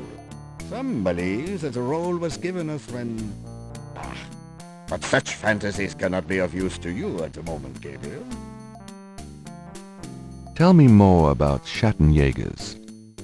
Most people are completely blind to the fact that evil does exist. It is out of vogue at the present, but I tell you, shadows of darkness, spirits, vampires, witches, demons, these things are real. It is to their advantage that the world has become so scientific, so cynical. But we know they exist, Gabriel. And we hunt them. How do we hunt them? And why? Why? Because it is our duty. We are the ones who know, Gabriel. As for how, that is something you will have to learn. But it is not easily explained over the phone. Tell me more about Schattenjägers. We can talk more about that later, Gabriel. For now, you know enough. Do you know anything about Rada drums? Rada drums? You mean ceremonial drums? Yes. The Getty tribe uses drummers around the French Quarter as relay messengers to keep track of their business. Those drums have a ceremonial use, too. It would be useful to know their code, Gabriel. I had Grace find some information on them. That's my boy. Do you know anything about Rada drums? I don't know anything that could help you with that code, Gabriel. Tell me about yourself. I hope there will be time for that later, Gabriel, after this is all over. For now, we must deal with the matter at hand. Tell me about yourself. I hope there will be... Tell me about Tetelo. Well, from your description of the ritual last night, I'd say that Gunther's mistress, Tetelo, is now the primary Loa for the Gedde tribe. It seems she still controls them by possessing her female descendants and speaking through them. You remember in Gunther's journal he said that Tetelo was possessed by her father's Loa during the killings in Charleston? This sounds similar, but Tetelo has obviously become a much more powerful Loa than her father ever was. Probably because of the added power of the talisman. Tell me more about Tetelo. I believe she truly loved Gunther. After all, she was raised to be her father's daughter. Their religion was not a choice she made, but a duty she endured. How can she be blamed for that? The spirit she has become, that is a different matter. It is utterly evil. I am certain that the lower Tetela bears little resemblance to the woman Tetela was before the burning in Charleston. Tell me more about Tetelo. She once was a beautiful and intelligent woman, and she probably did not deserve Gunther's betrayal. But the Tetelo we fight now is more akin to her tribe's dark gods than to anything human in nature. Tell me more about Tetelo. She once was a beautiful... Let's talk about the talisman. I myself have only seen it in old sketches and paintings, and in my dreams. It was in the family for centuries before Tetelo took it.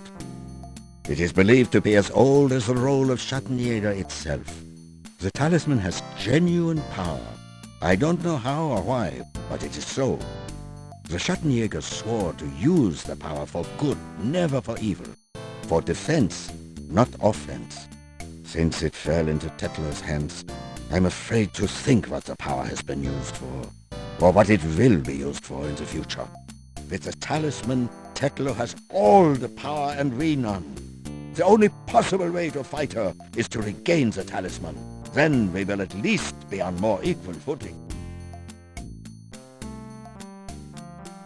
How can we regain the talisman?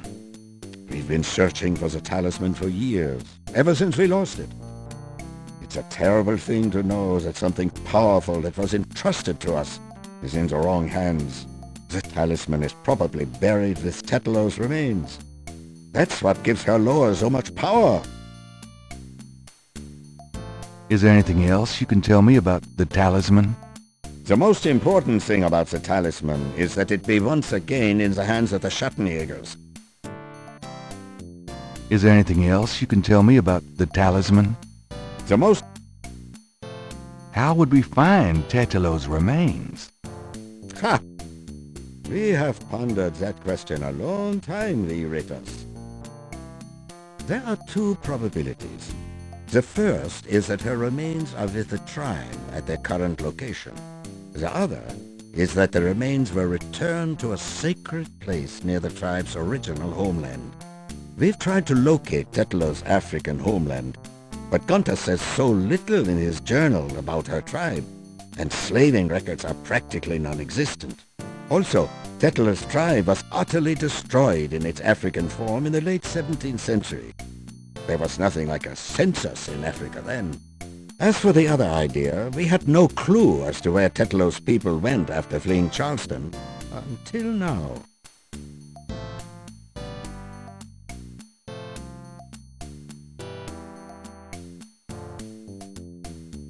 How would we find Tetlo's remains again? We must locate the tribe's original African homeland. Her remains might be there, or they might be in New Orleans, buried among her descendants. How would we find Tetlo's remains again? We must locate... Let's discuss the possible African homeland. All right. Have you learned anything that might help us locate it? I spoke with the Professor Hartridge. Unfortunately for him, he thinks the tribe's name was Agri, and that they lived near the Fon tribe in what is now called the People's Republic of Benin. That is incredible, Gabriel. I must go research this new information in my library right now. Wait, what should I do? Stay low. If you get a chance, you might look into the possibility that Tetlo's remains are somewhere in New Orleans. But don't try to broach their private areas without my assistance, Gabriel. You will make a fine Schattenjäger, but only if you are not dead. Sure, I'll wait. Bye then, Gabriel. And remember, if you need a place of safety, come to Schloss Ritter. Goodbye, Uncle Wolfgang.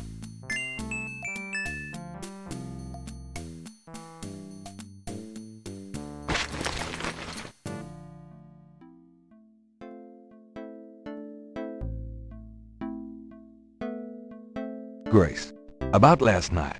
I've already said everything I have to say about that.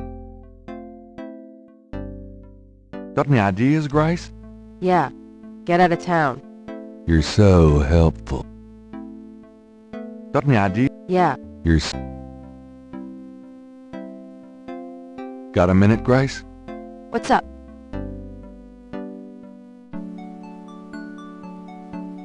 You can't tell me anything about the word Schattenjäger? Nope, sorry, I don't speak German.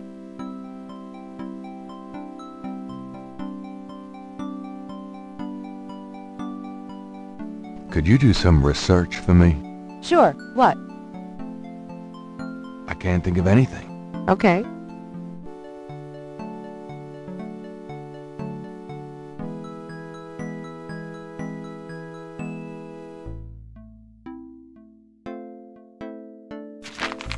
Times-Picayune, dated June 24th, 1993. There's nothing about the Voodoo murders case in the papers today. Gabriel finds a humorous tidbit under the Life is Stranger Than Fiction column. Apparently, there were reports of ghosts in the Bayou Saint-Jean last night. Various people called the newspaper with stories about hearing strange noises and seeing weird lights over the swamp. Some folks claim it's the ghosts of Marie Laveau. The paper relates it to similar delusions that crop up every Halloween. Gabriel's horoscope today reads, "Wise is the warrior who knows when to fight and when to get the hell out of dodge." God help me, I'm actually starting to listen to this guy.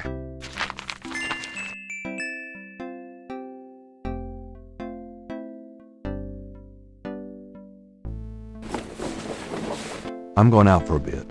Be careful.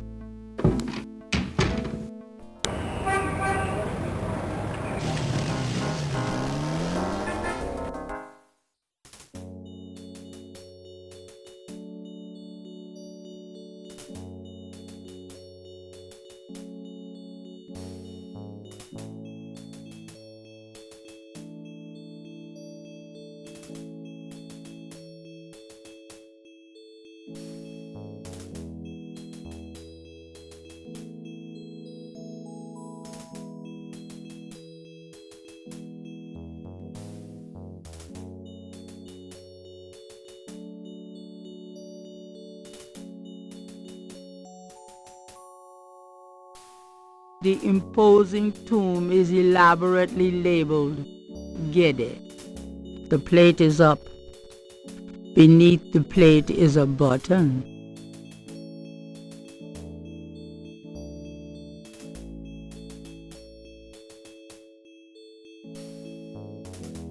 Gabriel hears a faint sound of breaking glass.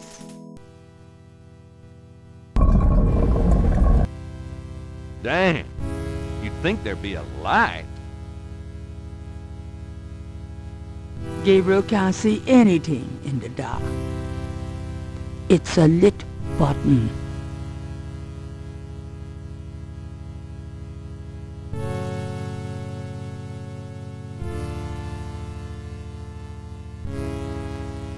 Gabriel got the flashlight free in the mail when he ordered a magazine subscription. It works though. At the moment.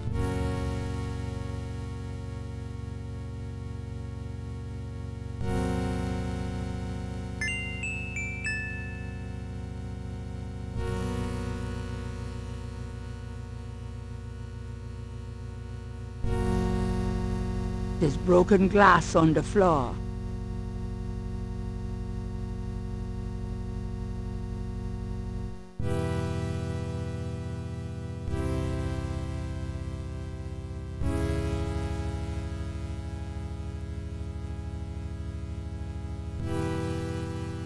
This appears to be a mourning chamber, a place for family members to come and sit and remember the dead.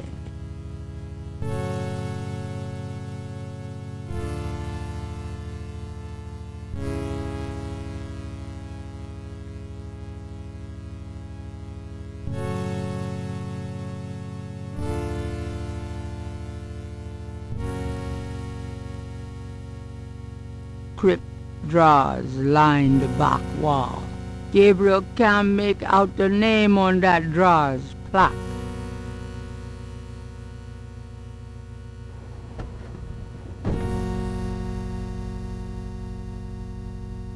The drawer's interiors contain mostly dust and bones.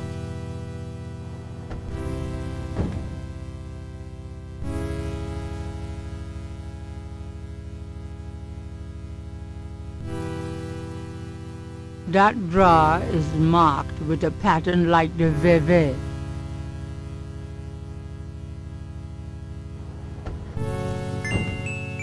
Mosley! Shit, I dropped my flashlight. Huh?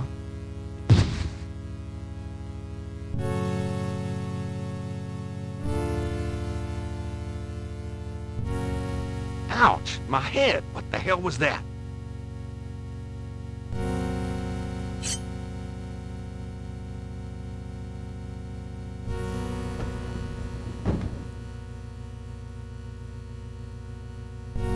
Mosley's body is gone. There's a wallet in the drawer. It must have fallen from Mosley's jacket when the body was moved.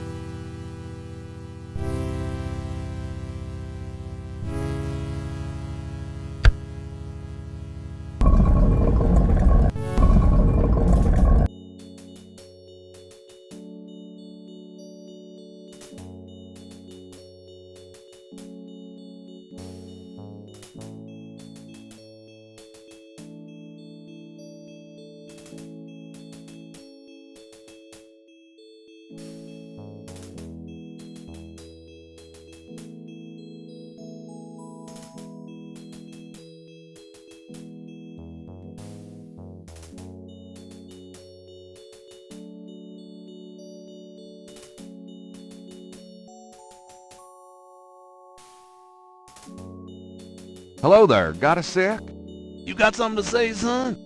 You been working here a long time? Longer than you been alive, son. I mayhaps be here longer than you'll be alive, for that matter. Mind if I pick your brain a minute? Go ahead. These folks ain't in no hurry. Do you know anything about a secret voodoo hound fool? I don't know what you talking about.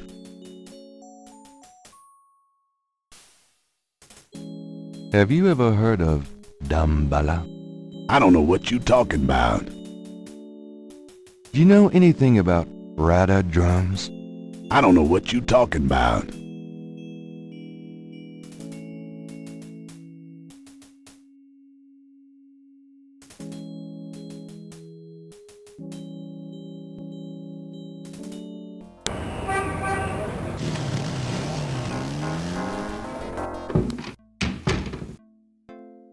Where have you been?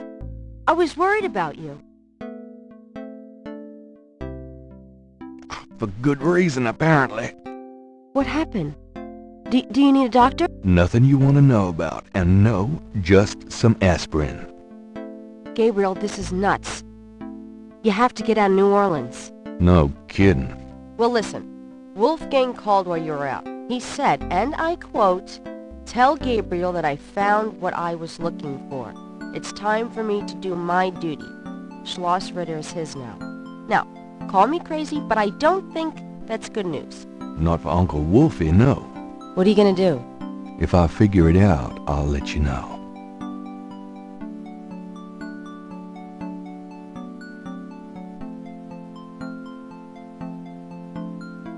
It's a man's wallet. Gabriel opens the wallet and finds some ID belonging to Mosley and an American's repressed card.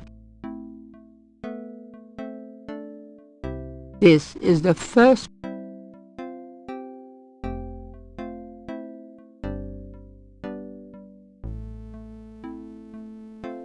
Mosley's wallet has obviously been in his back pocket for a long time. It's shaped just like him. Mosley's American's repressed card. Credit. What a concept.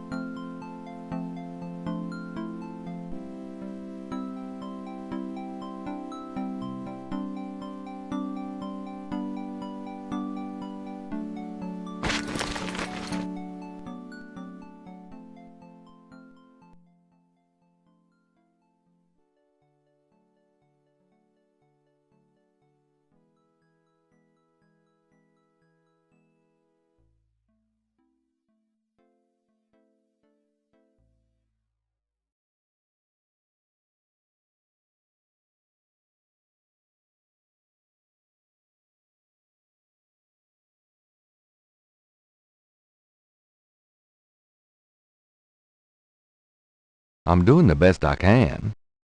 I'm doing the best I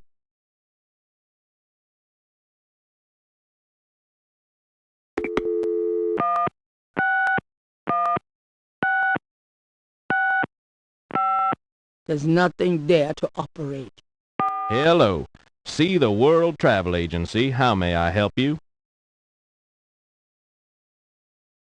What are your specials? 2 weeks in India for 2,000 rupees. Well, that's certainly special. Uh-huh.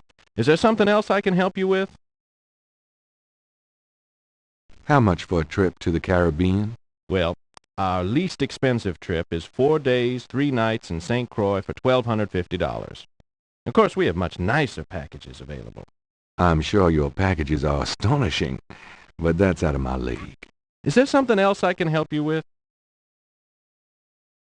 I've always wanted to visit Anderson, Indiana. I'm so sorry, but you can't get there from here. Can you just get me out of here, please? I'd be happy to send you anywhere, sir, but I need a destination. How much for a trip to Rittersburg, Germany? Rittersburg, Germany? Hold on, let me look that up. I can fly you into Munich. That's the closest airport to Rittersburg. You can rent a car from there, or take the train. Let's see. The best price I can see for the flight is $1,400. What would you like to do? Charge it to my Americans repressed. Yes, sir. And your name was? Mosley. Feeling a little guilty. Gabriel gives the travel agent Mosley's card number and is informed that he can pick up his ticket at the New Orleans International Airport.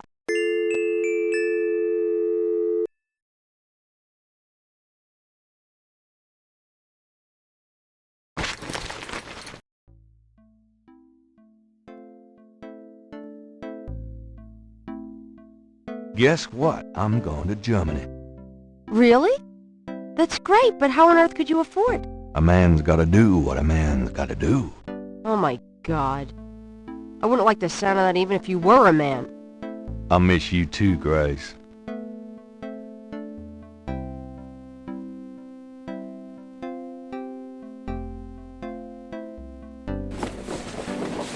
Goodbye, Gracie. Good luck. Let me know what's going on, will you? Of course.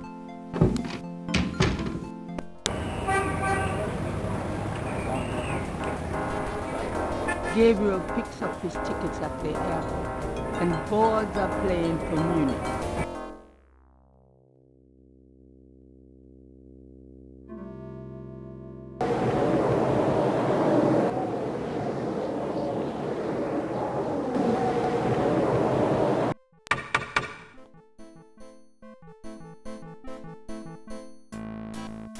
Wolfgang? Hello. My name is Knight. Gabriel Knight. Herr Knight. Oh, kommen Sie bitte, Herren. I mean, come in, please, Herr Knight. I was not expecting you. Has Wolfgang sent you here? Uncle Wolfgang?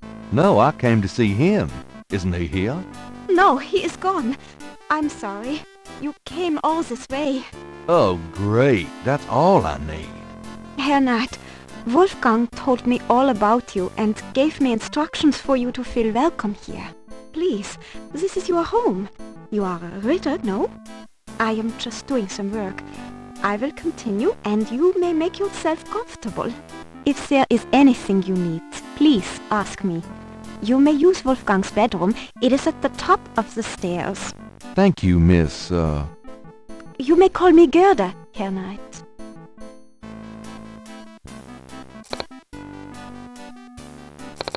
The great hall of Schloss Ritter towers around Gabriel.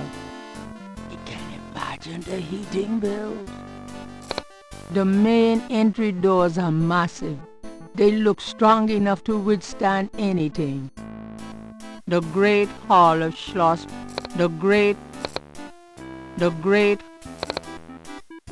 A few tapestries hang on the wall.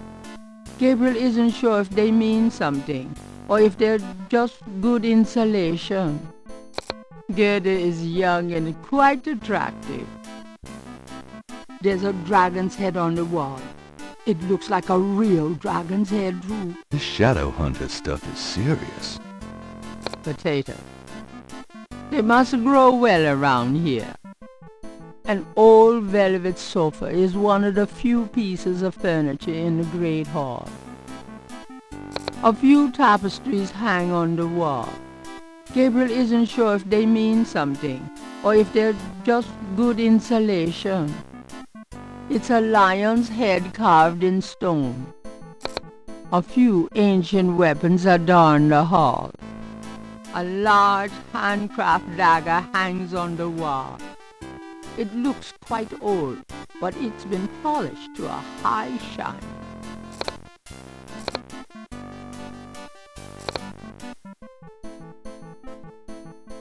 So, what do you do when you're not puttering around the castle? Every day I go to Riddersburg to do the daily shopping and visit my friends. Have you worked here long? For the past 4 years. I came here when I was 18. What's it like in Rittersburg? It is very peaceful and quiet. I am sure you'll find it like a vacation, yeah? Somehow, I doubt this is going to be a vacation. Ooh, is it always this cold around here? To tell you the truth, we never have snow in June here, Herr Knight. Even though we are in the Alps, the weather, it is not normal this year. This place is so quiet. Doesn't that bother you at all? I love it here in Schloss Ritter. Even the silence feels like home to me. So, what do you do when you're not puttering around the castle? Every day I go...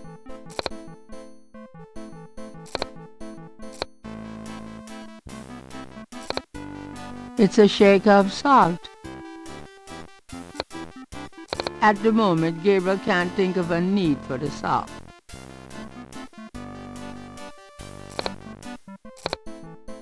Can I ask you a few questions? Yeah, of course.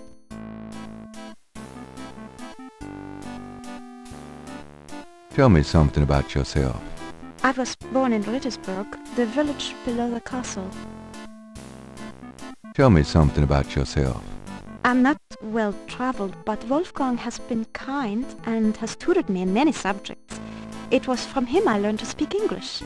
He must have sensed you were coming here at night and that you would have need of me. Tell me something about yourself. I'm very devoted to my position here with Wolfgang. Tell me something about yourself.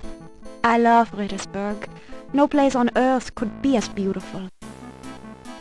Tell me something about yourself. I was born in Rittersburg, the village below the castle.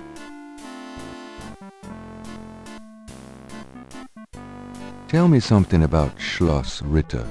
Schloss Ritter has stood for many centuries, no one knows how long. It was once the pride of Bavaria, but now it is in disrepair. Wolfgang received offers to open the castle for tourists. He has resisted though, even though the castle is in desperate need of repairs.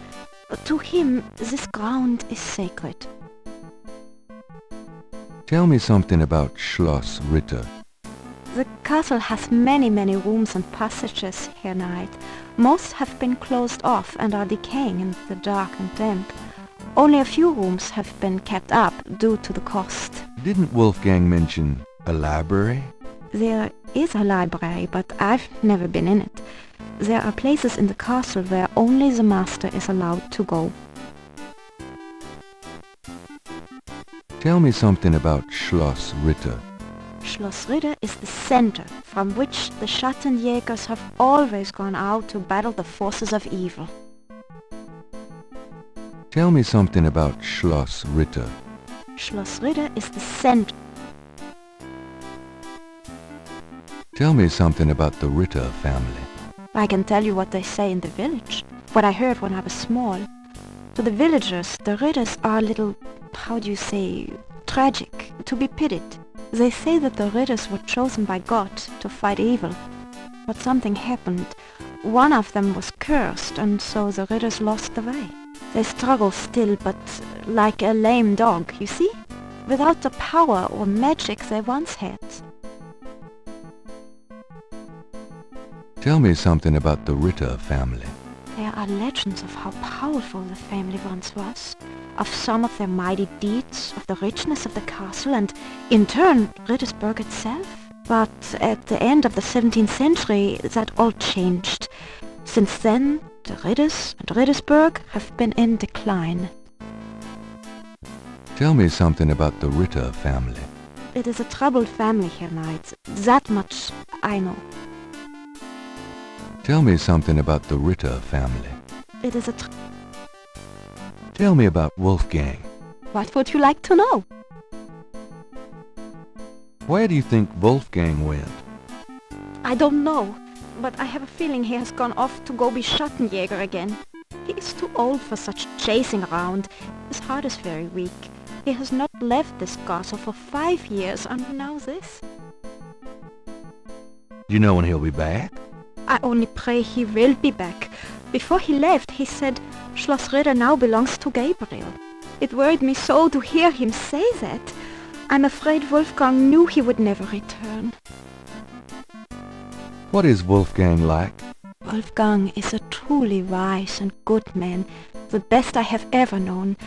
But his life has been so full of disappointments. What kind of disappointments? His only son died in infancy, so there was no one to carry on the family line. And the family's financial troubles have been hard on him. Wolfgang wanted to do so much for the world, but it was all he could do just to hold on to Schloss Ritter. He has not left his mark as he wished to. What is your relationship with Wolfgang? Herr Knight, My relationship with your uncle is really none of your business. You're right, Gerda. I apologize. Forget I asked. Can you show me Wolfgang's library? How do you know about his library? When we talked on the phone, he said he was going to do some research in his library. I thought maybe if I saw what he was researching. Ah, yeah. A good idea, Herr Knight, but I'm afraid I cannot show you the library. You see, I have never been in it. Only a Schattenjäger can enter the library. I see. Just tell me anything. Wolfgang has dedicated his entire life to the role of Schattenjäger. Just tell me anything. He has not had a very happy life, but I have done my best to provide him with a little comfort. Just tell me anything. He thought he was the last of the Ritter line until he found out about you. Just tell me anything. He knows the history of the Ritter family from many centuries past. Just tell me anything. He's a good man, a strong man. I am fond of him. Just tell me anything. Wolfgang has dedicated his entire life to the role of Schattenjäger. Just tell me anything. He has not had a very happy life, but I have done my best to provide him with a little comfort. Just tell me anything. He thought he was the last of the... Oh, nothing, never mind. As you like, Herr Knight. Tell me what you know about Schattenjägers. As Wolfgang may have told you, Schattenjäger means shadow hunter. The Ritter family have always been Schattenjägers. It is a kind of priesthood, though not as restrictive as most.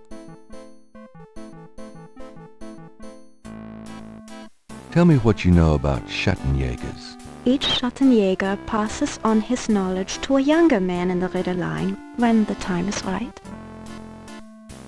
Tell me what you know about Schattenjägers.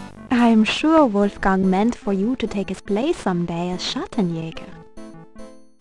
Tell me what you know about Schattenjägers. I'm sure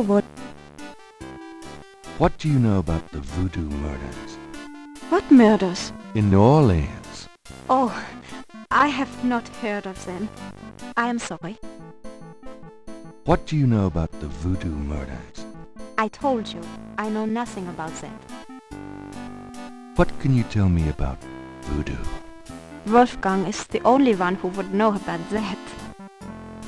What can you tell... Wolfgang is... What can you tell me about New Orleans? I have never left Germany, Herr Knight. Perhaps someday you will tell me about it. What can you tell me about New Orleans? I have... Do you know anything about snakes? We do have snakes here in Germany, but I do not know much about them. Do you know anything about snakes? We do have snakes here in Germany, but I do not know much about them. What can you tell me about St. John's Eve? I have never heard of such a day.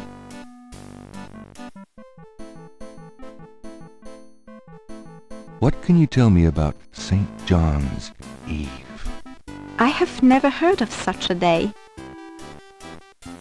Do you have any idea what Cabri sans cœur means? That is not in a language I understand. So sorry. Do you have any idea what Cabri sans cœur means? That is not... Do you know anything about Marie Laveau? That is something Wolfgang would know about, Herr Knight. Do you know anything about a secret voodoo hound fool? That is something Wolfgang would know about, Herr Knight. Do you know anything about animal masks? That is some... Do you know anything about veves? That is some... Have you ever heard of Damballa? That is some... Does the name Ogun Badagri mean anything to you? That is something... Do you know anything about black voodoo? That is something... Do you know anything about rider drums? Is that some sort of music? I do not know much about music, but I like the Beatles. Do you know anything about rider drums? Is that...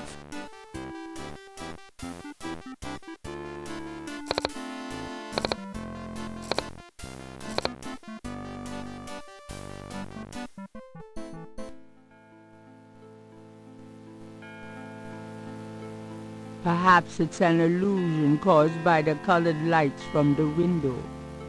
But this chapel gives Gabriel a sense of something truly mystical.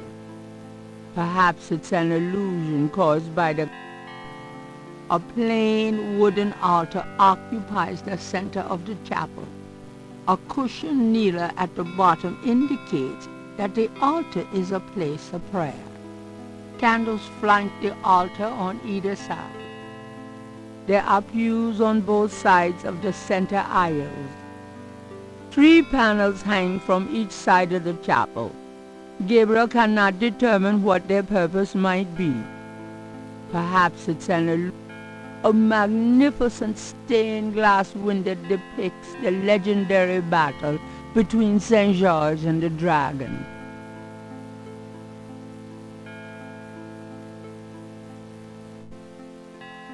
Gabriel does not have a reason to kneel at the altar right now.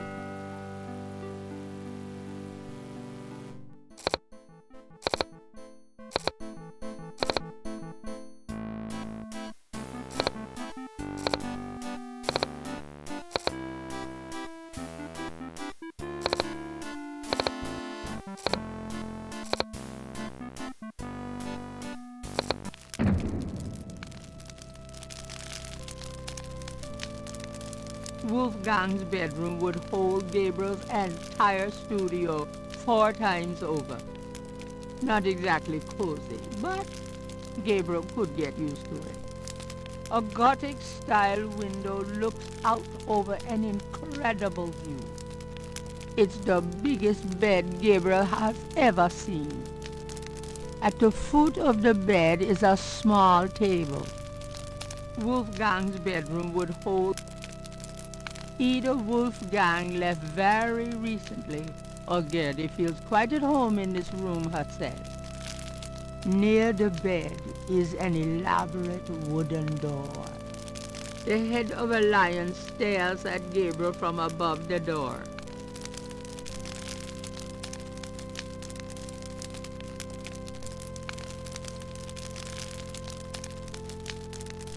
It's locked. The rug looks like fur from some large animal, but what kind of animal, Gabriel could not say. The cabinet holds a few items for personal grooming. The cabinet itself doesn't interest Gabriel. There's a small pair of grooming scissors on the cabinet. It's a chamber pot. Take me back to the 20th century, please.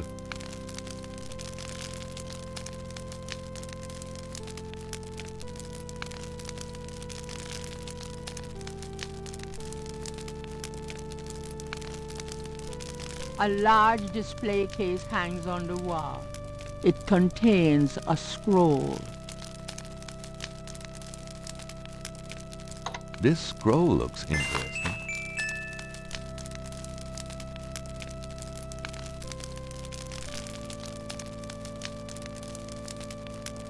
The scroll from the display case is very old. St. George, patron of the light, who hunts the shadows of the night. Upon my blood I call thee now, purify me, for I avow to set my feet upon thy road, thy sword I take up for mine own.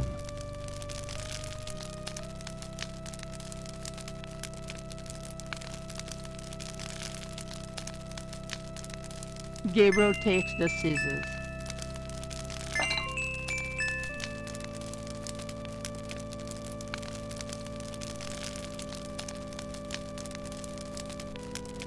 The hair clipping scissors are spotless.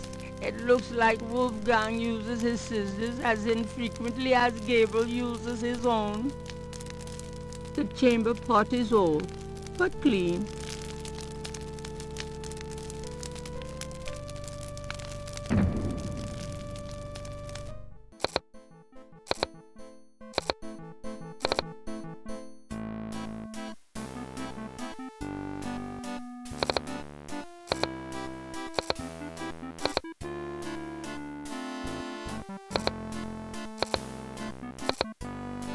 Can I ask you a few questions?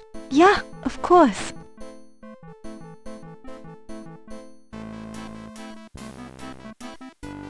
What can you tell me about those wall panels in the chapel? The hangings? They describe the Schattenjäger initiation ceremony. Tell me about the Schattenjäger initiation ceremony. Each young man of the Ritter line must go through the ceremony when he dedicates himself to be a Schattenjäger. But what does the ceremony do? I do not know, Herr Knight. The only people present are the old Schattenjäger and the new. But I think it must be similar to a priest's ordination or a wedding, a ceremony of intent and oath. You. Is there a problem, Herr Knight? You said wedding. I'm okay now.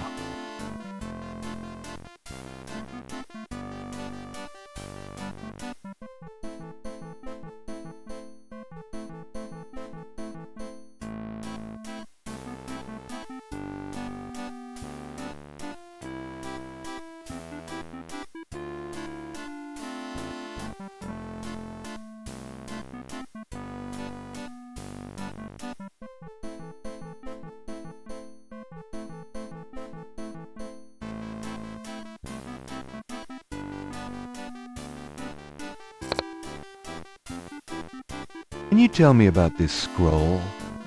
It is the Scroll of St. George, patron saint of England and of the Ritter family.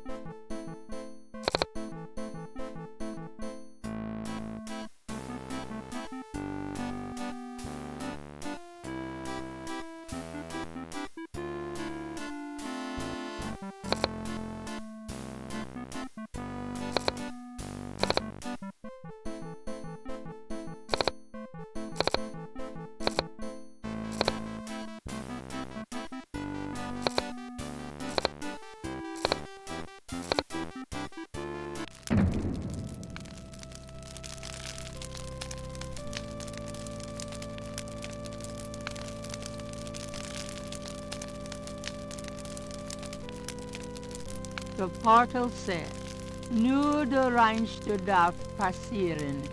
Diesen Herz ist rein wie Glas. Diesen Seele rein wie Führer, schreitet Hörner durch Portal.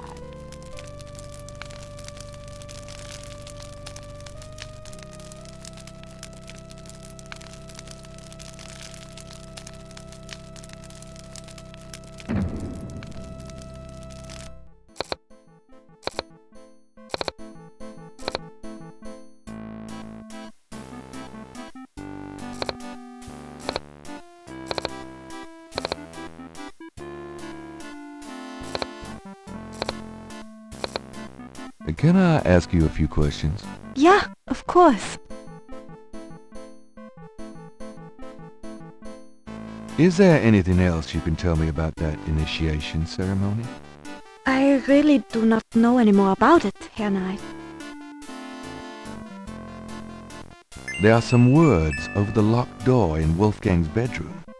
What do they mean? Ah, yes. Wolfgang had me translated as part of my English lessons. In English it means, only the purest here may pass.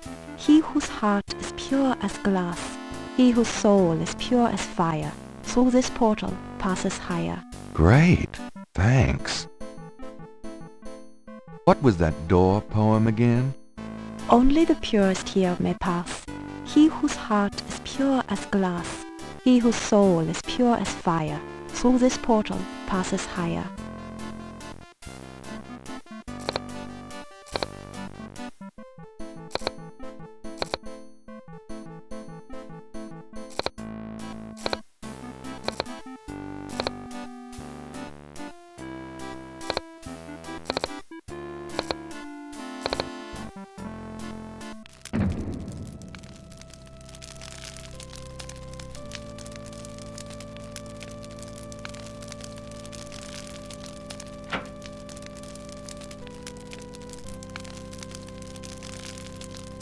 Outside the window, there's a nice thick ledge covered with snow, and it's only slightly off color, rather like Gabriel himself. Thinking of the first chapel panel, Gabriel washes his hands in the snow.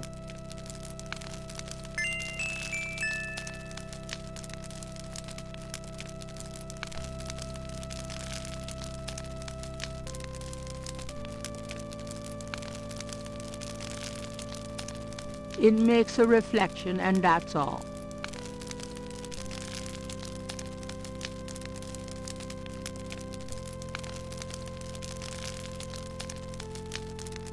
Gabriel takes the scissors.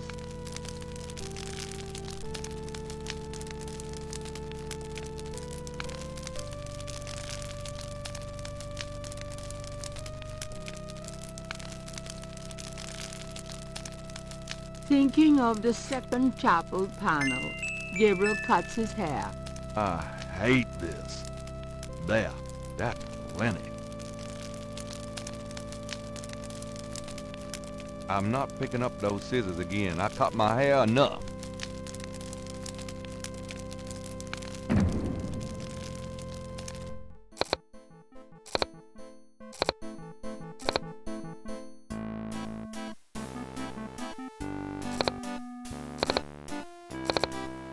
This dagger. It is the knife of a Schattenjäger. You may take it, Herr Knight. Everything in this castle is yours now.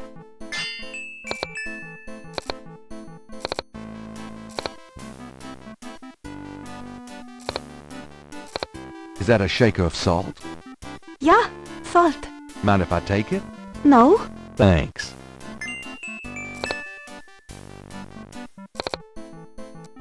Can I ask you a few questions? Yeah, of course.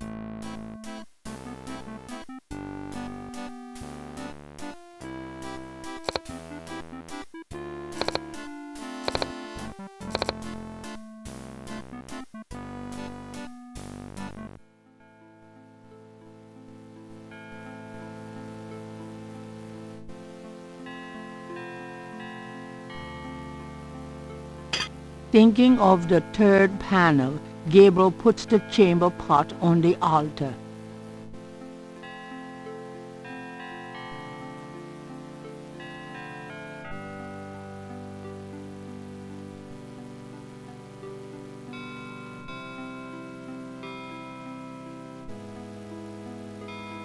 That item can...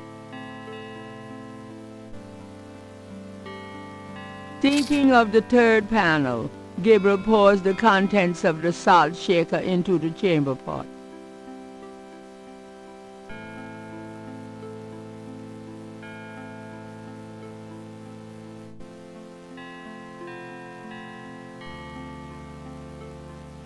Thinking of the fourth panel, Gabriel holds his arm over the chamber pot and nicks it with the dagger. Oops, nearly hit an artery.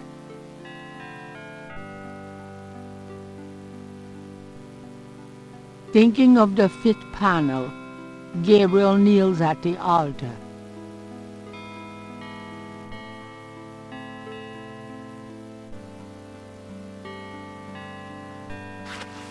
Thinking of the sixth panel, Gabriel reads the scroll.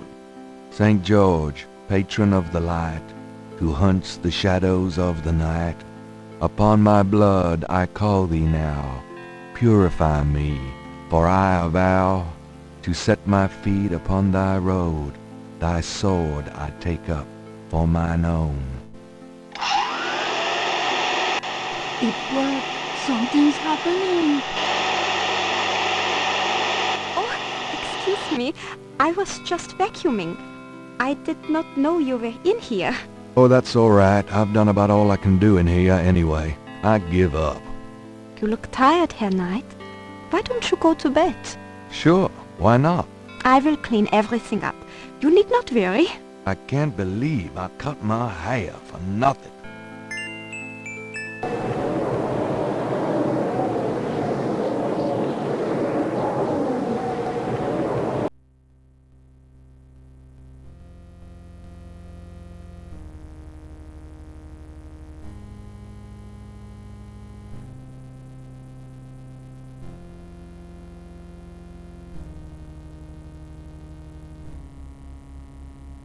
Your soul smells, Gabriel Knight. You seek to be Schattenjäger. I do.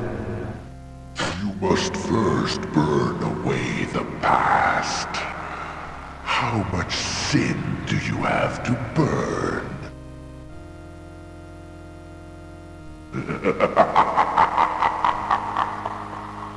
You have used people all your life, never committed to anything. Turn back now, and I will forget that you asked for this. No! There are only two things that redeem you. First, that you have Ritter blood in your veins. Second, that 3 women have loved you purely. You asked to start on the path, so you shall. But you will not be a Schattenjäger until you have earned it. How? I cannot show you the path, but I can tell you that you will have to let go of the greater part of yourself, Gabriel Knight. No problem. Yes. Now you asked for purification. You shall have it.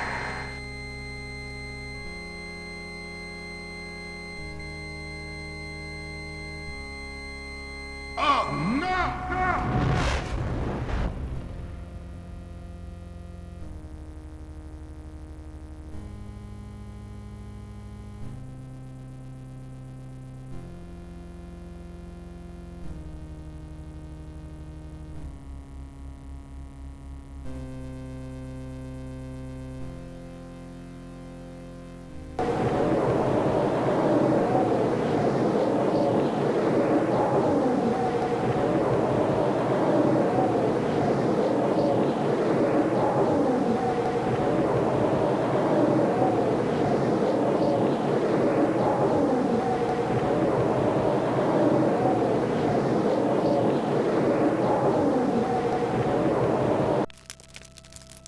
What a night. I'm sore all over.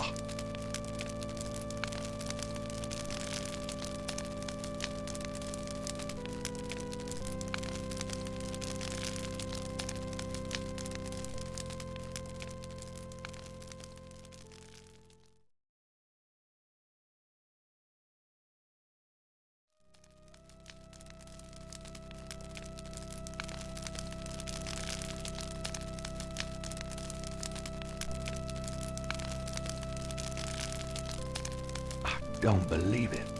It's the key from my dream.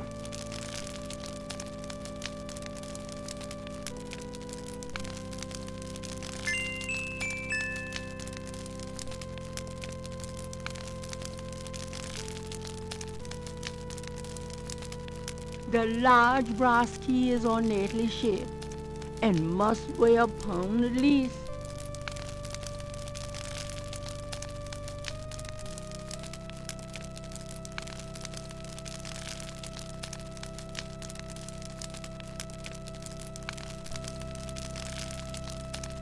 The Ritter dagger is solid, weighty, and highly polished.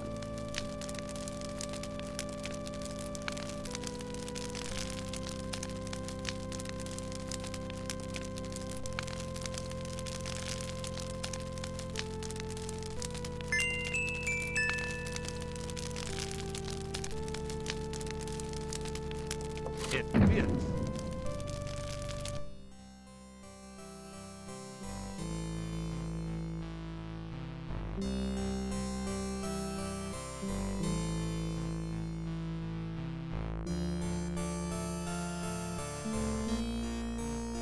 Just by glancing at the spines, Gabriel can tell that this is one of the most priceless private collections he's ever seen. Talk about a bibliophile's Shangri-La. More colorful tapestry soften the stone walls here. tall, narrow windows provide daylight to the dank room. An ancient shield hangs on the wall. A heavy wooden table occupies the center of the library. Benches accompany the library table. The candles for nighttime reading, perhaps. These texts are in German. You really have to learn the language now. These texts are in German. You really have to learn the language now.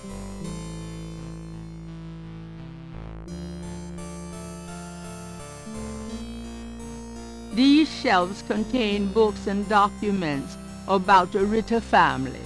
Journals, diaries, record books, deeds, something to peruse extensively when Gabriel has more time. These shelves contain history books. Gabriel peruses the titles with interest, but nothing jumps out at him. These shelves contain journals, something. Although it probably won't shed any light on Wolfgang's whereabouts, Gabriel picks up a book from the Ritter section. The book is entitled Malleus Maleficarum, The Witch Hammer, dated 1486. It's a witch hunter's manual from the Inquisition. I'm not sure I'm really interested in knowing about some of my ancestors. Although it looks like a very old diary of the wife of Ritter Schottenjäger. Interesting. It seemed that her husband, one Freiling Ritter, had rescued this woman from the clutches of the Marquis de Sade himself. This family tree really goes way back. The Ritter documents are fascinating, but Gabriel is determined to stay focused on the task at hand. Although it probably won't share the book. I'm not sure. These shelves contain journals, something to. These shelves contain something. These shelves contain books on religions of all kinds. Gabriel peruses the titles with interest, but nothing jumps out at him. These shelves contain These shelves contain science books. Gabriel looks at the titles curiously, but they're all a bit too technical for his taste.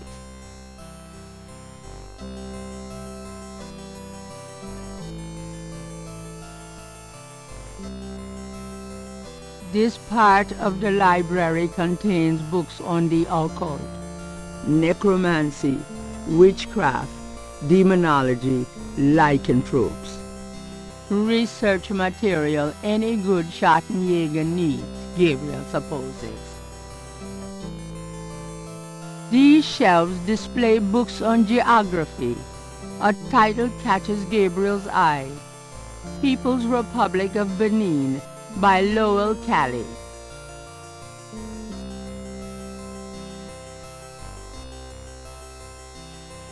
Gabriel pulls out the book entitled People's Republic of Benin and scans through it. The People's Republic of Benin is an area of rich and diverse cultures and a proud heritage. Before slaving devastated many tribes, this area was populated by some of the oddest, fiercest, and most powerful tribes in tribal Africa. The Fans, the Dahomis, and the terrible Agris. The book, The Primal Ones by John Roots, provides insight into these fascinating cultures.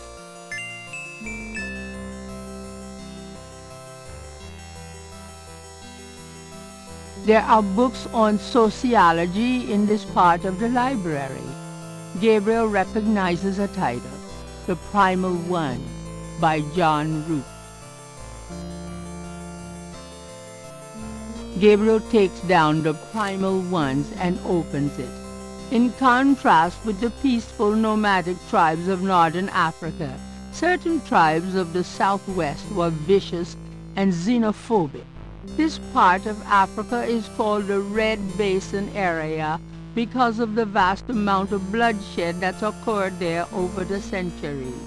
In this one area of Africa existed in a perpetual state of war and raiding, some of the most powerful and efficient fighters the world has ever seen.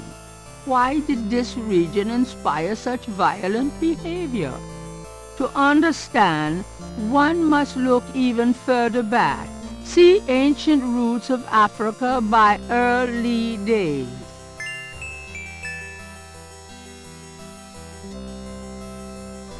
These shelves contains books on archaeology. Gabriel peruses the titles with interest, but nothing jumps out at him. These shelves contain science books. Gabriel looks at the titles curiously, but they're all a bit too technical for his taste. These shelves contain books on religions of all kinds. Gabriel peruses the titles with interest, but nothing jumps out at him. These shelves contain history books. Gabriel recognizes a title, Ancient Roots of Africa by Early Days.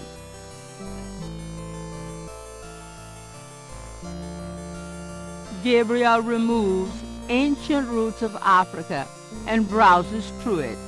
The ferocity of the tribes in the Red Basin region is traceable to their predecessors. In Egyptian time, 4000 to 2000 BC, this region was ruled by powerful sun worshippers. We know a little about this mysterious cult by the remnants of ruins far older and of a culture far more advanced than any that exists in Africa today. See Sun Worshippers by A. Curie. These shelves contain history books. Gabriel recognizes a title, Ancient Roots of Africa by Early Days.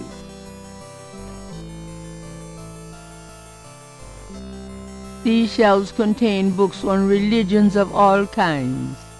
A title catches Gabriel's eye, Sun Worshippers by A. Curie.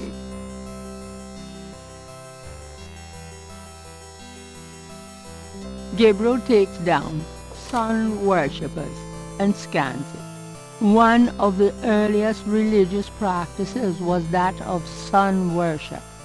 The most powerful cults of sun worshippers lived on the continent of Africa. The African sun god was violent and terrible, and so became his worshippers. They practiced a particularly bloody form of ritual sacrifice.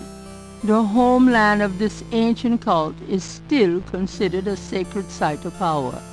See Ancient Digs of Africa by Professor Seymour Shards.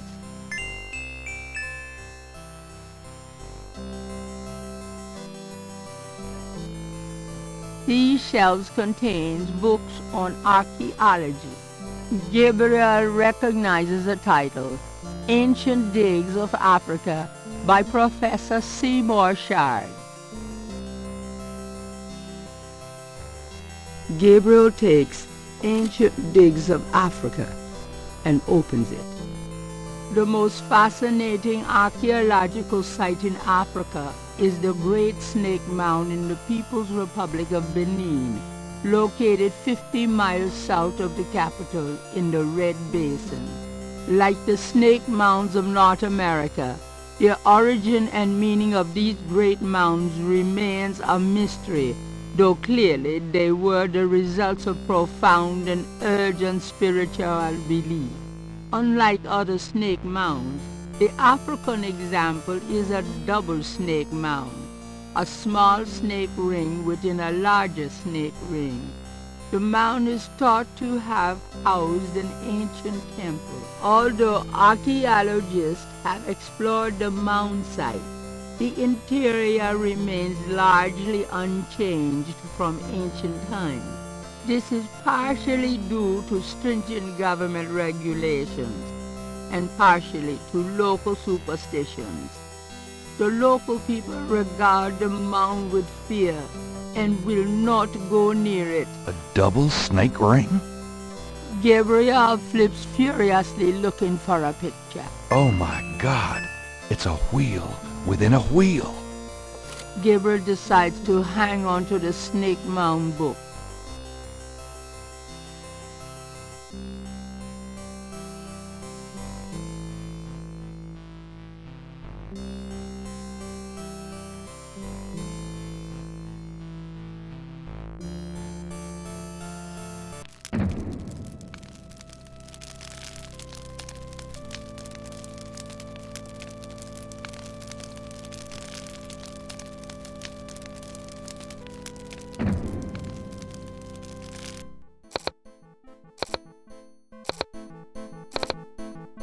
Guten Morgen, Herr Knight.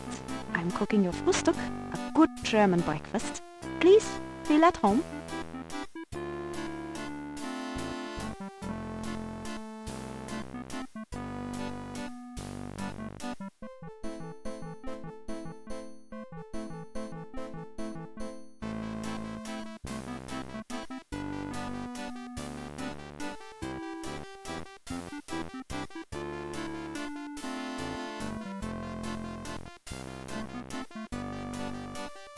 So, what do you do when you're not puttering around the castle?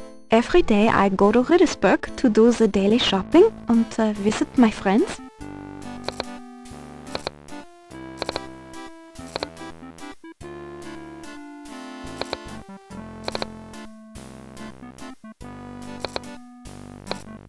Can I ask you a few questions?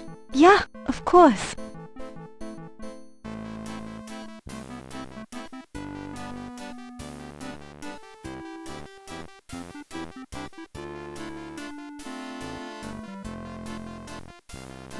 You wouldn't know anything about this key I found in Wolfgang's bedroom now, would you?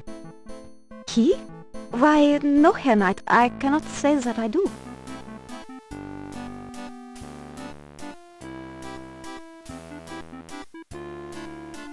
You wouldn't know anything about... Key? Why, no...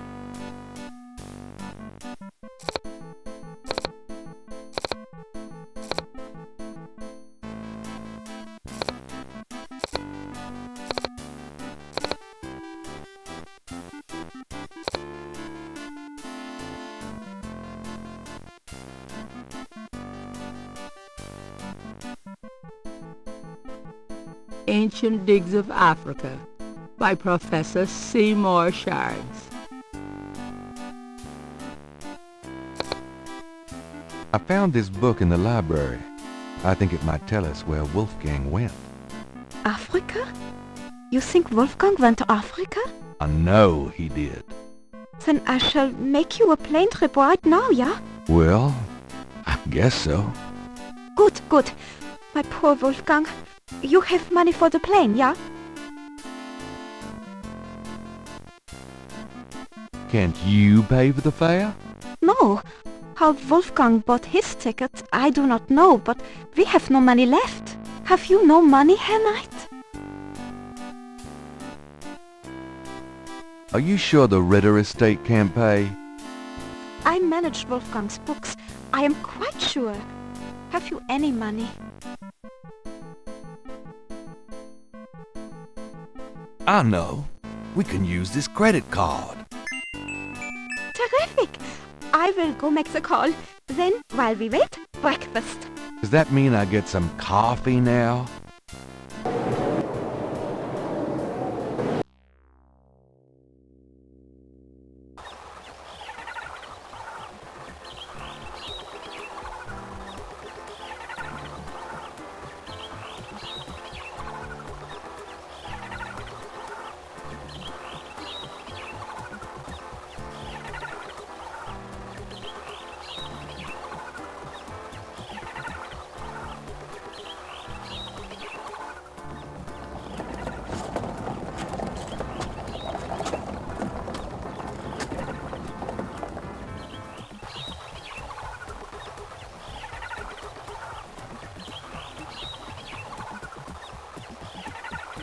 wheel within a wheel.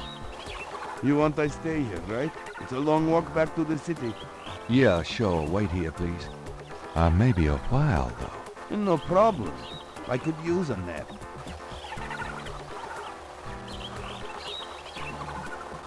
The snake mound consists of an outer ring and an inner ring, 2 snakes eating their tail. Gabriel is on a rise overlooking an ancient snake mound in the People's Republic of Benin.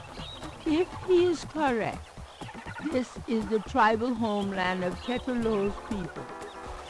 Gabriel is on a... If the Jeep driver has settled into his seat for a nap.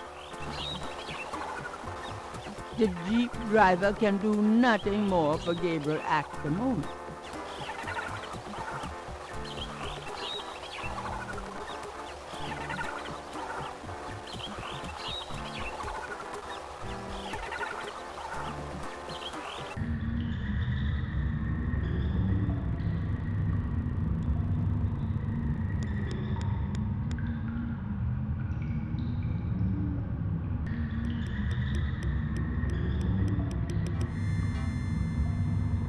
The rooms of the snake mound are made entirely from earth, formed centuries before into a wheel by sun worshippers.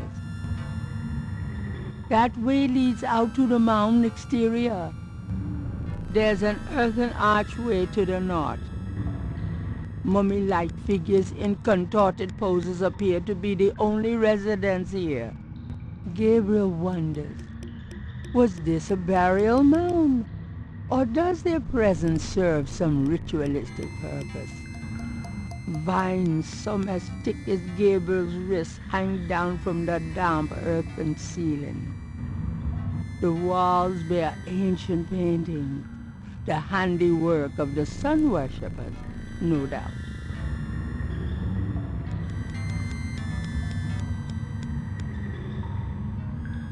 An etched stone is on the wall.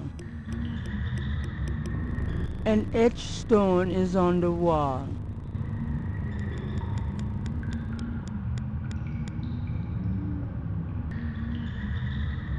The rooms of the snake mound are...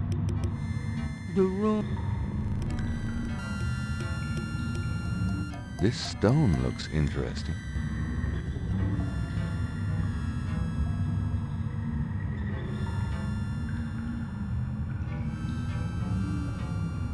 The stone is etched with a peculiar snake design.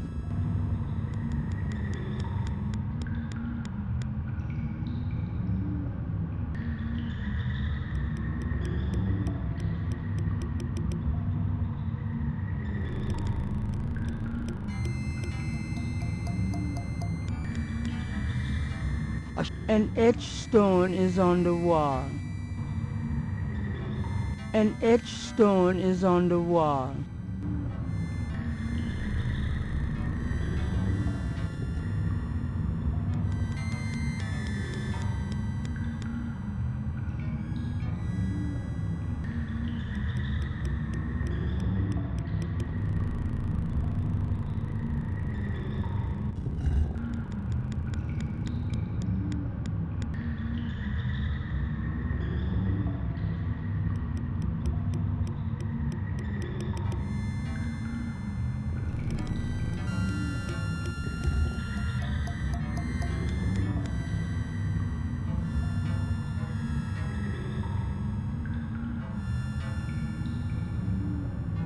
In the center of the wall painting is a square sunken area. Holes about the size of a quarter appear in the wall there.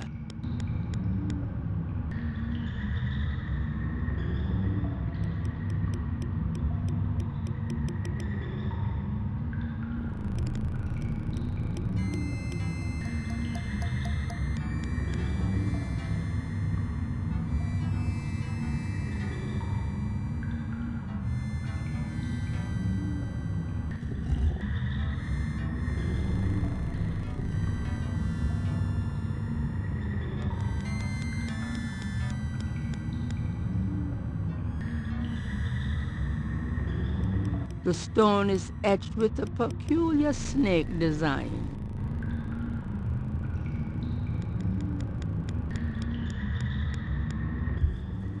It fits.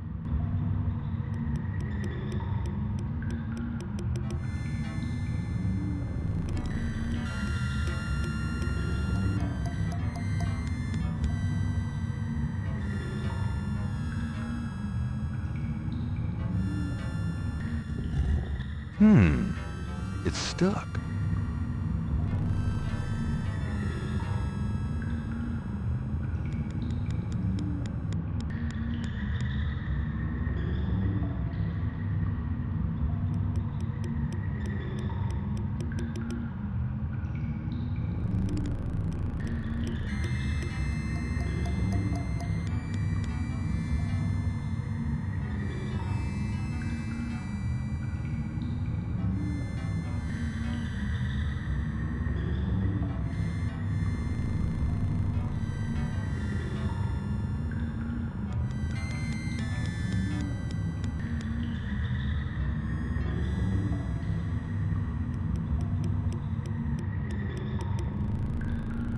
The stone is etched with a peculiar...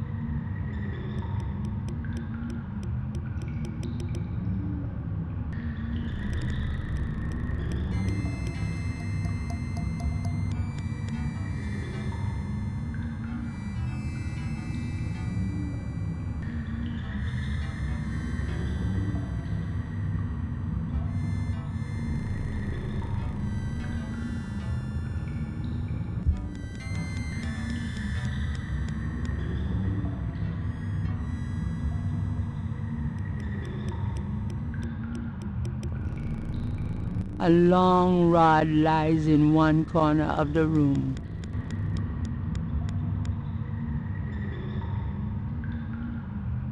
It's shaped a little like a snake.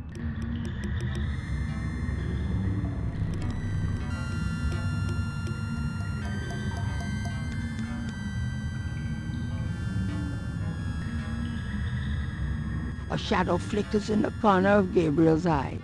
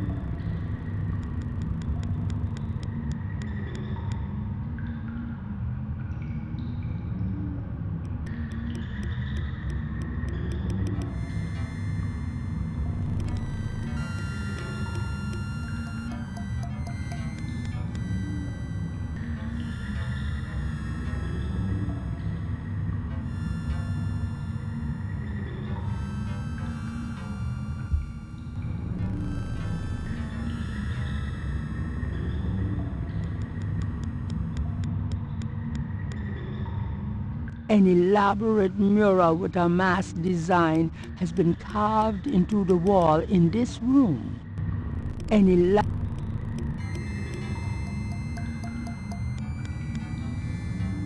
etched stone is on the wall.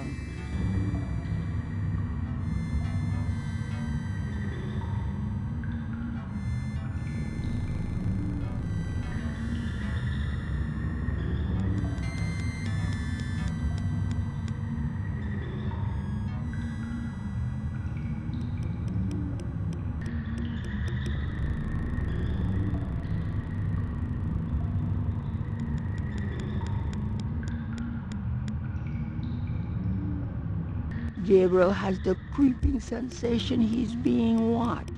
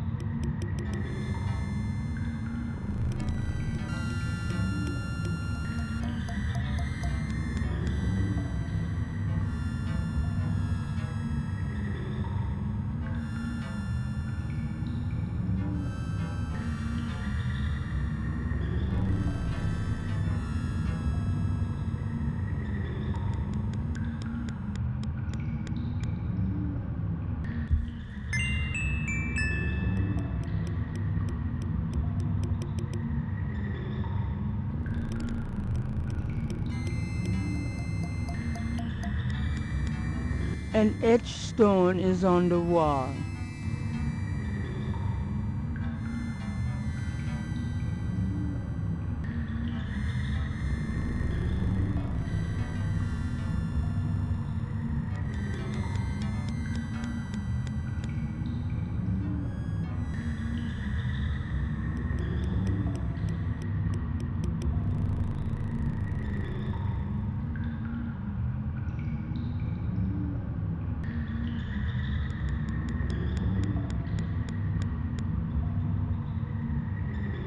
The long rod is shaped like a snake. The head of the rod is the snake's angled triangular head.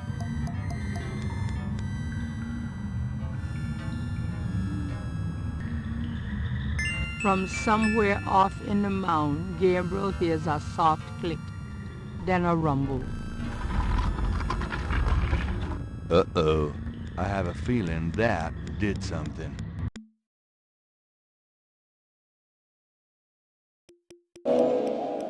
The mummy-like bodies have animated, and they appear intent on one thing. I really don't want to be dead. Can we try that again?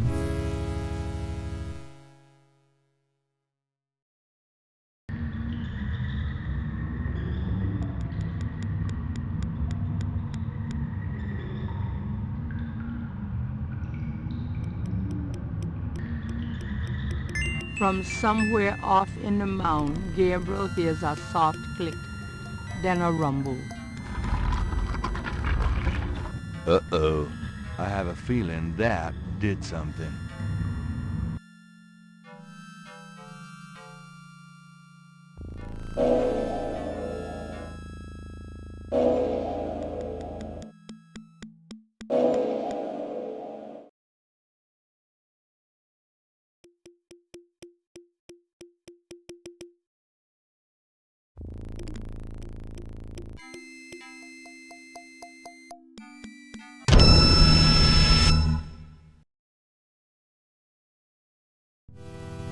I really don't want to be dead. Can we try that again?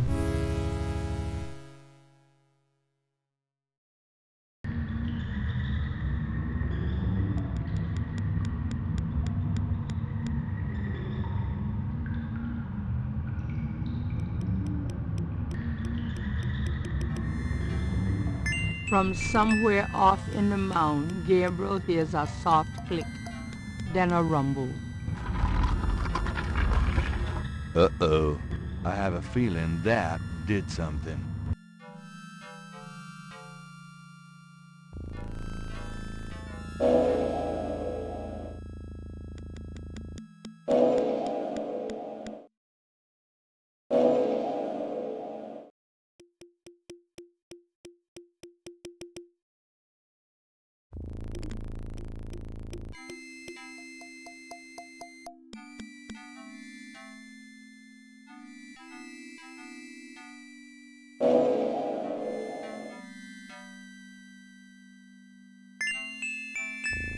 I can't believe I'm doing this. Oh, shit. Gabriel Knight, I presume. Uncle Wolfgang? In person. Now go to it, boy. I can't hold these creatures for very long, and there are more on the way. Go to what? The secret panel, boy. Those creatures are only alive while it's open. Close it, Gabriel, and hurry. Uncle Wolfgang cuts a dramatic figure in his long cape. He moves gracefully for a man in his 70s. Gabriel does not need to get any closer to that mummy.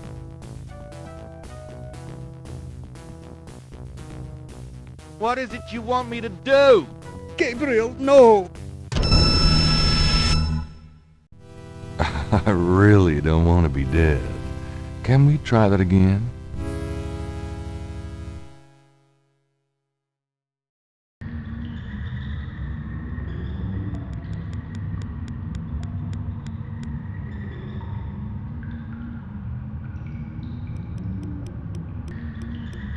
From somewhere off in the mound. Uh-oh. I have a feeling that did something.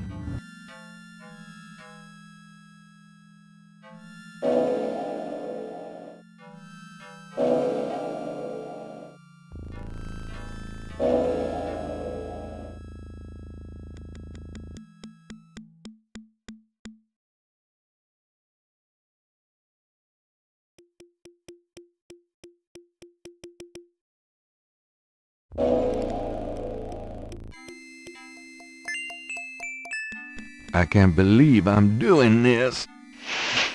Oh, shit. Gabriel Knight, I presume. Uncle Wolfgang? In person. Now go to it, boy. I can't hold these creatures for very long, and there are more on the way. Go to what? The secret panel, boy. Those creatures are only alive while it's open. Close it, Gabriel, and hurry. I think I found something. Very good, Gabriel. Now stand back.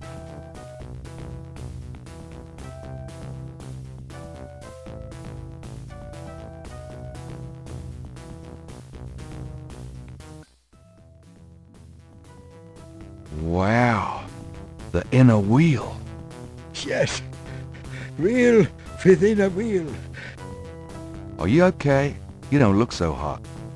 I'm fine, Gabriel. The wheel. You dreamt it? Yeah. And you? Yes. I must congratulate you on the Three Snakes connection. I had missed it.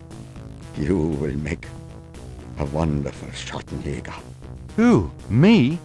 Yes. It is a long path, my boy. I myself have still the last of my 3 quests to meet. But let us see what is here. You have found the heart of the apple, but it might be poisoned still.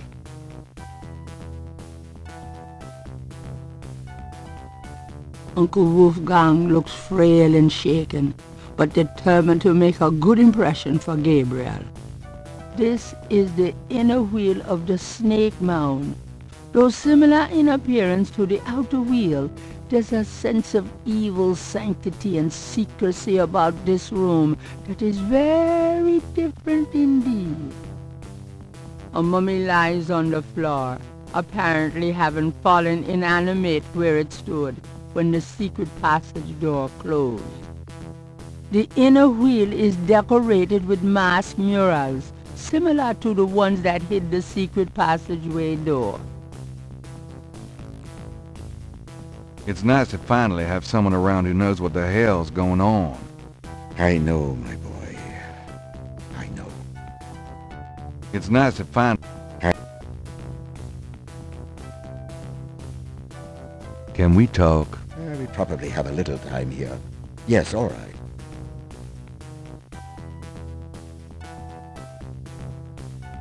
Tell me about yourself.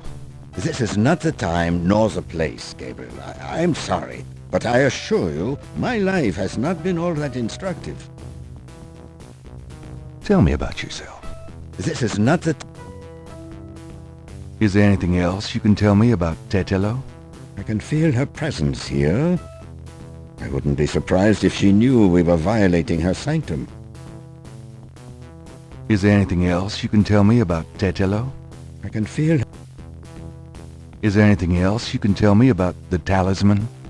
The most important thing about the talisman is that it be once again in the hands of the Schattenjägers. Do you think Tetelo's remains are here? I have a feeling that they are, Gabriel. Do you think... I have a... What can you tell me about Schattenjägers? We have not the time to discuss that here. You have started the path. I can see it in your eyes. You must trust yourself and be true to your inner voice. The good voice, Gabriel. You'll know it when you hear it. What do you know about the Voodoo murders? I know only what you have told me. They seem to be very similar to the killings in Gunther's journal. What can you tell me about Voodoo? It sounds as though you have learned much during your investigation in New Orleans. Perhaps you will fill me in when we have a chance to sit down and talk.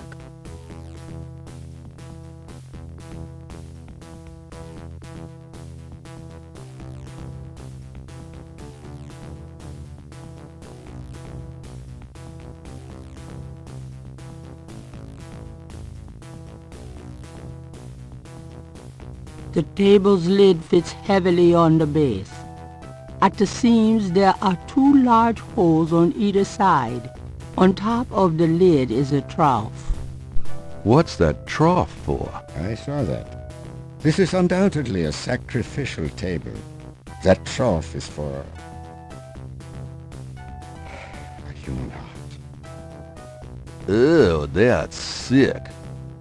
The table's lid fits heavily.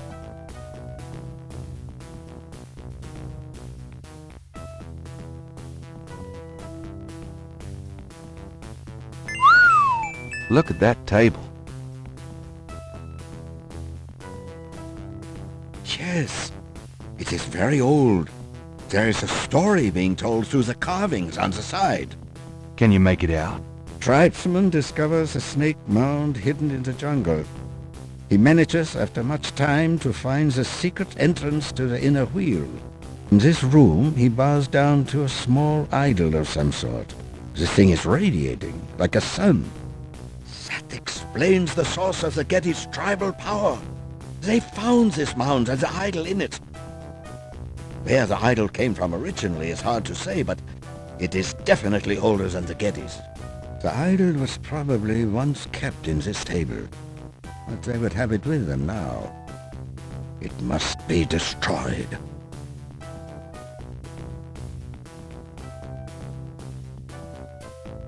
This is the inner wheel. This is the inner wheel of... This is the...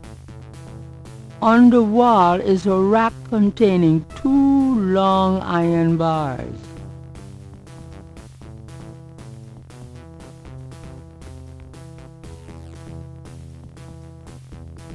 Should we try this lid? I suppose it wouldn't hurt.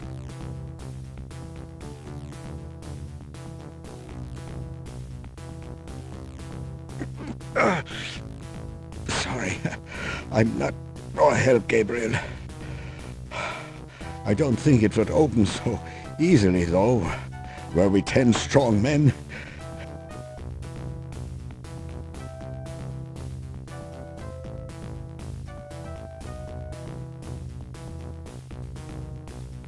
What about these iron bars?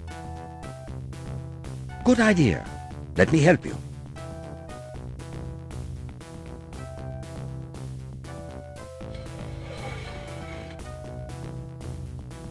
Perhaps these holes. There.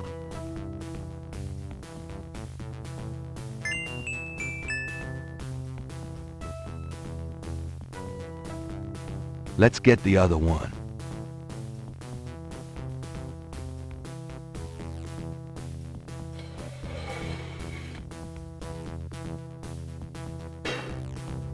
There.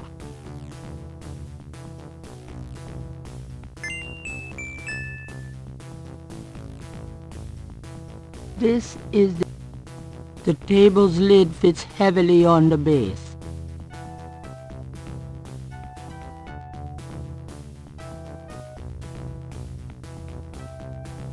What was the story on this table again?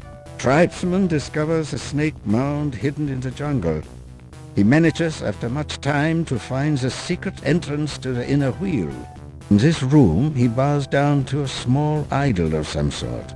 The thing is radiating, like a sun.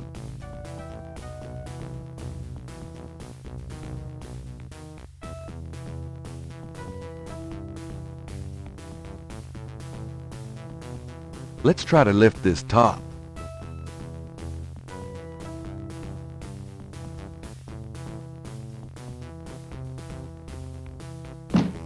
I know it's in there. Yes, it is in there. I have not felt this powerful since, well, ever. Why won't the damn lid come off? It is a sacrificial table. It can probably only be triggered by the proper use of that trough there, with a heart.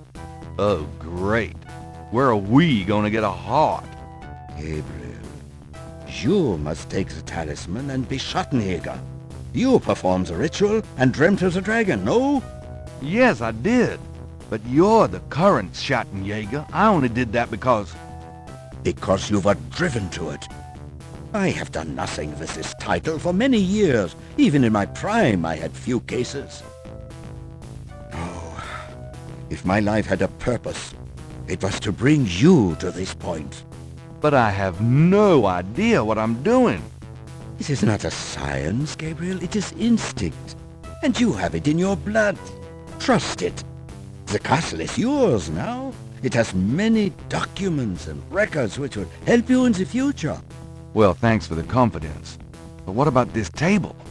I want you to go into the next room and get a heart from that dead creature on the floor. Will that work? Doesn't it need to be... fresh? Let us try. Perhaps there's some of the old Ritter magic left. Go on.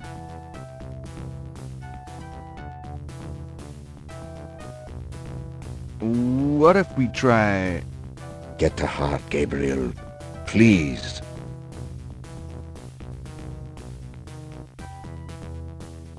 Can we talk? Not now, Gabriel. You must do as I asked, please.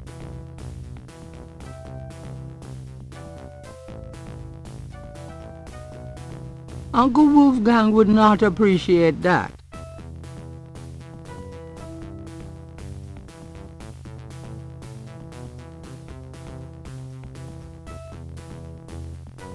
A mummy lies on the floor, apparently having fallen inanimate where it stood when the secret passage door closed. Gabriel cannot get the mummy's heart with that.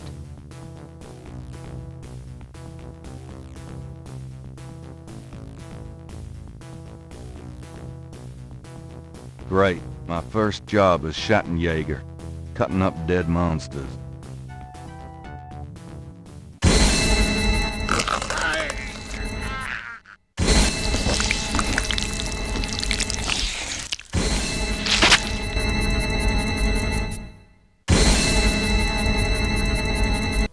Wolfgang! No! No!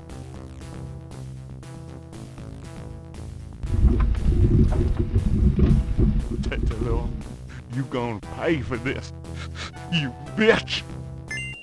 Why did he go to Africa, Gertie? No, it's okay. I'm just a little anxious. No, they haven't. I just need to talk to Gabriel.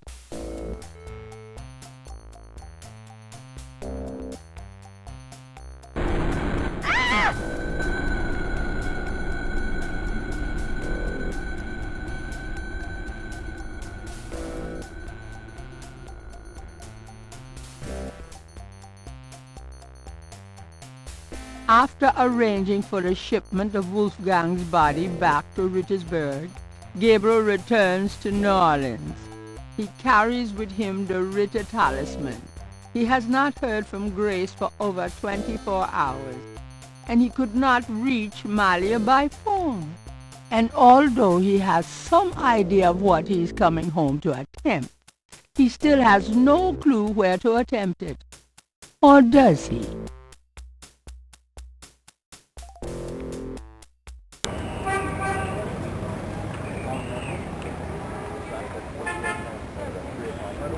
It's time to stay in New Orleans and face the music. Posted on the door of the museum is a sign saying, "Closed until further notice." The Dixieland drugstore is locked and barred tight.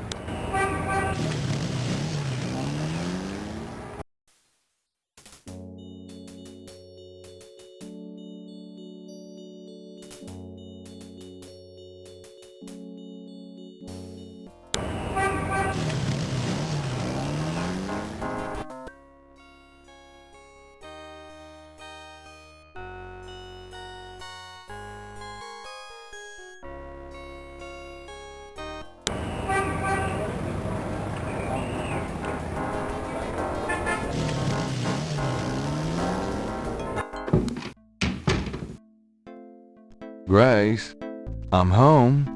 Grace? Oh, no. Grace! Grace's chair looks hastily abandoned. Grace keeps her art supplies here. There's a note on the desk.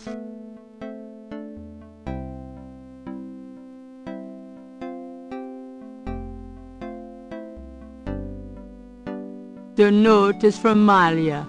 It says, Gabriel, I hope you survive long enough to get this. Tetelo knows you have the talisman. Your life is worth nothing, my love. I fight to save you, but she controls things far more than I. She has taken Grace. Return the talisman and leave New Orleans forever. If you don't, I can't help you. Please. I can't bear to see you die. Please believe me. I love you. Malia. Who's there? I have the talisman. Yeah? Good for you. I got a headache. You? Don't come near me. You're dead. Oh, was that you at the tomb? You should have said something. You mean you weren't dead, you son of a bitch? Do I look dead? No, don't answer that. I was searching the tomb. When I heard someone coming, I broke the light and got in the drawer. Sorry I brained you, but I thought you were one of them. Christ, you about killed me. I said I was sorry. Besides, I owed you one for stealing my badge. If it makes you feel any better, I lost my wallet that day. Your wallet? Ooh, I guess you're right. We are even. Like I said. Anyway, we shouldn't stand out here and gab. Someone on the street might see us. Let's go in back and talk.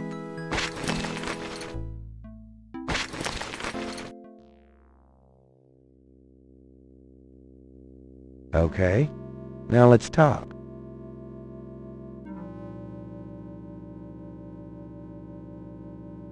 So, what's up? This is no time for chit-chat. Get serious. All right, let's talk.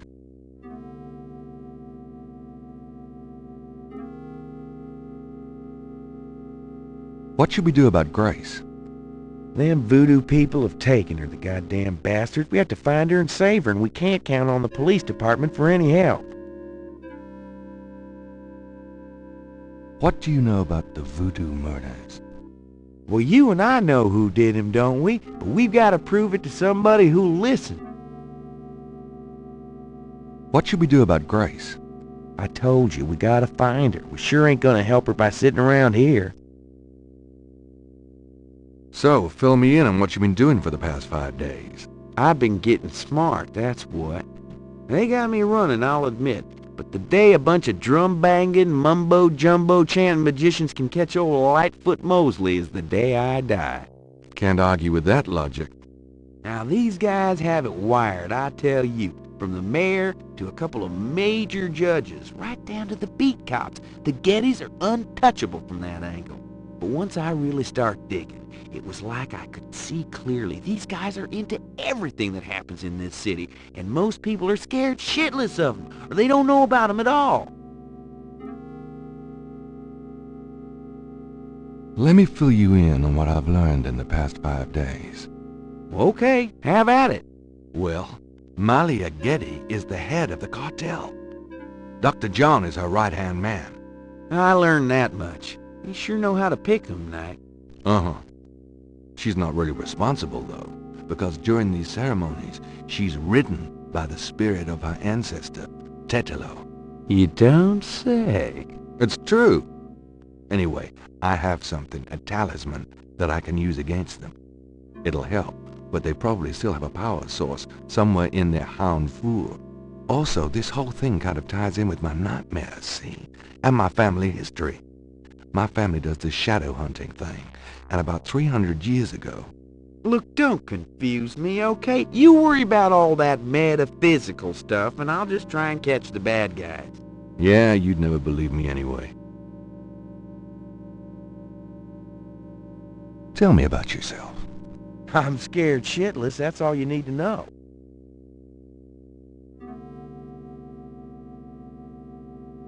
Do you know anything about a secret voodoo hound fool?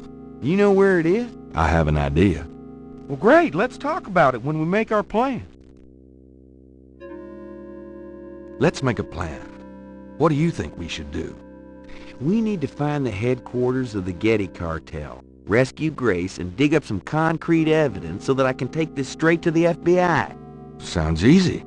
Uh-huh. Do you have any idea where their headquarters might be? Perhaps. Well, you do seem to have a knack for sniffing out this voodoo stuff. Why don't you see if you can locate it for sure? Meanwhile, I've got some things I've got to do. I'll meet you there later. How will you find it? Damn, that's right. If only I had the tracker from my office. I have it. Really? Good going. You give it to me and leave a signal device at the entrance to the headquarters. All right. What was that plan again? Jeez.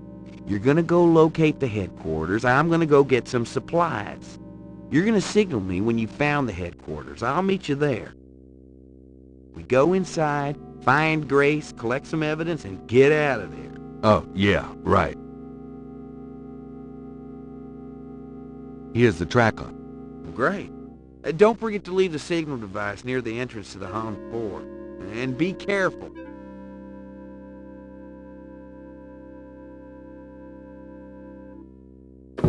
You too.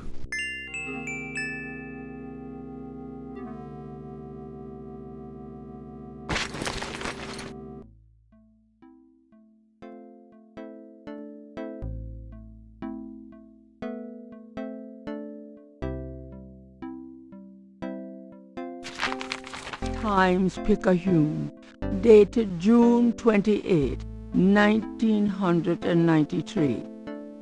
The Weather Service is baffled by the series of bizarre storms that rocked the South yesterday. 20 died and close to 100 were injured. The storms only accentuate the bad luck that seems to have gripped the South. The crime rate for the past 3 days has peaked to unprecedented levels. And there have been 50 reports of food poisoning in New Orleans alone. In other words, keep your head down, folks, and pray that August will return us to sanity. Warily, Gabriel reads his horoscope for the day. Gird thyself with mercy. Arm thyself with righteousness. The final hour awaits. There's a school teacher somewhere who's damn confused. Daddy's painting. I bet Grace bought it back from Bruno herself.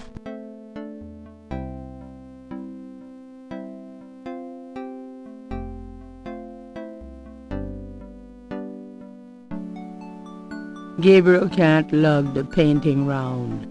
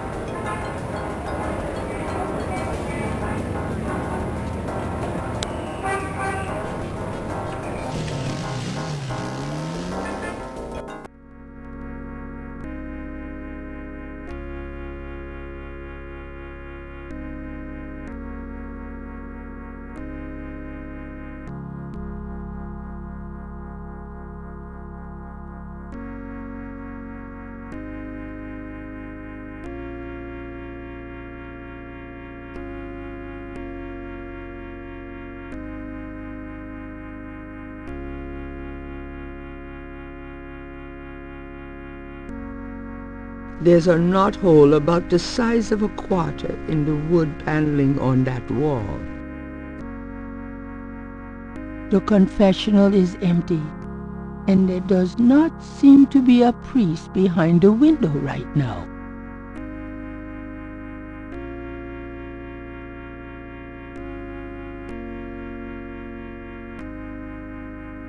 Something about this knothole looks familiar.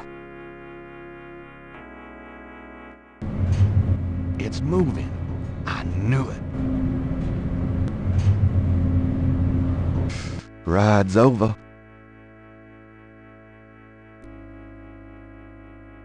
Gabriel puts the snake rod under the bench for Mosley.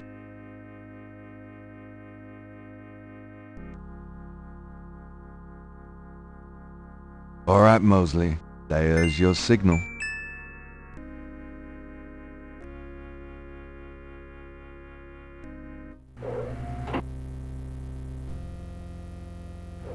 The elevator stops at a room underneath the cathedral. Express elevator to hell. The elevator returns to the cathedral. Gabriel's stuck now. The elevator opens out onto a small lobby-like room. That piece of art on the wall looks like something the Gettys had transplanted from Africa. Standing lamps made from heavy bronze help highlight the object d'art. That's funny. This side of the elevator does not look like the entrance to a confessional. By the elevator is a keypad. The elevator has returned to the cathedral. Gabriel's stuck now. The keypad has a button and a card slot. That door leads back to the outer ring. Perhaps Gabriel should try the keypad.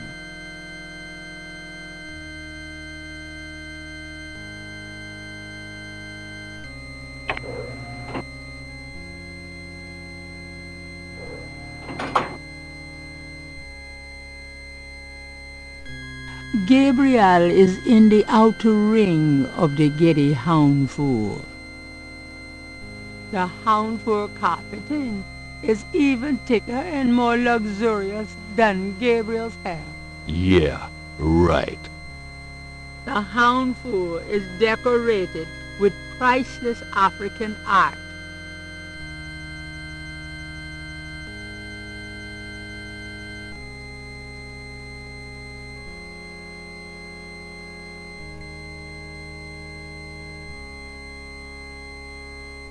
This sign has 6 snakes on it. Gabriel gets nervous thinking about the tons of earth pressing down on that ceiling.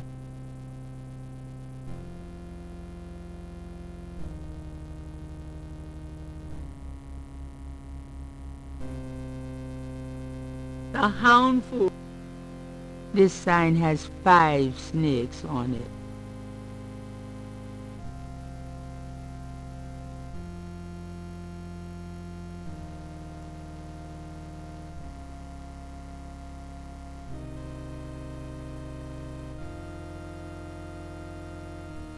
This sign has 7 snakes on it. The hound food.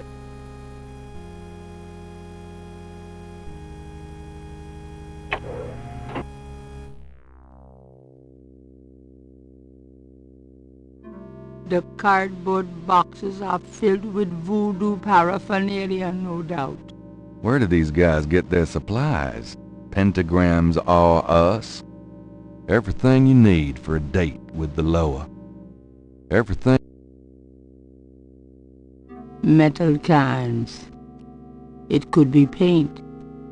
Then again, it could be something worse. Everything you need for a date with the lower. The cardboard boxes are filled. Where do these guys get... Those 2 masks remind Gabriel of the ones used at the Bayou ritual. Burlap sacks lie on the floor of the supply room. They look like they contain flour and other grains. Large storage barrels are stacked against the wall. Ceremonial robes hang behind the other supplies.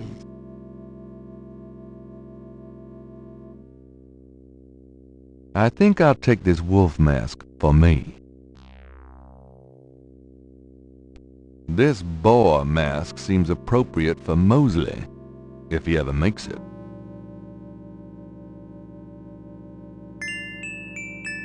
A robe for me. A robe for prosperity.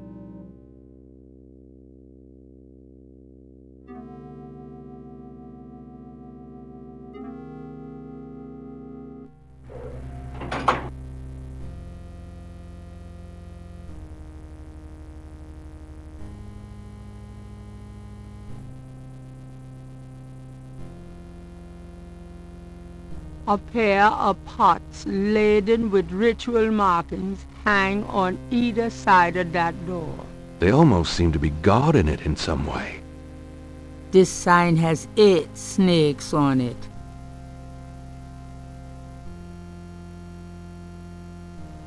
It's locked.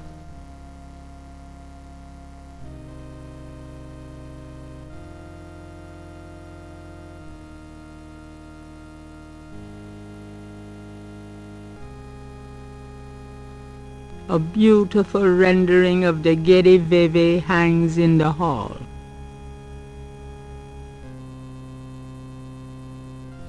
This sign has 9 snakes on it.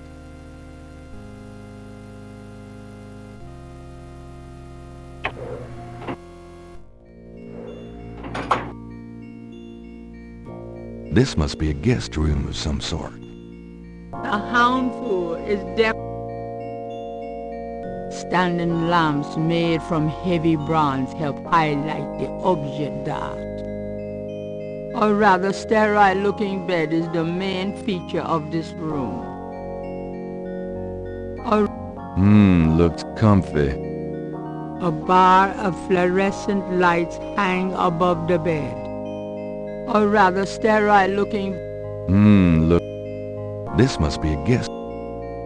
This must be a... A few wall panels appear to open. They probably conceal air supply systems or other control mechanisms that support the underground structure. There's a second door in this room. The keypad has a button and a card slot. I'm no mechanic. I don't want to mess with the controls down here. If I lay down in here, I may never get up. A bathroom? How human of them.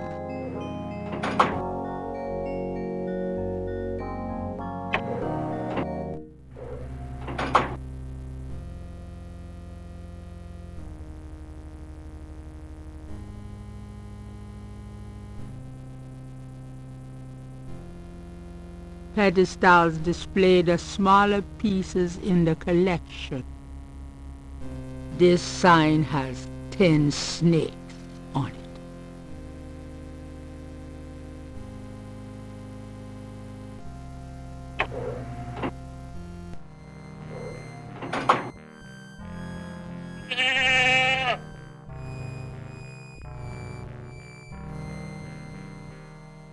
Animal cages of various kinds occupy a small room. Christ, it stinks in here. This snake is quite a bit larger than one they use in the ritual. Perhaps he's more of a tribal mascot. He's obviously too large for one person to handle. So, this is where they keep the animals they use in their rituals. So, the goats look unconcerned. At least they have no idea what's in store for them. The small cages contain tarantulas and rats.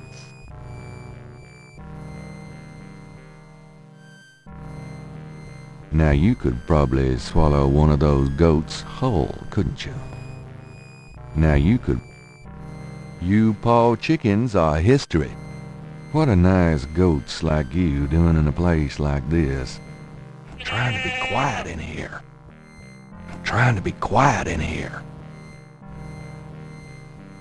Although Gabriel feels sorry for the doomed creatures, he wouldn't get far on his mission carrying around live animals. Not bloody likely.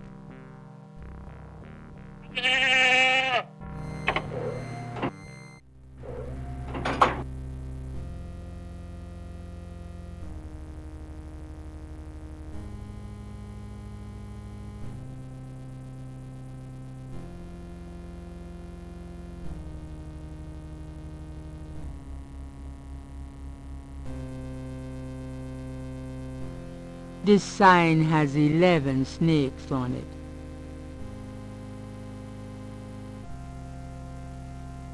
It's locked. It's a vast, large, beautiful, and probably quite heavy.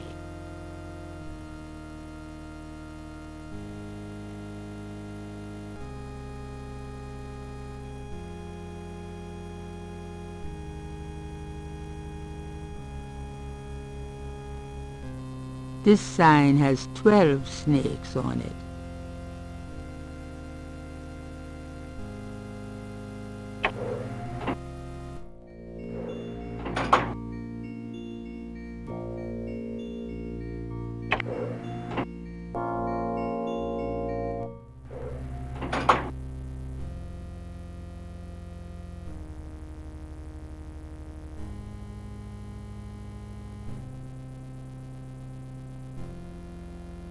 This sign has 1 snake on it.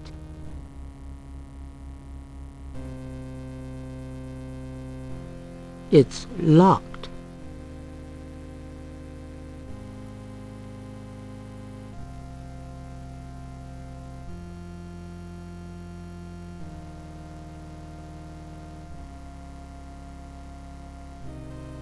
This sign has 2 snakes on it.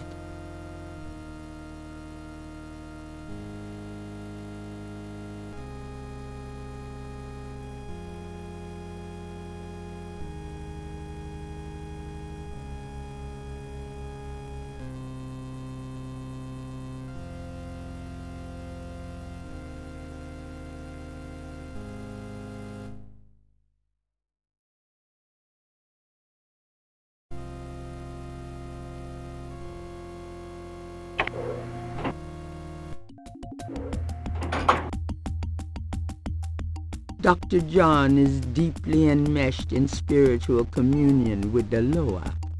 He's dressed as his bird of prey, totem.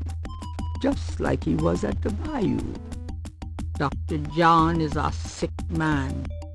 An altar dominates his room, and skin and blood are the prominent decorating motif. This land is already in our hands. Raw eggs, raw flesh, and other tasteful items are spread out round the altar. Ito muri, ase makuri. Dr. John, the skull of a huge bull forms part of the altar. It's the skull of a large gorilla. Dr. John. Elane, menu deja.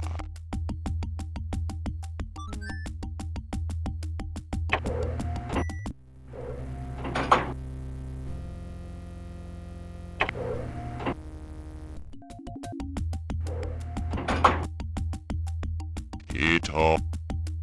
A machete is on the wall. Better to die than run away. Dr. John looks like the sort to wield a machete, but Gabriel would look a little silly. Met. A male elephant skull is part of the altar. It. Dr. John is a... Gabriel Knight, how dare you violate my sanctuary? Oh, is this your room? I'm so sorry.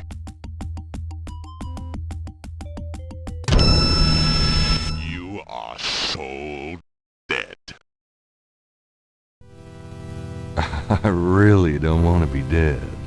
Can we try that again?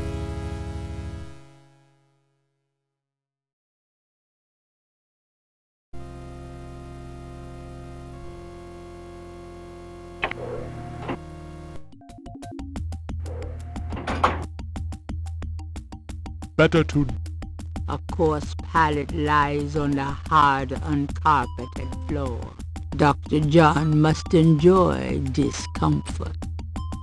A plastic card on a chain hangs on the wall. Ito muri, ase makuri.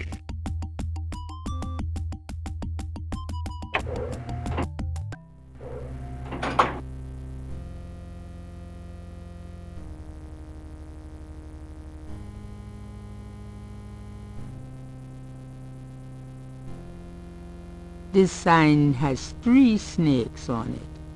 The houndful is...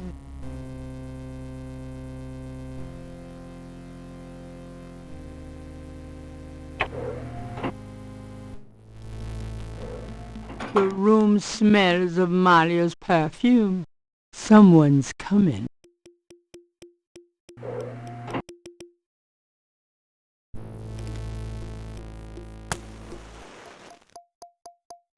Tetelo, come to me.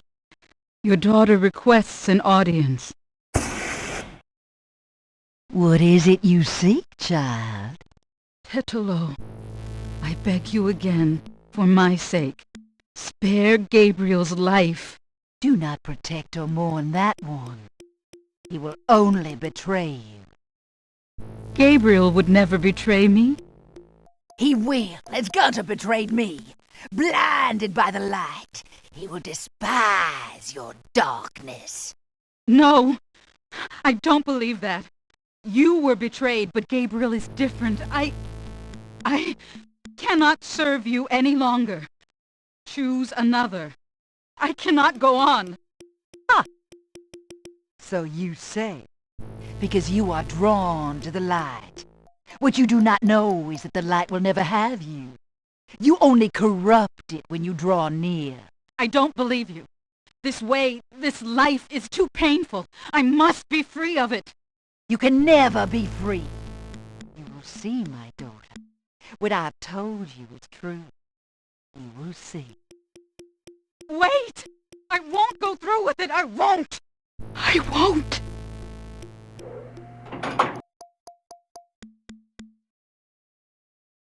Malia's room is an opulent bedroom filled with rich furnishings and exotic decorations. A tall vase stands near the door. A decorative vase occupies a pedestal just inside the door. Maria's room. Gabriel sees nothing unusual. Candles burn atop the table, and some offerings have been left there. Maria's room is a rich oriental rug adds luxury to the small room. Maria's bed is an antique, elaborately carved in wood. A small table stands to one side of the bed. A hand-painted screen separates a small shrine from the rest of the room.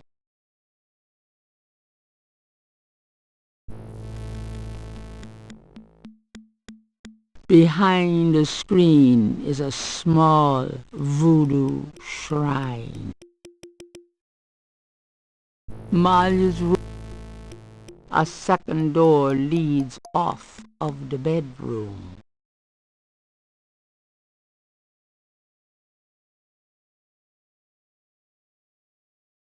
It's locked.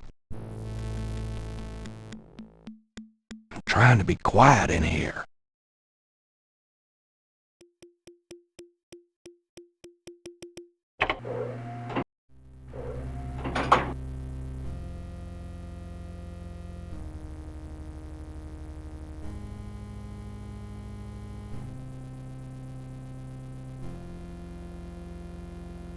This sign has 4 snakes on it. Perhaps Gabriel should try the keypad. A beautiful rendering of the Getty Veve hangs in the hall.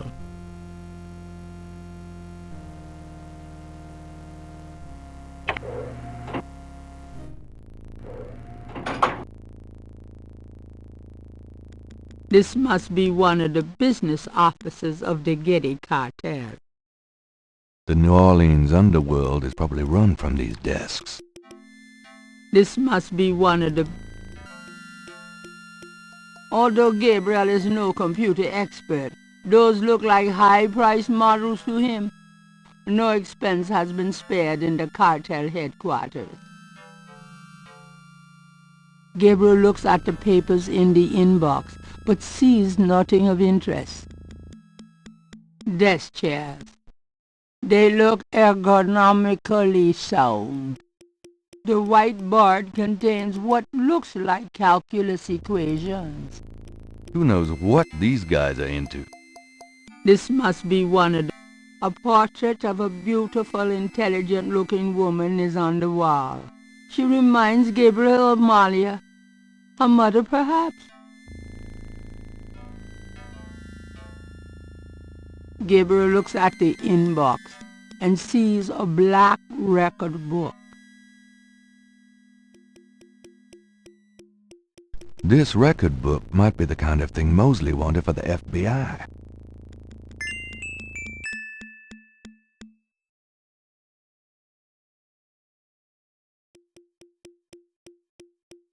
The book looks like an accountant's record book. The cover is printed with the words Getty Tribe. The Getty Tribe record book contains the names and rather drum codes for tribal members.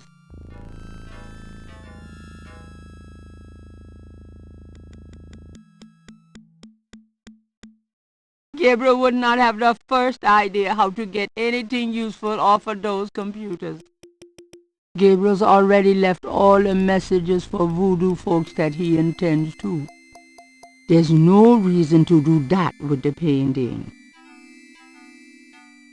Although Gabriel likes the painting, he does not want to carry it around right now.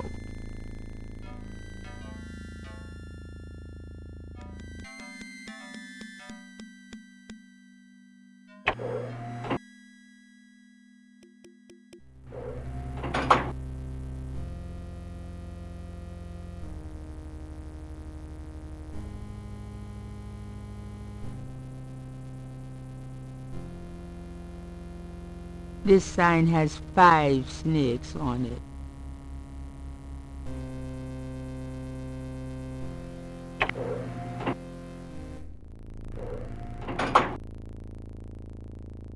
A painting of a shadowy figure is on the wall. One of the lower, maybe. The whiteboard is blank.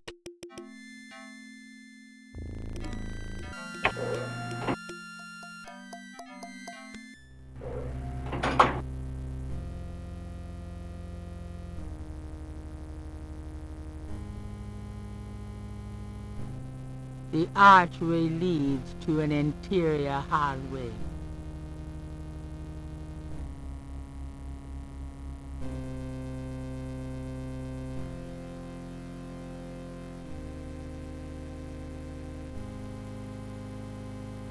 This sign has 6 snakes on it.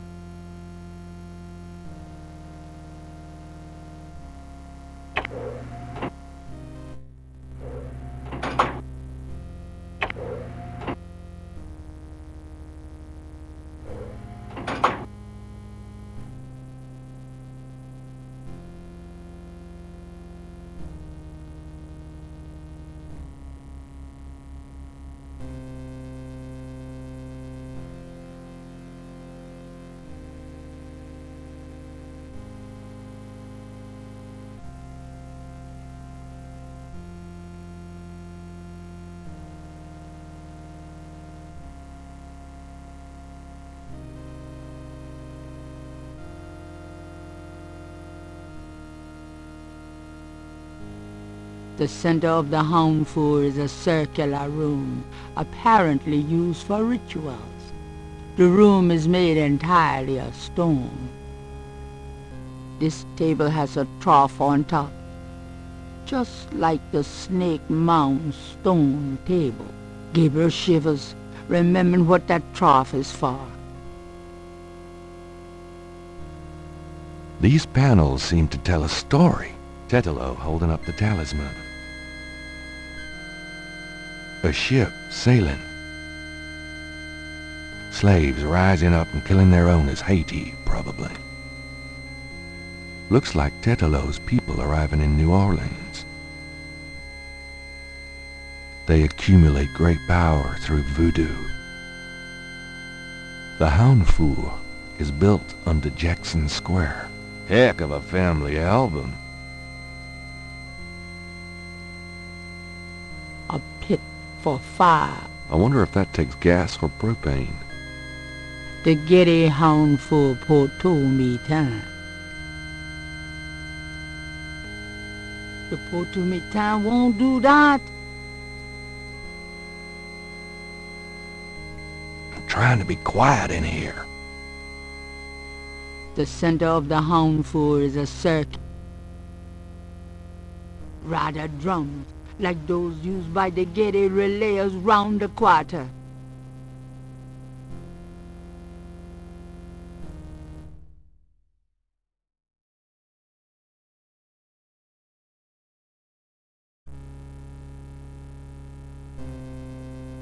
Okay, I'll give it a shot, but I'm no musician.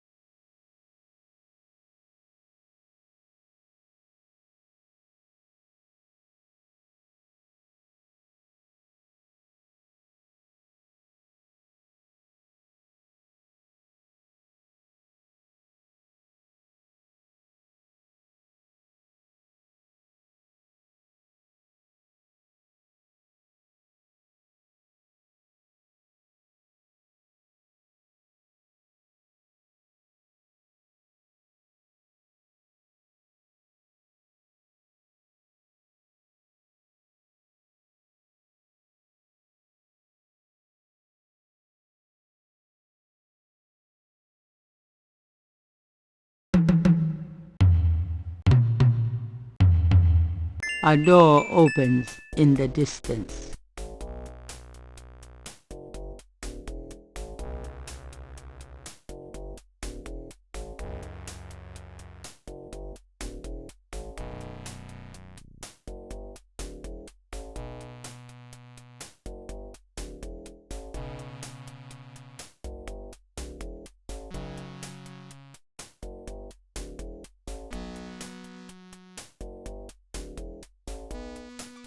This sign has one snake on it.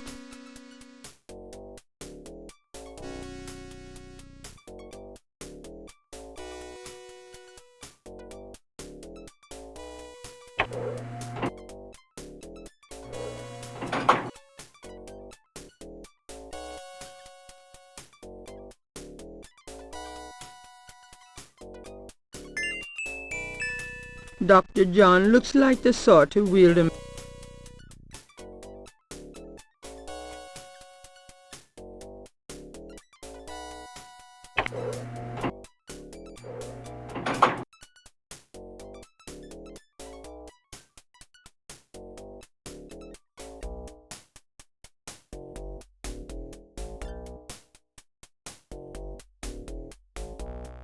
The key card has a magnetic strip on the back.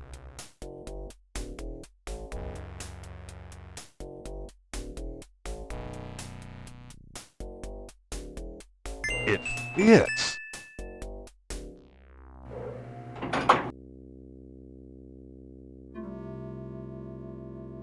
How come the bad guys make all the money? Stacks of bills are bound and pressed into neat piles. The bars contain, no doubt, yet more incredible wealth. Gold bullion. Lots of it. These guys obviously have little confidence in the U.S. government. Those bars weigh a ton. I know it's dirty money, but it's for a good cause. Me.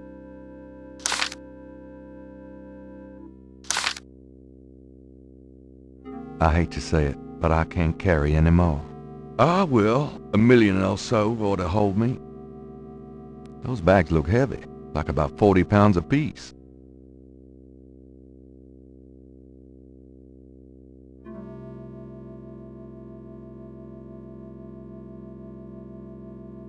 Gabriel feels a little guilty as he looks at the stack of bills.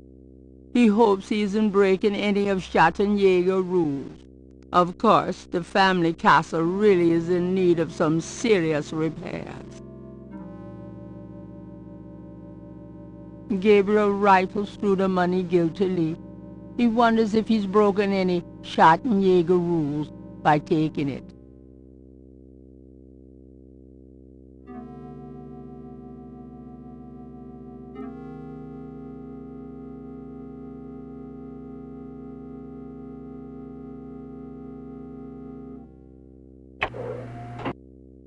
A door opens and shuts in the distance. Dr. John must have returned to his room.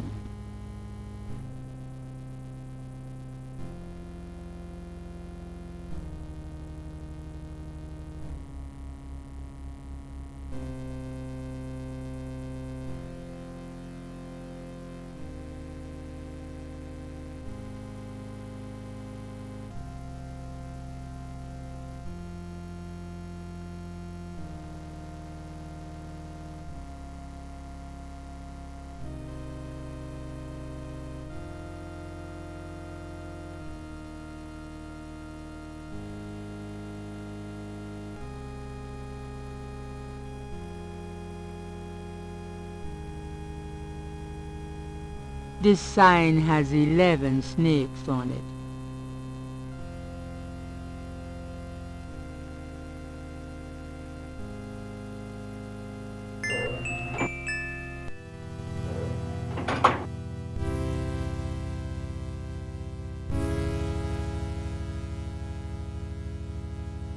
Bodies and parts of bodies are kept on the sterile steel beds.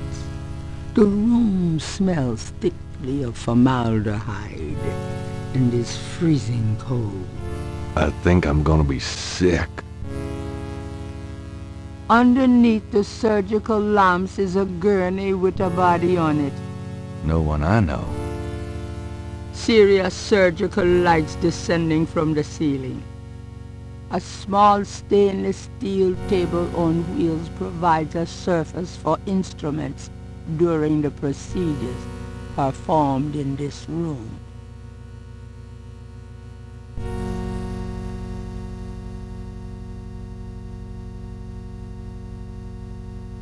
More corpses are stored in wall compartments. It looks like a deep freeze in there. A stainless steel bucket is on the floor.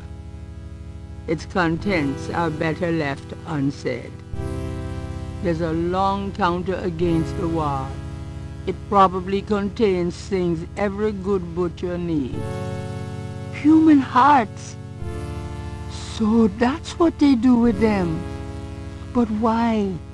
Maybe I shouldn't even ask. They're used for some powerful gris-gris, no doubt. Or maybe that's what Tetelo has for lunch. Ugh, I hope those are rubber masks. I don't want to look at those too closely.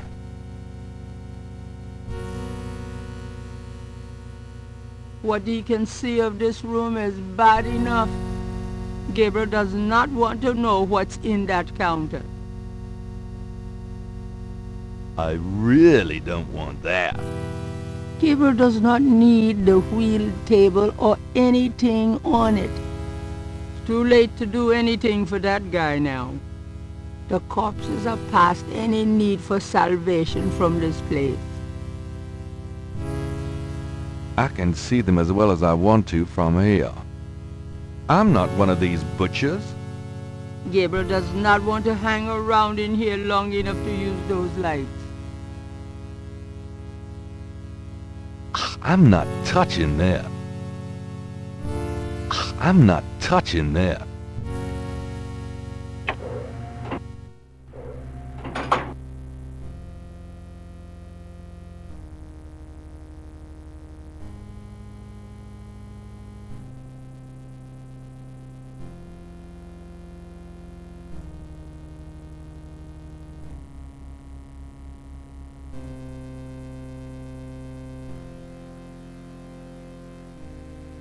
This sign has 8 snakes on it.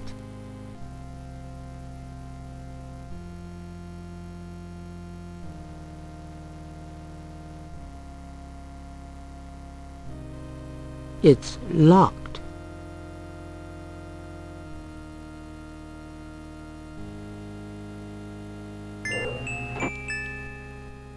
Grace! I found her! The sound of Radha drums echo through the Houndvoer. The ritual must be about to begin.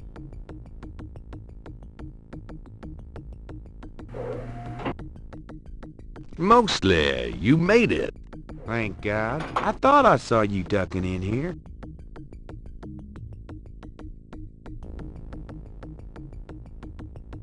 Those goddamn drums started as soon as I got off that elevator thing, and I heard voices from above. I have a feeling the masked voodooies are about to invade. I found Grace. I see that. Check her out, then you and I need to find a way to blend into the woodwork, bud.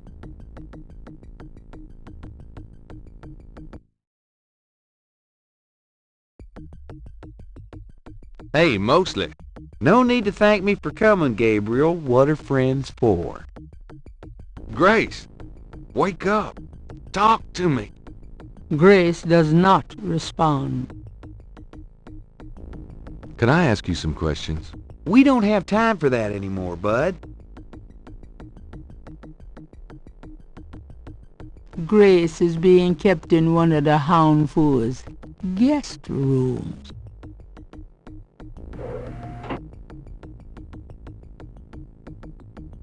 Gabriel Knight, what are you doing here, and who is this with you? Who, him? He's a friend of mine, see, and we were just... You will both die.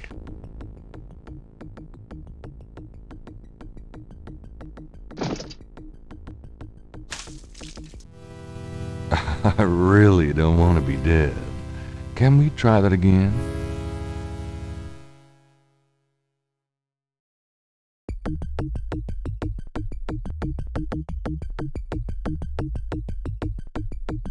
Gabriel has in his possession the Ritter family talisman. He'll never forget that it was regained only through Wolfgang's blood. Gabriel has...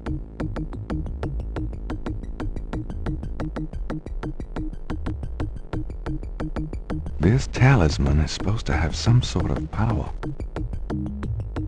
Grace! Wake up! Grace! What? What's going on? Gabriel! Mosley! Where are we? What's going on? We're in the Getty Cartel Hound 4, Grace. The ritual is about to begin. And I'm afraid you're the main course. Is that what those drums are? I heard them in my sleep. I couldn't wake up. Yeah. Makes you want to dance, don't they? Be serious. What are we gonna do now? All right, let's make a plan. What do you want us to do, Gabriel? You're asking me? Oh God, we're in trouble. Well, I realize I'm the professional, but you do know more about what we're up against here. Okay. Grace, they expect you to be unconscious, so you better fake it. That should put you in a good position when it's time. Mosley, you and I will be with the other ritualists. As for the ritual itself, I'd say Tetelo is our worst problem. I remember from the bayou that she didn't show up until Dr. John blew that drug on Malia's face. If I can prevent him from doing that, we can keep Tetelo out of it, I think. Well, how are you gonna do that? I don't know. I'll think of something. Uh-huh. What if Tetelo does show up? Let's just worry about making sure that doesn't happen. Okay, so you're gonna prevent this spirit thing from showing up. Fine. I'll take care of the big guy, Dr. John, when the time comes. And I can handle Malia herself, as long as she is Malia. Well, keep an eye on her, for her own good. But don't hurt her. Who? Me? We'll wait for your signal, man. Fine. But you guys aren't gonna get far looking like that.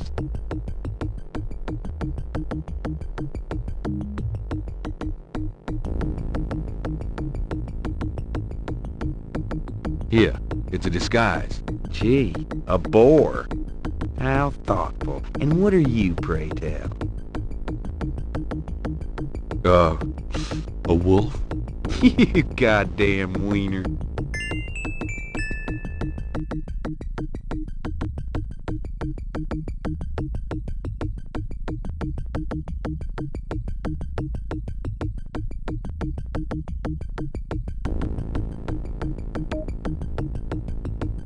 A wolf. How appropriate. Someone's coming. Grace, get down. What are you doing here? Thought this room was empty. Go to the circle. Now!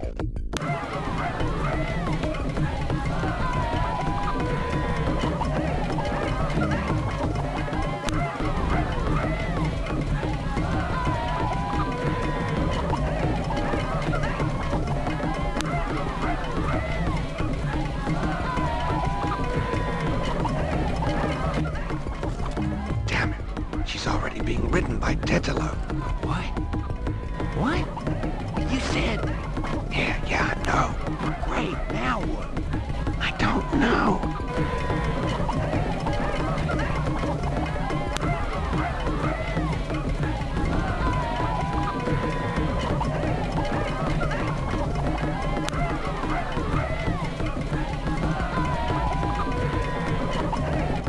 Touches her.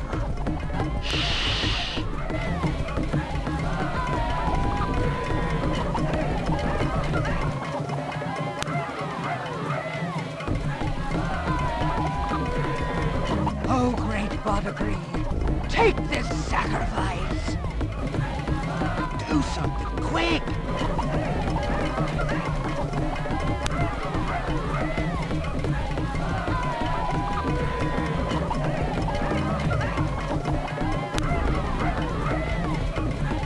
Malia's body is totally under the control of the lower Tetelo. Grace, no! It's a witch hunter. Get him, Dr. John. I really don't want to be dead. Can we try that again?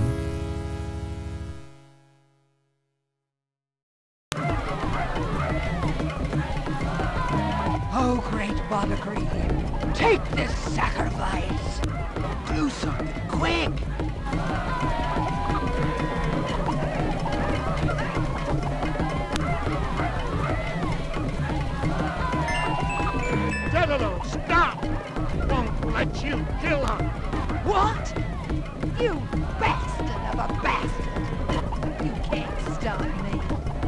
Watch your friend die. The talisman seems to have little effect on protecting Grace from this distance.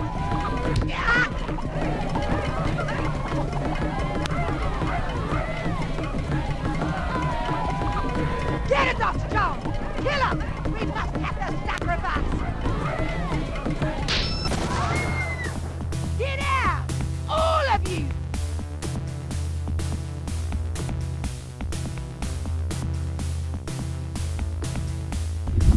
You have killed my chosen one, witch hunter! For that you shall pay!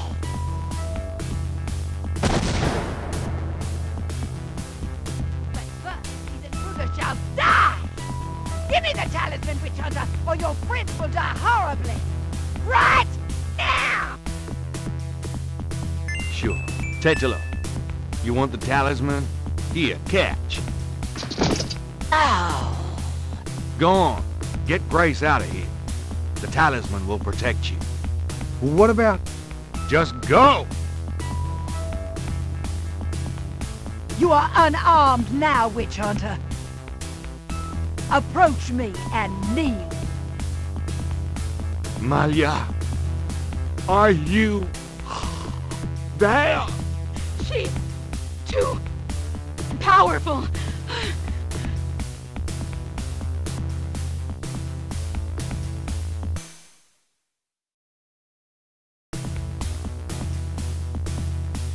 Malia's body trembles as though Malia were trying to regain control, but can't. Die!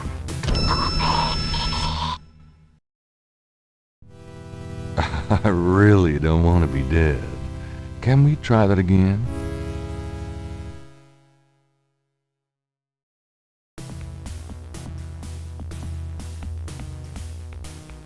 Support to me.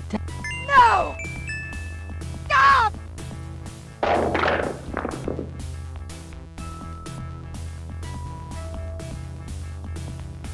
Oh, shit!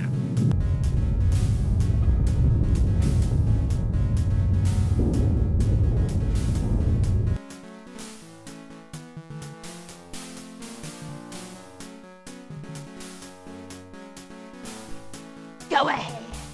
Destroy her. Destroy me.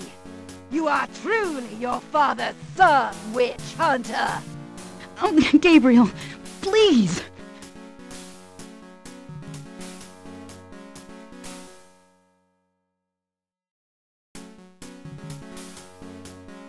Malia's fingers barely grip the edge of the crevasse. She's falling. Malia's finger. She's falling.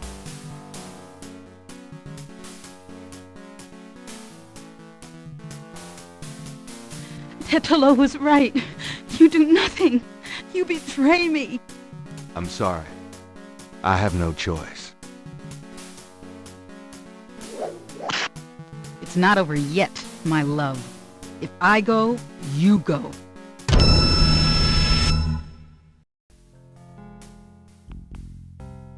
I can't believe he's gone. Yeah. I'm gonna miss the loafer. He saved our lives, you know. He done good. It's so tragic that both families had to end, that they destroyed each other. I can't help thinking that it could have been different. You can't ask yourself what if. It'll drive you nuts. But a world without Schattenjägers, it's sad. I guess we'll just have to do the best we can, huh? Yeah. Bye, Gabriel Knight. So long, bud.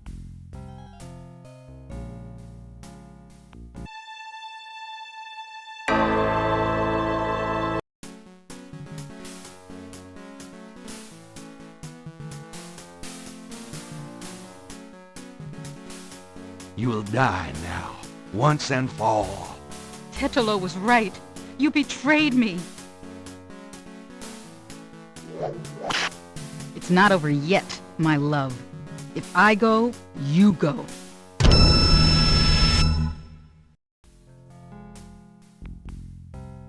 I can't believe he's gone. Yeah. I'm gonna miss the loafer. He saved our lives, you know. He done good. It's so tragic that both families had to end, that they destroyed each other. I can't help thinking that it could have been different. You can't ask yourself what if. It'll drive you nuts. But a world without Schattenjägers, it's sad. I guess we'll just have to do the best we can, huh? Yeah. Bye, Gabriel Knight. So long, bud.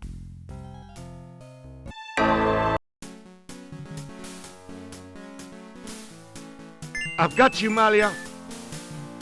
No! You will betray her, witch hunter. I won't let you kill her. Gabriel, you didn't betray me. I've got you. It's no good. It has to end with me. No! Don't let go! Damn it! Don't you let go! Goodbye, my love. No! I think it's over now. Yes. I'm sorry about Malia. I know you cared for her. You've changed, you know. Have I? Yeah. So, are you gonna do it? Be Schattenjäger? I'm gonna try. Don't worry, though. You'll be back at school, safe and sound. I don't have to go back. Grace, give up your PhD? There are things in this world, Gabriel. A spiritual path can be more important than a path of the mind. Spiritual path, huh? Well, you're welcome to stay, Gracie.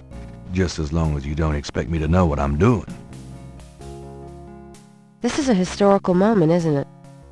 300 years ago, the Ritter talisman was stolen by Tetelo.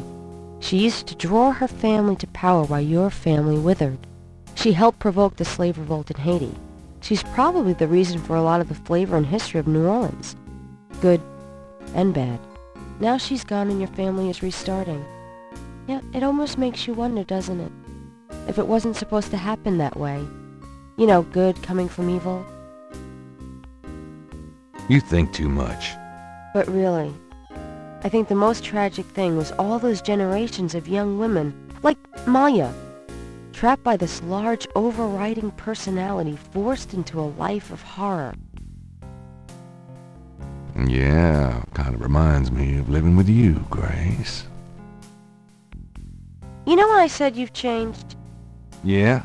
I was wrong. Are you sorry? Nah.